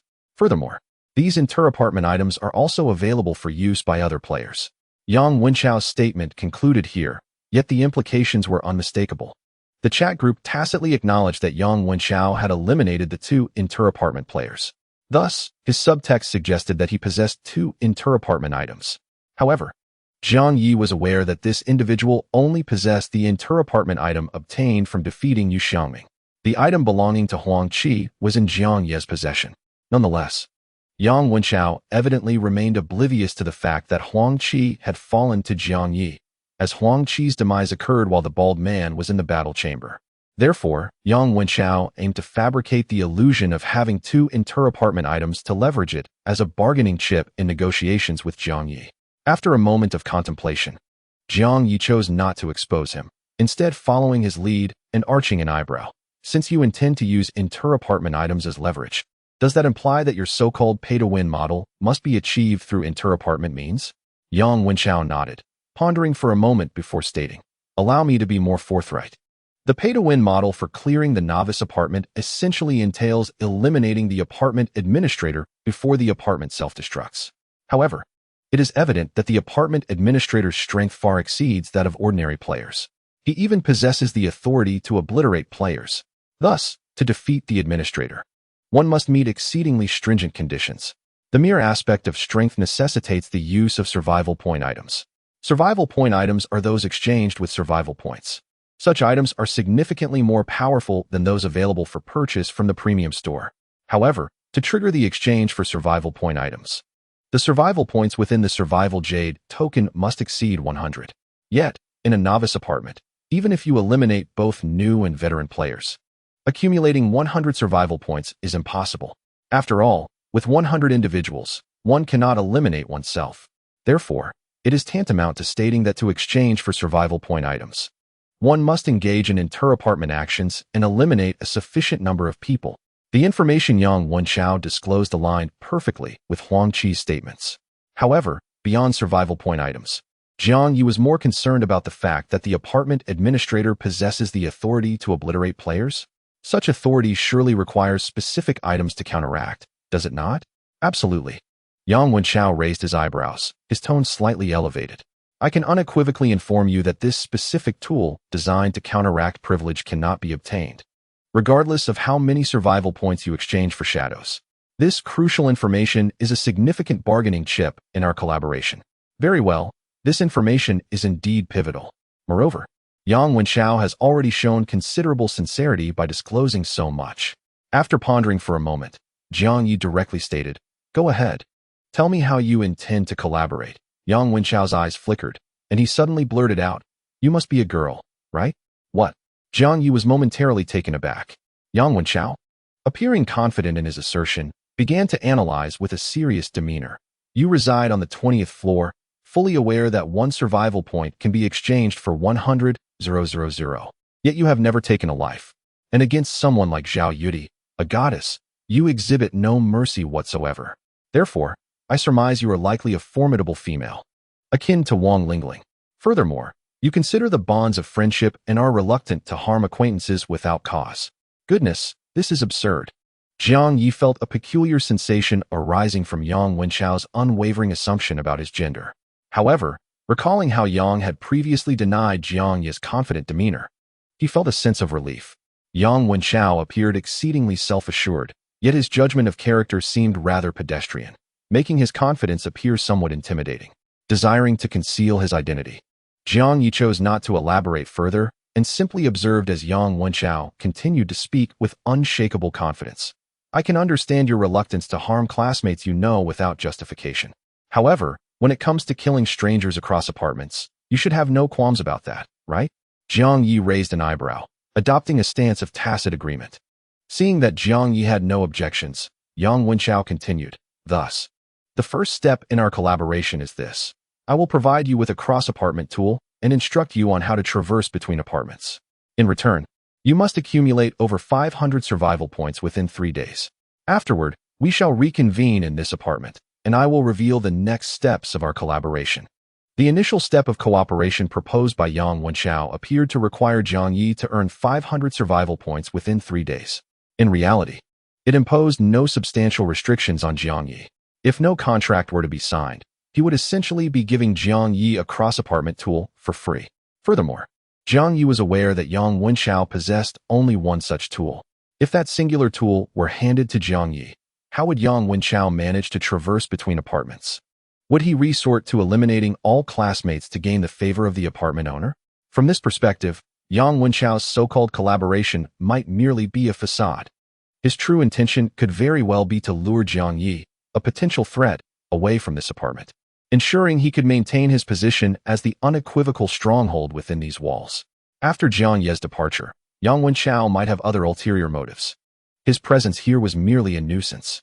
Certainly, it is plausible that the strategy of luring the tiger away from the mountain is indeed genuine, as is the aspect of collaboration.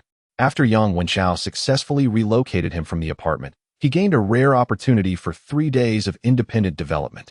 Upon reconvening at the apartment in accordance with their collaborative plan 3 days later, the dynamics may no longer favor Jiang Ye over Yang Wenchao. After all, Yang Wenchao possesses a greater wealth of information and exhibits a more ruthless approach to his actions. Thus, he should harbor confidence that within those 3 days, he could surpass Jiang Ye in strength. When the time comes to engage in the so-called next phase of collaboration, he shall emerge as the one wielding greater influence. In a fleeting moment, Jiang Ye contemplated Yang Wenchao's myriad of motives, intending to extract further gaming insights from him. However, unexpectedly, a notification echoed in his mind. Emergency announcement from the novice apartment. VIP player Yume is merging this apartment with novice apartment 1010. The fusion of the 2 novice apartments will be completed within 10 minutes. The rules for apartment fusion are as follows. Chapter 48, Apartment Fusion 1. The apartment chat group and the apartment level rankings will undergo a standard fusion. 2. The apartment administrators will engage in an optimized selection for the fusion. A PK battle among administrators will ensue within 10 minutes. Should an administrator emerge victorious within 10 minutes, that administrator will be promoted to the role of merged apartment administrator. If no administrator prevails within the allotted time, the selection of the merged apartment administrator will primarily depend on the player count in the apartment level rankings, with the total player count serving as a secondary criterion. 3. Following optimization, the newly merged apartment will retain the original apartment number of the administrator. 4. During the fusion of apartment rooms, if 2 players occupy the same room number, an optimized selection will occur. The 2 co-tenant players will engage in a PK battle within 10 minutes. If no victor is determined within that time frame, the one with superior combat strength shall be declared the winner. The victor retains the rights to the room, while the vanquished forfeits their rights. The rent already paid by the loser shall not be refunded. If rent has not yet been paid, the player must compensate for the breach of lease penalties. 5. For more details, please consult the optimized apartment administrator after the fusion. Upon the announcement's release, the students were left in utter astonishment. The chat group erupted in chaos. What is this? What on earth is a VIP player? Why are they suddenly merging our apartment? These room fusion regulations are utterly outrageous. Why should the loser forfeit their already paid rent, and even incur additional lease termination fees? Indeed, shouldn't the apartment be responsible for the losses incurred by players due to this fusion? Exactly. When I played games in the past, any server issues typically resulted in compensation for players. Here, they suddenly merge apartments without compensating players, and those who share room numbers with others have to pay extra? This is profoundly unfair. If this were a conventional game, I would certainly file a complaint and leave a scathing review. However, with so many floors and rooms in an apartment, the likelihood of encountering duplicate room numbers should be minimal, right? Even though the probability of colliding with another apartment is low, I cannot shake the feeling that the merging of apartments is far from a favorable development. Just think about it. Yang Wenchao was once our classmate, and he would resort to violence without a moment's hesitation. Now, the individuals we may encounter in this merged apartment are likely to be complete strangers, and some may even possess a certain edge from having navigated the complexities of society. Under such circumstances, I fear that conflicts may easily arise, leading to potential casualties. I too believe that the merging of apartments is not a commendable affair. What ulterior motives could the VIP player behind this operation possibly have? Moreover, how did she acquire the ability to merge apartments? Is it simply because she holds VIP status, granting her greater authority? Will we ever have the opportunity to ascend to VIP status ourselves? Let us not indulge in dreams too distant. It is already commendable that we have managed to navigate this novice apartment. I suspect that among us, only top-tier individuals like Yang Wenchao possess the potential to become VIP players. Even Wang Lingling seems to fall short in comparison. By the way, could this merger of apartments have any connection to Yang Wenchao? After all, the chat group is public. Now, everyone is aware of Yang Wenchao's formidable prowess. Even the mere mention of his name is accompanied by a cautious tone. Following this discussion, the group fell silent once more. After a considerable pause, someone finally responded. Did the announcement not clarify that this apartment merger is the doing of a VIP player? Why are you all so eager to place the blame on Brother Chow? This stems from Yang Wenchao's remarkable performance and the classmates' lack of understanding regarding his situation, leaving them to speculate wildly. Many now suspect that he may be a reincarnator or possess an SSS-level talent. Some even believe he is the destined protagonist. With an immeasurable future ahead, numerous classmates dream of attaching themselves to him. Jiang Ye, having personally interacted with the seemingly enigmatic Yang Wenchao, has gained a more grounded view of him. He glanced through the group chat, and, upon realizing the lack of substantive information, prepared to seize the opportunity to inquire about VIP players and the apartment merger. Meanwhile, in the high-end mall, he remained undisturbed. However, on the top floor, basking in sunlight and leisurely drying her hair, his first avatar encountered a peculiar situation following the announcement of the apartment merger. Specifically, it was the woman in white who experienced a shift. She appeared to revel in the sun's warmth.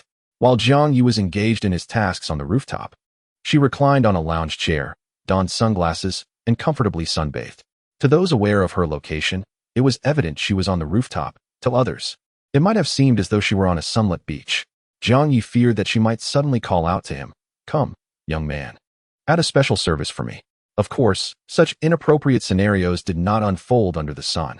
However, following the announcement of the apartment merger, the expression on the woman in white's face abruptly transformed. Her previous tranquility while sunbathing was swiftly replaced by anger and terror. After a moment of hesitation and contemplation, she seemed to suppress her emotions and abruptly stood up.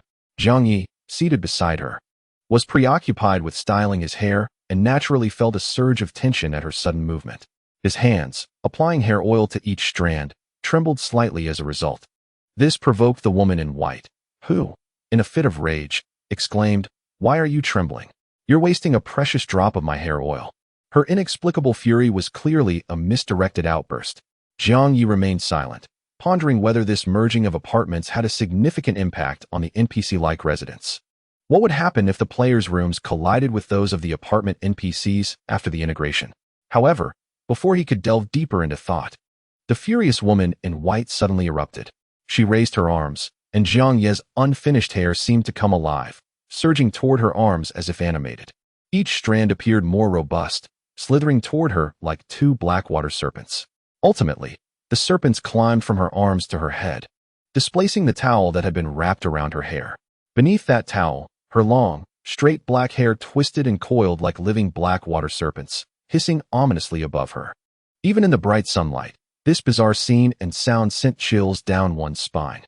Jiang Ye felt a momentary paralysis, quickly preparing himself to choose between fusing with his clone or abandoning this sea-level talent. Chapter 49. I saved myself as one of the black serpents shot from the woman's head and coiled around Jiang Ye's neck. He braced himself to relinquish this clone. However, the slender, slick serpent merely wrapped around his neck without tightening its grip. The woman, now transformed from her previous state into one clad in black, had shed her white robe, her black hair billowing into a dark cloak that danced in the still air of the penthouse, producing an eerie rustling sound. This stark contrast between black and white evoked memories of Lan Longkue and Hong Longkue from the game Xianjian San, one serene and gentle, the other ferocious and violent. It was evident that this black-clad woman possessed a propensity for brutality. Her gaze intensified with a sharp, volatile edge as it swept over Jiang Ye, leaving behind a chilling remark, "Pray that I survive. Otherwise, you shall accompany me to the grave." With that, she vanished in an instant, left in her wake. Jiang Ye felt the serpent still entwined around his neck. Stiff with fear, he dared not touch it. Cursing inwardly, he realized that the merging of the apartments might pose catastrophic risks to these NPC residents. The woman in white, now black, might well perish in this chaotic integration. As I pondered, I noticed that some classmates in the chat group mentioned similar experiences. Wang Lingling exclaimed, "Wow!" After the apartment integration, those NPC residents have suddenly become quite irritable.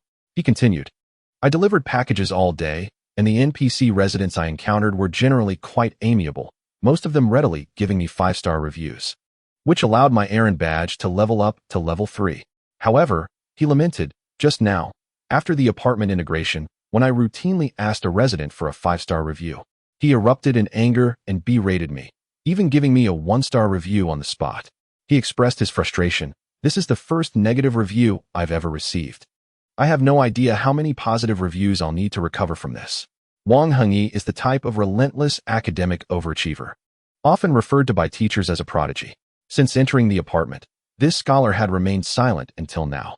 His first comment instantly drew gasps from his classmates. "What?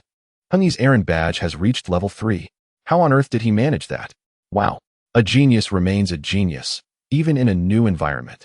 If the ability to comprehend initial skills is indeed linked to intelligence, Jiang Ye should possess an exceptionally strong initial skill, much like Lu. Not necessarily.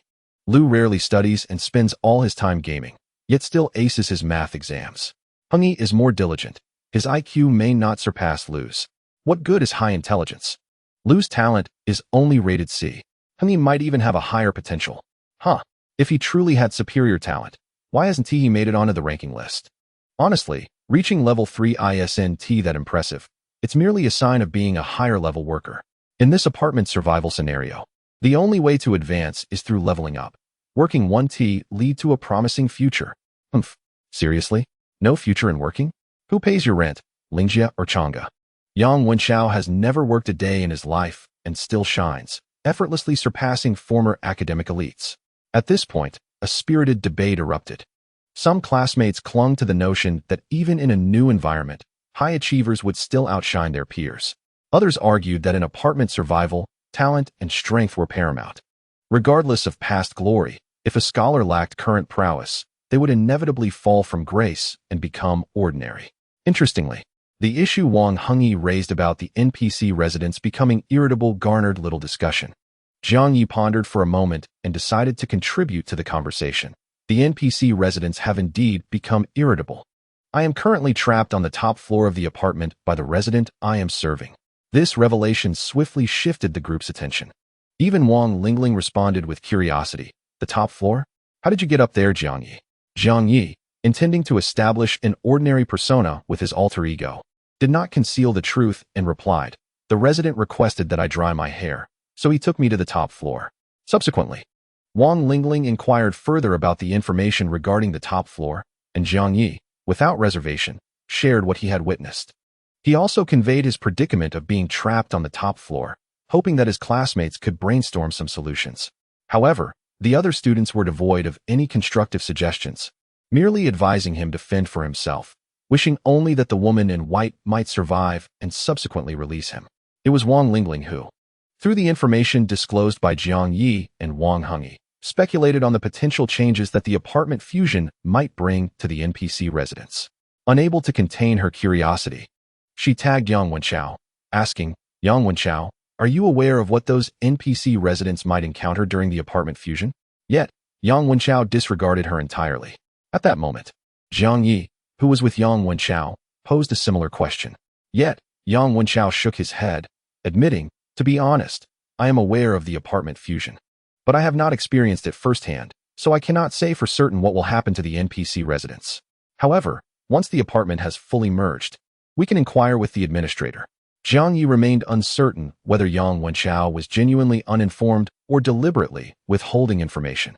He refrained from pressing further and speculated instead. According to Jiang Ye's account, the woman in white did not kill him directly, but rather imprisoned him. Moreover, there had been no reports of classmates being slain by NPC residents in the group. Did this imply that the NPC residents were incapable of killing players? Yang Wenchao nodded, adding his own conjecture. That appears to be the case. Under normal circumstances, NPC residents cannot proactively harm players. However, during the apartment fusion, when their own lives are at stake, they are unlikely to concern themselves with the fate of the players. The implication from the woman in white is clear. If she perishes, Jiang Ye will follow her to the grave. At this juncture, Yang Wenchao could not help but frown, remarking, Jiang Ye certainly has audacity. He seems not to be a mere player, yet he dares to ascend to the top floor. This was Jiang Ye's first experience discussing himself under a guise with others, a rather peculiar sensation. Nevertheless, he was unwilling to relinquish his first avatar and cautiously broached the subject with Yang Wenchao. Is Jiang Ye's fate merely a gamble on the survival of that woman in white? You previously mentioned that the first step in our collaboration is to help me cross apartments while also revealing the method to ascend to the top floor. If I manage to reach the top floor, is there hope for rescuing Jiang Ye? Yang Wenchao, initially taken aback, blurted out, You wish to save Jiang Ye? However, upon reflection, he recalled that this bald-headed individual had never taken a life and seemed genuinely concerned about his classmates. After a moment of contemplation, he speculated, the black water snake that has ensnared Jiang Ye must be a type of special artifact. It is inanimate, yet possesses a certain sentience, likely acting under orders. Should the woman in white meet her demise, it will strangle Jiang Ye. After a brief pause, Yang Wenchao's eyes sparkled with realization, and he elevated his tone. I cannot guarantee that we can save Jiang Ye, but if fortune smiles upon us, it may be possible to subdue that black water snake. The notion of subduing the black water snake startled Jiang Ye, prompting him to seek further clarification. However, Yang Wenchao spoke rapidly, saying, If you have truly made your decision, there is no time for further explanations. You must act immediately. Every second counts, for time is of the essence. What Jiang Ye was attempting to save was not merely an ordinary classmate, but rather his own avatar. Thus, without a hint of hesitation, he resolved, All right, just tell me what to do. This decisive and swift judgment led Yang Wenchao to seriously suspect that the girl behind the bald head might harbor a secret affection for Jiang Ye. After all, it must be said that Jiang Ye was indeed somewhat handsome. It seemed perfectly normal to be the object of a crush from a pretty girl.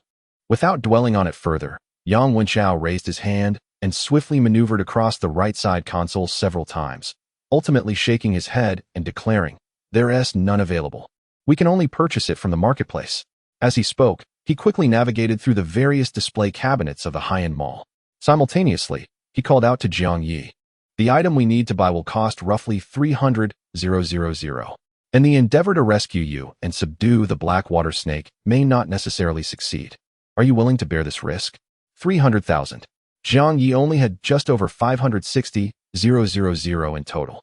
And this expenditure would consume more than half of his resources. Moreover, according to the conversion rate of survival points, 300,000 equated to 3 points of survival. Enough for him to generate 3 additional avatars. Should he reconsider? Did he truly need to mourn the loss of his first avatar? Perhaps the avatars he generated anew could possess talents far superior to that of the first.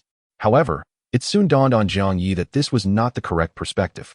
1 point of survival could indeed be exchanged for 100,000, but conversely, 100,000 could not be traded for survival points. Experienced players, during their winning streaks, collected survival points, while new players utilized privilege cards to gain game currency from others' victories. According to Yang Wenchao, during Jiang Ye's match against Zhao Yudi, he could have collected several million in game currency from her.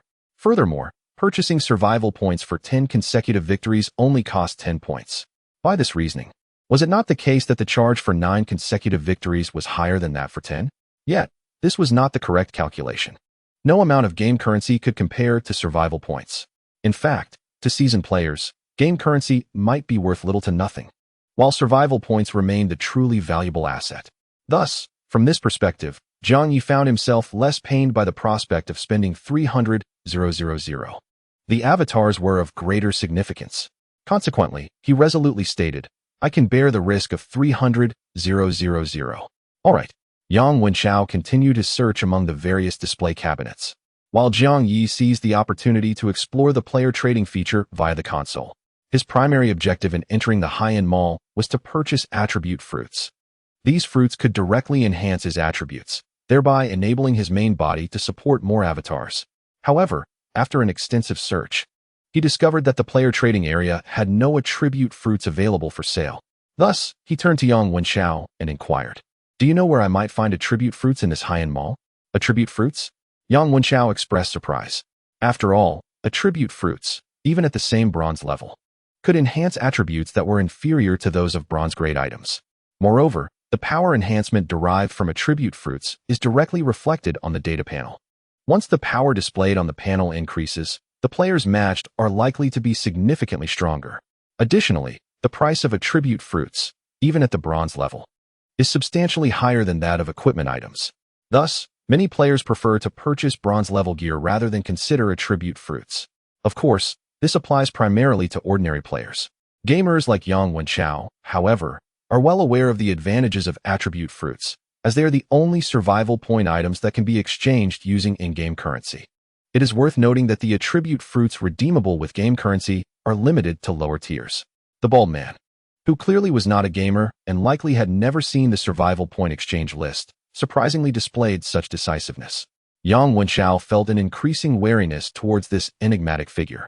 He quickly pointed out that the attribute fruits could be found in the northeast display area.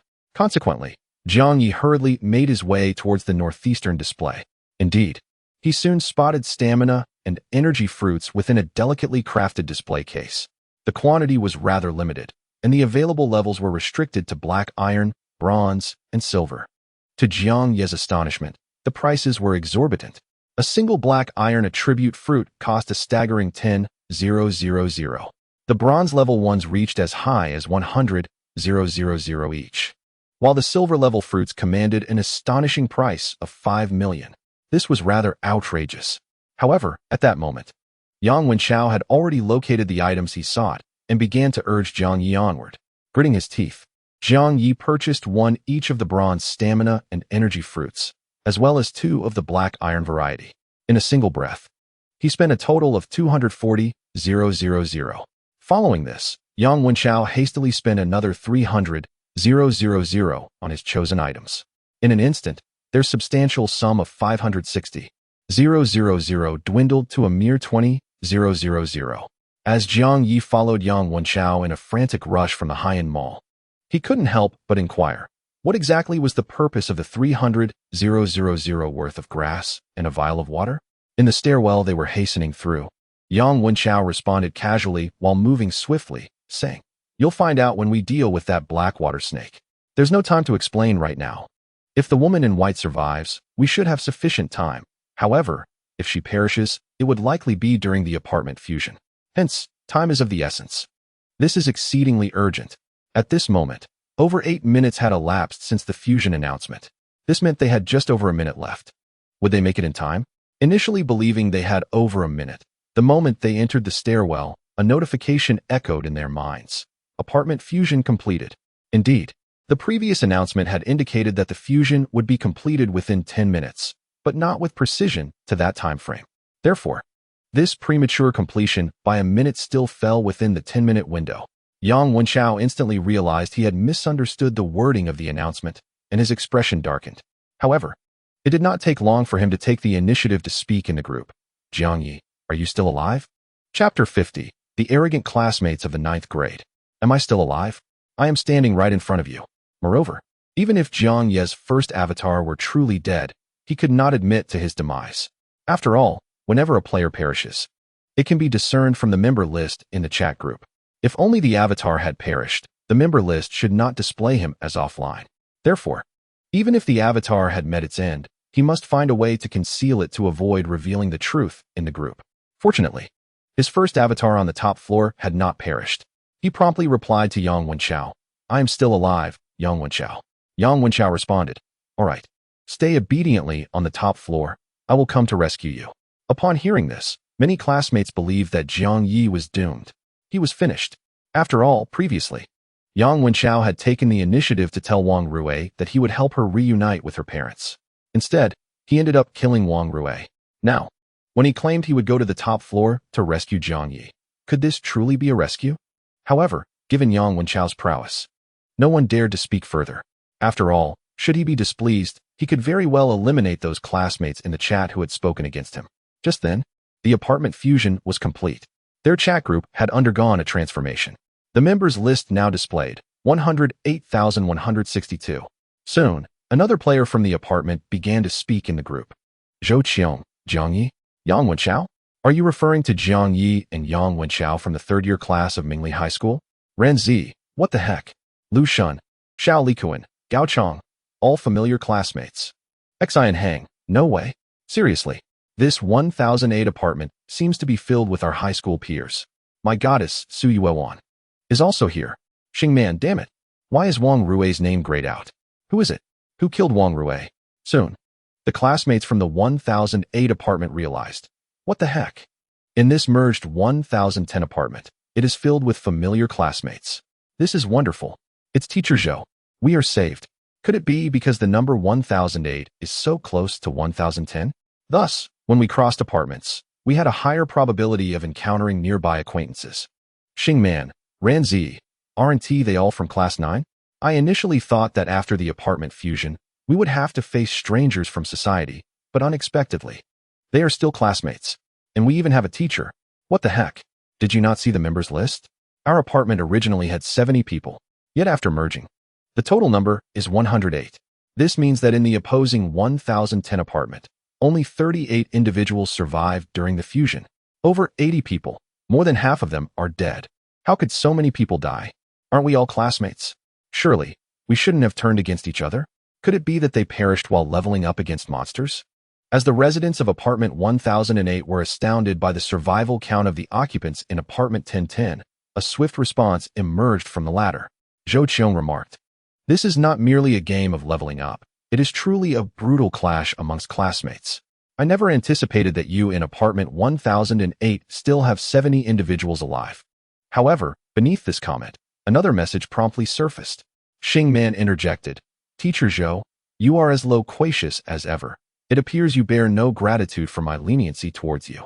This statement left the students of apartment 1008 utterly stunned. Zhou Qiong served as the Chinese language teacher for both Class 1 and Class 9. At that moment, a multitude of Class 1 students immediately expressed their shock in the group chat. "Isn't it just Teacher Zhou speaking normally? Are you threatening her, Xingman? Indeed. Your words are rather harsh. Is this the attitude a student should have towards a teacher? What on earth transpired in apartment 1010? Why is the atmosphere so peculiar? Xingman, I believe I've heard that name before. Isn't he the notorious troublemaker from Class 9? I sense that most of the students in Class 9 are delinquents or underachievers. Are there even any students from their class who ranked in the top 10? They seem to consistently finish at the bottom in every exam during our senior year. I've also heard that Xingman's father has a criminal record. His mother abandoned him. He is clearly ungoverned and unruly." While the residents of apartment 1008 were discussing the circumstances of Class 9, the previously silent apartment 1010 suddenly erupted with messages. Xian Hang exclaimed, "Ha! This is truly amusing. Are these so-called good students from classes 1 and 2 perhaps a bit naive?" Ran Zi added, "Absolutely. Their responses are so innocent and hilarious. How dare they brazenly discuss the underachievers of Class 9 in this group?" Do Heping chimed in, "Haha. Good students. Why not check the rankings to see where we, the underachievers, stand?" Xian Hang continued, "It's downright comical. These good students are utterly oblivious to the situation. Just moments ago, someone even mentioned how great it is to have a teacher. I nearly died laughing." Ran Zi remarked, "It's hard to believe these are seniors. One could easily mistake them for elementary school students." Huh? Tang Xian added, "What can we say? Good students act this way because they always listen to their teachers." Huh? Xingman declared, "I've taken note of the names of those few students from Class 1 who just spoke in the group. And what you must remember is, when the time comes to fight or work, be wary. You might not even realize how you met your demise." His statement was brazen and dripping with menace.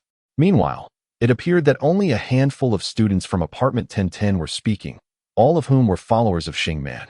Xian Hang taunted, good students from classes 1 ran Z. If there's any confusion, allow me to clarify further. This group may appear to be a public chat channel, but from this moment onward, only Xing Ge and his loyal followers are permitted to speak. Should anyone dare to chatter aimlessly, be prepared for dire consequences. Xing Man. Alright. With that made clear, the group has indeed quieted down.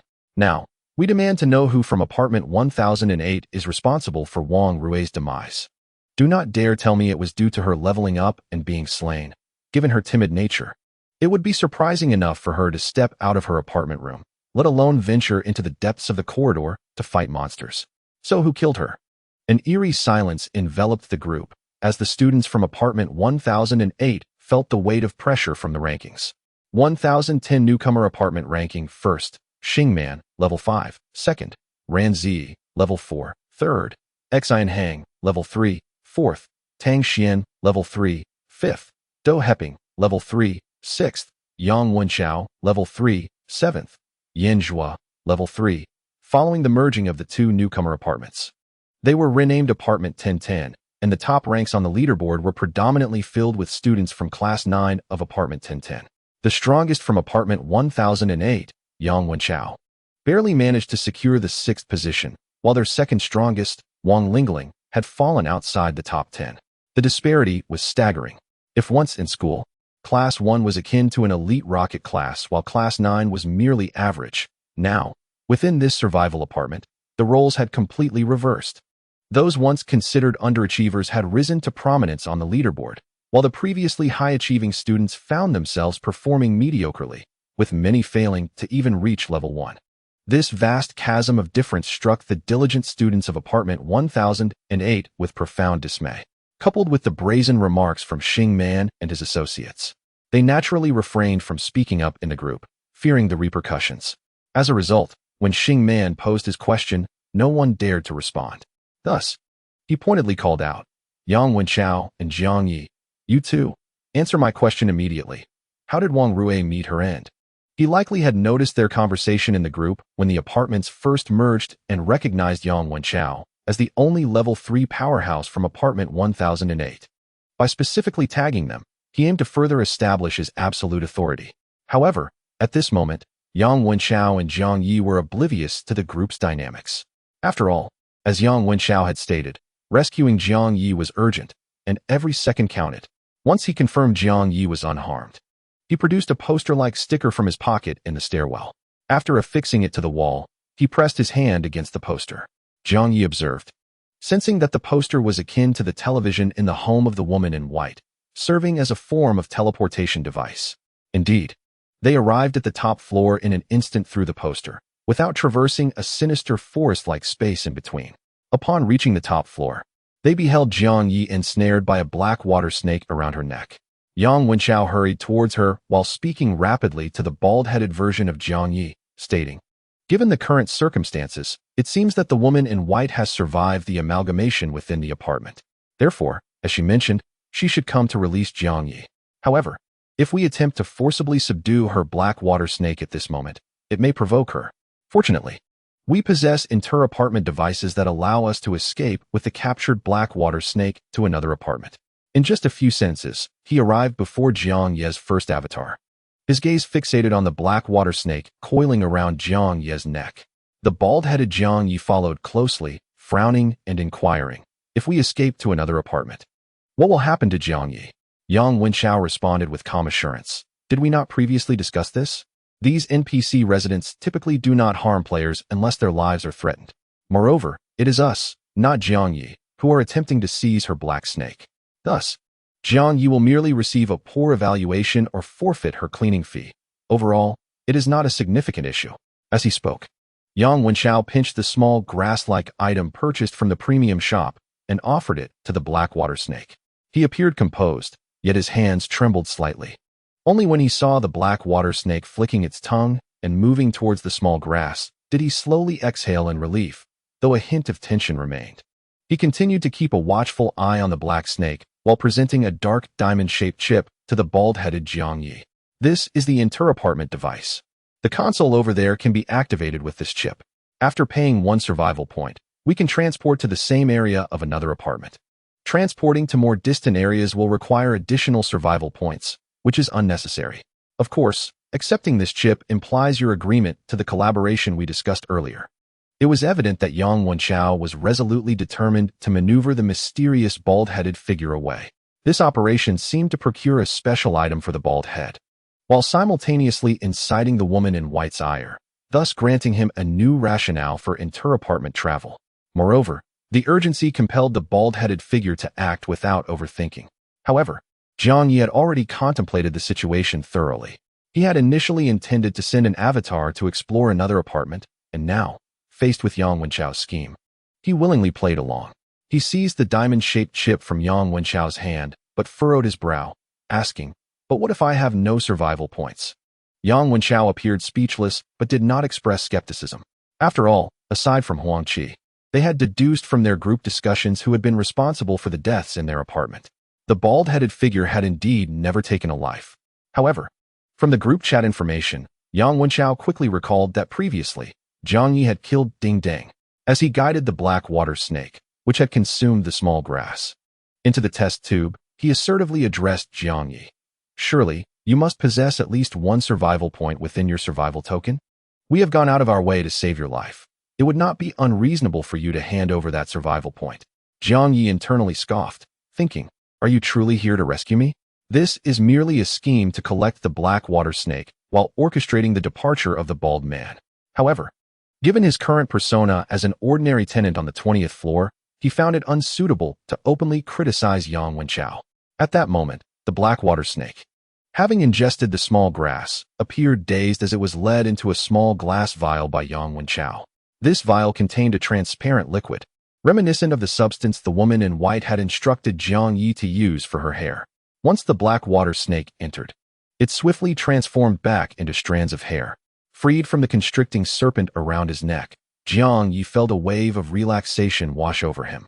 He promptly explained to Yang Wenchao, "However, when I eliminated Ding Ding, I had yet to acquire the survival token. Thus, my survival token contains no survival points. If you don't believe me, take a look." With that, he produced the survival token, revealing a conspicuous 0. Yang Wenchao, somewhat resigned, understood that only survival points stored within the token could be traded, while those displayed on the data panel were untouchable. Nevertheless, Yang Wenchao's resolve hardened. "Very well. If there are no survival points, then you shall serve as a substitute." Chapter 51. Inter-apartment, the woman in white pursues. "How dare you attempt to kill me in my presence? Do you not regard my swift defeat of Zhao Yudi with any respect?" Without further ado, Jiang Ye merged with a clone, instantly augmenting the bald man's power. Another ice domain was unleashed, causing Yang Wenchao's speed to plummet. Alongside Yang Wenchao's delayed movements were two unfamiliar classmates who had suddenly appeared on the rooftop. Unfamiliar classmates? Wait, what? Yang Wenchao's fierce gaze seemed to be directed at the newly arrived strangers. Jiang Ye, quick to adapt, promptly adjusted the ice domain's range towards the direction of the two unfamiliar classmates, presenting an appearance of cooperation with Yang Wenchao. Simultaneously, he seized a moment to glance at the chat group. To his surprise, in the newly merged apartment chat, the conversation was even quieter than before, with the chat interface filled solely with messages from players of the other merged apartment. "Xingman, Yang Wenchao, Jiang Ye, you too. Answer my question immediately. How did Wang Rui die?" "Xingman, ignoring me, are you? Still think you're impressive for reaching the rooftop? I heard you're going up to save Jiang Ye." Yang Wenchao: "No problem. I'll ensure that you and that Jiang Ye meet your end on the rooftop."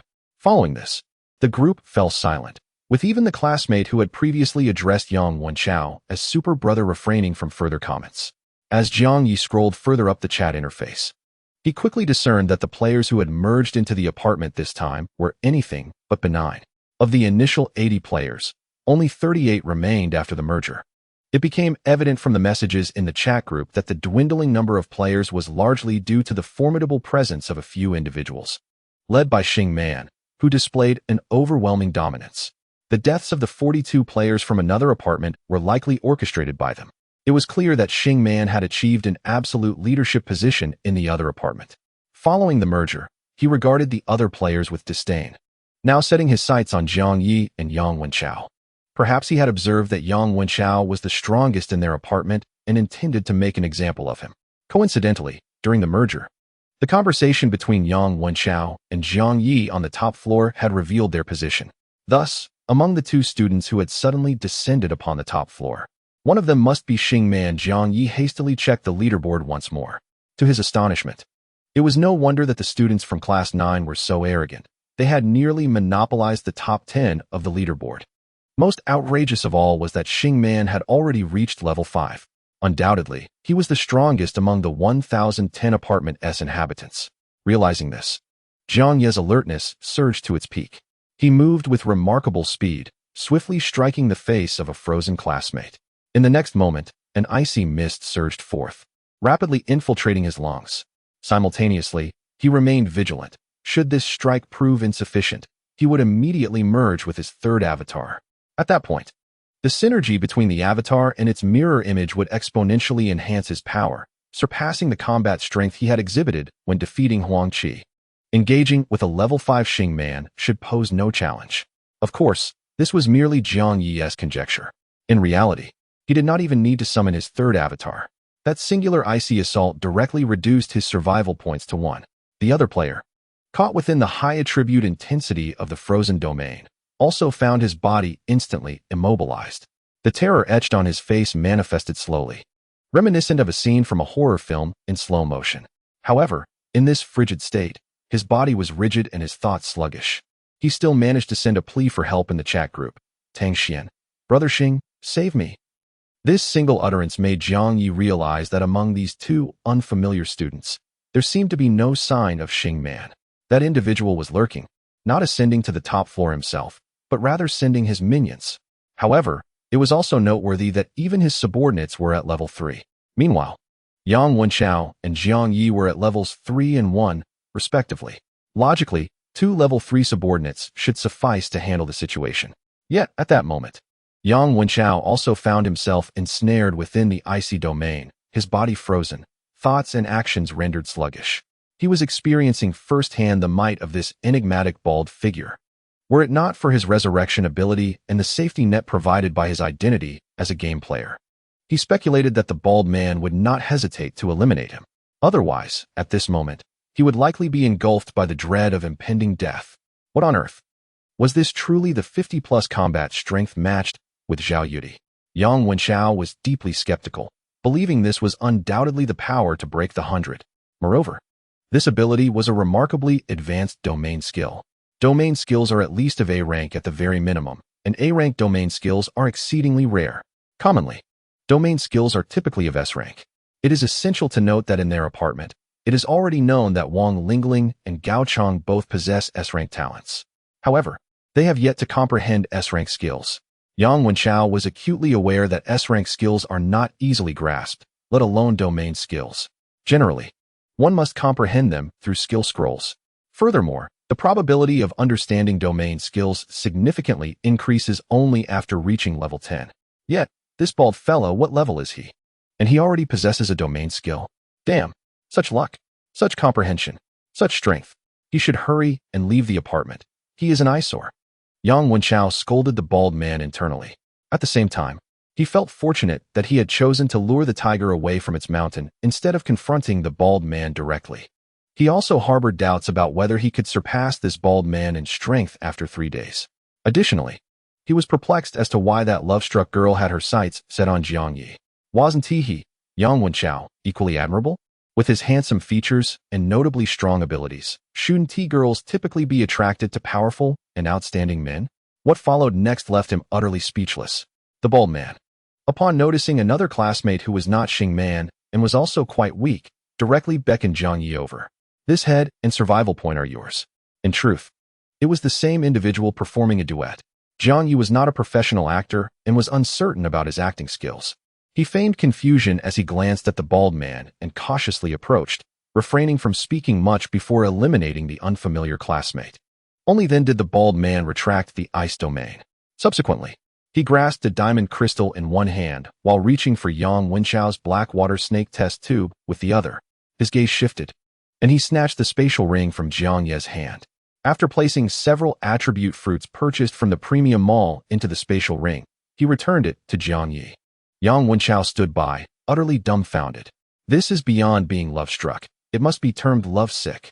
When Jiang Ye received back the spatial ring, he continued to feign a state of trepidation and confusion. The bald man then solemnly addressed Yang Wenchao. Jiang Ye is my close friend. He has saved my life. If, after 3 days, I return to the apartment and do not see him, then our collaboration may not proceed. Yang Wenchao felt increasingly exasperated as he listened. Damn it. Just to collaborate with you, I must protect your little lover, right? However, he had no intention of collaborating anyway. After 3 days, the stronger one would prevail, and the outcome was uncertain. At this moment, Yang Wenchao contemplated that if, after 3 days, his strength were to crush that of the bald man, wouldn't it be immensely satisfying to brutally slay Jiang Ye in front of him? While lost in such thoughts, he suddenly felt a chill wash over him. However, this chill was distinctly different from the icy aura of the bald man's domain. This coldness was not merely the frigid touch of ice magic, but rather the sinister chill of darkness. A chilling wind swept through the air. Yang Wenchao's expression shifted dramatically. In the next moment, he indeed witnessed the once sunny sky above the rooftop being shrouded in an ominous shadow. Dark winds began to swirl ominously. The bald man reacted swiftly, darting towards the inner control panel of the rooftop. Upon getting closer, he noticed a diamond-shaped indentation on the control panel. He inserted the diamond-shaped crystal, and the control panel successfully powered on. The screen displayed a plethora of functions. However, Jiang Ye had no time to investigate further and immediately located the most conspicuous inter-apartment feature. Among them, the apartment accessible for one survival point was numbered 00009999. Considering this, their apartments 1008 and 1010 had relatively low numbers. Wishing to avoid any familiar faces, Jiang Ye promptly selected the apartment with the farthest number, 9999. Almost at the very moment he darted away from the control panel, a black water snake lashed out violently towards the spot where he had just been. Unfortunately, that thicker and longer black water snake ultimately struck the control panel instead. Remarkably, the panel, regardless of its material, did not sustain any damage from such an impact. As Jiang Ye remained in the current apartment, his body immediately tensed. He saw the furious woman in white, her bare toes perched on the outer railing of the rooftop. She had donned a white bathrobe that billowed without wind. Above her, the black water snakes writhed in the gusts of chilling air, their movements eerie enough to send shivers down one's spine. With a whoosh, the black water snake that had aimed at the bald man retracted back. The black water snakes above the woman's head swiftly transformed back into her black hair. Yet, her demeanor remained one of rage. She cast a fierce glare toward Jiang Ye and Yang Wenchao, followed by a chilling, menacing voice. You too. Wait for me. As she spoke, a light curtain materialized before her, resembling her television screen. The woman pressed her hand against the light curtain, and in an instant, she vanished. Jiang Ye, astounded, immediately turned to Yang Wenchao and asked, What? Does this woman in white possess the ability to traverse apartments as well? Yang Wenchao shot him an incredulous look. Look at this rooftop, with such glorious sunlight. How many apartment residents would dare to venture up here? After pondering for a moment, Jiang Ye quickly realized that the woman in white, capable of ascending to the rooftop, was certainly not an ordinary resident among the multitude of apartment dwellers. This is outrageous. So, she intends to pursue the bald man across apartments. Jiang Ye suddenly turned to Yang Wenchao. You deliberately set him up. Yang Wenchao, however, remained unfazed. That's not the case. Don't jump to conclusions. After all, I had no idea that the woman in white could traverse apartments as well. Besides, NPC residents generally do not assault players unless provoked. She would likely just confront the bald man to reclaim her hair. Meanwhile, it was merely an opportunity to create some trouble for the bald man. All of this, I remain oblivious to. I cannot be blamed for it. Such words were spoken with brazen candor. Yet, within Jiang Ye's heart, an expletive arose. You scoundrel! Are you truly unaware or merely feigning ignorance? I suspect you are doing this on purpose. At that moment, a thought flickered through his mind. Perhaps he could directly merge the third avatar and the mirror avatar into the first avatar, and then teach Yang Wenchao a lesson in humility. However, Jiang Ye quickly dismissed this notion. After all, Yang Wenchao seemed to possess a resurrection ability, and he might have other hidden trump cards. If he acted under the identity of Jiang Ye and failed to achieve a decisive blow, his secrets would be exposed. As he contemplated this, Yang Wenchao took the initiative to remark, You, my friend, seem to have quite a good rapport with others. I let you off the hook previously, and that bald man is wholeheartedly protecting you. A life-saving grace. Are you a saint, seeking good deeds across the world? Jiang Ye thought to himself. Wasn't that just to make the story sound plausible? Why else would such a formidable bald man take such an interest in me? Yang Wenchao merely mused aloud, and then inquired, given that you have received a life-saving favor, you should be able to guess the true identity of that bald man, right? As he spoke, Yang Wenchao also checked the apartment's chat group, eager to see whose names had turned gray during this time. After all, the effects of crossing apartments were akin to death. They would also appear offline in the member list. Yet, in such a short span, quite a number of individuals had perished. Moreover, the students from Class 9 were once again clamoring. To be precise, it was the students from Classes 1 and 2 who had just risen up. Following Tang Xian's plea for help to Xing Man, Wang Chang's message suddenly appeared in the group. Indeed, given the situation, Tang Xian and Yin Zhuo from Class 9 were instantly defeated by Brother Chao. I had mentioned before that Brother Chao can even eliminate the big shots from cross-apartment confrontations, while Xing Man is of a higher level. He may not necessarily be a match for Brother Chao. Now it is proven that my suspicions were correct. With Wang Chang's comment as a catalyst, the students from Classes 1 and 2 seemed to regain their confidence almost instantly. Gradually, voices began to emerge, countering the previous ridicule from their Class 9 counterparts. After all, while fear of death was natural, they were all spirited youths. No one wished to be mocked by those they once deemed inferior without daring to retort. Soon, more classmates began to echo Wang Chang's sentiments, asserting that although Yang Wenchao's level did not match Xing Man's, his strength surpassed that of Xing Man. However, following these remarks, students from Classes 1 and 2 began to fall one after another. Several names on the member list darkened within a short period. This left Yang Wenchao unable to discern which student from the cross-apartment bald man had specifically vanished during this time. Thus, he could only continue to gaze at Jiang Ye, awaiting his response. Chapter 52. Is my apartment safe? Jiang Ye's expression appeared contemplative, as if lost in reflection.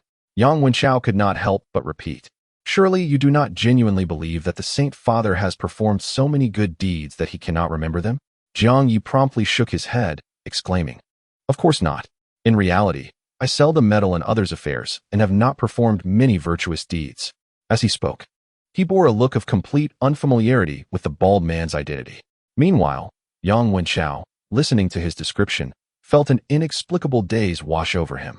He thought to himself how peculiar it was that this fellow seldom interfered, yet had once intervened in his affairs, had not accomplished many good deeds, yet had saved the bald man's life. It seemed the world was indeed wondrously strange. Some individuals spend their entire lives doing good, yet suffer from grave illnesses and meet unfortunate ends. Others perform but a single noble act, yet are rewarded handsomely, living lives of luxury. The adage that good people are rewarded truly seems to be selective. Yang Wenchao even began to doubt whether those who are rewarded are indeed good people. Engaging in good deeds appeared to be merely a flimsy excuse when fate favors certain individuals. As he pondered these thoughts, Jiang Ye suddenly exclaimed in delight, I just remembered. When I was very young, I saved a little girl who was almost abducted. However, that was a long time ago, and I can hardly recall what she looked like. I only remember that during the harsh winter, she was dressed so heavily that she resembled a chubby penguin. Could it be that this little girl grew up to be my classmate? Yet, in saying this, he evidently only recalled having saved someone, still oblivious to the identity of the individual in question. Nevertheless, this scenario seemed far too melodramatic, reminiscent of an idle drama, a childhood connection leading to a reunion in adulthood. Yang Wenchao felt a wave of inexplicable emotion, casting a peculiar glance at Jiang Ye, suggesting, perhaps you should check the girls who have gone offline in the group recently. Could one of them be that bald man? Upon hearing this, Jiang Ye instantly realized that it appeared players crossing apartments would go offline in their original apartment as if they were meeting their demise. However, after the apartments merged, the few arrogant classmates from Class 9 had unleashed a killing spree. In such a short span, many classmates had gone offline. Initially, the member list displayed 108 individuals. Yet now, only 96 remained. This meant that, in a brief period, 12 individuals had perished. The atmosphere in the chat group was once again thick with panic. Yet, at this moment, the members of the mutual aid group, who had previously leveled up alongside Yang Wenchao, attempted to stabilize the students' morale. Particularly, Wang Lingling finally stepped forward to take charge, stating, "Given the current situation, mutual aid group members should refrain from gathering on the first floor. The safest place for players within the new novice apartment is their respective apartment rooms. If anyone is truly frightened, quickly retreat to your own apartment. We in the mutual aid group will find a way to deal with these arrogant murderers." Upon hearing this, a classmate joyfully remarked, "Does Lingjie have confidence in eliminating Xingman?" With the mutual aid group members teaming up, along with Yang Wenchao and the mysterious bald man, there should be hope to take down Xingman, right? Wang Chang expressed his unwavering admiration for Yang Wenchao, boldly asserting that he could single-handedly defeat Xingman. In his eyes, Yang Wenchao was an unparalleled force, capable of vanquishing even the mightiest adversaries. Without hesitation, he provoked Xingman in the group chat, declaring, "Xingman, weren't you curious about who killed Wang Rui? I can reveal to you that it was Yang Wenchao who ended her life. Previously, two formidable figures from another apartment visited us, and Wang Rui expressed her desire to cross over and reunite with her parents. Yang Wenchao offered to take her to her family, and shortly thereafter, Wang Rui met her demise. If you truly seek vengeance for Wang Rui, your target should be Yang Wenchao. But I suspect you lack the courage to confront him. My brother is capable of annihilating even the strongest adversaries with ease. His level may not match yours, yet he can defeat you effortlessly, as if slicing through melons. Now, tell me, Xingman, do you dare to utter another word against my brother?" Such audacity from Wang Chang was astonishing. Was he intentionally inciting animosity towards Yang Wenchao? Did he not fear that both Yang Wenchao and Xingman might join forces to eliminate him first? In truth, Wang Chang was oblivious to the potential consequences of his actions. He genuinely believed in Yang Wenchao's superiority over Xingman. His proclamations were merely expressions of loyalty. As for whether Xingman would retaliate against him, he felt no concern, for he had already retreated to the safety of his own apartment room, where he believed he would be entirely secure. Meanwhile, Jiang Ye was ostensibly analyzing the member list to deduce the identity of the bald individual. But he was actually engrossed in the group chat. It was then that he suddenly grasped a critical point. According to Yang Wenchao, the diamond chip associated with inter-apartment activities was bestowed by the apartment owner, and the condition for earning the owner's favor was to eliminate all players within the apartment. However, if players could simply hide within their own apartments, wouldn't that guarantee their safety? How, then, could they be killed? Yet Huang Qi had claimed to have annihilated all players in one apartment. This indicated that Yang Wenchao had not been deceitful. Thus, it followed that even the initial apartment of a player was not a sanctuary. This revelation caused Jiang Ye to feel a surge of anxiety. After all, he had no fear of venturing outside as long as his true self remained unharmed within the safety of the apartment. But now, he learned that the apartment itself was not secure. Furthermore, he recalled that his true self had once heard a knock at the door of room 2025, the reason for which remained a mystery. Instantly, Jiang Ye felt a wave of trepidation for his true self, who was currently incapacitated, regardless of how strong his avatars became.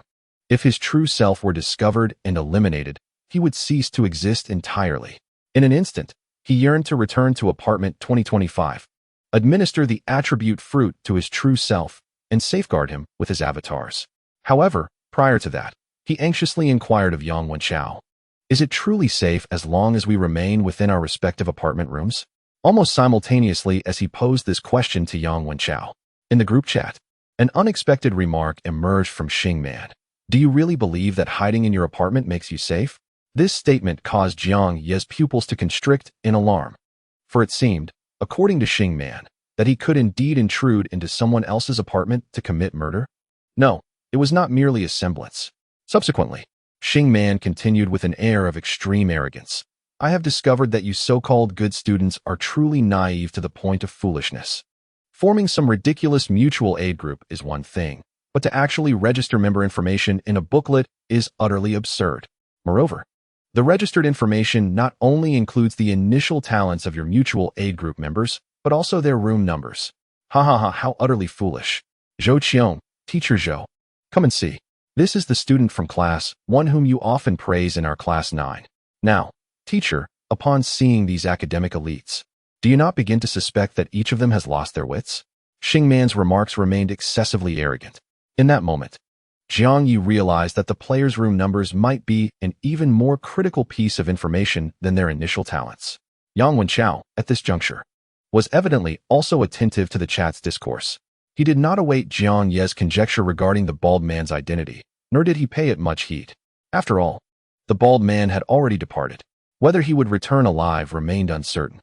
In contrast to the bald man, it was this overly arrogant Xing man who truly grated on the nerves. Yang Wenchao frowned, observing Jiang Ye's rigid expression, and raised an eyebrow.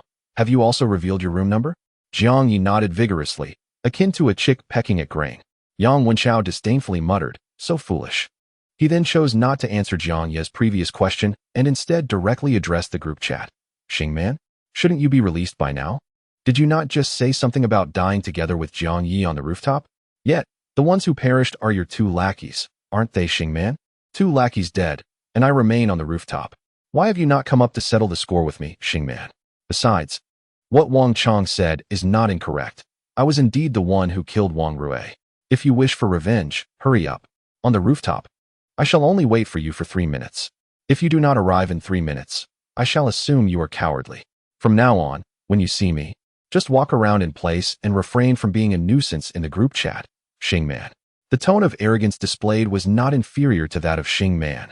It instantly filled the students of classes 1 and 2 with elation, as if they had found their guiding star, especially Wang Chang, whose name was astonishingly mentioned by Yang Wenchao in his message. This was simply exhilarating. In that moment, Wang Chang began to shout wildly, I told you so? Brother Chao is not afraid of Xing man at all. Conversely, Xing man knows that Brother Chao is on the rooftop. Yet he only dares to send his lackeys to probe. What does this indicate? It indicates that he is indeed cowardly. Ha ha ha, Brother Chao is the best. What is Xing man from class 9 compared to him? The other students, of course, were also inspired, particularly those students who had retreated to their apartments. Believing themselves to be safe, began to taunt Xing man. Ha, Brother Chao is the best. Quickly eliminate that scoundrel Xing man. Indeed, Xing man, weren't you boasting about killing Yang Wenchao and Jiang Ye? They are waiting for you on the top floor. Go and slay them. I see you are nothing but a coward. Can't you see? This Xing man only dares to bully us, mere level 0 Karamis who haven't even made it onto the leaderboard. Yang Wenchao is someone he could never provoke. A dignified level 5 afraid of a level 3 like Yang Wenchao. I truly wonder where Xing man finds the audacity to be so arrogant. The students deliberately provoked Xing man, hoping to incite him to confront Yang Wenchao on the top floor. As for Yang Wenchao, his bravado suggested he was indeed capable of defeating Xing man. Though Yang Wenchao was also quite arrogant and had blood on his hands, his demeanor did not seem as reckless as Xing man's. In their eyes, Yang Wenchao was a fellow student from the same apartment, while Xing man, who had come from the fusion apartment, appeared as an alien intruder with malevolent intentions. Resolving the issue of the intruder was of utmost urgency.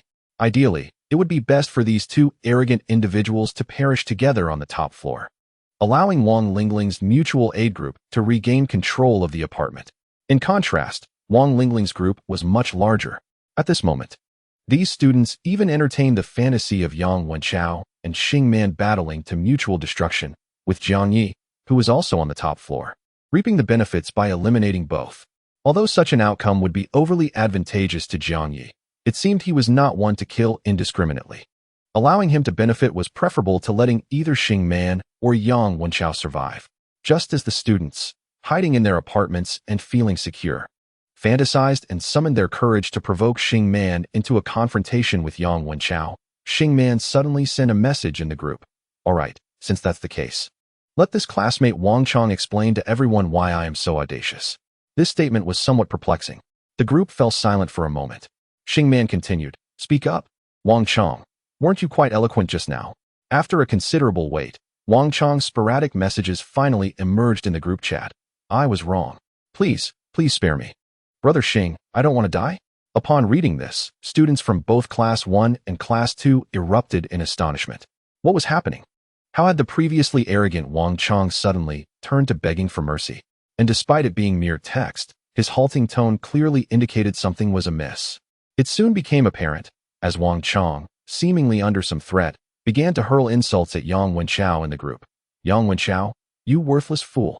Yang Wenchao, you big idiot. Wah, please spare me. Wah, save me. Is there anyone who can help me?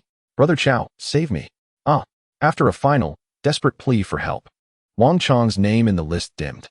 Simultaneously, his previous messages vanished. The students had no difficulty comprehending the situation. Just moments ago, Wang Chang had perished. He had been killed by Xing Man. Even in his final moments, he was coerced by Xing Man to insult Yang Wenchao in the group chat. But why, oh why? Had Wang Chang retreated to his own apartment? How could this lead to his demise? In an instant, the classmates who believed they had found refuge were once again engulfed by a wave of frantic terror. The lower floor apartments were far less opulent than Jiang Ye's residence on the 20th floor. Some were so rudimentary they contained little more than a bed and a wardrobe. In their sheer fright, the terrified students hastily concealed themselves within closets, trembling in fear of meeting the same fate as Wang Chang. Yet, remarkably, Xing Man continued to post in the group. Come, let me take a look at your mutual aid group's registry. Guzining, apartment 0602. Yang Wei, apartment 0836. Bairuo Wan, apartment 1208. Lu Shun, apartment 1444. Jiang Ye, apartment 2025. Each mention of a classmate's apartment number felt akin to the reading of a death list. Upon uttering the familiar name Jiang Ye, Xing Man added with a hint of sarcasm, "Oh, Jiang Ye, a tenant on the 20th floor, is he? But if he is up on the top floor, there should be no one in his apartment, right? As for Yang Wenchao, if you want me to go to the top floor, wouldn't that be rather undignified for me? How about this? You come to Jiang Ye's apartment 2025. Let me see if you're merely all talk, or if you possess any real skill, Yang Wenchao." Chapter 53. It's your turn. I knocked. Isn't this a matter between you and Yang Wenchao? Why should I, Jiang Ye, be involved? Yang Wenchao killed one of your underlings. I'm merely an innocent bystander. Why drag an unwitting passerby into your power struggle? This is outrageous. Do you think bystanders have no temper? At this moment, Jiang Ye, along with several of his avatars, was seething with rage. Fortunately, his apartment 2025 still had a third avatar remaining, and he could summon mirror images at will. However, the presence of a paralyzed original body in the apartment was a considerable burden. Jiang Ye realized that the current situation, involving his original self, was unprecedentedly perilous. Above all, he must ensure the safety of his original body. The third avatar hurriedly gathered all the items scavenged from Huang Qi, packing everything that could be carried. The new mirror image avatar was also on high alert. The first avatar on the top floor was in a state of panic, exclaiming, "What now? What about Super Brother? Are you really confident you can take down that Xing Man? Otherwise, why not stand guard at my apartment door? As soon as Xing Man arrives, you can eliminate him instantly?" Jiang Ye, while suggesting this, felt a disquieting sense of doubt. What if Yang Wenchao, in a moment of desperation, decided to eliminate Xing Man and then sought to enter his apartment? Thus, perhaps Yang Wenchao and Xing Man would engage in a mutual destruction scenario. No, that couldn't be right. Jiang Ye reconsidered and realized that the crux of the matter was to clarify the situation within this room. Like Xing Man, like Huang Qi, akin to those murderous fiends intent on annihilating every player in an apartment. How do they infiltrate the sanctity of others' rooms? And do the players within possess any means to thwart such intrusions? On one hand, he must safeguard against unwarranted trespassers. On the other, his doppelganger in apartment 2. If he truly wishes to slaughter the entire complex, must also master the art of breaching others' domains. He feigned panic upon his visage, yet his mind was racing with contemplation. Suddenly, he felt a surge of strength upon his shoulder. It was Yang Wenchao, exuding calmness, who placed a reassuring hand upon him. With an air of nonchalance, he remarked, "Calm down, my friend. Do you genuinely believe Xing Man refrains from ascending to the top floor out of some misplaced sense of pride? He simply underestimates my prowess. Conversely, I am equally oblivious to his capabilities. Thus, when he beckons me to your room, I shall undoubtedly decline for the sake of my own dignity." Indeed, as he uttered this, Yang Wenchao sent a message to Xing Man in the group chat. If you summon me, that would render me quite undignified, wouldn't it? In an instant, Jiang Ye perceived the dynamics at play. So that was it. These two were hurling brazen challenges at one another in the chat, as if they could effortlessly obliterate each other. Yet, in truth, they were merely probing their adversary while posturing grandiosely. They each invoked pride as a pretext, demanding the other to approach, while neither had the intention of initiating contact. This orchestrated standoff meant neither would trouble the other. Hence, despite their apparent animosity in the chat, they harbored no immediate intentions of confrontation. However, prolonging this impasse was not a viable solution. Sooner or later, a clash was inevitable, was it not? Jiang Ye cast a puzzled glance at Yang Wenchao. Yang Wenchao squinted slightly, then smiled. Should we truly face Xing Man, I possess a fair degree of confidence, though I would not claim absolute certainty. For now, it is prudent to seize this opportunity to enhance my strength. I surmise the same applies to him. Thus, we shall see who can elevate their prowess more swiftly in this brief interval. As he spoke, Yang Wenchao gestured, producing a poster. After a moment's reflection, he declared with utmost seriousness, "Your room has been compromised by Xing Man, rendering it perilously unsafe. In truth, the entire novice apartment is fraught with danger." He paused to ponder for a moment before continuing. At present, if you wish to survive, you essentially have two choices. The first is to sublet, that is, relinquish your room in 2025 and secure a different one. Subsequently, do not divulge the new room number to anyone. If you are fortunate enough to possess considerable wealth, you might even opt for a higher floor, perhaps the 30th, 40th, or even the 50th. Such heights are currently unattainable for any player. And coupled with the secrecy of the new room number, your safety would be substantially ensured. However, a stark reality remains. You are impoverished, utterly destitute. Moreover, it appears that the apartment manager on the first floor has been monitored by Xing Man's subordinates. Engaging in the subletting operation, there would undoubtedly entail certain risks. Thus, the only viable option now seems to be the second choice. Jiang Ye listened intently, initially believing that Yang Wenchao's alternative would involve teaming up with him. He even began to contemplate whether he should join forces with Yang Wenchao, as it seemed he was preparing to enhance his abilities in a short span of time.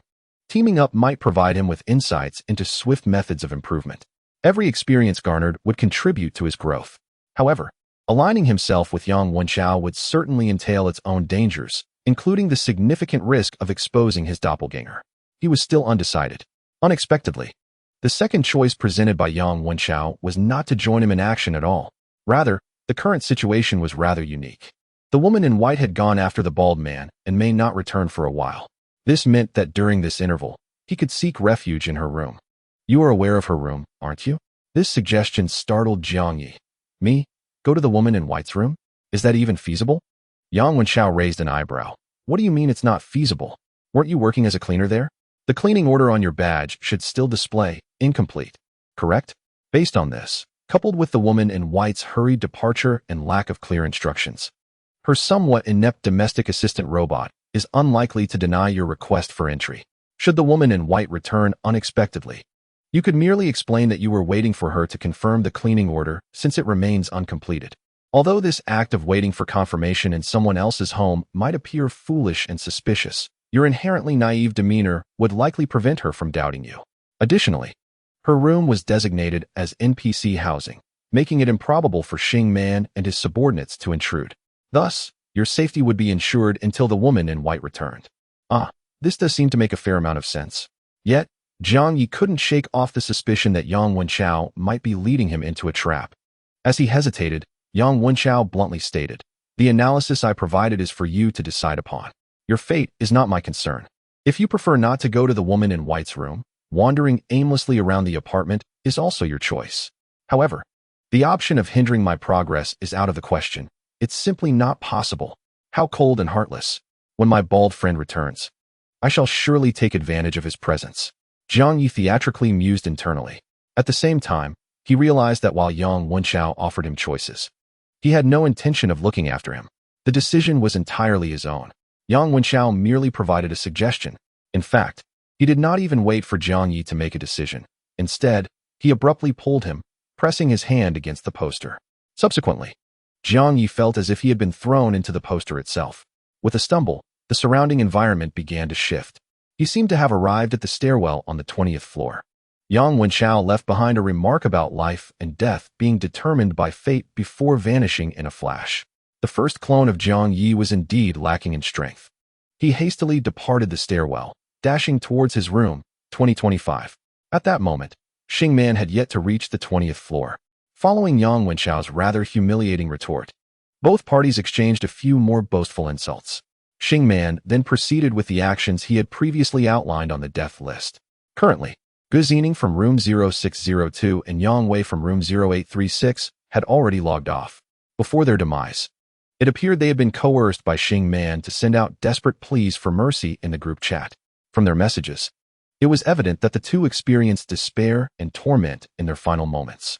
Meanwhile, Xing Man appeared to have developed a fascination with this form of textual live broadcasting. As Jiang Ye approached room 2025, he noticed Xing Man's arrogant remarks in the chat. Who will be next? Ah, the little friend from room 1208, by Ruan. That name sounds like a girl, doesn't it? TSK, I must be gentle with the ladies. These simple 4 lines seemed to be imbued with a sense of perversion. An atmosphere of dread spread throughout the novice apartment via the chat group. At this moment, the majority of the students trembled in despair. They dared not speak in the group, yet harbored deep resentment within. Why was Yang Wenchao's reputation so paramount? Did he not realize that the gratitude of his peers for eliminating Xing Man would be far more fulfilling than any semblance of pride? Or was it that Yang Wenchao was merely posturing, lacking the confidence to confront Xing Man, thus using his reputation as an excuse? But what were they to do? Would they all perish? If only fate would send someone to eliminate Xing Man. What about that VIP player responsible for merging the apartments? Did she not possess privileges? Could she not employ those privileges to devise a plan to rescue the players in their apartment? The sensation of being consumed by the fear of death was unbearable. Many students felt despondent, utterly unsure where to place their hopes. Previously, they had complained about the overpriced meals in the low-end market, feeling aggrieved when hunger pangs struck. Now, they acutely felt that there were far more desperate situations than mere hunger. Once, they believed nothing could be more arduous than their senior year. Now, faced with the threat of death, they fantasized about returning to that painful examination room. Knock, knock, knock. By Rowan, it is your turn to open the door. Xing Man's textual live broadcast continued unabated. Jiang Ye's first clone successfully returned to room 2025. The first order of business was to feed the paralyzed original body one by one with the attribute fruits from the spatial ring. The first black iron level stamina fruit increased stamina by 0.5. However, upon consuming the second, it only increased by 0.4. The consumption of the bronze level stamina fruit was next. Jiang Ye initially believed that he could increase his stamina by 5 points in one go. After all, the price of a bronze level stamina fruit is 10 times that of a black iron level one. However, to his dismay, the bronze level stamina fruit only augmented his stamina by 1 point. This meant that after consuming 3 stamina fruits and expending 120,000 game coins, his stamina had merely risen by 19 points. The same was true for the 3 energy fruits he consumed, resulting in a mere increase of 19 points in his energy attribute. Jiang Ye surmised that there must be a limit to the number of these attribute fruits one can consume. After all, the effects of the 2 black iron level fruits he had eaten were not identical. Moreover, the disparity between their effects and their prices was unjustifiable. If each fruit had the same effect, 0.5 for black iron and 1 for bronze, then their prices should only differ by a factor of 2. The tenfold difference likely stemmed from the consumption limits imposed on them. It was possible that upon eating the 3rd black iron fruit, the attribute increase would drop to merely 0.3, and by the 6th black iron fruit, it might become utterly ineffective. Given this, the silver level attribute fruit priced at 5 million could potentially be less formidable than he had anticipated. However, upon reflection, it made sense. If attribute fruits had no limitations, one could rampage across the world, converting survival points into currency, and voraciously consume attribute fruits to attain invincibility. Contemplating this, Jiang Ye was suddenly filled with exhilaration. He realized that while ordinary players faced restrictions in enhancing their attributes through fruits, he did not. He possessed infinite avatars. One avatar could consume enough attribute fruits, and then another could continue the consumption. Coupled with avatar fusion, this effectively meant there were no limits at all. Of course, such thoughts were somewhat premature. He currently had only 20,000 coins left.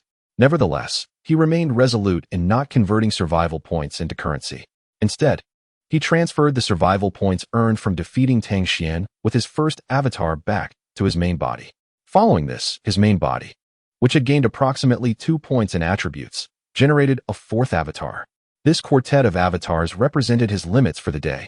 By midnight, he would likely need to select 1 avatar to fuse, significantly boosting his main body's attributes to ensure the generation of more avatars the following day. In light of this, it would be prudent to maximize the consumption of attribute fruits by the avatar that was intended for complete fusion. However, to fully consume black iron to silver-level attribute fruits would entail an exorbitant expense, especially considering the silver-level attribute fruit was priced at a staggering 5 million.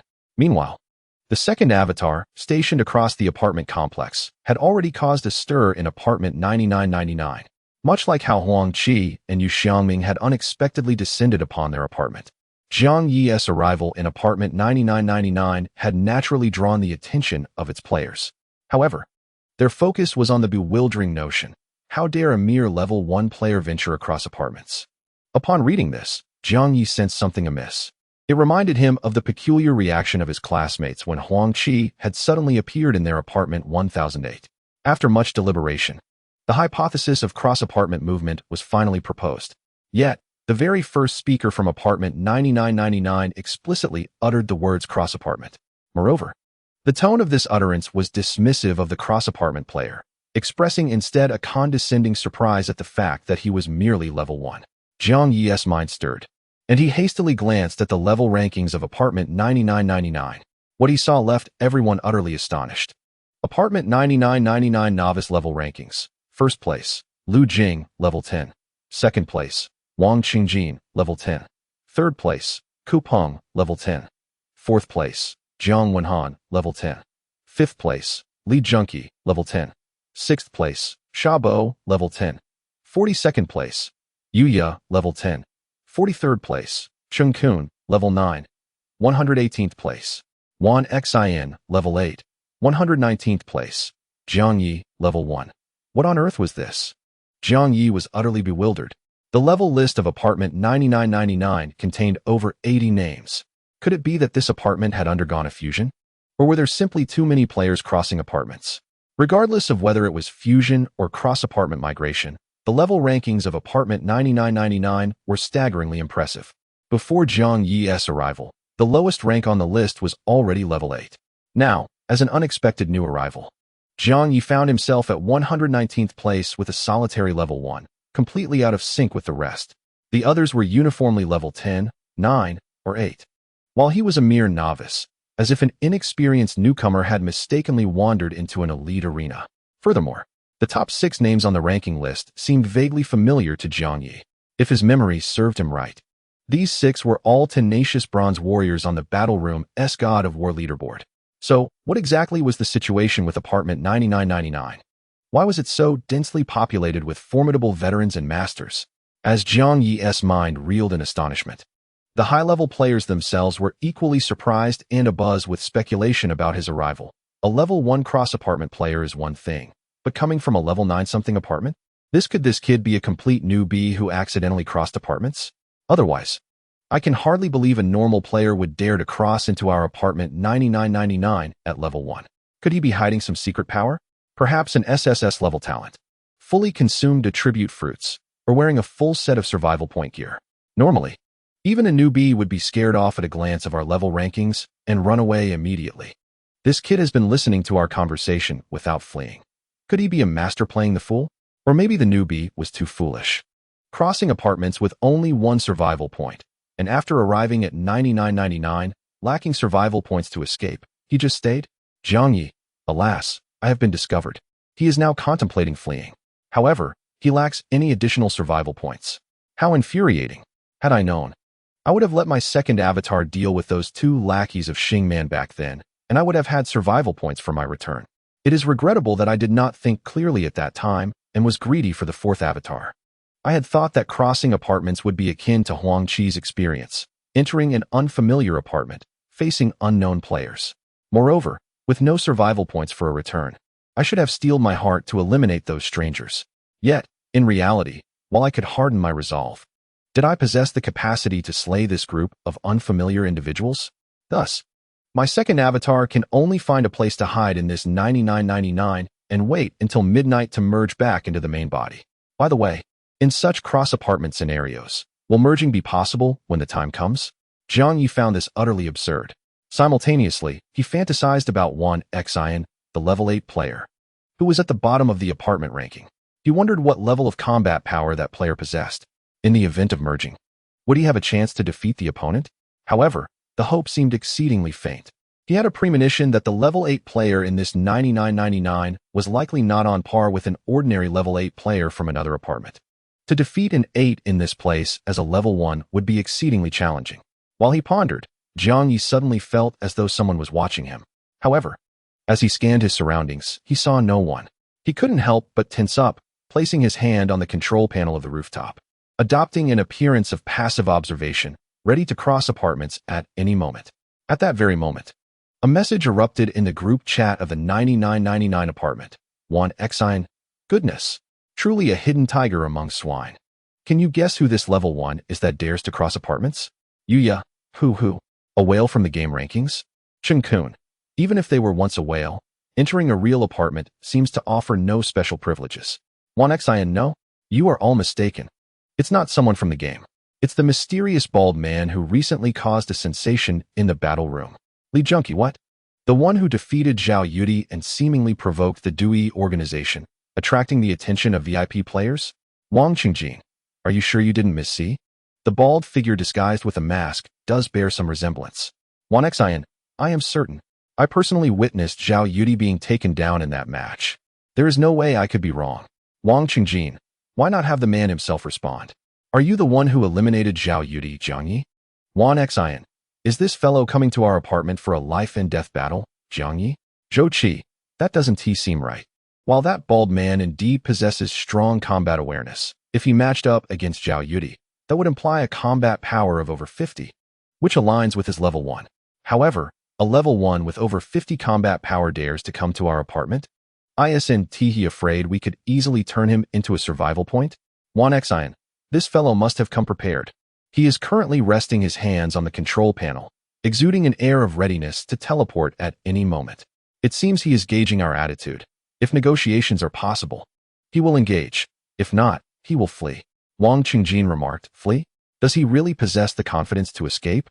If our esteemed Jiang Ye decides to act, regardless of how quickly one's reflexes may be, it is unlikely he could evade capture. In this context, Jiang Ye undoubtedly refers to the illustrious Jing Shu, who holds the top position on the 9,999 level leaderboard, as well as the first place on the God of War rankings in the battle room. As Jiang Ye pondered this, he noticed the next message in the group chat, prominently bearing the name Jing Shu.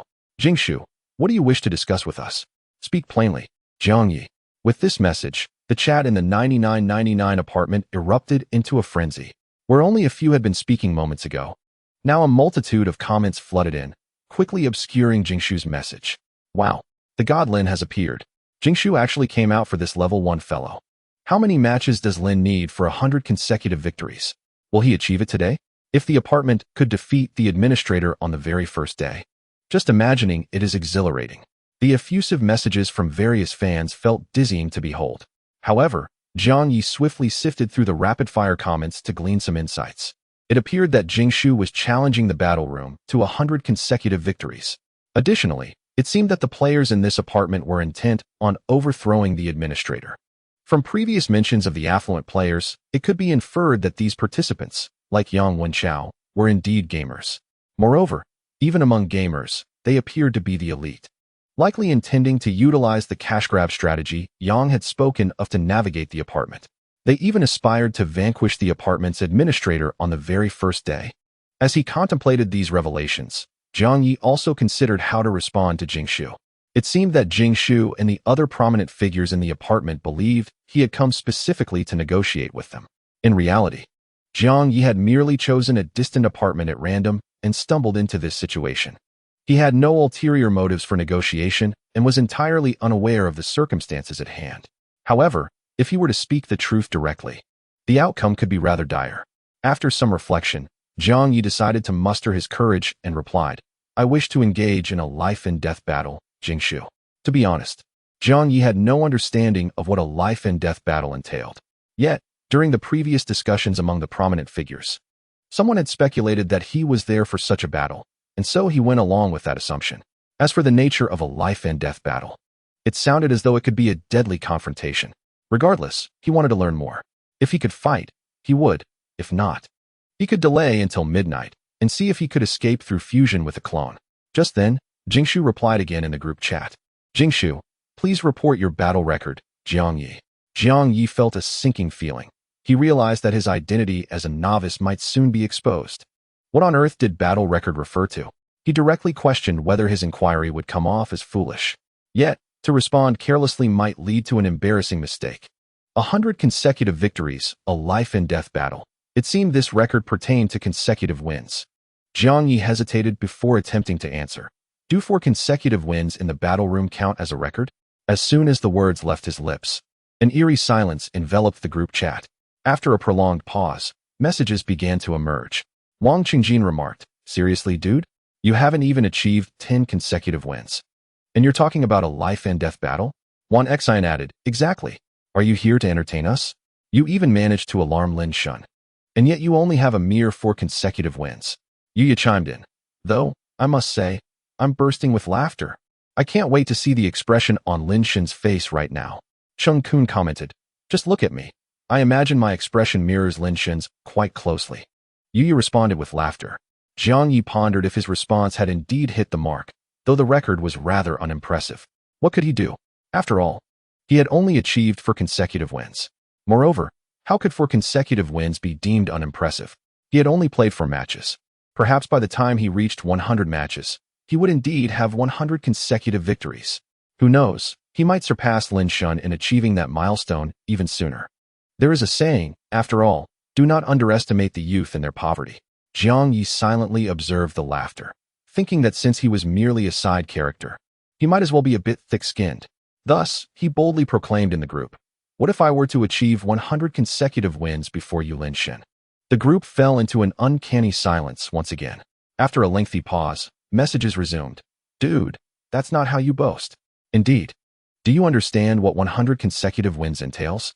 Do you have any idea how many consecutive wins Lin Shun has?" Jiang Ye mused to himself. "I don't know. Nor do I wish to know.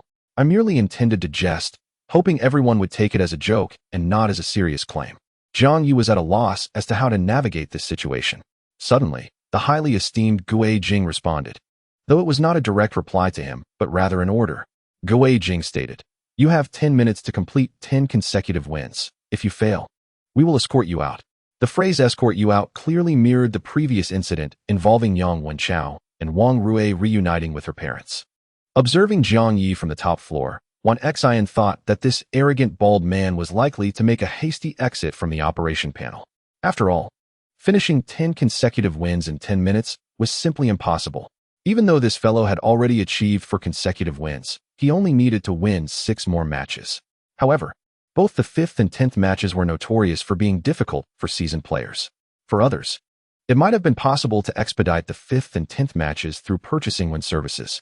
But this bald man had already made enemies with the organization responsible for consecutive wins. This meant that his 5th and 10th wins would have to be solely earned through his own efforts. Even at that moment, he would be specifically targeted by the Duo organization. The mere fact that he had provoked this organization meant that they had already connected 1,000,000 battle machines of veteran players to the combat zone.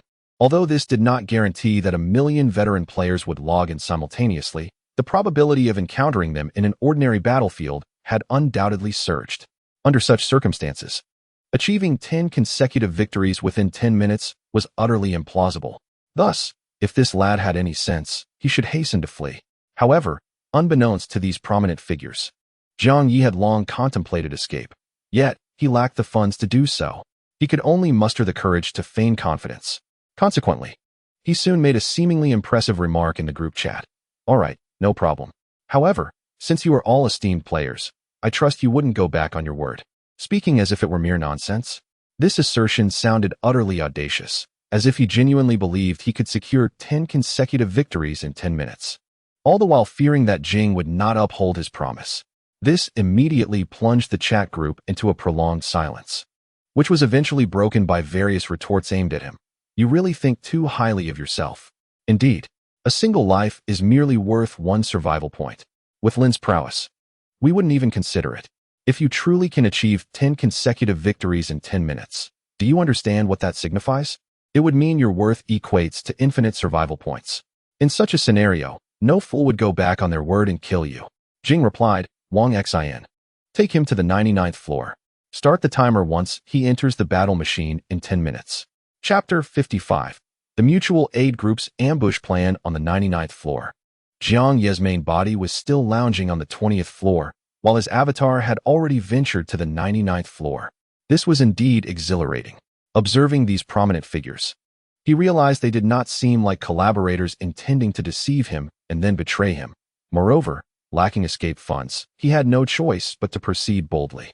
Thus, when the individual hidden in the shadows of the top floor suddenly appeared and beckoned to him, saying, "All right," regardless of whether you are merely posturing or genuinely confident. Those wishing to achieve 10 consecutive victories, come with me. Jiang Ye hesitated not, calmly walking from the control panel to the outer circle. He even casually inquired of the individual, "Are you Wang Lingling?" He had a vivid impression of that name, as it belonged to the player ranked last, just above him.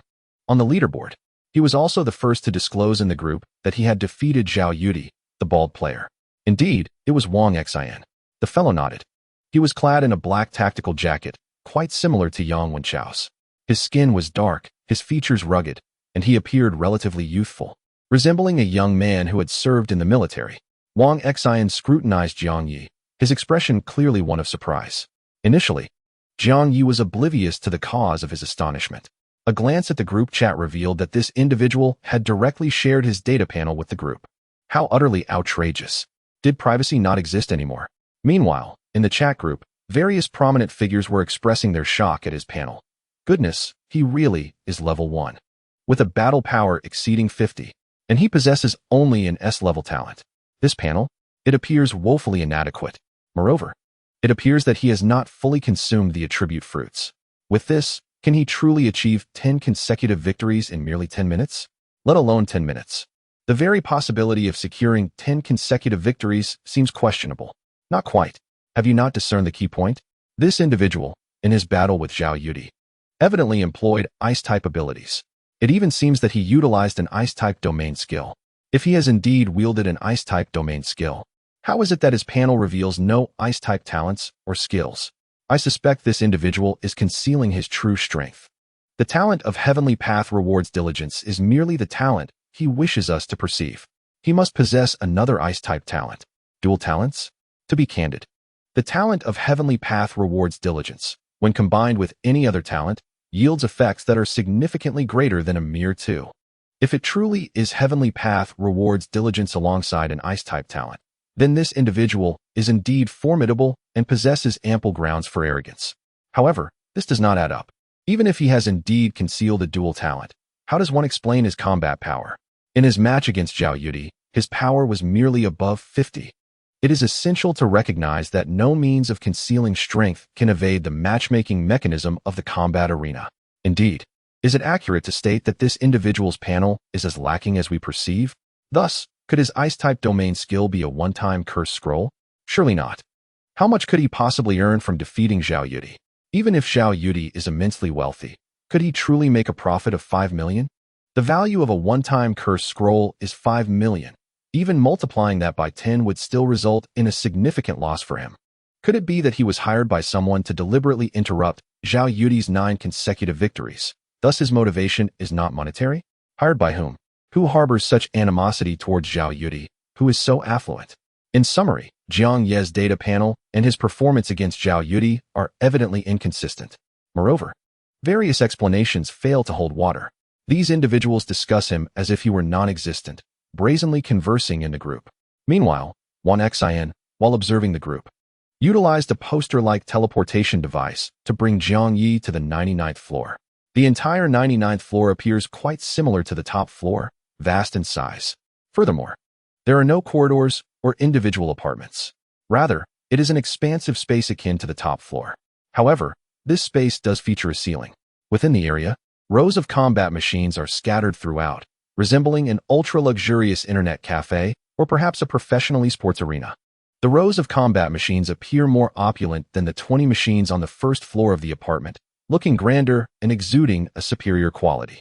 In addition to the number 1 combat machine, which is surrounded by 7 or 8 onlookers, scattered instances of spectators can also be seen around other combat machines. All these individuals are clad in black windbreakers. Upon closer inspection, Jiang Ye now perceives that the black windbreakers resemble a standardized esports uniform. As Wang Lingling returns with Jiang Ye, The powerful players surrounding the combat machines turned their heads to gaze at him. In that fleeting moment, Jiang Ye harbored doubts about having been subjected to an innumerable array of probing techniques. Subsequently, outside the battle aircraft, a robust individual approached him and boldly remarked, "Why don't you enlighten us? How did your data panel enable you to swiftly defeat Zhao Yudi?" While Jiang Ye maintained a facade of calm and an air of superiority, his inner vigilance heightened. He responded with a composed demeanor, exuding a certain elegance. "I am here to secure 10 consecutive victories," implicitly suggesting, "I am not here to clarify matters for you." The burly man paused momentarily before bursting into laughter. Very well. Go ahead and pursue your 10 victories. In 10 minutes, I shall witness how your prowess holds up against the odds." Outwardly composed, Jiang Ye was inwardly in turmoil. He had confidence in achieving 10 consecutive victories, but he truly lacked assurance regarding the 10-minute time constraint. This meant he would need to eliminate his opponents within mere seconds. Each time he conjured a new mirror clone, it consumed 30 seconds. Furthermore, in matches attended by spectators, the preparation time before the duel extended from 3 seconds to 2 minutes, accommodating more onlookers. If fortune did not favor him, he could find himself in 6 matches, all under the watchful eyes of spectators. That alone would lead to a waiting time of up to 12 minutes. However, it seemed that in battles against seasoned players where consecutive victories were at stake, it was assumed that no spectators would be present. Thus, both the 5 and 10 consecutive victories could commence without reliance on luck, assuredly starting without an audience. Yet, he had previously offended the seasoned players engaged in consecutive victories. Could he still easily dispatch his opponents in the forthcoming 5 matches? To be candid, Jiang Ye felt a profound uncertainty within. At that moment, his main body generated a 4th clone. Yet, this time, despite the activation of a lucky effect, the 4th clone's panel appeared unremarkable. Jiang Ye, level 0, physicality 24, energy 88, combat power 182, survival points 0, talent, energy enhancement B. It possessed merely a talent for attribute enhancement, devoid of any initial skills, rendering it practically useless. At this juncture, a considerable amount of time had elapsed since Xing Man's last communication.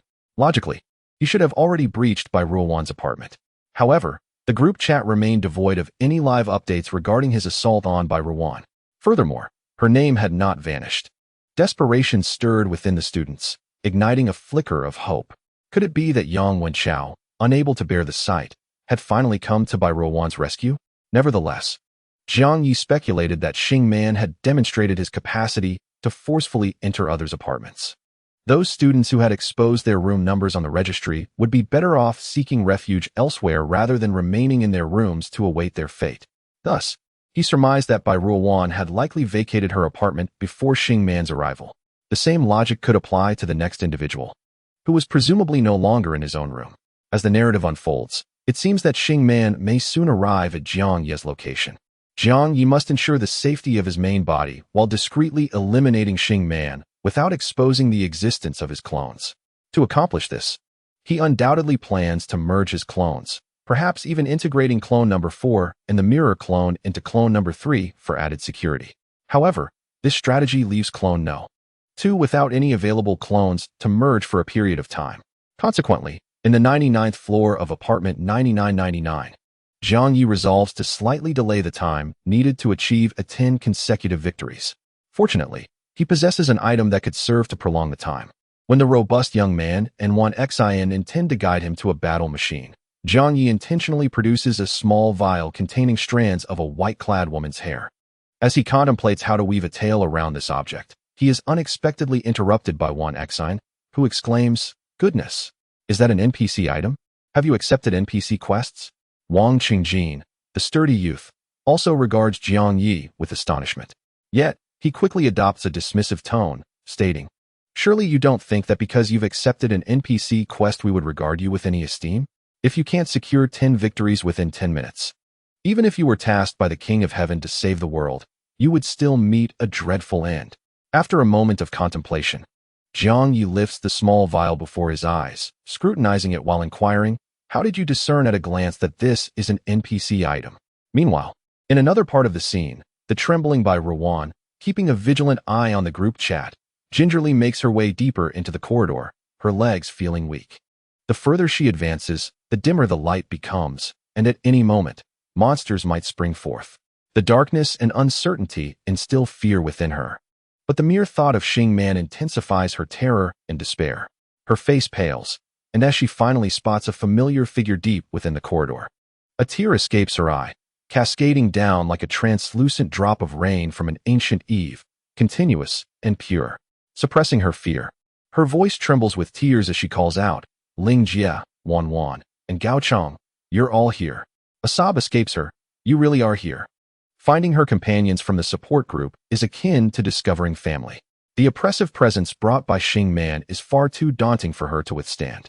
Without power and now being targeted, her fear is palpable. Wang Lingling and the others were previously engaged in hushed conversation when they suddenly spot Bai Ruowan. Sui Weiwan's eyes widen with joy. "Wan Wan, you indeed didn't foolishly remain in your room. But how did you know we were here?" Bai Ruowan, stifling another sob and sniffing back her tears, struggles to maintain her composure as she replies, "I dared not venture to the first floor, fearing I would surely be discovered. As for other places, I had no idea where else I could go. Later, I reflected on the fact that you had previously fought monsters together with Yang Wenchao deep in the corridor on the third floor. Thus, this place stands as the only other location, aside from the first floor, where our mutual aid group has convened. With nowhere else to turn, I approached this site with a mindset of mere experimentation, and to my surprise, I truly found you all." Indeed, the chat group had become an ineffective channel for communication. However, Bai Ruowan believed that the mutual aid group would not idly stand by while Xing Man exhibited such arrogance. Consequently, she sought out this location. To her astonishment, "You were indeed deliberating on how to address Xing Man's behavior, weren't you?" As Bai Ruowan spoke, she was suddenly delighted to see Yang Xiaoman present as well. Yang Xiaoman nodded slightly, pursing her lips as she remarked, "Xing Man is indeed excessively arrogant. If we do not intervene, he may very well annihilate us all." Bai Ruowan shrank her neck and hastily inquired, "So, do you have confidence in your plan?" Yuziyu exhaled, "We were just discussing it, and your sudden arrival startled me." With that, they prepared to continue their deliberations. Lu Shun seized the opportunity to cast a meaningful glance at Wang Lingling. He then asserted, "Given our current circumstances, even with multiple participants collaborating to ambush Xing Man, our chances of success remain rather slim. Unless, of course, Sister Ling, you have concealed your true strength." He continued, "All members of our mutual aid group have voluntarily displayed their data panels, yet yours is the only one that has been presented through the chat group's text. I harbored suspicions back then that the data panel you showcased might not be entirely genuine. Later, when you claimed to have used Shadow Clone, without the perspective of the clone, and after the clone perished, you mentioned a 24-hour cooldown period. I found myself doubting your account. After all, Shadow Clone is an A-class skill. How could there be no clone perspective? Even if it had indeed died deep within the corridor, the cooldown should not be a staggering 24 hours. Thus, Sister Ling, you must possess hidden capabilities. Furthermore, regarding your subsequent leveling up with Yang Wenchao, you must have had some confidence in self-preservation to agree to such an endeavor, correct?" Lu Shun expressed his thoughts with a notable confidence, indicating that he had long suspected Wang Lingling of concealing her prowess. However, Wang Lingling merely glanced at him without replying. Before steering the discussion back to the topic of ambushing Xing Man, "We cannot designate the 20th floor as the site for our ambush, as we cannot access it. Additionally, any other potential locations for the kill should ideally be dimly lit for stealth and accessible to all members of our team who seek to surround and eliminate Xing Man." Indeed, they had just been deliberating on the location for their ambush and how to lure him there.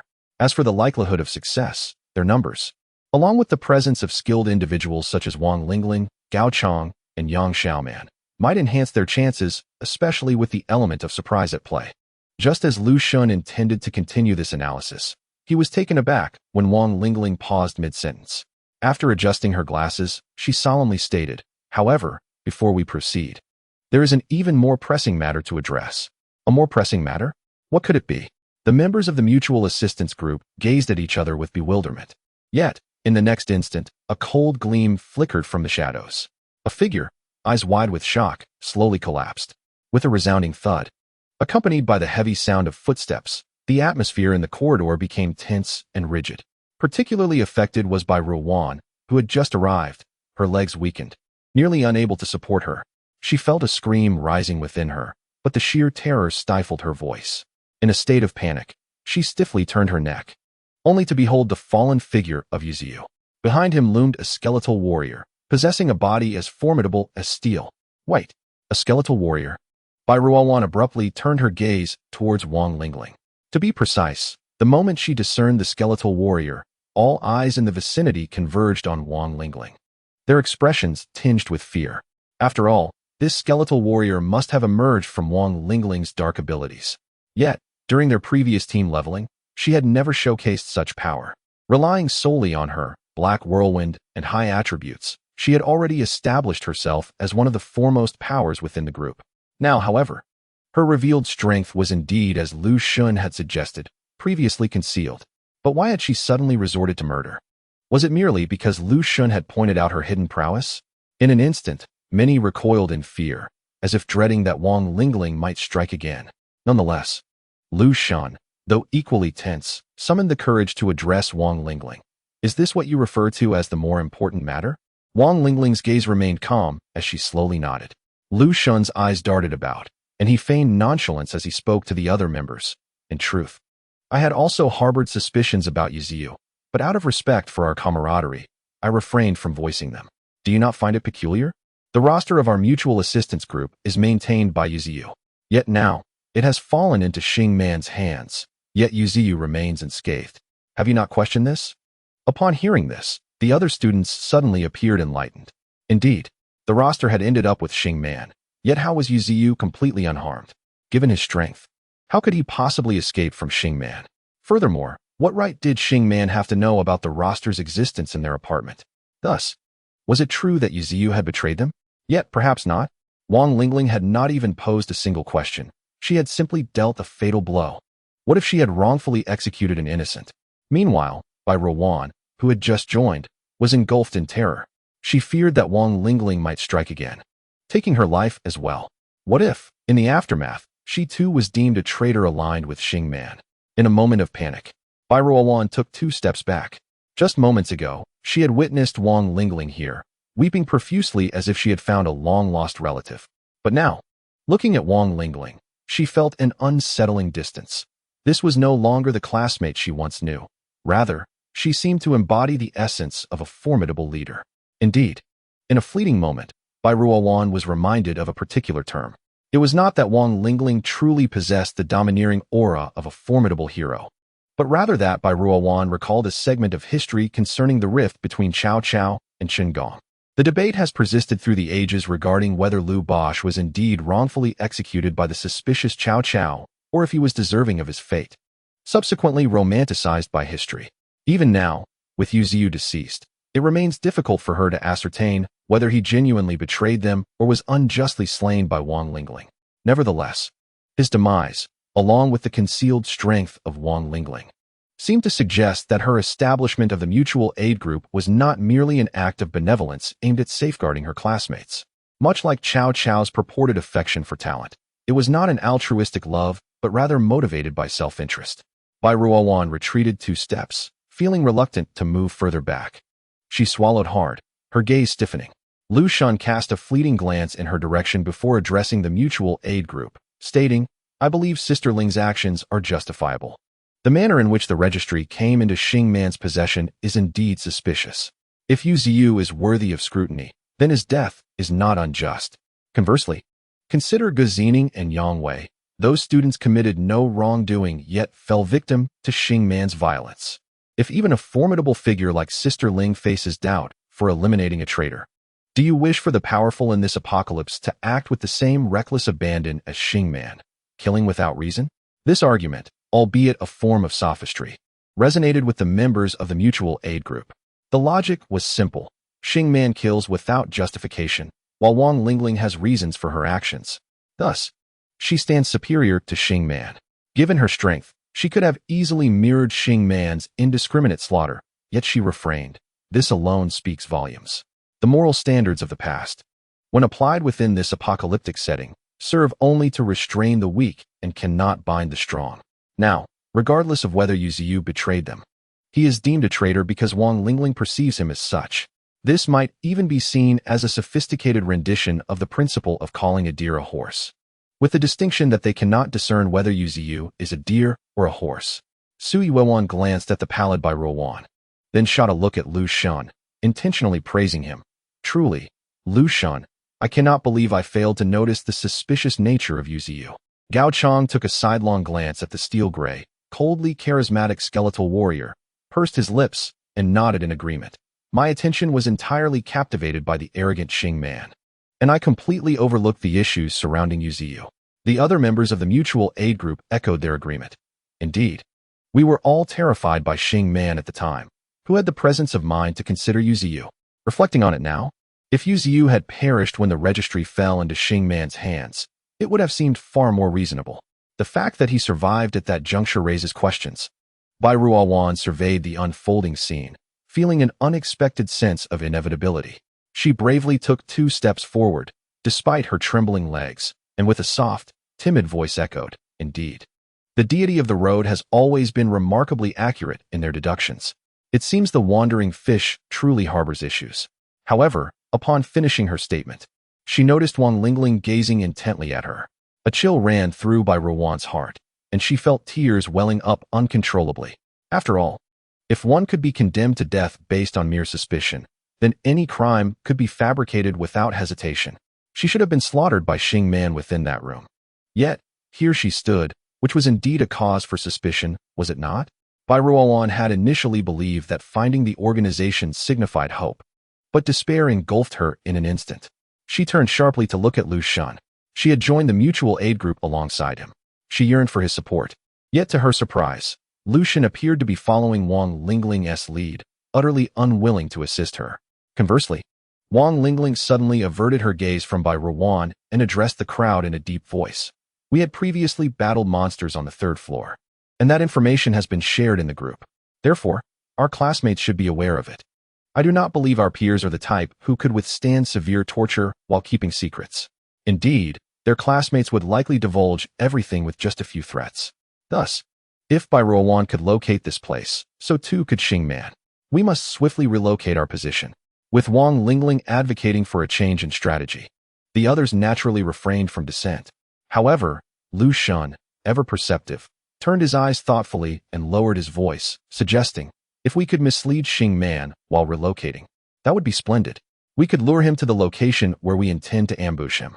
This indeed was an ingenious idea. Yet, how could they execute such a ruse? We could leave a message here, feigning it to be for any other classmates who might come searching for us. In reality, it would be meant for Xing man.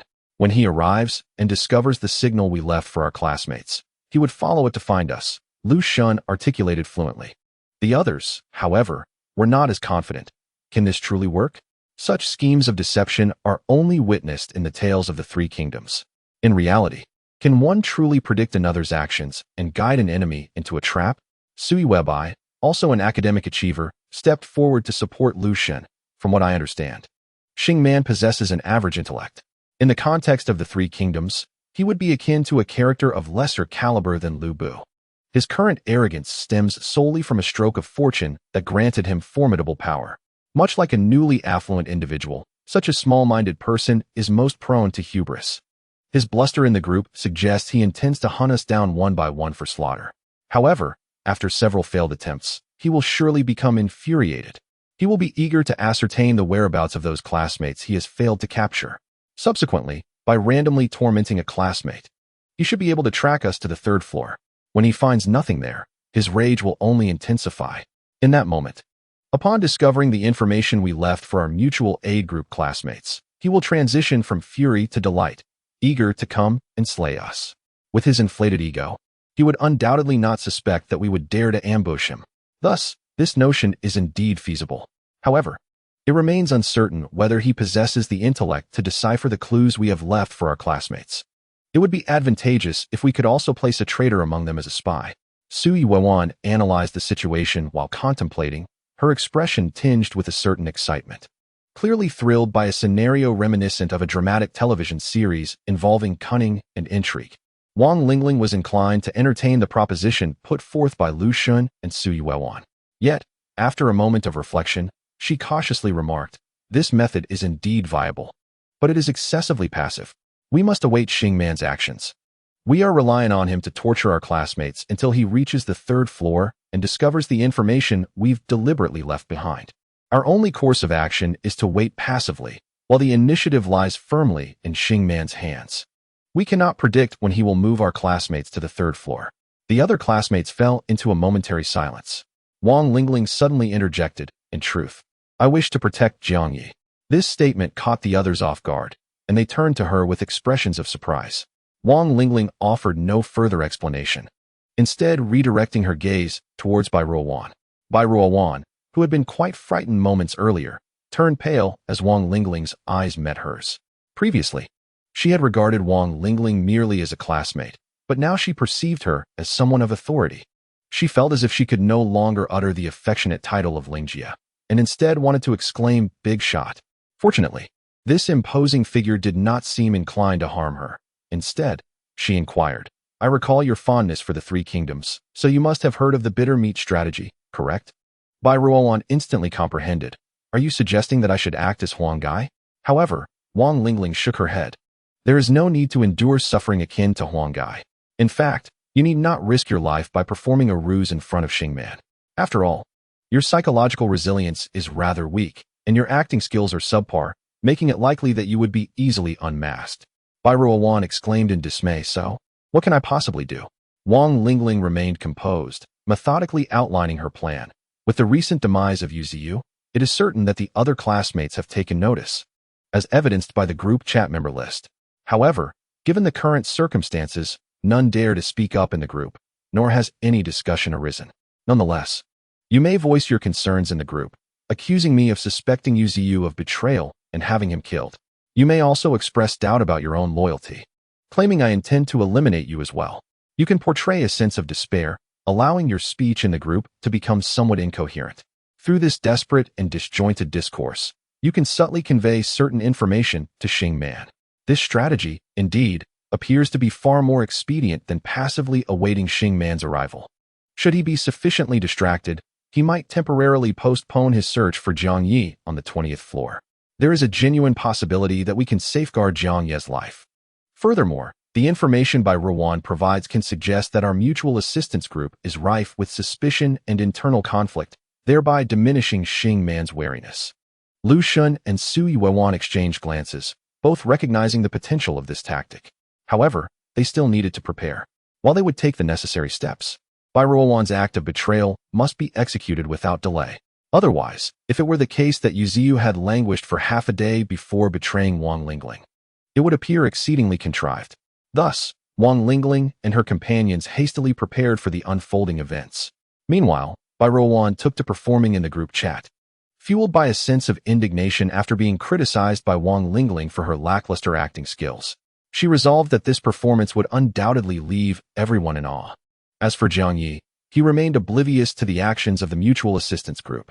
He was still in room 2025, patiently awaiting Xing Man's arrival, contemplating that eliminating Xing Man would alleviate his predicament. During this time, he had indeed noticed Yu Ziyu's name fading from the records, yet he did not dwell on it. After all, in his view, once her name had fallen into Xing Man's hands, Yu Ziyu had likely met with misfortune. The reason for her prolonged demise, he assumed, must be due to the interrogation tactics employed by Xing Man's subordinates. However, to his astonishment, while he was anxiously awaiting Xing Man's arrival, he was instead met with an urgent plea for help from Bai Ruowan in the group chat. "Bai Ruowan, help. Is there anyone who can rescue me?" Wowu Qaq Jiang Ye's heart sank at the sight. Had Bai Ruowan ultimately fallen victim? Had Xing Man tracked her down? This implied that Xing Man had not ascended to the 20th floor, but had instead sought out Bai Ruowan. Just as he pondered this, he suddenly heard a knock at his apartment door.